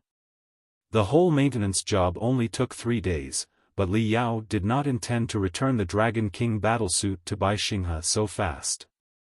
Before the immortal cultivators stepped underground, he would, of course, seize every second to study and grasp every detail of the Dragon King battlesuit. The Dragon King battlesuit employed a lot of technologies from the Star Ocean Imperium. As for the Mystic Skeleton battlesuit, no matter how many times it had been modified and how many heavenly materials and earthly treasures had been applied to it, its framework was based on a model of crystal suits in the Star Ocean Imperium, too. Therefore, the 2 crystal suits shared unbelievable similarities in many regards. The more Li Yao studied, the more he drooled and the less he was willing to return the Dragon King battlesuit to Bai Xinghe. He had fantasized, more than once, about tearing apart the Dragon King battlesuit and applying most of the components, especially the 7 remaining dragon heads, to the Mystic Skeleton battlesuit. His own crystal suit would definitely become much more magnificent. During their 4th day in the Star Prior's house, Bai Xinghe finally finished debugging the super crystal processors and triggered immense telepathic thoughts. More than 1,000 light beams were immediately projected by the super crystal processors, which displayed the footage of the thousands of crucial areas of the underground fortress. There was also a complicated map of the underground fortress that looked both like a honeycomb and an ant's nest. It was floating between the 2 of them, with bright golden brilliance blinking slowly. It was the overall picture of the underground fortress. Right now, they had thousands of eyes in the fortress. The immortal cultivators were even more cautious than they expected and did not come until the 7th day. The surveillance crystal cameras deployed in the secret corners sent the pictures back to the Star Prior's house. Just like 2 assassins lurking in darkness, Li Yao and Bai Xinghe looked at the prey in silence as they gradually walked into the trap. To their credit, the intruders could not have been more prudent. The first echelon to show up in the core area of the underground fortress was not made of human beings but scouting crystal cameras that were engraved with anti-gravity rune arrays and could float in midair. Through the observation of the crystal cameras, and after making sure that their map was accurate, the immortal cultivators then sent out a large batch of beast puppets. Most of the beast puppets were only the size of mice, which allowed them to appear in every gap and every corner of the fortress. The reconnaissance of the vanguard lasted a whole day. The intruders waiting at the entrance were wearing crystal suits in various colors and models. The battle emblems on their breastplates differed, too. They were obviously from different pirate gangs. There was no telling what approaches the Temple of Immortals had resorted to, but the space pirates were all obedient and able to contain their greed during an entire day of patient waiting, as if they were a well-trained army. 1 day later, the immortal cultivators and the space pirates treaded lightly into the underground fortress. On the bright golden map, the red spots that represented the intruders gradually spread out, as if a bag of red beans had been sprayed on the ground. The immortal cultivators and the space pirates gradually gained control over every pathway, corridor, lift, and chamber, as well as the warehouses of magical equipment and the arsenals on every floor. However, through the surveillance crystal cameras, Li Yao saw that the space pirates were cursing in anger because they found nothing. "Idiots," Bai Xinghe said coldly. "They never think with their heads. How much of the magical equipment and weapons from 10,000 years ago is still working today? The items that I brought to the ground to entice them were almost all of the usable goods here. How could a large batch of magical equipment be waiting for them to excavate?" Different from the shrimps, the Black King, Bai Wulei, Fengyu Zhong, and the other important persons of the Temple of Immortals did not stop by the warehouses near the entrance of the underground fortress. They cracked one trap after another according to the guidance of the map and went straightly to the depths of the underground fortress. At the bottom of the bright golden map, which represented the deepest level of the fortress, was the largest warehouse of magical equipment here. Bai Xinghe had once told Bai Wulei that the most important secret treasures were hidden there. When Bai Wulei, Fengyu Zhong, and the Black King marched into the deepest level of the underground fortress together with abundant soldiers of the immortal army in Black Spider Tower, Bai Xinghe stretched his arms and warmed up his body. He extended his hands to Li Yao and said, "All right. We've been resting for quite a few days. It's time for us to make our move. You've studied the Dragon King battle suit for a long time. Shouldn't you give it back to me now? Also, my hands have been tied up in the rope over the last couple of days. We are about to fight the immortal cultivators soon. Can I tear apart the rope and warm up my hands?" Li Yao stuffed the cosmos ring that stored the Dragon King battle suit into the breastplate of the Mystic Skeleton battle suit, before he shook his head and said, "Wait a moment. Tell me your plan first. I have to hear your whole plan and our roles in it to make sure that everything is reasonable before I give your Dragon King battle suit back to you." Bai Xinghe narrowed his eyes and stared at Li Yao for a long time. He smiled, revealing his white teeth, as he said, one word after another, "My young friend Li Yao, did you know that there were many times when I was tempted to rip apart the piece and perish together with you?" Before Li Yao replied, he sighed and said, somewhat frustratedly, "Forget it. None of that crap makes any sense now with everything coming to this point. All right. In fact, my plan is very simple. All the traps of the Star Ocean Imperium have been wasted, and I indeed don't have the ability to re-establish the wraps. But it doesn't mean that nobody before me made arrangements in the underground fortress." Li Yao rolled his eyes and asked subconsciously, "Who?" Bai Xinghe smiled and said, "Who do you think?" Halfway through his sentence, Bai Xinghe attacked all of a sudden. At such a moment, both of his hands were tied up in a rope. His Dragon King battle suit had been hidden by Li Yao. The immortal cultivators had barged in and infiltrated every corner of the fortress. This was the least likely moment for Bai Xinghe to attack. But he had chosen this exact moment to launch an attack on Li Yao. In that moment, the dominating aura of a nascent soul stage cultivator reached every corner of the Star Prior's house. It swallowed Li Yao like an exasperated ocean. The rope on Bai Xinghe's hands was easily torn apart. Every hair on the back of Li Yao's head was standing up. He did not see it coming at all and was literally caught unprepared. He did not have the vaguest clue why Bai Xinghe would attack resolutely at a moment that was most inappropriate for an attack. Li Yao was not slow to respond. The moment Bai Xinghe attacked, he made the dodging movements in time. But lightning suddenly struck inside his brain. No! That was not a real attack but a mental one. He was fooling me into dodging so that he would have more time. Too late. Li Yao realized what was going on too late. When his feathered dragon saber swept over, Bai Xinghe's fierce attack was suddenly gone, and he vanished into unpredictable smoke and dispersed. When the smoke was condensed again 10 meters away, Bai Xinghe had put on a new crystal suit, one that was silver but full of crimson strips that looked like flowing blood. Hoochie! Hoochie! Li Yao was breathing heavily. The daunting aura of a nascent soul stage cultivator made him sweat non-stop, as if he was experiencing the most intense attack. Li Yao's heart continued to fall. The crystal suit Bai Xinghe was wearing right now was named Blood River.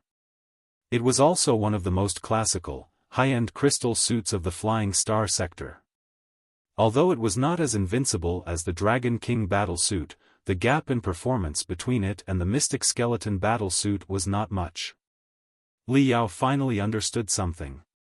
From the moment Bai Xinghe tossed the Cosmos ring that stored the Dragon King battle suit over, the man had never intended to put on the crystal suit that was destined to be riddled with backdoors again. The Dragon King battle suit was just a disguise, one that could ease Li Yao's wariness. Before, Li Yao had one more second than Bai Xinghe. The valuable 1 second placed them in a balance due to the mutual deterrence. But now, Li Yao had been fooled by him and did not launch a fatal attack during the 1 second while he tore apart the rope and put on the new crystal suit. The mutual deterrence had been broken yet again. Why? Li Yao's head was in an utter mess. He could not understand the situation at all. It was not because he did not foresee that Bai Xinghe might be hiding a second crystal suit, but Bai Xinghe had no reason to attack him right now at all. Right now, the immortal cultivators had invaded the underground fortress. Although Bai Xinghe had treated his wounds, the heavy injuries resulting from another nascent soul stage cultivator could not be mended so easily. Besides, the Dragon King battle suit had been planted with almost 20 backdoors. Bai Xinghe must have guessed that, too. After he put on the Mystic Skeleton battle suit, he definitely had the strength to fight against a nascent soul stage cultivator. Bai Xinghe could certainly infer that by sensing the aura around him. What could Bai Xinghe possibly get by slaying him right now? The man's second crystal suit would certainly be damaged or even destroyed during the fierce fight. His unrecovered wounds would be even heavier. Even though he had the Dragon King battle suit, the magical equipment would still be riddled with backdoors. Without Li Yao, he would not be able to crack any of them. The conclusion was that he would gain nothing at all. Li Yao had considered every detail over the past few days. He had thought that Bai Xinghe really did not have a second option in the scenario and could only cooperate with him. That was why he had maintained Bai Xinghe's crystal suit without concern. But now, Bai Xinghe did not launch attack immediately after he put on the Blood River battle suit. However, the horrifying aura of the pirate potentate was gradually spreading out along with the stripes on the crystal suit that were as red as blood. When the pirate potentate was angry, the river of blood would flood. Bai Xinghe said coldly, "You set up traps on the Dragon King battle suit." It was not a question but a declaration. Li Yao thought quickly and replied, "Of course I did. Besides, many of the back doors do not need remote control and can be triggered automatically. If I'm dead, the Dragon King battle suit will be totally wasted." Bai Xinghe smiled. "Are you threatening me? Magical equipment is dead, humans are alive. With or without the Dragon King battle suit, I am Boss Bai all the same. If you are not lying, just let the Dragon King battle suit be buried with you, Li Yao. You deserve it." Li Yao was rendered speechless.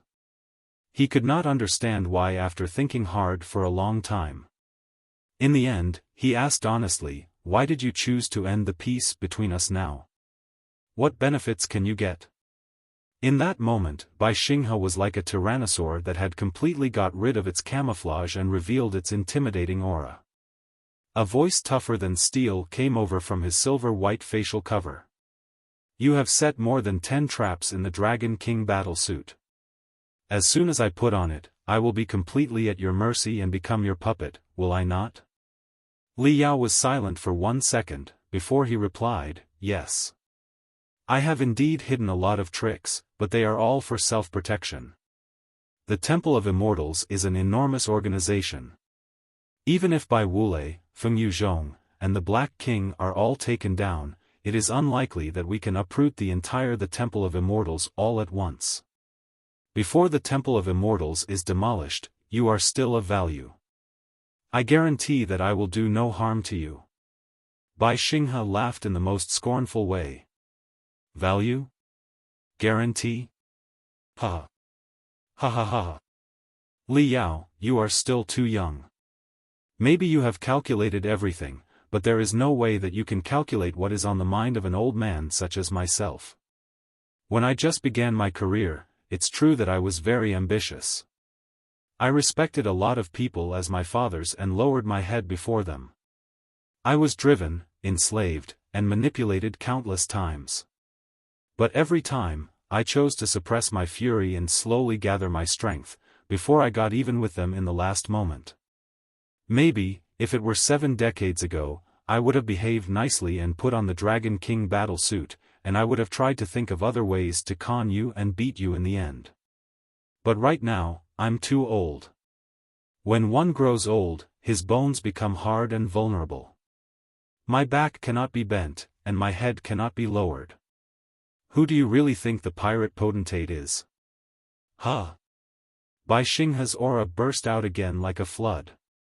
Even the sea of stars swirling on the dome of diamonds was eclipsed by his proud declaration. I, Bai Xinghe, have roamed the sea of stars for 100 years. What situations have I not been in? What experts have I not killed? What dangers have I not experienced?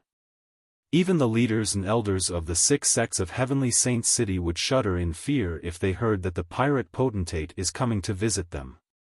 And you, a junior who has barely got out of your cradle, have manipulated me, insulted me, and threatened me time and time again. And you dared to play mutual deterrence with me?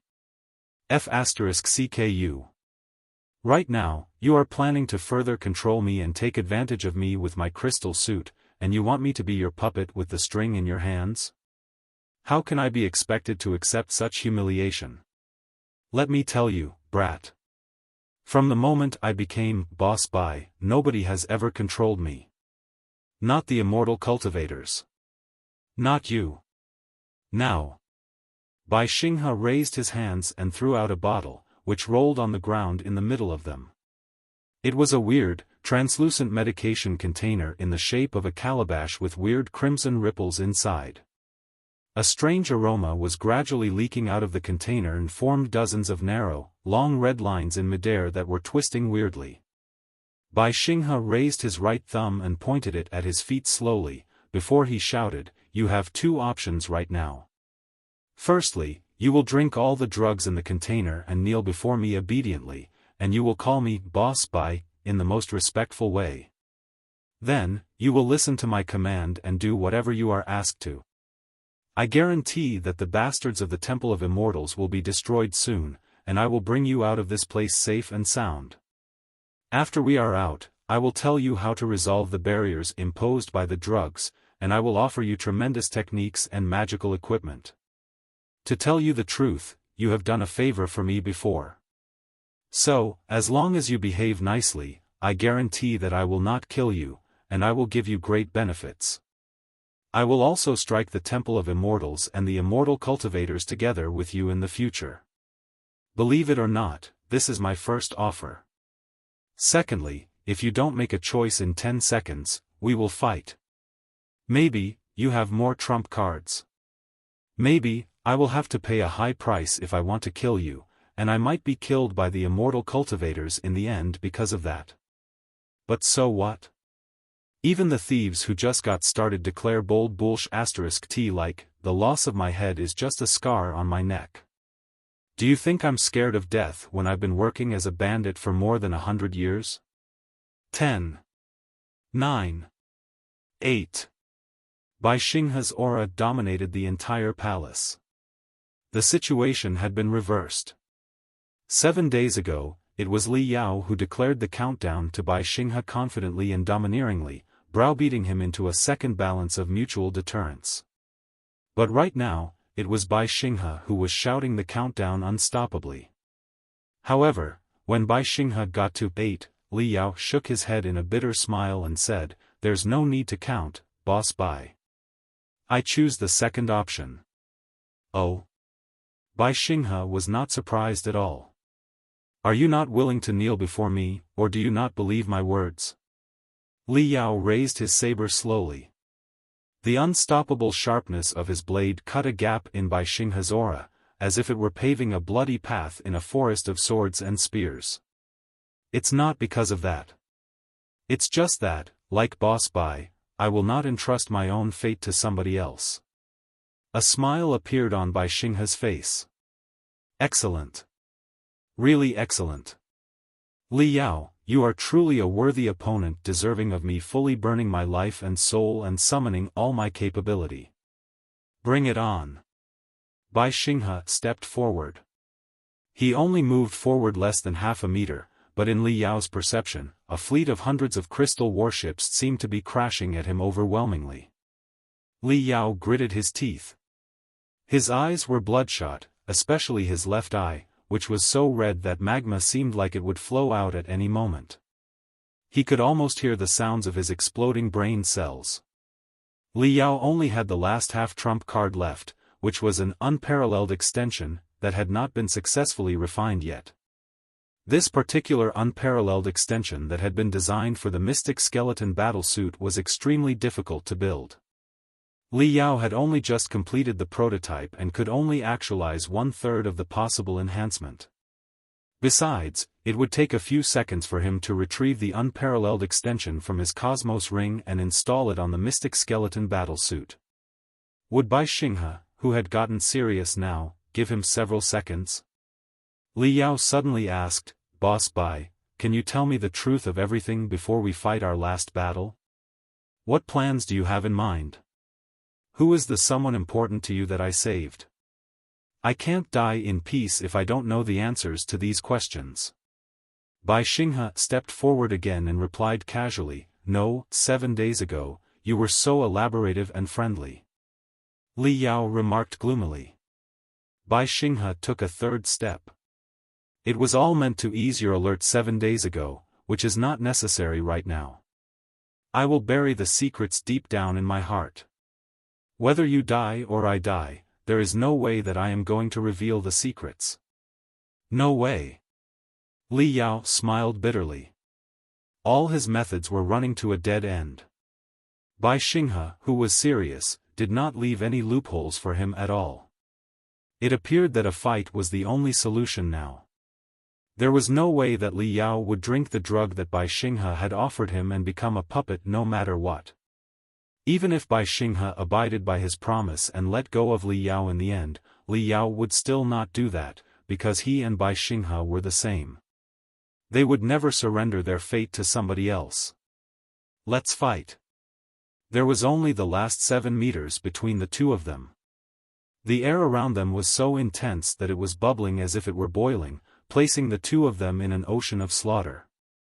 Thousands of light beams were still swirling around them, displaying the situation of the space pirates and the immortal cultivators who were infiltrating the underground fortress like a tide. Fengyu, Zhong, Bai Wulei, and the Black King had already opened the gate to the main warehouse at the bottom level of the fortress. The killing intent of the two of them had already engaged with each other like the vanguards of two great armies, as if thousands of grimacing vipers on both sides were charging at the other party in hissing sounds. Li Yao eliminated all the irrelevant thoughts in his mind and triggered his fighting will to the maximum. However, the moment before he made his move, his eyes accidentally passed Bai Xinghe and stopped at the picture on a light beam right behind Bai Xinghe. Li Yao was suddenly dumbfounded. Every light beam was monitoring a certain area, pathway, warehouse, or chamber. Most of the places were now full of the immortal cultivators and space pirates. On this particular light beam, 2 space pirates were captured, too. However, different from their companions, who were plundering the trophies merrily, they crawled into an inconspicuous tunnel after quite a few stealthy maneuvers, one in front and the other behind. Then, the two of them took off their crystal suits so that they would be off the grid for the other space pirates. What dumbfounded Li Yao were the faces of the two space pirates. Li Yao knew who they were. They were the last people in the world that should and could have shown up. They were Lei Dalu, captain of the Great Horn Exo Society, and Bai Kaisen, the advisor of the Great Horn Exo Society. Are you kidding me? What exactly is going on here? Why have Lei Dalu and Bai Kaisen appeared in this place, pretending to be space pirates? From the picture, Bai Kaisen seemed to be surprised that Lei Dalu should appear out of nowhere, too. The two of them stared at each with extremely weird expressions. However, there was only picture but no sound on the light beam. Since they would turn their backs to the camera now and then, Li Yao had no idea what they were talking about. He could only see that Bai Kaisen sat down slowly leaning against the wall of the tunnel. An even weirder thing then happened. As Bai Xinghe was in the nascent soul stage, his senses were hundreds of times keener than ordinary people. Even when his killing intent had been raised to maximum, he was still paying close attention to the hundreds of light beams. Therefore, Bai Xinghe discovered Lei Dalu and Bai Kaisen no later than Li Yao did. Then, after being tense for more than half a minute, Bai Xinghe suddenly lost all his spirits like a balloon that had been pierced with a hole. The overwhelming aura around him was completely gone, and he was a dry, old man again. Li Yao was even worried that, if Bai Xinghe took off his crystal suit, he would collapse to the ground immediately. What kind of schemes and traps is this? Li Yao blinked his eyes, utterly confused. Walla! Walla! Walla! The Blood River battle suit on Bai Xinghe suddenly exploded and sprayed all over the ground. Before the fight began, he abandoned the advantages that he had secured through all the trouble and took off his crystal suit. Without the protection of his crystal suit, the muscles all over Bai Xinghe's body went sloppy. They were dangling down from his bones.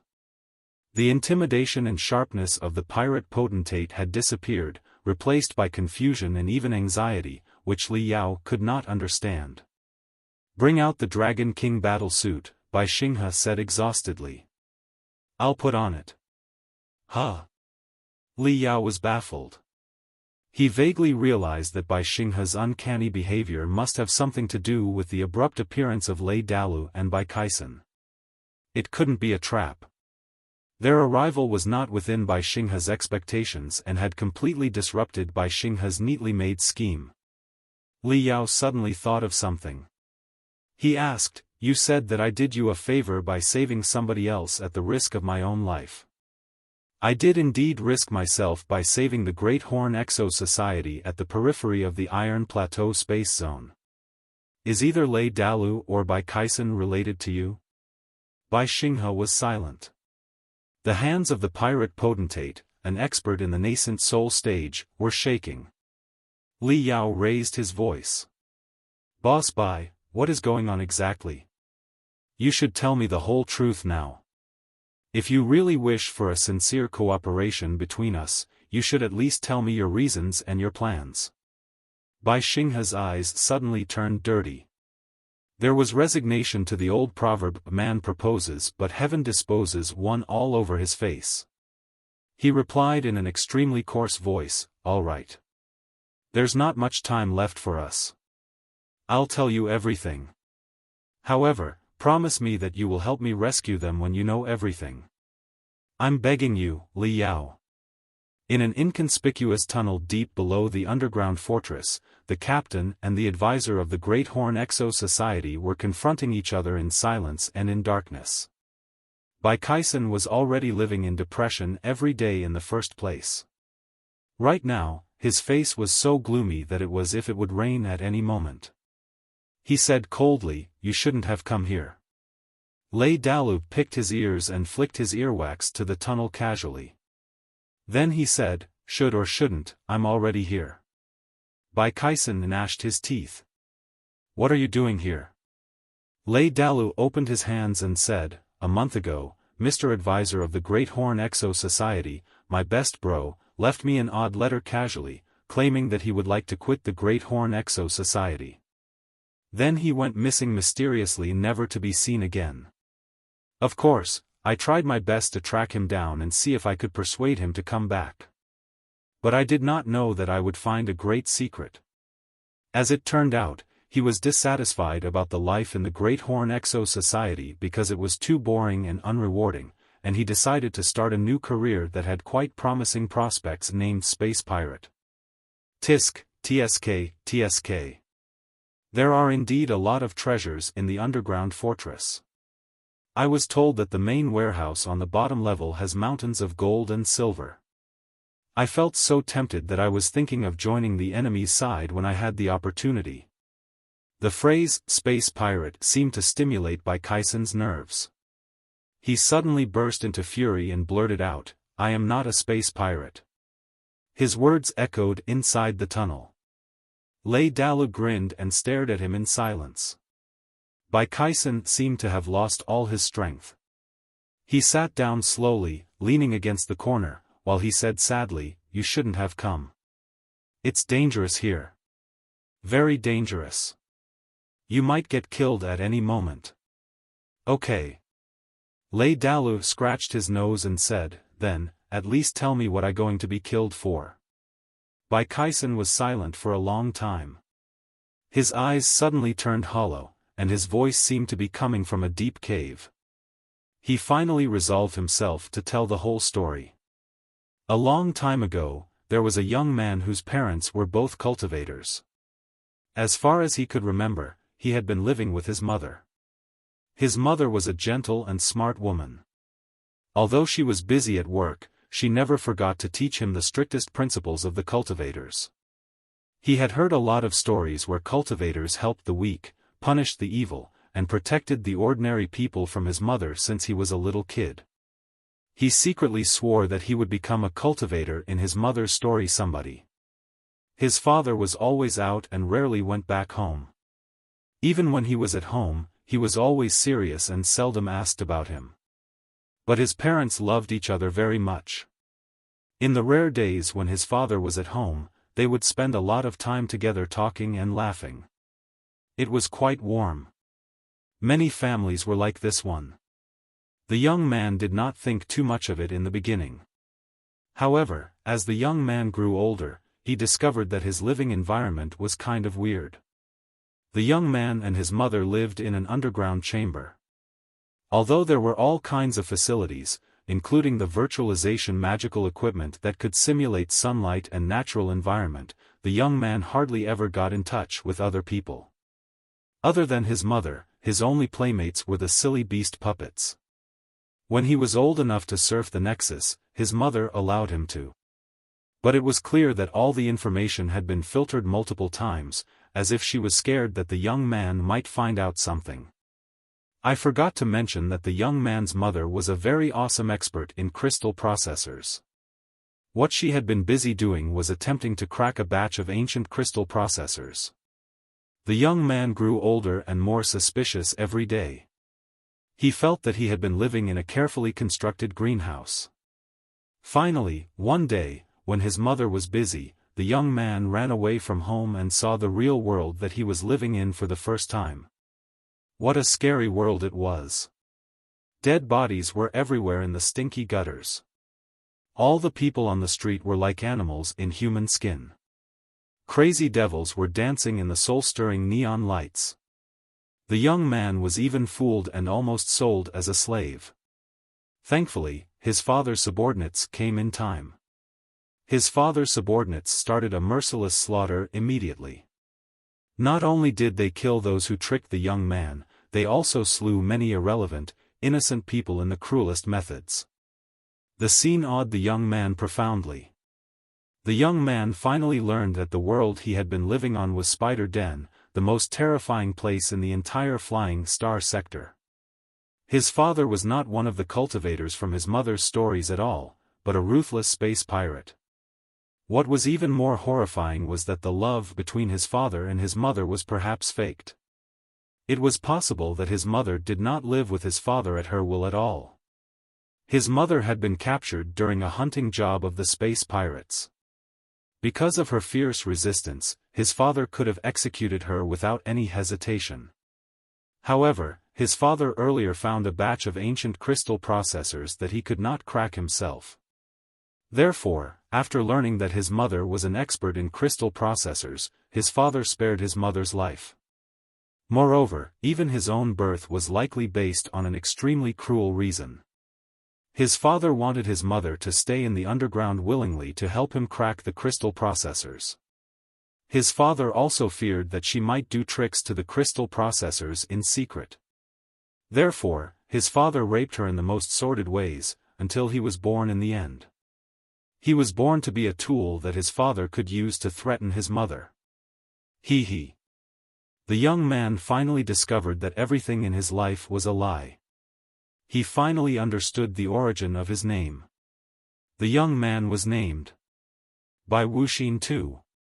His father had been a tearless, heartless, and lawless bastard the whole time. The young man found everything completely unacceptable and had a mental breakdown. After several years of life in confusion and denial, the last accident that put him in the utmost desperation happened.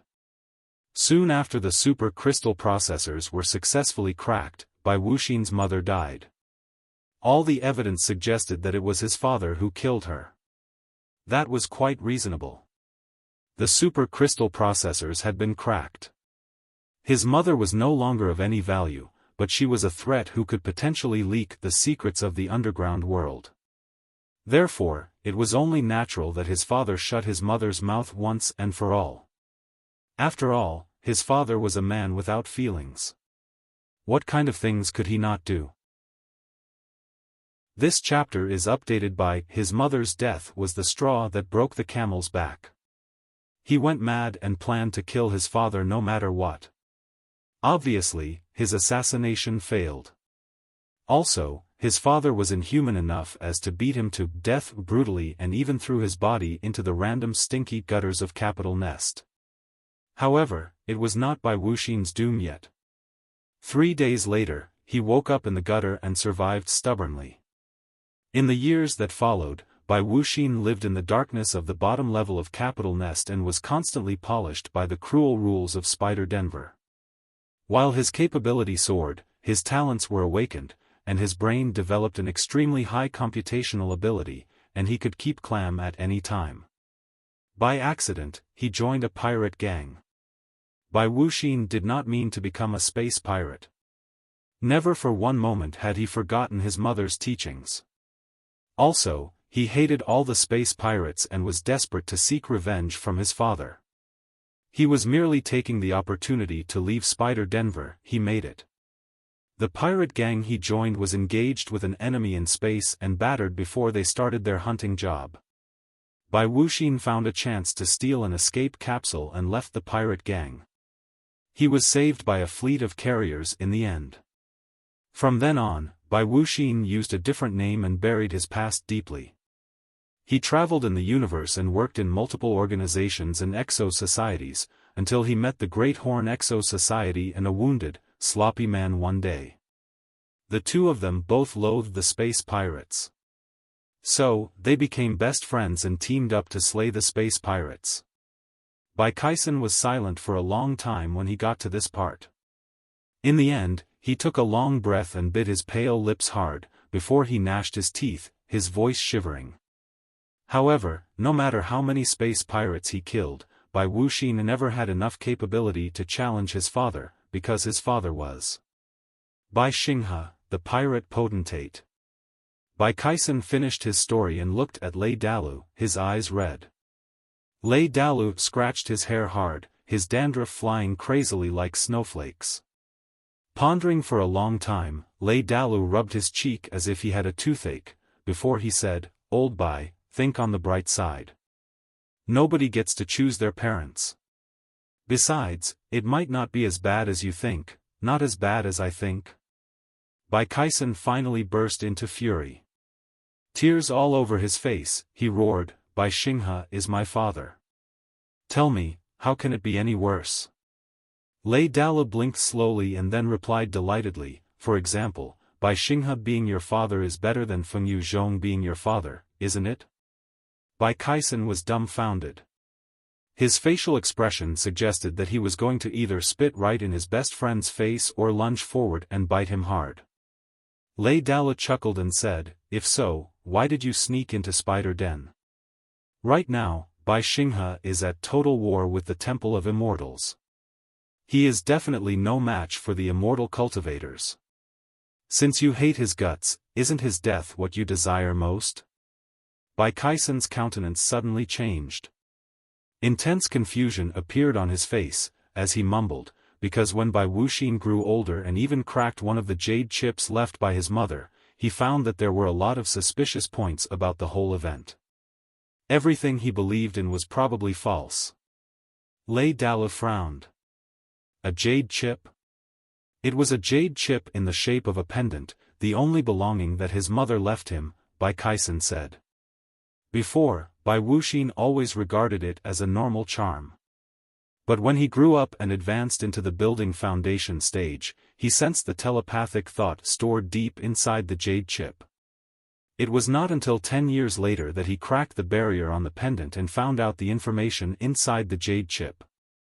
Inside the jade chip was his mother's diary, from the day when she was captured by the space pirates to a few days before her death. The diary smashed the facts that Bai Wuxin had firmly believed in into smithereens. In the diary, Bai Xinghe only forced his mother to crack and repair the ancient crystal processors in the underground chamber and did not rape her. Everything that happened later, including the birth of Bai Wuxin, was at his mother's own will. In the beginning of the diary, his mother mentioned that she felt that Bai Xinghe was different from other space pirates and a great secret that kept him living in suffering seemed to be concealed in the bottom of his heart. Maybe, there was still conscience in him, and he was not as cruel and merciless as he appeared to be. Her purpose in the beginning was simple, too. She knew that there was no way that she could get out of the place. If by any chance she could approach Bai Xinghe, get to know him, influence him, and even change his mindset, maybe the man would commit fewer murders in the future. If Bai Xinghe killed one less person because of her, that would be her last contribution to the cultivators. However, when the two of them really started communicating with each other, nobody could say for sure where their feelings and emotions were heading. It is safe to say that even they had forgotten what was on their mind in the beginning and what their purposes were. Anyways. In the diary 10 years later, Bai Wuxin's mother left a conclusion for her son.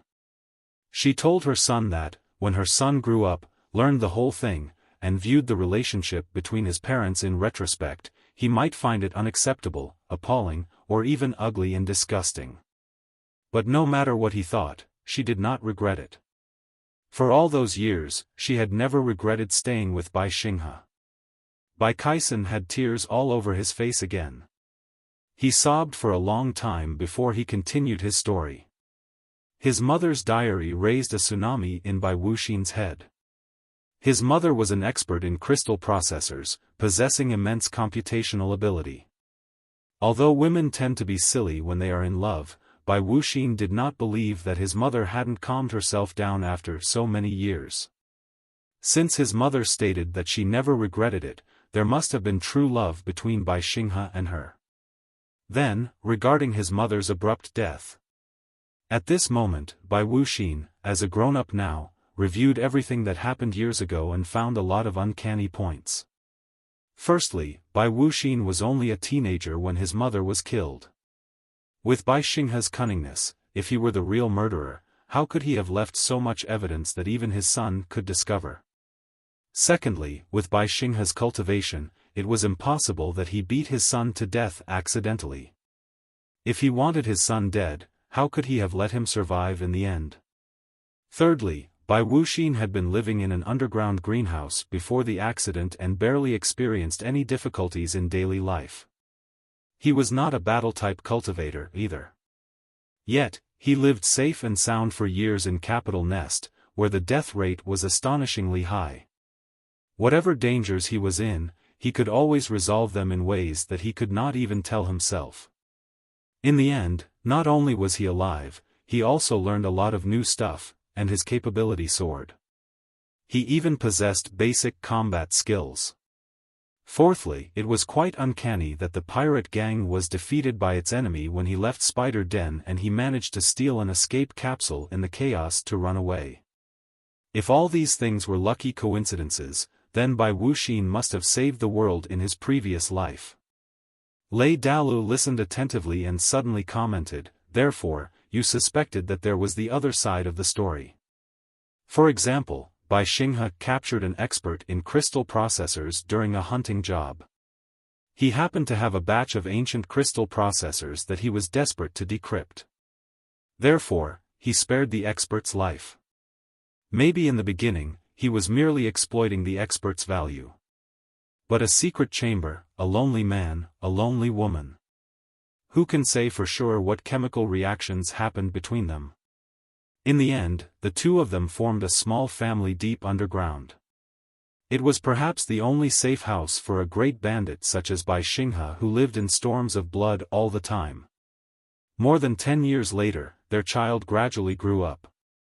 But his wife, the expert in crystal processors, was killed. Bai Xinghe rose to the top abruptly in only 100 years. Naturally, he had a lot of enemies. And in places such as Spider Den, his enemies wouldn't care about morality at all. In the end, his wife was killed by one of his enemies.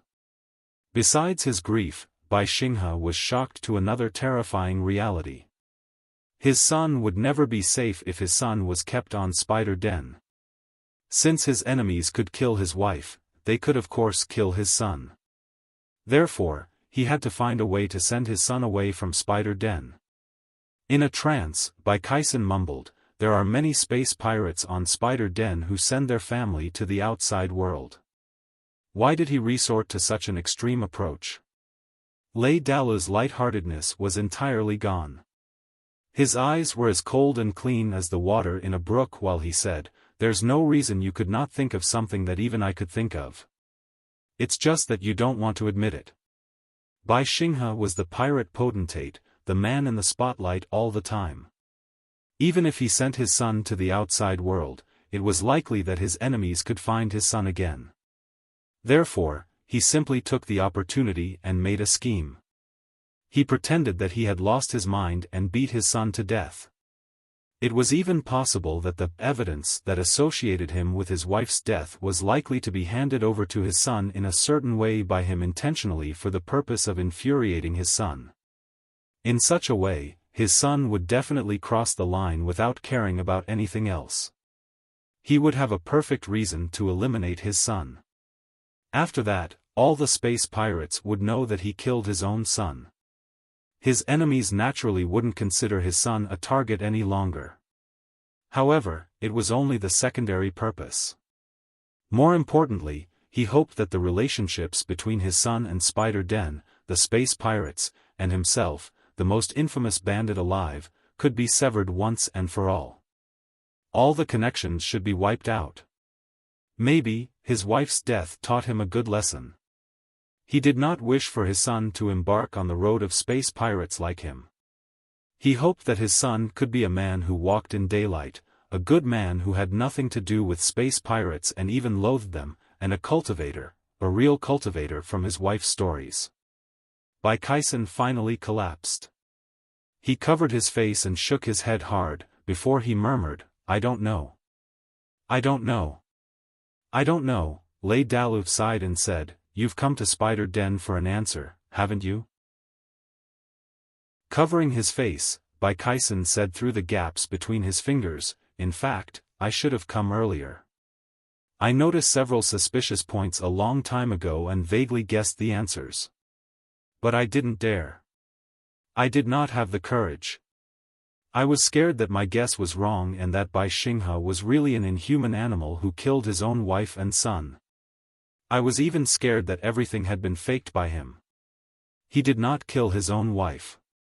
Everything was meant to send his son away from Spider Den to a place where his son could live a good, peaceful life. If so, how was I supposed to face him? He was an unpardonable space pirate with blood all over his hands. There was no reason why I should let him go. But in the meantime, he was my father. If he had really never done anything wrong to me and my mother, could I kill him personally?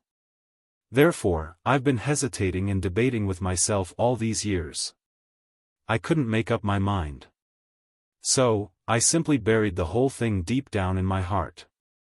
I pretended that I knew nothing of it. I was too timid, and even shameless, was I not?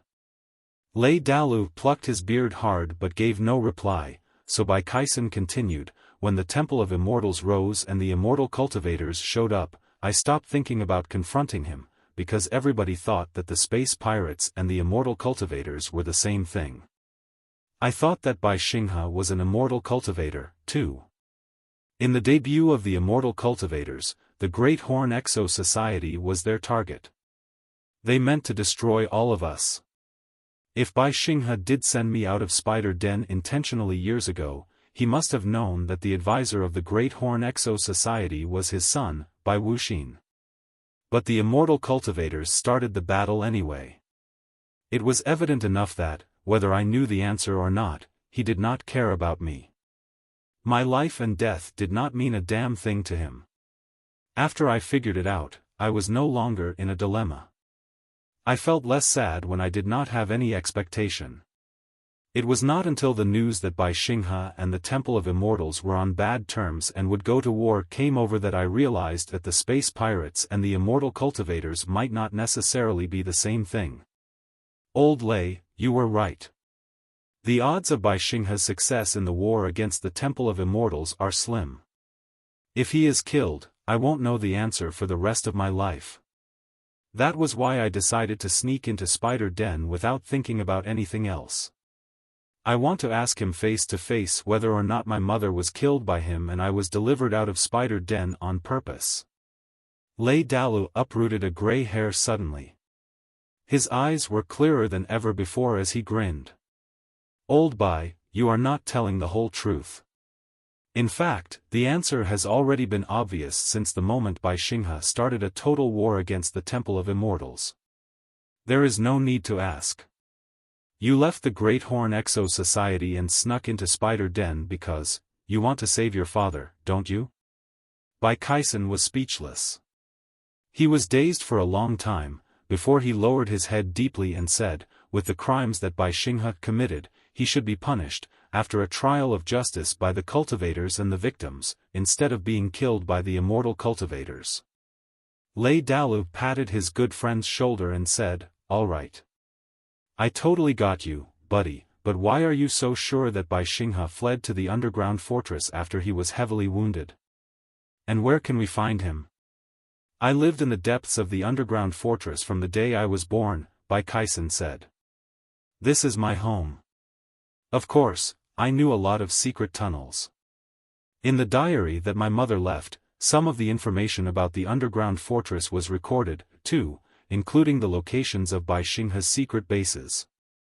He will definitely come to this place when he is too heavily wounded and has nowhere else to run because, after pausing for a moment, Bai Kaisen's voice became clear and tough again. Because this place is his home. In the meantime, inside the Palace of Stars, Li Yao listened to Bai Xinghe's story quietly and concluded, therefore, in order to keep the secrets of the Star Prior's house to yourself, you killed your wife to shut her mouth, and in your fury, you killed your own son, too. But your son was lucky enough to survive and escaped from Spider Den after a series of coincidences, only to become Bai Kaisen, the advisor of the Great Horn Exo Society in the end. Now, you are too old, and your attitude has changed. You feel sorry for your son and you want to save him?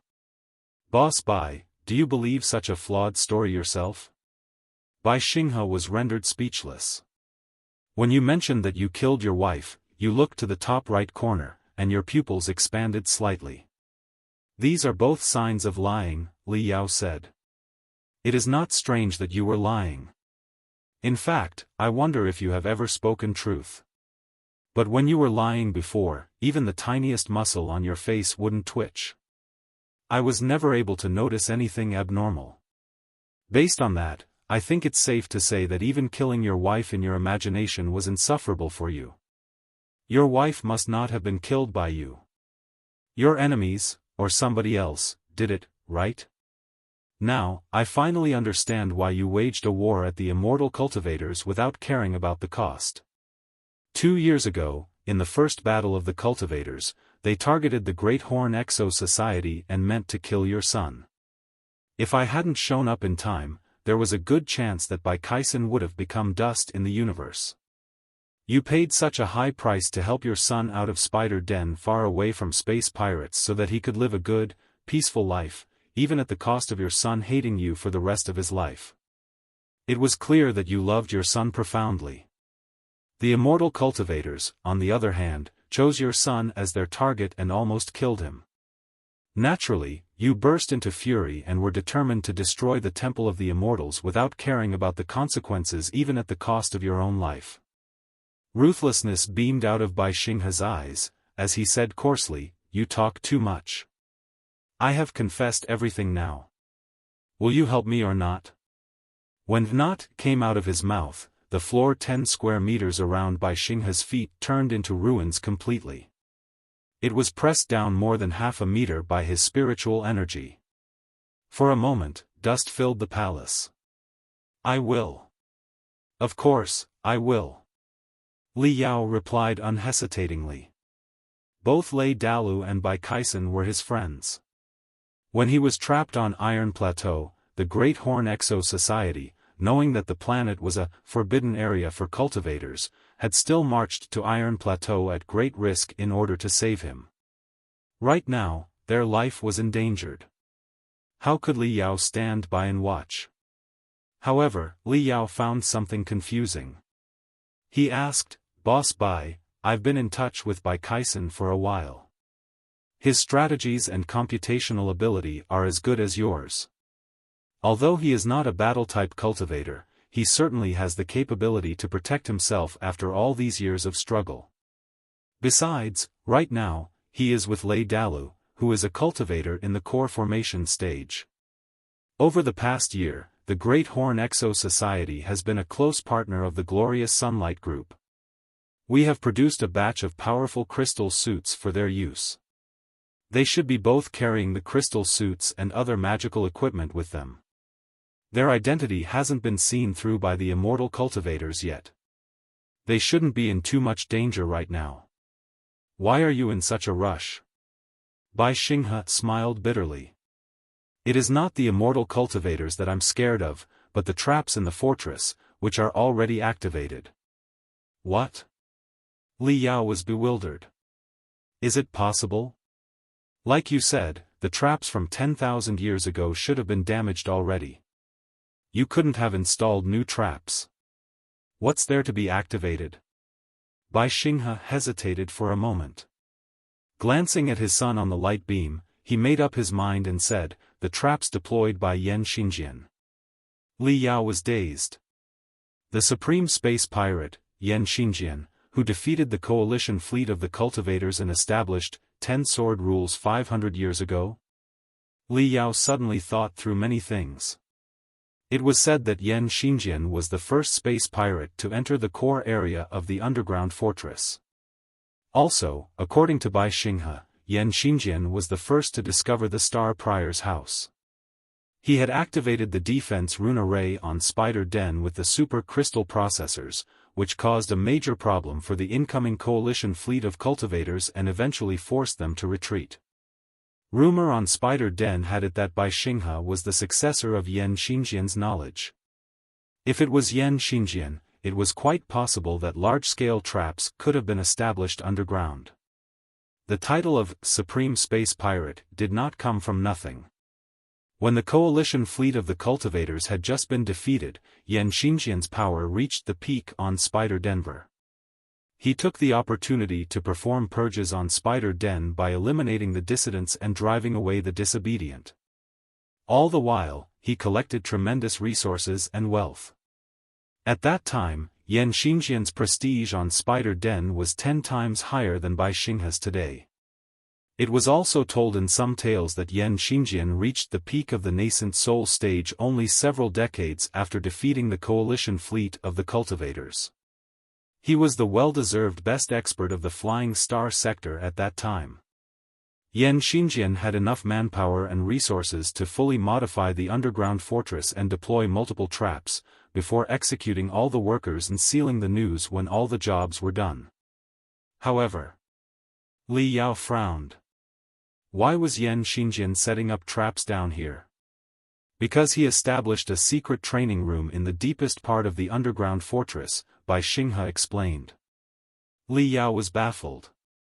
A secret training room 10,000 meters below the ground? Why?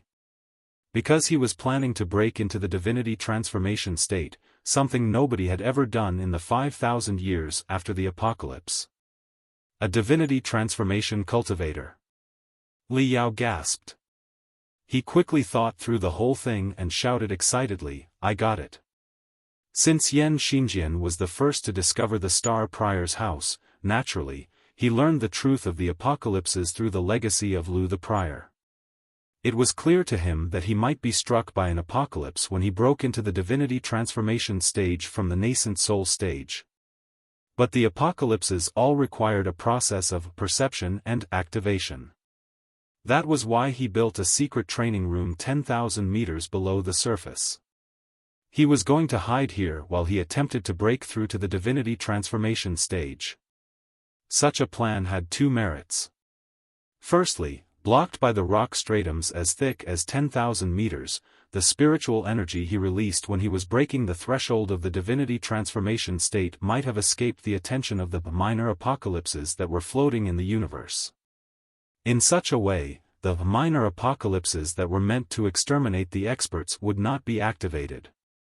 Secondly, even if a minor apocalypse was truly activated, it might not be able to pierce through ground and exterminate him. Bai Xinghe nodded and quickly replied, correct. In order to break into the divinity transformation stage, Yan Xingjian levied and looted on Spider Denver. He annihilated a lot of pirate gangs with the excuse that they violated the 10 sword rules before collecting all their resources. Naturally, he made a lot of enemies.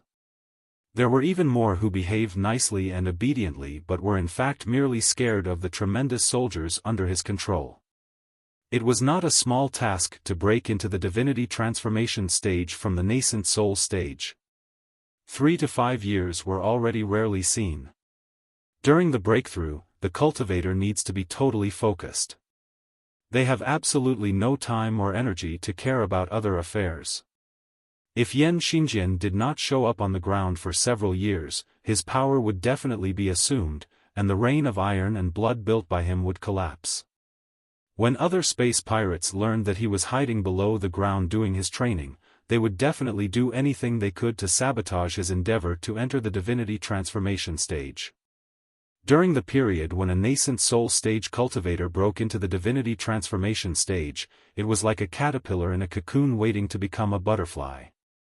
It was the most vulnerable time of their life. They had to pass through all kinds of difficulties and were prone to heavy wounds or mental derangement at any time. If his enemies suddenly marched into his training room when Yan Xingjian was mentally deranged, it was not hard to guess what would happen next. Therefore, in order to advance into the divinity transformation stage successfully, Yan Xingjian made full preparations. Not only did he establish a secret training room 10,000 meters below the surface, he also set up multiple lethal traps based on the original fortress. Yan Xingjian created 10 sword rules when he governed Spider Denver. He was quite merciful to his prey in space, but to the space pirates on his side, he was cruel and ruthless and would butcher them easily. Many space pirates at that time complained about his petty kindness. Hundreds of years later, many people in the world of cultivators still hold him in high regard, insisting that he at least had a certain mortal standard.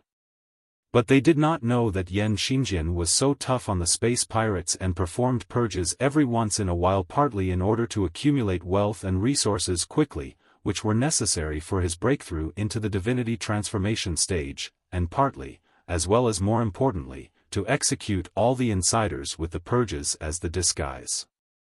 After everybody who knew the secret training room and the underground traps was wiped out, Yan Xingjian died abruptly.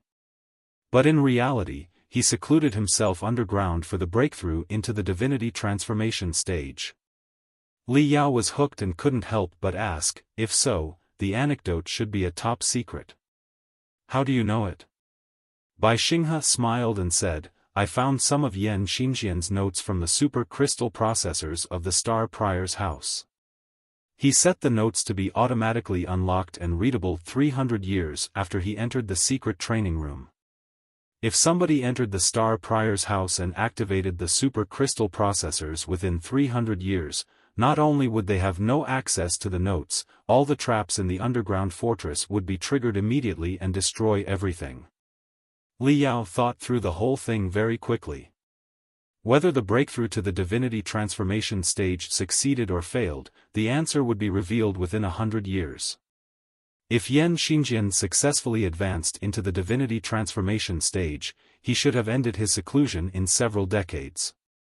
By then, he could always modify or delete his notes, and he could have governed Spider Den again as the best expert of the Flying Star sector. If he did not turn on the super crystal processors 300 years later, there was only one possibility, which was that he was dead.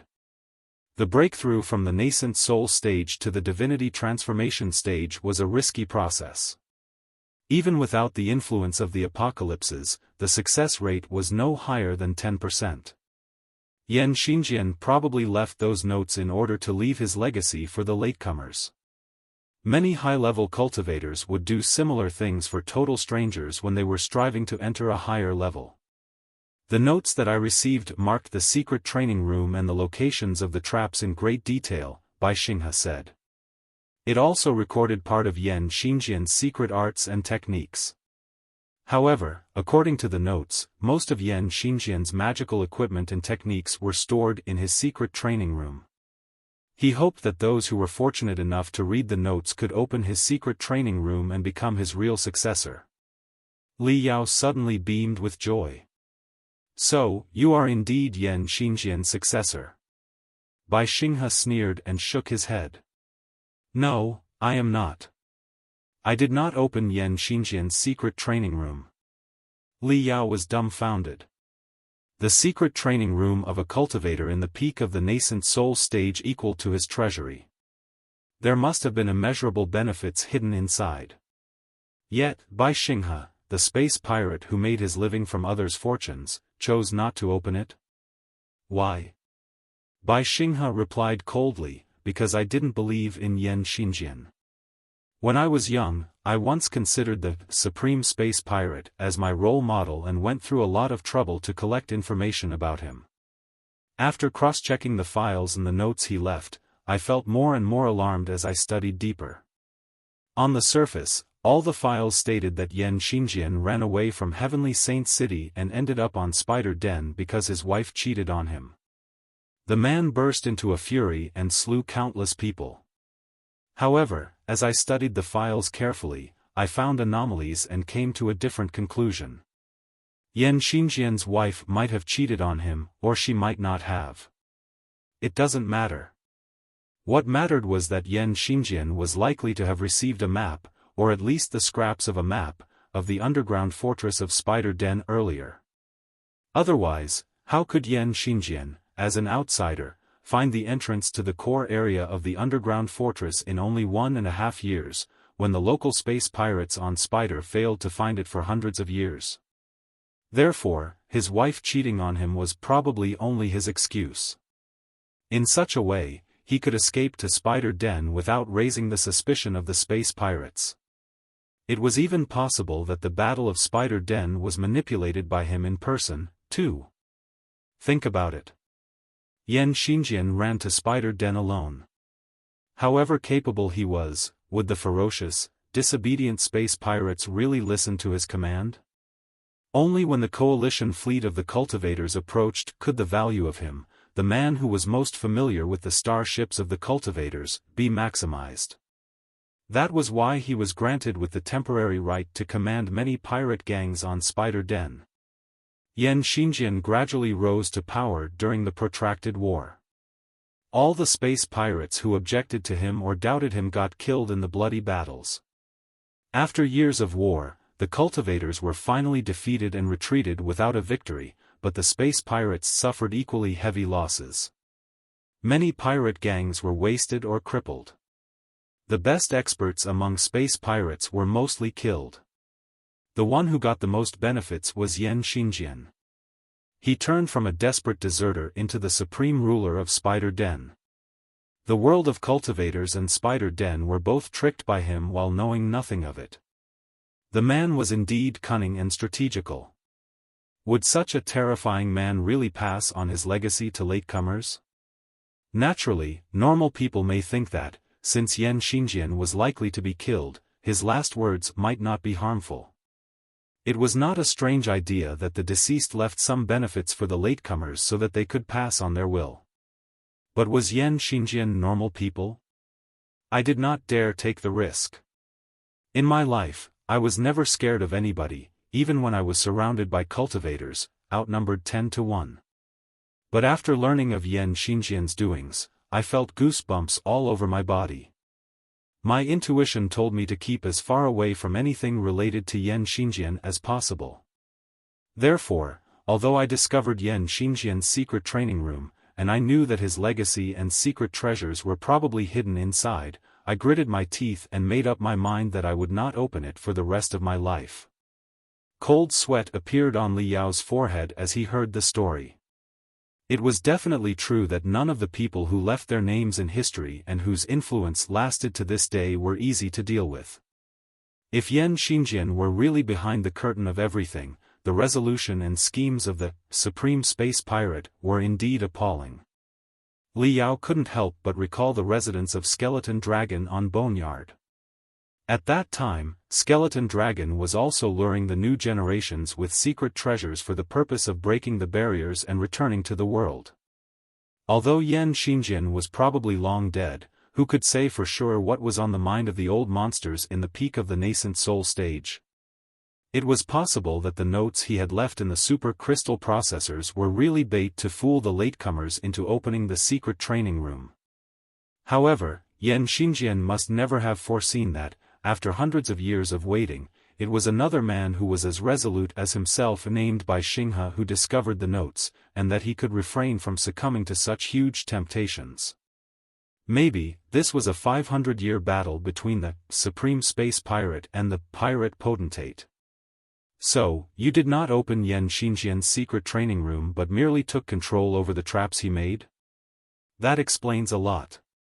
You have indeed never deployed any traps below the ground. The immortal cultivators would never even think that they will be faced with the most terrifying traps designed by the Supreme Space Pirate himself. Li Yao said. Bai Xinghe smiled bitterly. Not the immortal cultivators, but us. The traps have been activated. Nobody is going to run away. Li Yao was dumbfounded. When did you activate the traps? I didn't have to, Bai Xinghe replied. The trigger system of the traps is very complicated. By taking the total weight of everybody in the underground fortress, the heat and spiritual waves they emit, the waste gas they breath out as well as other factors into account, after a series of precise calculations, as long as the trigger system determines that a lot of intruders have entered the core area, especially the main warehouse at the bottom level, all the traps will be activated immediately. Therefore, the traps have been activated now. Nobody is going to stop them. Li Yao blinked fast. Why can't I feel anything? Bai Xinghe sighed and said, do you remember the Nether River that we leapt across 7 days ago? The Star Prior's house uses the water of the river as its source of energy. Xinghe's traps are based on the Nether River, too. Once the traps are activated, the critical parts around the Nether River will be blown up immediately.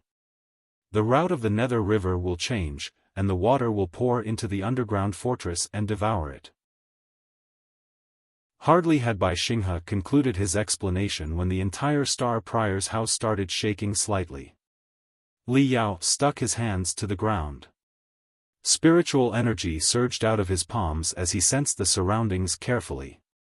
He did detect that spiritual energy of the water class was roaring in various directions.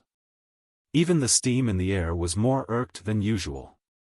The color of Bai Xinghe's face changed, and he said in a hurry, "There's no time. I'll explain to you later while we are on our way." Li Yao hesitated for a moment and tossed the Cosmos ring that stored the Dragon King battlesuit to Bai Xinghe. After changing into the Dragon King battlesuit, Bai Xinghe threw a Cosmos ring to Li Yao, too, saying that it would be needed soon. Bai Xinghe set the super crystal processors to run automatically. The two of them exited the Star Prior's house from the way they had entered, except that they bypassed the lustful rock spider's hunting range and zigzagged down a brand new branch. Bai Xinghe was carrying a mini crystal processor that was connected to the super cultivators remotely. It could display the real-time picture that the thousands of crystal cameras captured. However, the transmission of telepathic thoughts was intermittent because of the complicated terrain in the underground fortress. They could only stay close with Bai Kaisen and Lei Dalu. As for Bai Wulei, Fengyu Zhong, the Black King, and the other immortal cultivators, they were not able to monitor them constantly. While they were on their way, the shaking became more and more violent. In the beginning, a slight shiver would only occur every 20 seconds or so. But now, a great earthquake would take place every other second. Bai Xinghe ran forward fast as he explained. Yan Xingjian spent decades resetting the parameters of the crystal processors in the main control room of the underground fortress. There was nothing strange upon first inspection, but an extremely sordid backdoor actually had been concealed. When the traps are activated, the entrance and the exit of the underground fortress will be immediately detonated. But other than them, all the other channels, including the gates, tunnels, ventilation tubes, and maintenance tubes, will be fully opened and cannot not be closed off with the crystal processors so that the flood can pour in without any obstacles. The flood is not terrifying per se. Many crystal suits can fight underwater. For the experts who have cultivated to a certain level, they can live a long time by holding their breath and resorting to their inner cycles. However, there are countless horrifying beasts inside the river. Those we met when we leapt across the Nether River are just one kind of them. The hundreds and even thousands of other beasts did not have the ability to soar hundreds of meters into the sky. That was all. The beasts have lived in the Nether River for thousands of years. By absorbing the mother lodes below the ground, they continue mutating and strengthening themselves. They have strong senses about spiritual energy just like the lustful rock spider and feast almost exclusively upon spiritual energy. When the intruders in the underground fortress encounter such a drastic change, they will certainly put on their crystal suits and trigger their spiritual energy. If so, they will be perfect prey for the beasts in the water. Moreover, Bai Xinghe narrowed his eyes and said, a lot of high-purity crystals, such as thunderstones and sunlight stones, are stored inside the warehouse of the underground fortress. Those crystals are as stable as rocks in dry air. However, once they meet water, intense chain reactions will be triggered. A huge amount of spiritual energy and heat will be emanated instantly as they turn into powerful bombs. He. It was indeed an excellent move for Yan Xingjian. Since this is a fortress, important war assets such as the Thunder Stones and the Sunlight Stones are not weird at all when they are piled up in this place.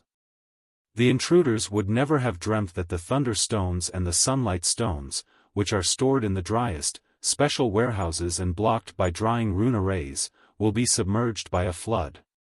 The flood and the explosion of the Thunder Stones and the Sunlight Stones will block the upper half part of the underground fortress immediately. The important persons of the immortal cultivators are all concentrated in the bottom half of the fortress. They will have absolutely nowhere to run to when they realize what is going on. Sweat covered Li Yao's forehead. Yan Xingjian's schemes were indeed sordid. It was impossible to destroy the entire underground fortress. However, drowning half of the fortress by pouring the river into it, together with the explosion of the crystals and the underwater predators, was going to be a major headache for the intruders. Pondering for a moment, Li Yao asked, such traps might be sufficient for those in the refinement stage and in the building foundation stage, but I wonder whether or not they are effective for those in the core formation stage and in the nascent soul stage. That is exactly why I am hiding here, Bai Xinghe explained. After I discovered Yan Xingjian's traps, I thought of building the traps into my last trump card. Therefore, I performed major modifications on the Star Prior's house and sealed it again. Moreover, I deployed water-driving rune arrays around the house and stored tremendous food, compressed air, and water-driving magical equipment inside. In the meantime, I spent 10 years digging a secret tunnel leading to the outside of the underground fortress from the Star Prior's house. The front end of the tunnel exceeded the block range of the fortress. I built a one-way teleportation array there that could transport people out. My plan was simple. When the river poured into the underground fortress, I would stay in the Star Prior's house and have a good rest while I observed the fight between the immortal cultivators and the underwater beasts. When the immortal cultivators had soaked in water for 1 day or 2 and were exhausted in the battles against the beasts, I would sneak out with the water-driving magical equipment and assassinate my targets. The underground fortress has a complicated terrain, and I am familiar with the environment here. Having had several days of good rest and knowing the location of every one of them, I could avoid the strongest experts and attack the lone, weak ones. With my capability in the nascent soul stage and the chaos of the situation, it should not be a problem to slay a few people in the core formation stage. By any luck, I could assassinate Fengyu Zhong or the Black King if I had the opportunity. Whether I could successfully assassinate the important persons of the immortal cultivators or not, I would return to the Star Prior's house without any hesitation and then leave the underground fortress through the secret tunnel. Li Yao thought for a moment and suddenly blurted out, "When a tiger leaves a mountain, the monkey calls itself the king." Bai Xinghe chuckled and sneered. "Do you think Boss Bai is a monkey? But you are not wrong. Compared with the powerful Temple of Immortals, I am indeed a monkey. However, when I reappear on the surface, the tigers of the Temple of Immortals will still be struggling to survive in the underground fortress.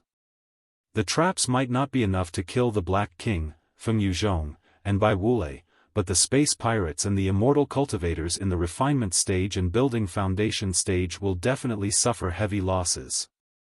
Then, just think about it.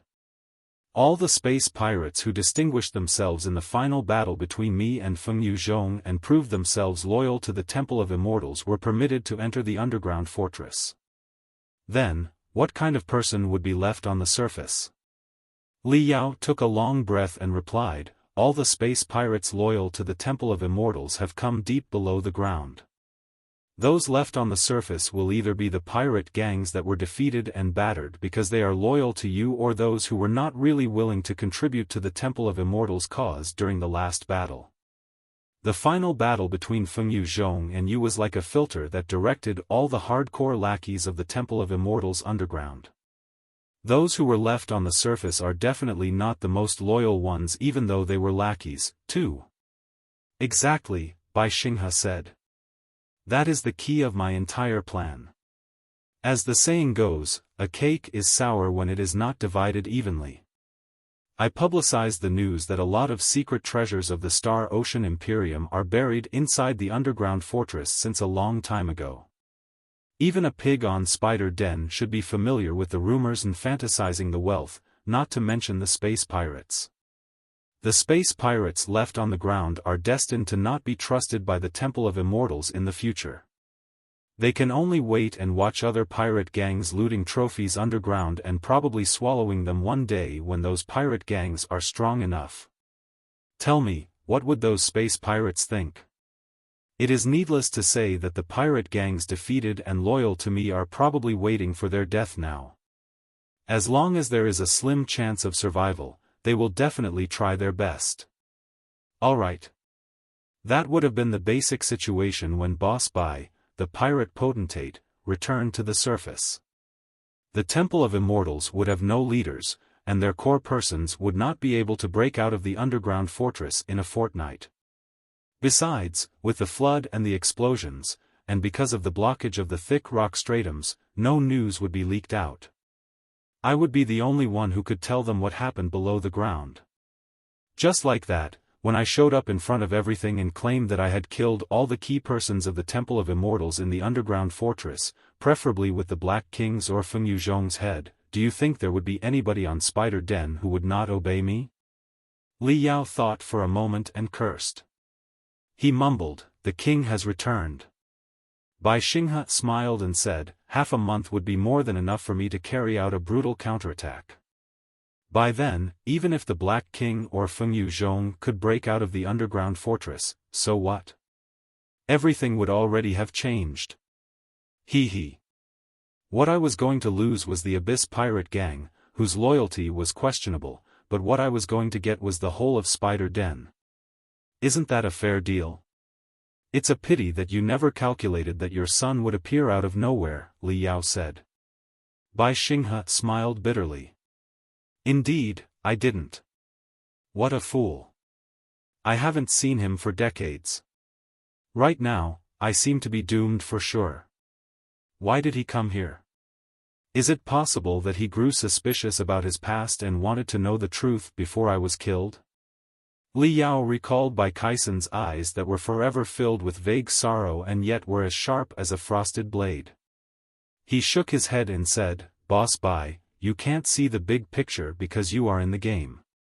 Bai Kaisen is such a smart guy. Do you think he does not know the truth to this day?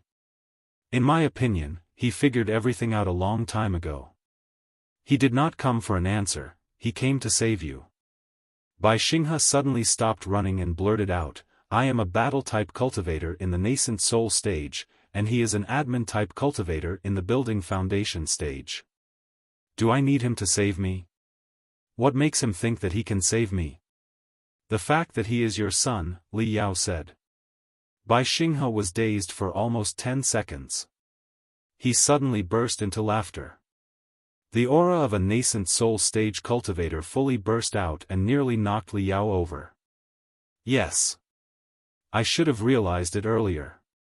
He is here to save me. My son is here to save me.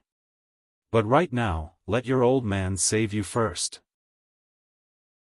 Inside the main warehouse at the bottom level of the underground fortress, Bai Wulei looked at debris, remains, and the rusted scraps of magical equipment that had been piled up like a hill, dumbfounded.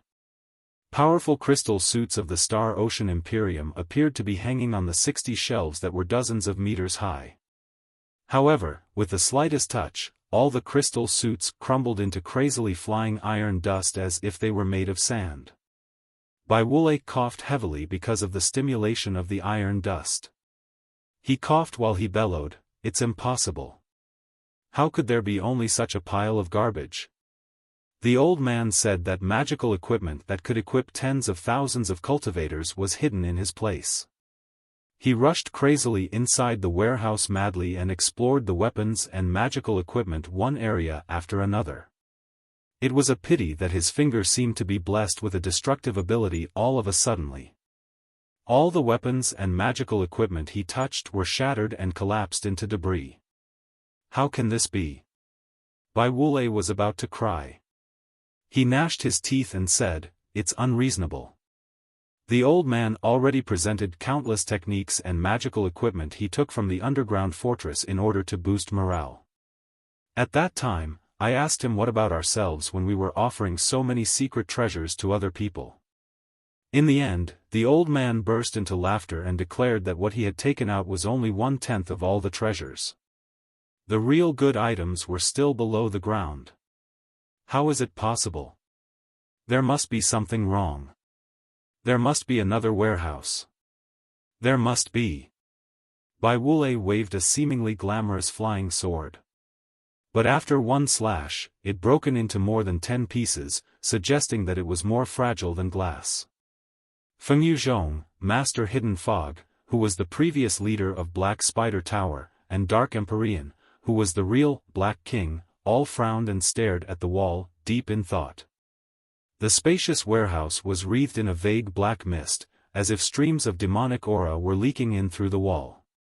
Fengyu Zhong asked respectfully, "Black King, what do you think?" Since Dark Imperial had launched an attack in the nascent soul stage toward Bai Xinghe in front of everybody, there was little point in him concealing his identity any longer. Getting rid of the low profile as one of the 8 blades of Black Spider, he stood confidently, surrounded by a daunting, decisive aura. He replied calmly, "It appears that we have all been fooled by Xinghe. The old, cunning pirate potentate was merely bluffing. There are not as many secret treasures of the Star Ocean Imperium as he claimed. Even if there were, most of the magical equipment and the weapons would already be rusted and damaged. Those he brought to the surface were just about everything. That old fox." However, Dark Empyrean, the Black King, narrowed his eyes and said slowly, "It suddenly occurs to me that, although most of the weapons and magical equipment on our way here are seriously damaged, there are a great number of war assets, especially high-purity crystals such as the Thunder Stones and the Sunlight Stones. Their volume seems to far exceed the need of a regular war." Hardly had he concluded his sentence when the color of his face changed abruptly. He drew a rune quickly and held it in his palm while he murmured a spell. Then he opened his hands suddenly. A black bug immediately flew out of his hands and flew far away in a streak of blackness. A moment later, Fengyu Zhong's nose flapped as he sniffed the air. He observed with a solemn face, "Something is indeed not right. The moisture of the air has increased all of a sudden. The spiritual energy of the water class is very active right now. Not good." Dark Empyrean seemed to have sensed something. His face turned extremely pale as he shouted loudly, "Hurry and leave." The middle level and the upper level of the underground fortress had changed entirely. Over the past 10,000 years, the multiple earthquakes, especially the super earthquake affected by the apocalypse 5,000 years ago, had already riddled the fortress with holes everywhere. The traps that Xinghe had devised neatly, through a few insignificant explosions, altered the route of the Nether River precisely, turning the Nether River into a raging dragon that invaded the fortress. The hair, claws, and teeth of the dragon were running into the fortress through the countless fractures on the top half of the fortress. In a moment, the underground fortress turned into a swamp. The unstoppable flood was roaring in every pathway like ferocious beasts, smashing everything in its way. Countless space pirates were consumed by the flood before they realized what was going on. They were bashed into the wall hard by the rushing torrent. Despite the protection of their crystal suits, they were vomiting blood with their internal organs torn apart. The flood alone was not terrifying, but most of the warehouses inside the underground fortress were packed with high-purity crystals such as the Thunder Stone and the Sunlight Stone. Those extremely unstable crystals did not even need to meet water directly to explode. As long as the moisture of the air increased to a certain level and the spiritual energy of the water class in the air was active enough, they would detonate instantly. As a result, explosions were taking place everywhere inside the underground fortress. Countless warehouses and pathways collapsed before they were swallowed by the flood. The space pirates and the immortal cultivators inside were buried and suppressed by the fireballs and billions of rocks that were cascading down on their heads without even having the opportunity to scream. For the areas that were not affected by the explosions of the Thunder Stones and the Sunlight Stones, when they were drowned by the flood, the eccentric beasts living inside the Nether River crawled into the fortress along with the currents. Those eccentric beasts had been living in absolute darkness for thousands of years. They could only perceive their prey through spiritual energy. In order to keep away from their enemies, most of them had evolved with the ability of converging their spiritual energy, too. Right now, the space pirates and the immortal cultivators who had triggered their spiritual energy instead of concealing it in the emergency were like butterflies in a dark night. They became the most appealing prey for the eccentric beasts. There were floating eccentric beasts that were emitting dim lights like jellyfish, fish-type beasts that had sharp tusks and could bite through the toughest superalloys, and insect-type beasts that both looked like water snakes and giant centipedes with flagella and tentacles wriggling all over their bodies, to name a few. Hundreds of eccentric beasts were swimming, sneaking, and searching in the water, exchanging greedy and cruel information with each other. Even the mortal enemies gave up the idea of hunting each other for now because more delicious prey was right in front of them. Swoosh! A floating eccentric beast that looked like a transparent jellyfish lunged at a space pirate who was struggling inside the flood. The boneless body of the beast opened like a bag and covered the space pirate's head as fast as lightning. The soft tentacles groped for the gaps in the victim's crystal suit and injected the fatal venom into it. Hew! Hundreds of goldfish, that had the sharpest teeth, congregated into a cluster of deadly gold as they charged at an immortal cultivator who had suffered internal injuries during the strike of the flood. Their teeth bit his crystal suit hard. After being ripped for a moment, the crystal suit was creaking and about to crumble at any moment. Who? The insect-type beasts that looked like enormous centipedes spurted corrosive body liquids as they swam forward. The dark green body liquids quickly spread out in the water and enshrouded two immortal cultivators, who did not know what was going on, silently, like faint mist. Ah! Ah! Ah! What is this? What is this damn thing? Screams were echoing non-stop inside the communication channel of the space pirates and the immortal cultivators. Countless people were killed before they sensed where their enemy was. Inside a secret tunnel, Bai and Lei Dalu were moving forward prudently. Suddenly, Lei Dalu's nostrils widened, and his ears twitched. He leaned against the wall and listened carefully for a while, before he mumbled, "Something's wrong." Bai turned nervous. "What is it?" "This road is very inconspicuous. The immortal cultivators shouldn't be able to discover it." "It doesn't sound like the immortal cultivators," Lei Dalu murmured. Then he suddenly shouted, "Not good. Run quickly." "What's going?" Before Bai finished his sentence, he had already heard a boom far away from them, as if something had exploded, which was followed by the ear-splitting noise of a flood that was pushing close to the two of them unstoppably. Bai was lost, too. "What's happening?" "Walla! Walla! Walla!" As if the horn of the god of water had been blown, a tide rounded the corner and was rushing close. "What are you waiting for?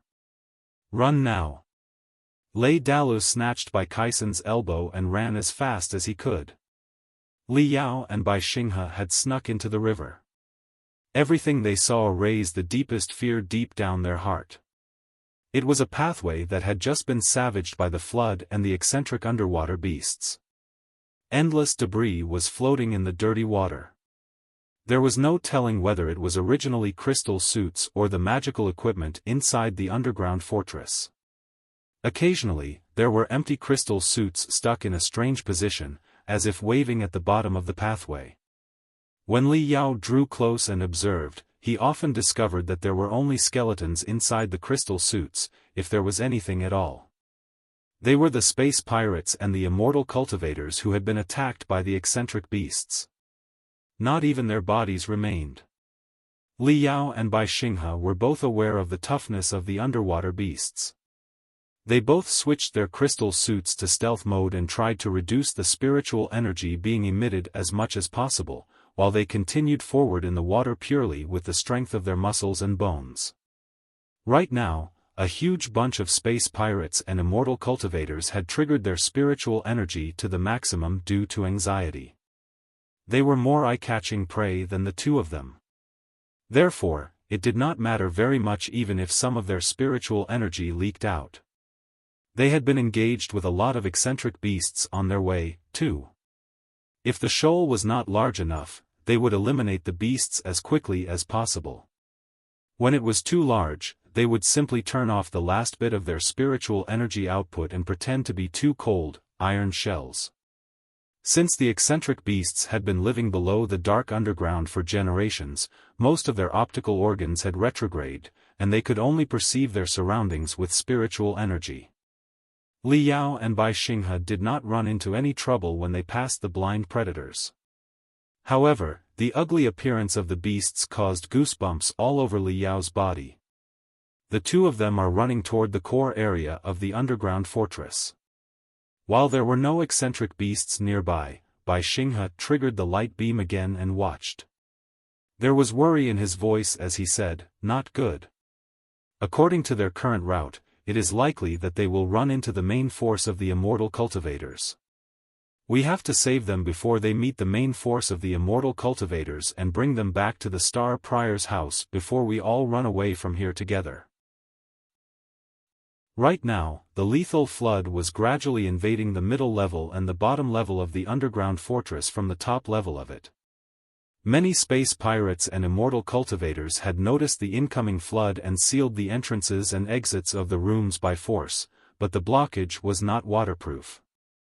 It was not long before they were crushed by the pressure of the flood. However, the underground fortress was enormous in scale and complicated in terrain. It was not entirely drowned by the flood so quickly. Bai Kaisen had grown up in the underground fortress. Naturally, he knew that countless brutal beasts lived within the Nether River. Therefore, Lei Dalu and him did not head upwards against the flood but downwards to avoid the flood and search for a possible shelter. The main force of the immortal cultivators led by the Black King, on the other hand, was marching upward, trying to flee as quickly as possible. Not good. At a turn of a pathway, Lei Dalu suddenly stopped and released his telepathic thoughts. He sensed for a moment and said coarsely, "I've sensed that quite a few experts are releasing their aura blatantly and unstoppably as they are making their way upwards. There are at least 2 experts in the nascent soul stage, 2 at the peak of the core formation stage, and another 10 or so in the lower levels of the core formation stage." Bai Kaisen pondered for a moment and replied, "They must be the main force of the immortal cultivators. Fengyu, Zhong, Bai Wulei, the Black King, and their lot." They looked at each other in bewilderment. Although they had disguised themselves and snuck into the pirate gangs amid the chaos, they were not real space pirates after all. It was quite possible that the experts in the nascent soul stage would see through them quickly. Besides, with the chaos below the ground, it would not be unusual if those selfish immortal cultivators captured them to use as cannon fodder. "Let's go back and find another way." The 2 of them made up their mind quickly and turned around, having no desire to meddle with the immortal cultivators at all. Not far away from them, inside the main corridor of the underground fortress, the Black King suddenly stopped and said coldly, "Wait. Something is not right. I just sensed that somebody scanned me with their telepathic thoughts not far away. It was not odd that somebody scanned me. It is odd, however, that the man turned and ran away in a different direction after he saw me. Judging from the speed of his escape, the man is probably in the core formation stage. We are all allies here. Why is he running away from us? There must be something wrong with them." Fengyu Zhong frowned and said, "Black King, I think it's more important that we get out of here as quickly as possible, isn't it?" The Black King sniffed and glared at him. "Why do you think a flood is savaging the underground fortress and there are explosions everywhere? Chase and catch those people." Fengyu Zhong was dazed for a moment and immediately realized what was going on. Endless brutality beamed out of his eyes as he went after where Lei Dalu and Bai Kaisen had disappeared together with Master Hidden Fog, Bai Wulei, and the elites of the immortal cultivators that were with him. They have encountered the immortal cultivators. 8 floors above them, Bai Xinghe cursed and stopped converging his spiritual energy. Together with Li Yao, he activated the power rune arrays to the maximum, as he accelerated his speed to the highest. The 2 of them darted to the lower floors along with the flood like 2 undercurrents. Schwa! Countless eccentric beasts were ignorant enough to attack them while they were on their way, only to be blown into clusters of blood by Bai Xinghe's spiritual energy. After descending 4 floors, they were even met with almost 20 dizzy space pirates. Having no time to disguise their identities, they simply put on the most brutal appearance and slashed their way forward. Hiu! Li Yao's feathered dragon saber turned into hundreds of inconspicuous fish in the dirty, black water. They were 10 times more dangerous than they were in the air. They snuck into the gaps of the crystal suits of almost 10 space pirates, cut open their main artery, reached their heart and blew it up. They then broke out of the space pirates' bodies again and returned to Li Yao. The feathered dragon Saber turned from black to crimson immediately. Bai Xinghe was even more insane. Eager to rescue his son, he fully exerted the unbelievable capability of a nascent soul stage cultivator. Dragon balls of tremendous size were appearing and disappearing on the 7 dragon heads of the Dragon King battle suit. The space pirates who were caught by them were not left with an intact body. Explosions were echoing 2 floors below, but the shaking was not violent. It did not seem to be the result of the thunder stones and the sunlight stones exploding but a fight. Lei Dalu and Bai Kaisen must have engaged with the immortal cultivators. The color of Bai Xinghe's face changed, and he was about to dash downward, only to be stopped by Li Yao. Boss Bai. Li Yao pointed at the space pirates killed by him. The crystal suits of those space pirates were basically intact, except for the tiny holes on the wrists, thighs, or the necks. Nobody would notice anything wrong when the crystal suits were disguised without looking at them carefully. Bai Xinghe immediately realized what he meant. He selected 2 corpses approximately their size together with Li Yao and replaced the Dragon King battlesuit and the Mystic Skeleton battlesuit with the dead bodies' crystal suits, before the 2 of them continued rushing downwards. The 2 floors were a fairly large warehouse area. They had not been drowned by the flood yet, and the water only reached everyone's waist. When Li Yao and Bai Xinghe arrived, they discovered that almost 20 immortal cultivators were attacking Lei Dalu and Bai Kaisen together. Among the immortal cultivators, Fengyu, Zhong and Bai Wulei, as well as a few experts of the 8 blades of Black Spider, were present. With Lei Dalu's and Bai Kaisen's capability, they could not resist the enemy at all. The immortal cultivators meant to capture them alive and feared that they might detonate themselves. That was why they had managed to hold out for a few minutes. Li Yao and Bai Xinghe looked at each other before approaching the enemy quietly, one from the left and the other from the right. They were both wearing the crystal suits of space pirates, with the battle emblem of the pirate gang they were in on their chest. Right now, the immortal cultivators were in a hurry to capture the Bai Kaisen and Lei Dalu alive and did not pay much attention to them. They thought that Bai Xinghe and Li Yao were merely other space pirates who considered the place a shelter. Bai Wulei? Li Yao suggested the target of their attack inside the communication channel. Fengyu, Zhong. Bai Xinghe was truly the pirate potentate. He planned to take down an expert in the nascent soul stage at first try. Okay. Li Yao replied without any hesitation. Bai Xinghe's strength was slightly higher than Fengyu Zhong's, and when he was in an outburst, he could boast the combat ability of the nascent soul stage briefly. If the 2 of them joined their hands and ambushed the enemy without alarming him, it was very likely that Fengyu Zhong would be heavily wounded. 50 meters. 40 meters. 30 meters. The 2 of them pretended that they were here to help and drew closer and closer to Fengyu Zhong. Right then, Bai Kaisen suddenly screamed. One of the 8 blades of Black Spider had stabbed a flying sword that was almost transparent deeply into the left side of his chest. The flying sword seemed to be a piece of extremely vicious magical equipment. When the edge of the sword entered Bai Kaisen's body, it started pumping his blood and spurting it out from the hollow grip of the sword.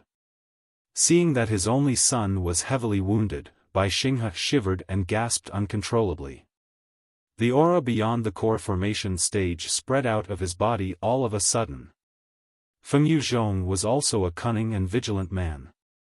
He sensed that anomaly immediately and was greatly alarmed. Leaving the 2 prey that were about to fall into his hands aside, he retreated 100 meters and hid behind the countless immortal cultivators. He shrieked, "There's something wrong with the 2 newcomers." Li Yao cursed within his heart. At this point, there were no other options. He threw dozens of crystal bombs out. With the brilliant fireworks for cover, he and Bai Xinghe completed air changes instantly. Kill them. Li Yao lunged at the immortal cultivators like a tiger attacking lambs. After a few zigzags, a few immortal cultivators who were relatively weaker were chopped in half instantly. "It is you." Fengyu Zhong was both shocked and scared. Although the mystic skeleton battlesuit looked completely different from when it had been at the periphery of the Iron Plateau space zone after multiple upgrades, Fengyu Zhong still grasped the unique aura of the crystal suit keenly. "It is more important to save them. Don't fight for too long. Their reinforcements will arrive at any moment." Bai Xinghe shouted in a hurry inside the communication channel. His capability was slightly higher than Fengyu Zhong's, and Li Yao's capability was slightly higher than Bai Wulei's. However, other than Fengyu Zhong and Bai Wulei, their enemies also included Master Hidden Fog, the previous leader of the Black Spider Tower, and the multiple experts of the 8 Blades of Black Spider, who were adept at stealth and assassinations and boasted a higher combat ability than that of normal cultivators in the same level. It would not be easy to kill them all. Besides, Bai Xinghe had vaguely sensed that Dark Empyrean, the real Black King, was running close at a high speed. When the Black King arrived and they were surrounded by a large batch of immortal cultivators, there was no way that they could survive. When the attempted ambush failed, it was smart to run away quickly. Before Lei Dalu realized what was going on, Bai Xinghe had already placed Bai Kaisen on his shoulder and shouted at him, "Follow me." Lei Dalu was dazed. Naturally, he had recognized the famous Dragon King battle suit. The fact that the pirate potentate was standing right before him made the captain who earned his living by hunting down space pirates quite uncomfortable. Li Yao slashed another immortal cultivator in half and detonated almost 100 crystal bombs in a row, turning more than half of the warehouse into a forest of flames, before he went back to Lei Dalu like a rabbit and patted his shoulder firmly. "Captain, I'll explain to you later. Just run quickly." Lei Dalu gasped when he realized who was talking and said, "Li Yao?" Discovering that this little brother of his seemed to appear in the most unbelievable places under the most unbelievable identities every time, Lei Dalu was dumbfounded. Last time, it was Sand Scorpion, the best warrior of Iron Plateau. This time, he got even crazier and became a lackey of the pirate potentate. Li Yao said in a hurry, "Advisor Bai was hit by back-teeth heart-tangling sword. If it is removed by force, the entire heart will be dragged out. We have to find a safe place and destroy the traps inside the sword first." "All right." Lei Dalu thought quickly and realized that, no matter why Li Yao had shown up in this place, Bai Xinghe would not mean any harm to Bai Kaisen. Before the flames of the explosions died down, the 3 of them, carrying Bai Kaisen, escaped the way where they had come and ran out of the siege of the immortal cultivators. Half a minute after they fled, the Black King charged into the warehouse with a large batch of immortal cultivators. Seeing the mess and the wounded who were screaming in the water, the Black King was gloomy. After hearing Fengyu Zhong's report, the Black King's face remained unchanged as he said seriously, "It was indeed Bai Xinghe's scheme. But I wonder why he showed up without any reason. They can't run far away carrying a heavily wounded ally. Run after them. Stop Bai Xinghe whatever the cost. Right now, the upper level of the fortress is completely blocked. There is no way that anybody can get out within the next 10 days. We have to capture Bai Xinghe and elicit everything from him. My methods are not easy to shake off. He cannot be in his peak state right now. Go after him." The name Xiao Xuanzi was like an eruption of thunder that broke out inside Li Yao's brain. It was also like a bolt of lightning that connected all the pieces together. When Li Yao and Professor Mo Xian had discussed whether or not there could be something wrong with the Grand Illusionary Soldier project, they had met an unanswered question, which was Xiao Xuanzi's motive. Logically, as the crownless king of the Flying Star sector and the leader of all cultivators, Xiao Xuanzi did not seem to have any motivation to overturn the Flying Star sector. The theory that he was trying to change from the crownless king into the crowned king did not seem very satisfactory. However, if Xiao Xuanzi had been baptized by the Dark Forest more than 100 years ago and killed countless innocent fellow cultivators and ordinary people for his own survival, then Li Yao was instantly soaked in cold sweat. Everything was explainable now. Bai Xinghe took his long silence for suspicion and smiled bitterly. You don't believe it, do you? That's right. Nobody is going to believe it. Although Xiao Xuanzi hadn't advanced into the nascent soul stage 100 years ago, he was an expert in the core formation stage, the elder of the Feathered Snake's Brotherhood, a man worthy of respect in the world of cultivators. He punished the outlaws and helped the weak, like any noble man would do. When he first rescued our starship, he might not have been vicious at all. He thought that reinforcements were coming very soon. He even offered the resources on his starship to us for free. Several of the wounded crew members on our starships were treated on his starship. Some of them were even treated by him in person at the cost of his own spiritual energy. At that time, my parents couldn't stop complimenting him. Cultivators from the 6 major sects of Heavenly Saint City were truly different. That was exactly what an elder of a great sect looked like. Hee. Maybe that was partly why my parents hesitated later. It never occurred to them that, however great the sect a person hails from is and however chivalrous they do not have a second option when they are trapped in the dark forest. Out of 2, 1 will live. If I don't kill him, he will kill me. The logic is very simple. Since my parents could think of it, Xiao Xuanzi definitely could, too. Li Yao took a long breath and asked, "Are you sure it was Xiao Xuanzi?" Bai Xinghe laughed bitterly. I was already 7 at that time, and I admired the celebrities in the world of cultivators. When my parents told me that he was an expert from the 6 sects of Heavenly Saint City, naturally, I bore his name in mind. How could I be mistaken? When I was sold to Spider Den, inside the dark fortress that was full of traps, there was not one moment when I stopped reciting the name Xiao Xuanzi in my mind. Revenge. Revenge for my parents. Seeking revenge from Xiao Xuanzi was the only motivation to keep me alive in the darkness underground. It was a pity that I chose a wrong path. If I wanted revenge, I had to be stronger. However, there was only one way if I wanted to be stronger, which was to be a space pirate, the strongest, the cruelest, and the most brutal space pirate. When I became a space pirate, I had to kill people, a lot of innocent people. I had to pour the blood of the innocent on my unpardonable, inhuman soul.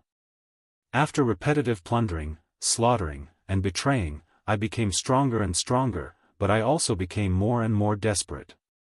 You see, I found that the gap between me and Xiao Xuanzi was too huge. It was impossible for me to become stronger than him no matter how hard I tried. When I became a well-known brutal bandit on Spider Den, Xiao Xuanzi became the leader of the Feathered Snake's Brotherhood. When I established the Abyss Pirate Gang and rose to power on Spider Den, Xiao Xuanzi became the CEO of the Grand Illusionary Group and controlled most of the spiritual nexus.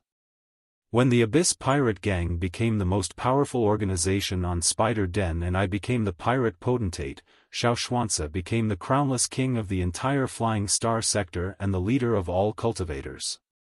Ha! Ha ha ha! The Pirate Potentate. Sounds cool and awesome, doesn't it? But it is just insignificant crap in front of Xiao Xuanzi.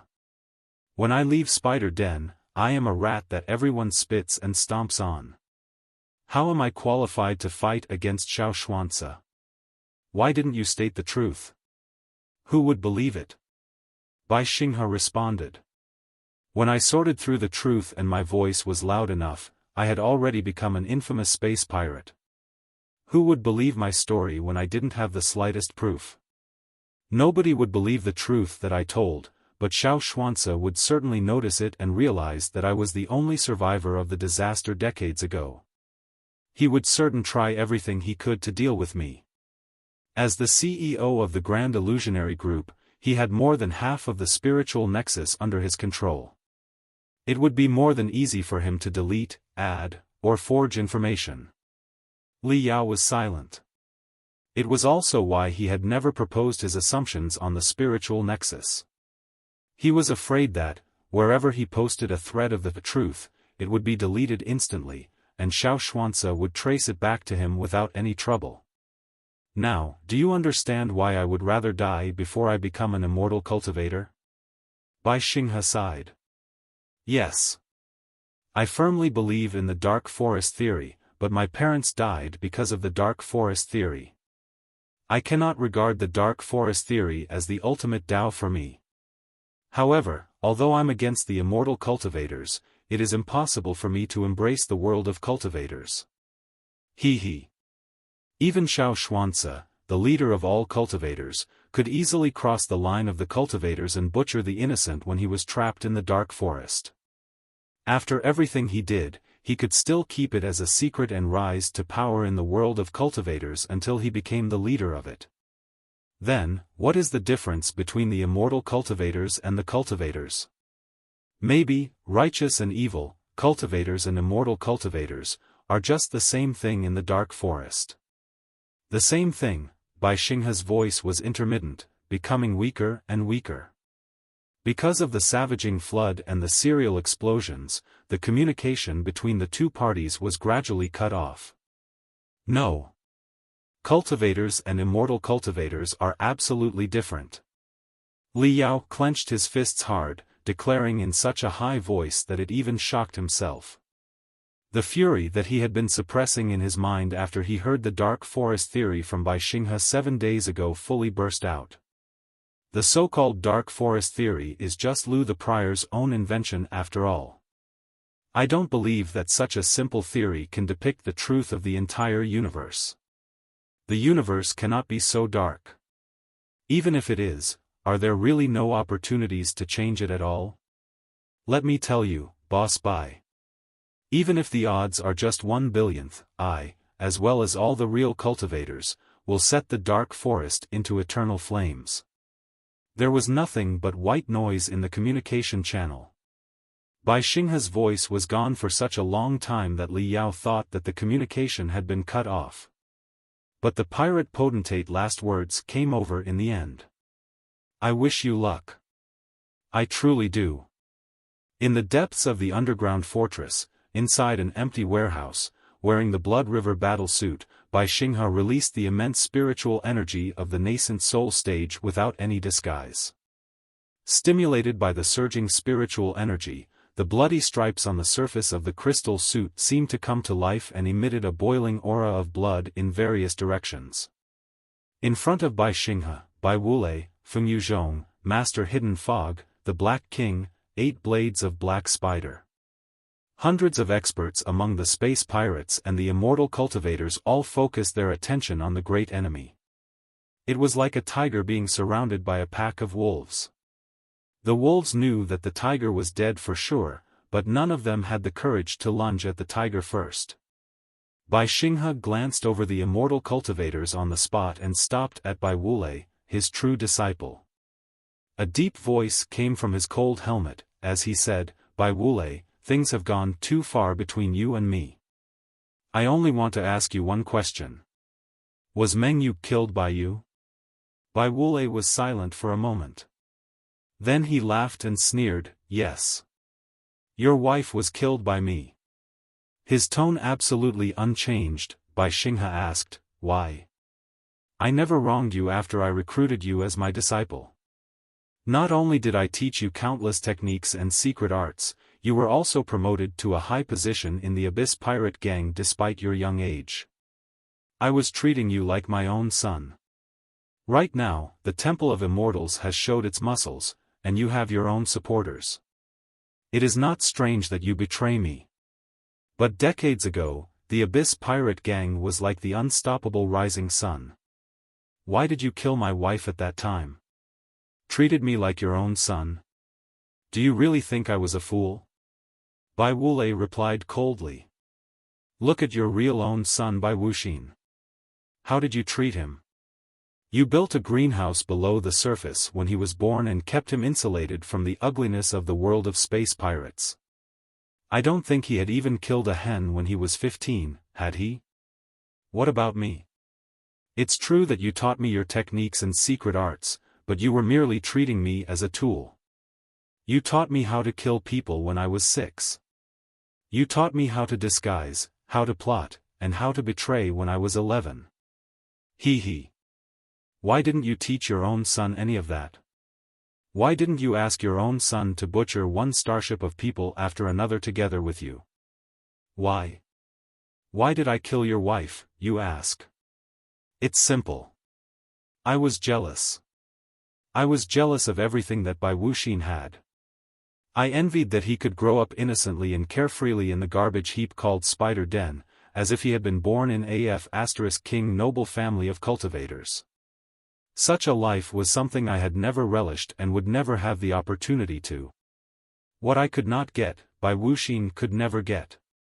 I must destroy his everything. Simple as that. Bai Xinghe nodded. Understood. For decades, I've always thought that my enemies killed Fengyu because they were coveting the secrets inside the underground fortress. I was investigating the wrong line of thought all along. It never occurred to me that you were involved. But it is still not late to have learned the truth now. Bai Xinghe stepped forward in midair as if there were invisible stairs before him, approaching the hundreds of immortal cultivators. The color of Bai Wulei's face changed greatly as he shouted loudly, "Bai Xinghe, with everything reaching this point, just give up. You don't stand a chance." Bai Xinghe smiled, before he suddenly vanished into thin air. Then, a thunderous roar suddenly echoed in the void. "Call me Boss Bai." The ears of all the immortal cultivators were humming, as if 2 sharp blades had pierced into their brains through their ears. Their heads were dizzy, and they were seeing all kinds of illusions. All of a sudden, Bai Xinghe seemed to have thousands of clones that were charging right to their face and even into their crystal suits. Ah! Many immortal cultivator who were weaker screamed in abject fear, even though they were not wounded, and launched their strongest attacks toward the illusions. Thousands of streams of golden brilliance burst out of the void, as if 100 small suns had risen up slowly. Even if they shut their eyes tightly, they could not stop Bai Xinghe's sharp sword aura from breaching their defenses and sweeping into their brains. Fengyu Zhong shrieked. Every bronze ghost face on the 100 Faces battlesuit opened its eyes, which were shedding blood, and screamed miserably. The scream spread out in midair like ripples, outlining a fuzzy shadow of blood. There he is. Stop him. The Black King's black crystal suit turned into a cluster of black fog, which turned into hundreds of weird bats. The black bats crowded toward where Bai Xinghe was at. Boom! Boom! The 100 black bats were engaged with Bai Xinghe's bloody shadow. The head-on clash between 2 experts in the nascent soul stage made the entire warehouse shake violently. Countless cracks were growing on the walls and the dome. Flooding water spurted in along the cracks, stabbing and stirring everything like billions of swords of water. The 100 black bats suddenly dispersed. Fengyu Zhong took the opportunity to activate Devil's Cry, his long spear. Hundreds of ghost faces interweaved into a sharp aura and pierced forward. Bai Xinghe grunted, and the bloody shadow twisted and disappeared all of a sudden. Before the Black King and Fengyu Zhong had the chance to catch their breath, Bai Wulei suddenly cried miserably behind dozens of immortal cultivators who were protecting him. Everybody was greatly shocked. Their attention had been focused on the battle between the 3 nascent soul stage cultivators. They had never thought that Bai Xinghe would attack Bai Wulei while he was fighting hard against 2 experts in the nascent soul stage. It's a decoy. A bloody incarnation. The Black King was gloomy. He did not find out until this moment that the Bai Xinghe, who exchanged 3 moves with him just now, was merely a puppet condensed by blood. In the face of his full-strength strike, the puppet had been scattered into broken pearls of blood. The real Bai Xinghe, on the other hand, had snuck behind the immortal cultivators and grabbed Bai Wulei's head. Crack! Crack! Crack! The helmet made of super alloys was as vulnerable as rotten wood in Bai Xinghe's hands. After a slight press, it was already shrinking in size. Bai Wulei felt that a surging river was flooding into his body from the top of his head. He had no strength to counterattack at all. His 2 eyeballs were about to be squeezed out of their sockets. His screams were even more miserable than those of the hundreds of ghost faces on Fengyu Zhong's crystal suit combined. Bai Xinghe grinned hideously. Even your betrayal is a fiasco. Why bother living? While talking, he exerted his strength. Dozens of thunderbolts seemed to be echoing inside his palms. After a pa sound, Bai Wulei's head together with his helmet was crushed into the size of an apple. Bone and metal was mixed together, and blood was spluttering everywhere. The scene could not have looked gorier. The headless corpse twitched briefly in midair for a moment, before it fell into the flood helplessly. The water current was quite rapid. There was no telling where the dead body had ended up to after a short moment. Within a breath, Bai Xinghe had killed a cultivator in the peak of the core formation stage with such cruel methods right in front of 2 experts in the nascent soul stage. Everybody was so shocked at Bai Xinghe's approach that they did not know what to say. Deep laughter that resembled that of a wounded lion echoed inside the Blood River battle suit. Crimson balls of blood were leaking out of Bai Xinghe's crystal suit as if it were his skin. Heated by his spiritual energy, the bloody was vaporized into a mist, and the mist dissolved into red aura that extended to every corner of the warehouse. Lum-dum. Lum-dum. Lum-dum. Hundreds of bloody auras were fluctuating in the air along with the rhythm of Bai Xinghe's heartbeat. Everybody's soul was shivering together with Bai Xinghe's heart. Very soon, the bloody auras formed various bloody flying swords, which span around Bai Xinghe slowly. He is burning his life and soul without caring about anything. The Black King and Fengyu Zhong both felt their heads going dizzy. It did not feel like a cultivator no taller than 2 meters was appearing above their head, but an overwhelming giant of blood hundreds of meters tall. Both the Black King and Fengyu Zhong regretted believing in Bai Wulei easily and being fooled underground. Unless there were absolutely no choices, they would definitely rather not have a head-on battle with a nascent soul stage cultivator who had gone mad in such a narrow space. Stall him, the Black King said coldly to Fengyu Zhong in the communication channel. In the meantime, his telepathic thoughts surged out as he gave commands to his subordinates around to form a battle array. Boss Bai. Fengyu Zhong immediately understood what he was being asked to do. He shouted, not very confident of his declaration, "What are you struggling for with everything coming this far? Just give up already. We are all lawless bandits here. Are you pretending that you are a hero now that you are going to be killed? You and I are the same. We don't have any choice other than joining the Temple of Immortals. Faced with the great Tao of immortality, I guarantee that the grudge between us will be cleaned once and for all." Bai Xinghe smiled. He extended his right hand and opened it. The bloody stripes on the Blood River battlesuit seemed to be a living thing. They flowed along his arm and gathered in his hand, forming a bloody saber. As more and more blood flowed out of his veins, the saber became ever longer, and the ripples on the surface of the saber were echoing with his heartbeat. Gazing at the tip of his saber, Bai Xinghe said casually, "You and I are different." Fengyu Zhong burst into laughter. "What's the difference? Did you kill fewer people than I did? Cut the crap. You are destined to be a hateful space pirate, and you think you can correct your wrongdoings before your own death?" The tip of the bloody saber drew a curve on the battle array of the immortal cultivator that was about to take shape. Bai Xinghe glanced at Fengyu Zhong and curled his lips up. He said, "I am a ruthless, unforgivable bandit. And you are just a dog." The pathway was almost dug through. Li Yao's spiritual energy was running out. The size of the drill was a third smaller than in the beginning. He felt that his ribs were aching. While catching his breath, he suddenly sensed the intense spiritual waves below him that felt like a volcano eruption. It was the most brilliant moment that a nascent soul stage cultivator could present when they burnt their life and soul and released everything they had. Boss Bai, Li Yao did not know how he should comment on the pirate potentate at all. Of course, he was an unpardonable bad man, but the guy had also offered the Dragon King battlesuit to him.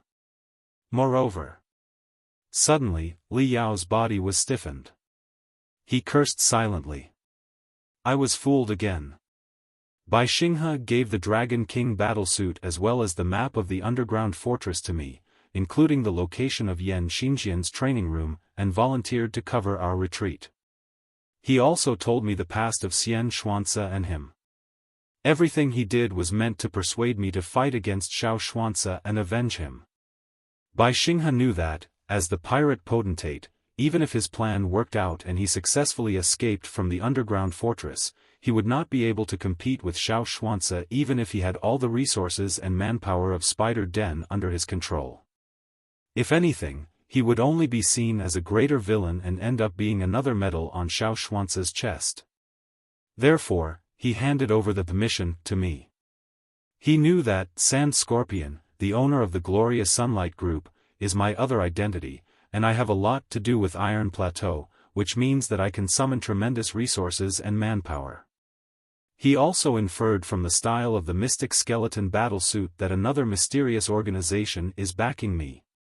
Therefore, it is possible that I can achieve the purpose that he could not. The cunning bandit was afraid that I would not take the bait. He lured me with the Dragon King battlesuit and Yan Xingjian's training room first and made me feel that I owe him. Then he told me the story between Xiao Xuanzi and him and revealed Xiao Xuanzi's real face to trigger my sense of justice. Then he sacrificed himself to buy us more time, which is another favor that I owe him. Damn. Everything he did was in order to make to go against Xiao Xuanzi. So soon as I had the idea of telling Xiao Xuanzi's secret to public and Xiao Xuanzi discovered even a hint of the plot, he would certainly try to kill me to shut my mouth. By then, I and the forces behind me would have to start a total war against Xiao Xuanzi. Li Yao was amused. Boss Bai was indeed Boss Bai. At the last moment of his life, he established his final scheme. However, Li Yao decided to take the bait willingly. Xiao Xuanzi, you might have had no choice in the desperate situation after the cosmic storm 100 years ago. But right now, the great explosion in the Skyhill Sword Seminar, the countless victims on Iron Plateau, the arrival of extraterrestrial devils in Heavenly Saint City. Everything you did has crossed the line. If you were really behind everything, I will most certainly unveil your real face. Even though you are in the high level of the nascent soul stage, I will execute you whatever the cost. Voila! The pressure was suddenly gone. The drill of mystic rays dug through the last bit of the debris. An empty hallway appeared again. Captain, hurry and stabilize the last section. Let's not get sloppy at the crucial moment. While Lei Dalu was strengthening the last section of the pathway, Li Yao turned back and picked up Bai Kaisen, who was still unconscious. At that moment, Li Yao finally figured out why Bai Xinghe had given the precious crystal suit and the map to him instead of his own son. He loved his son and did not wish his son to be involved in the dangerous swirl related to Xiao Xuanzi. Voila! Voila! The flood was still striking. The pathway that had just been stabilized was showing signs of collapse again. Rocks and rebars began falling again. Li Yao tried to cover Bai Kaisen with his body, but rocks weighing hundreds of tons buried his feet when he was about to crawl out of the pathway. Captain, get him! Li Yao threw Bai Kaisen to Lei Dalu. Then he unsheathed the feathered dragon saber and removed the rocks on his legs bit by bit. He did not dare to detonate the rocks with his spiritual energy, because he was worried that the gap resulting from the explosion might make even more rocks fall from the ceiling. Right then, crack! An ominous crack echoed above Li Yao's head. The flood suddenly turned dirty. Not good. Li Yao's pupils shrank violently. Before he had the chance to shout a warning, he sensed that an immense strength had pressed down. A great mountain seemed to have collapsed and smashed at his head. Li Yao had no choice but to bellow. His spiritual energy burst out in the mud and flood like a bomb. It was like quenching one's thirst with poison. Although some of the space was cleared, more rocks and debris were falling off above his head. Li Yao could not tell which direction he was heading in. He could only follow the glimmering light in front of him subconsciously. The pathways behind him collapsed one section after another, until it was entirely twisted and broken. When everything was stabilized again, Li Yao turned around and found that the channel he had gone through all the trouble to dig out had vanished. What he was faced with was scattered rocks. Li Yao's head was dizzy. He was surrounded by absolute darkness. The warehouses and pathways nearby had been entirely blocked, but new gaps and hollows had also been created by the violent quakes.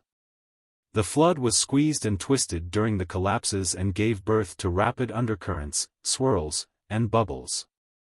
The area he was in was both like a maze and swamp. It had been entirely reshaped in the tremors just now. The furious spiritual energy was spinning around him quickly like 10,000 swirls.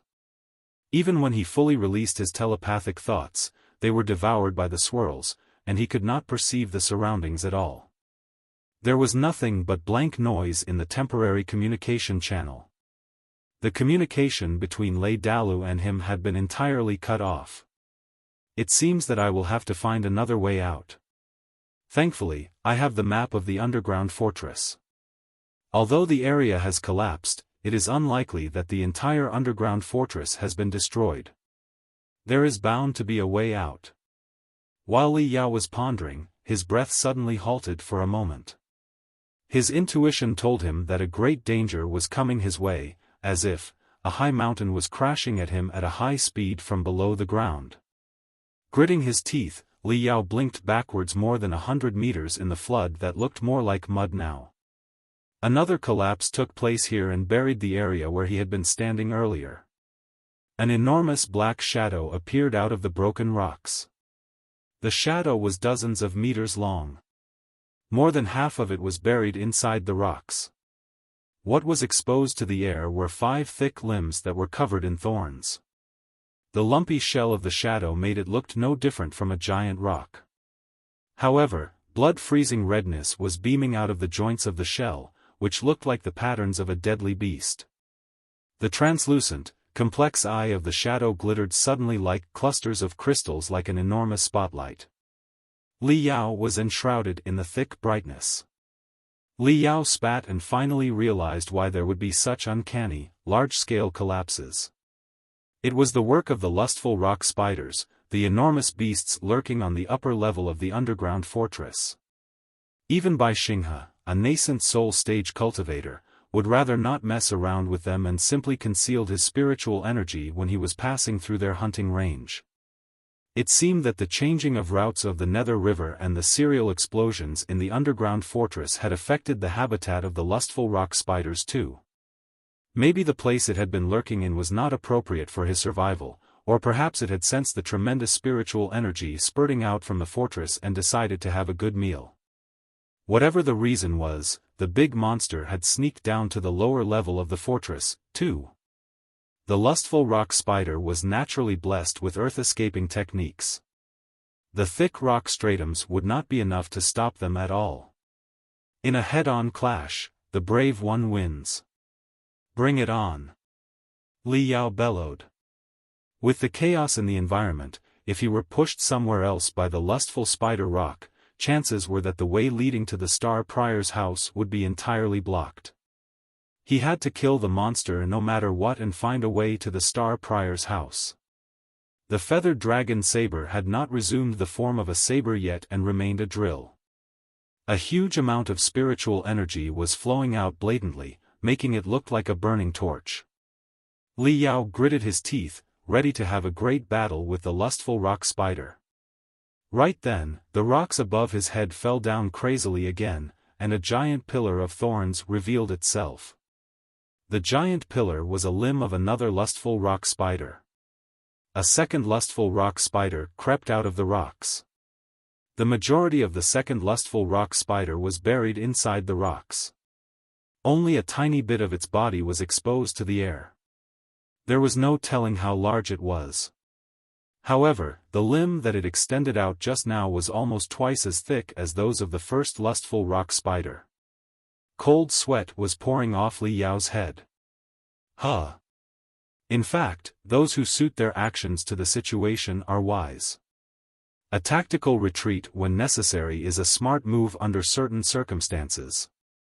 The first lustful rock spider remained absolutely still while it stared at Li Yao with its complex eyes. Li Yao suddenly felt that something was not right. After scanning the surroundings with his telepathic thoughts, Li Yao discovered that the defensive paint on the surface of the mystic skeleton battlesuit was mostly gone, and the flexibility of the super alloys was quickly diminishing. In other ways, the mystic skeleton battlesuit was turning into a rock quickly. Petrifying mystic rays. Li Yao shuddered heavily. From the ancient classics he had read, Li Yao knew that a lot of beasts of the Earth class in the primordial era, when the universe had just been created, boasted terrifying techniques that could pour spiritual energy of the Earth class into the body of other creatures in weird forms through mystic rays and take away their vitality, transforming the victims into stone-like objects. Those objects were also known as fossils. The scholars in the world of cultivators had excavated a lot of fossils, including many strong dinosaurs. Some of them were naturally made, but some others were impossible to have been made in a natural environment from a geographical standpoint. The latter were the masterpieces of the deadly beasts. Li Yao did not realize that the lustful rock spider could also trigger petrifying mystic rays. It was perhaps because they were the descendants of the primordial beasts and had passed on in the depths of the underground for billions of years. Walla! Walla! Walla! Before Li Yao came back to himself from his surprise, another 100 lustful rock spiders that were smaller in size crawled out of the rocks. The new lustful rock spiders were about the size of Li Yao. They were fast and agile. Wherever Li Yao could enter, they could enter without any trouble, and for the places that Li Yao could not enter, they could still enter through their earth-escaping techniques. There was only one thought in Li Yao's brain. Run! It seemed that the lustful rock spiders belonged to the same clan. Since their habitat had been destroyed, their entire clan had migrated to look for a new home. During a migration, it was reasonable that abundant food needed to be stored first. Hew! Hew! Two small lustful rock spider charged at him, one from the left and the other from right. Li Yao raised his hands and threw out two crystal bombs, blowing the two lustful rock spiders into pieces. When he took a breath in relief, thinking that the lustful rock spiders were too fragile, he discovered that the body liquids of the lustful rock spiders would significantly reduce the hardness of his crystal suit when they stained it. The vulnerability of his crystal suit soared as it was doused in the gray bodily fluids, further petrifying. Damn! They are essentially self-detonating bombs. Li Yao was caught off guard. One of the power rune arrays of the mystic skeleton battlesuit had been corrupted by the body liquids of the lustful rock spiders when they exploded. It soon turned into a rock and stopped providing any impetus. No wonder even Bai Xinghe was not willing to deal with these insects. Without any hesitation, Li Yao released another 100 crystal bombs, not to trigger explosions, but to freeze the flood in front of him with the tremendous frost rune arrays inside the bombs. Crack! Crack! The ice was shattered by the lustful rock spiders within 1 second. A soul-stirring pursuit was happening in the absolute darkness. Li Yao could only cry for help. He could not tell where he was and simply rushed forward crazily in the maze-like underground fortress. When he was slow for several seconds, a few lustful rock spiders would catch up with him, and he would be involved in a harassing battle.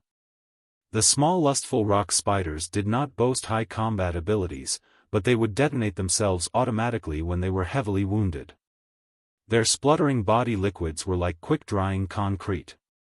A tiny speck was enough to seal one of the rune arrays on the mystic skeleton battlesuit. The two giant lustful rock spiders, on the other hand, would only show up after a long while. Every time Li Yao took a breath in relief and thought that he had gotten rid of them, the two lustful rock spiders would suddenly leap out from the rocks and stir up everything around Li Yao. Bai Xinghe had mentioned that the lustful rock spiders searched for the enemy with spiritual waves. If there were no spiritual waves, they would not be able to detect anything. Li Yao had the idea that he could risk taking off the mystic skeleton battlesuit and concealing all his spiritual energy. Then, he could pretend to be an ordinary person and hide in a corner. But after hesitating for a long time, he did not have the courage to do so. Right now, the lustful rock spiders were right behind him, darting petrifying mystic rays at him non-stop. He had only managed to resist their attack with his spiritual shield and his crystal suit. If he retreated his crystal suit and converged his spiritual energy, turning himself into an ordinary person, his own skin would probably end up become rock when it was scanned by the petrifying mystic rays. It is not going to work out if I simply keep on running. Maybe because Li Yao had blown up two lustful rock spiders, or maybe because the spiritual waves from the mystic skeleton battlesuit were more intense than those of the other crystal suits, the lustful rock spiders chasing after Li Yao would not let him go. After he slayed more than 30 lustful rock spiders, more rune arrays on the mystic skeleton battlesuit turned into rock, and the specifications of the crystal suit plummeted. Li Yao gritted his death. He would be killed sooner or later if he kept running about like a headless chicken. He had the map of the underground fortress, but the problem was that he did not where he was. Calculate now. Li Yao drew the routes that he just ran and compared them with the multiple pathways inside the underground fortress. He was going in straight lines most of the time, which did not have many features. The crystal processor outputted 7 coordinates he could be at after analysis. Having no other choices, Li Yao could only turn around and circled around at the risk of being corrupted by the lustful rock spiders. After running 3 laps, he finally collected enough features to locate his precise coordinates in the map. I'm now in the southeast corner at the bottom of the underground fortress. There's a long way to go to the Star Prior's house. I basically have to cross the entire fortress. Besides, the lustful rock spiders are right behind me. Even if I'm lucky enough to make my way to the Star Prior's house, I might not be able to get rid of them. It will be a major disaster if those bastards rush into the Star Prior's house. The last thing Li Yao wanted was for the Star Prior's house to be destroyed, not only because Lei Dalu and Bai Kaisen were probably hiding in the Star Prior's house treating their wounds, but also, and, more importantly, because the 300 super crystal processors of the Star Prior's house could search for the coordinates of the other sectors. They were the only hope for him to return to the Heaven's origin sector. He could not lose them no matter what. Therefore, until he got rid of the lustful rock spiders, he could not draw close to the Star Prior's house. Is there any place nearby where I can keep myself away from the lustful rock spiders? Li Yao glanced over the important locations on the map of the underground fortress. Finally, his eyes stopped at location at the deepest part of the underground fortress, which had been clearly added most recently. Li Yao discovered that he was close to Yan Xingjian's secret training room. Li Yao's interest was aroused. Yan Xingjian had built the secret training room in order to avoid the strike of the apocalypses.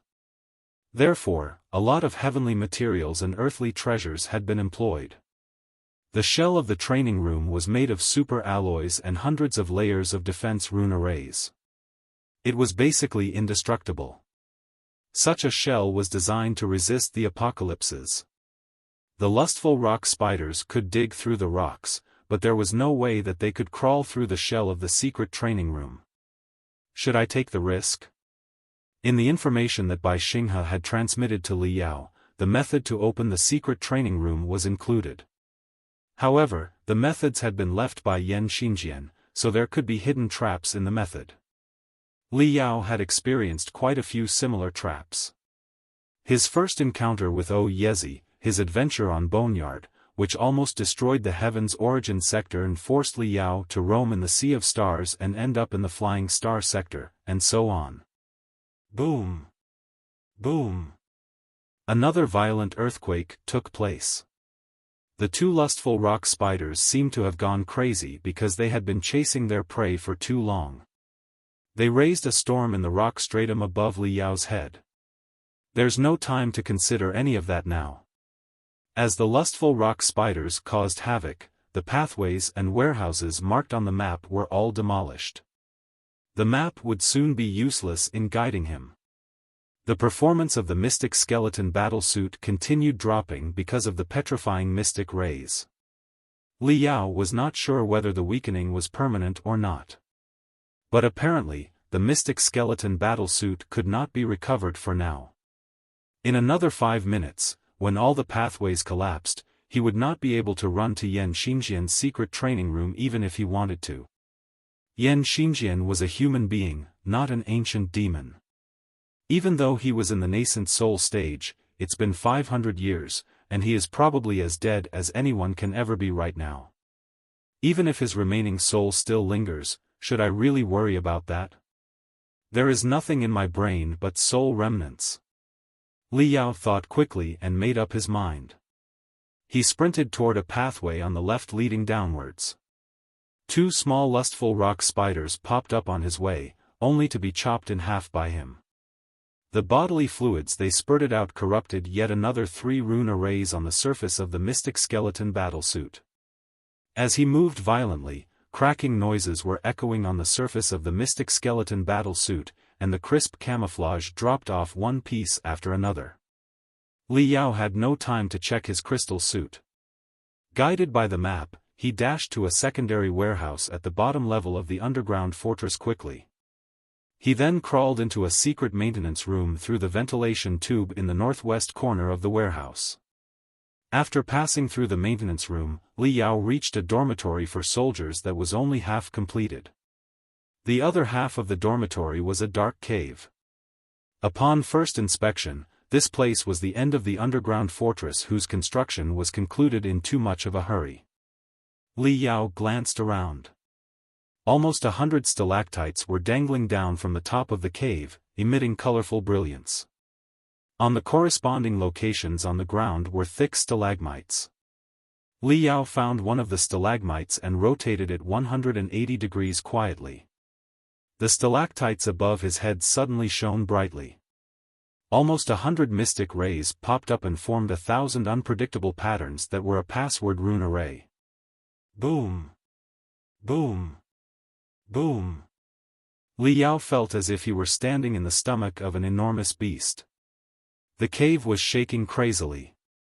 The 2 giant lustful rock spiders must have sensed Li Yao's spiritual waves and were marching toward him rapidly. Hurry! Hurry! Hurry! Li Yao felt that his heart was being burnt. Before the light beam was fully unfolded, his right hand had already input a series of passwords. He only hoped that the password was true now. He was ready to take any of Yan Xingjian's ill intentions as long as he was permitted into the room right now. Beep!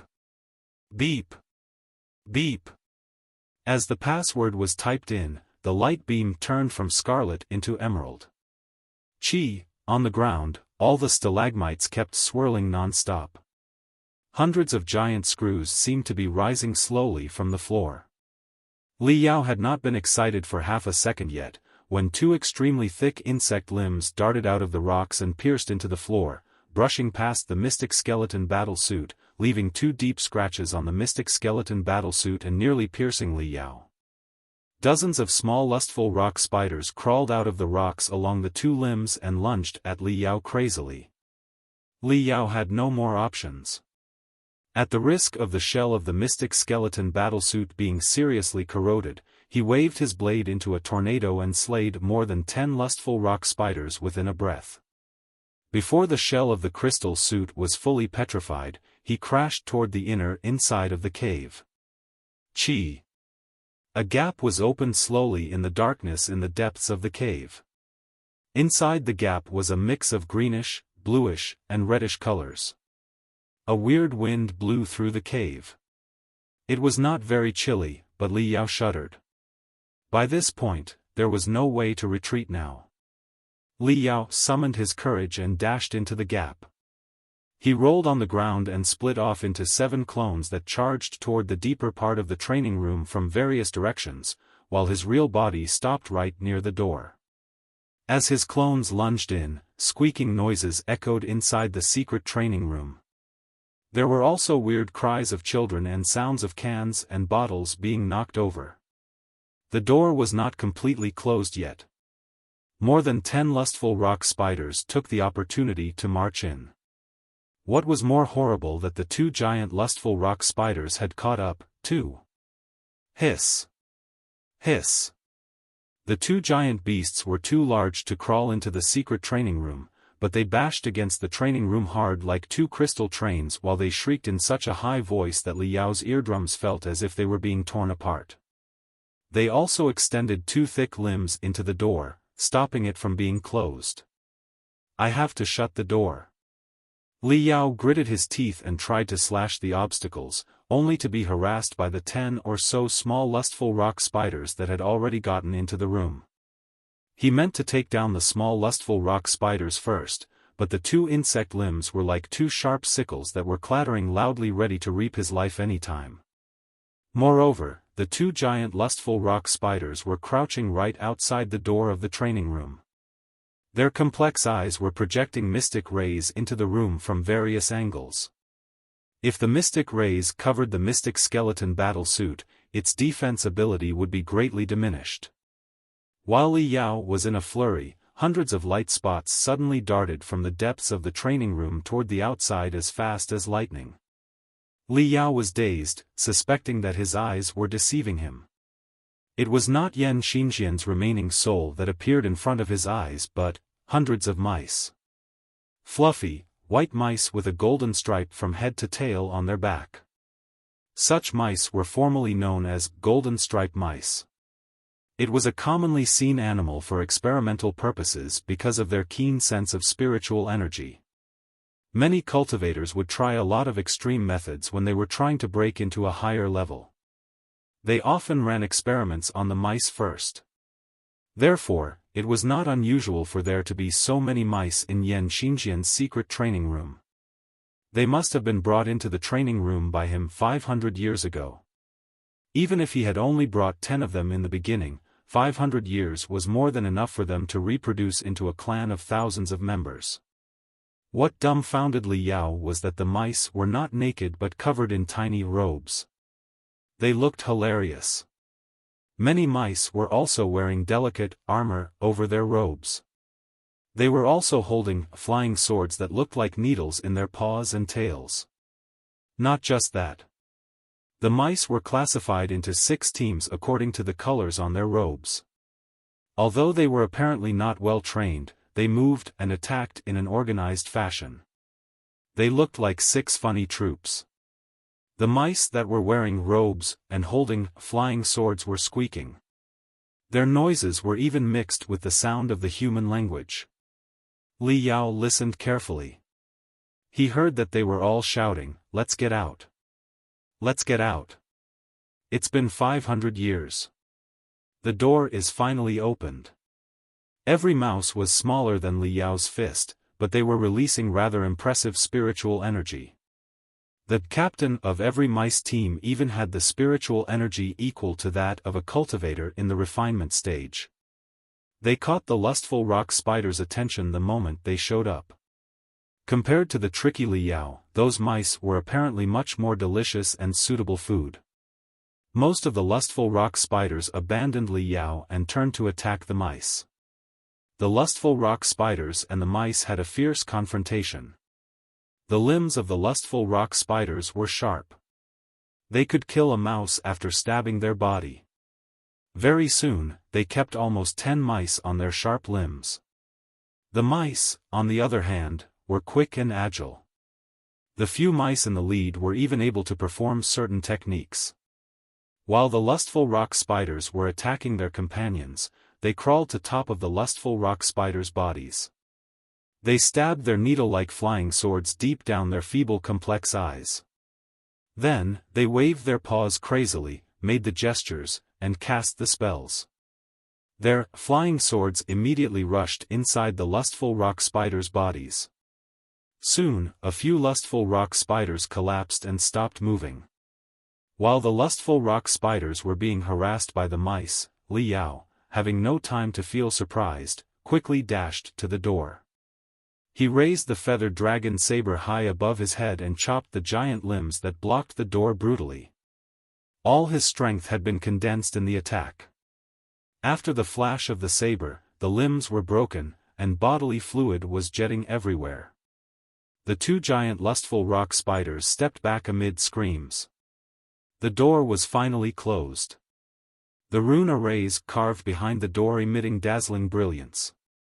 They revolved for a moment, and the door closed up without leaving the slightest gap.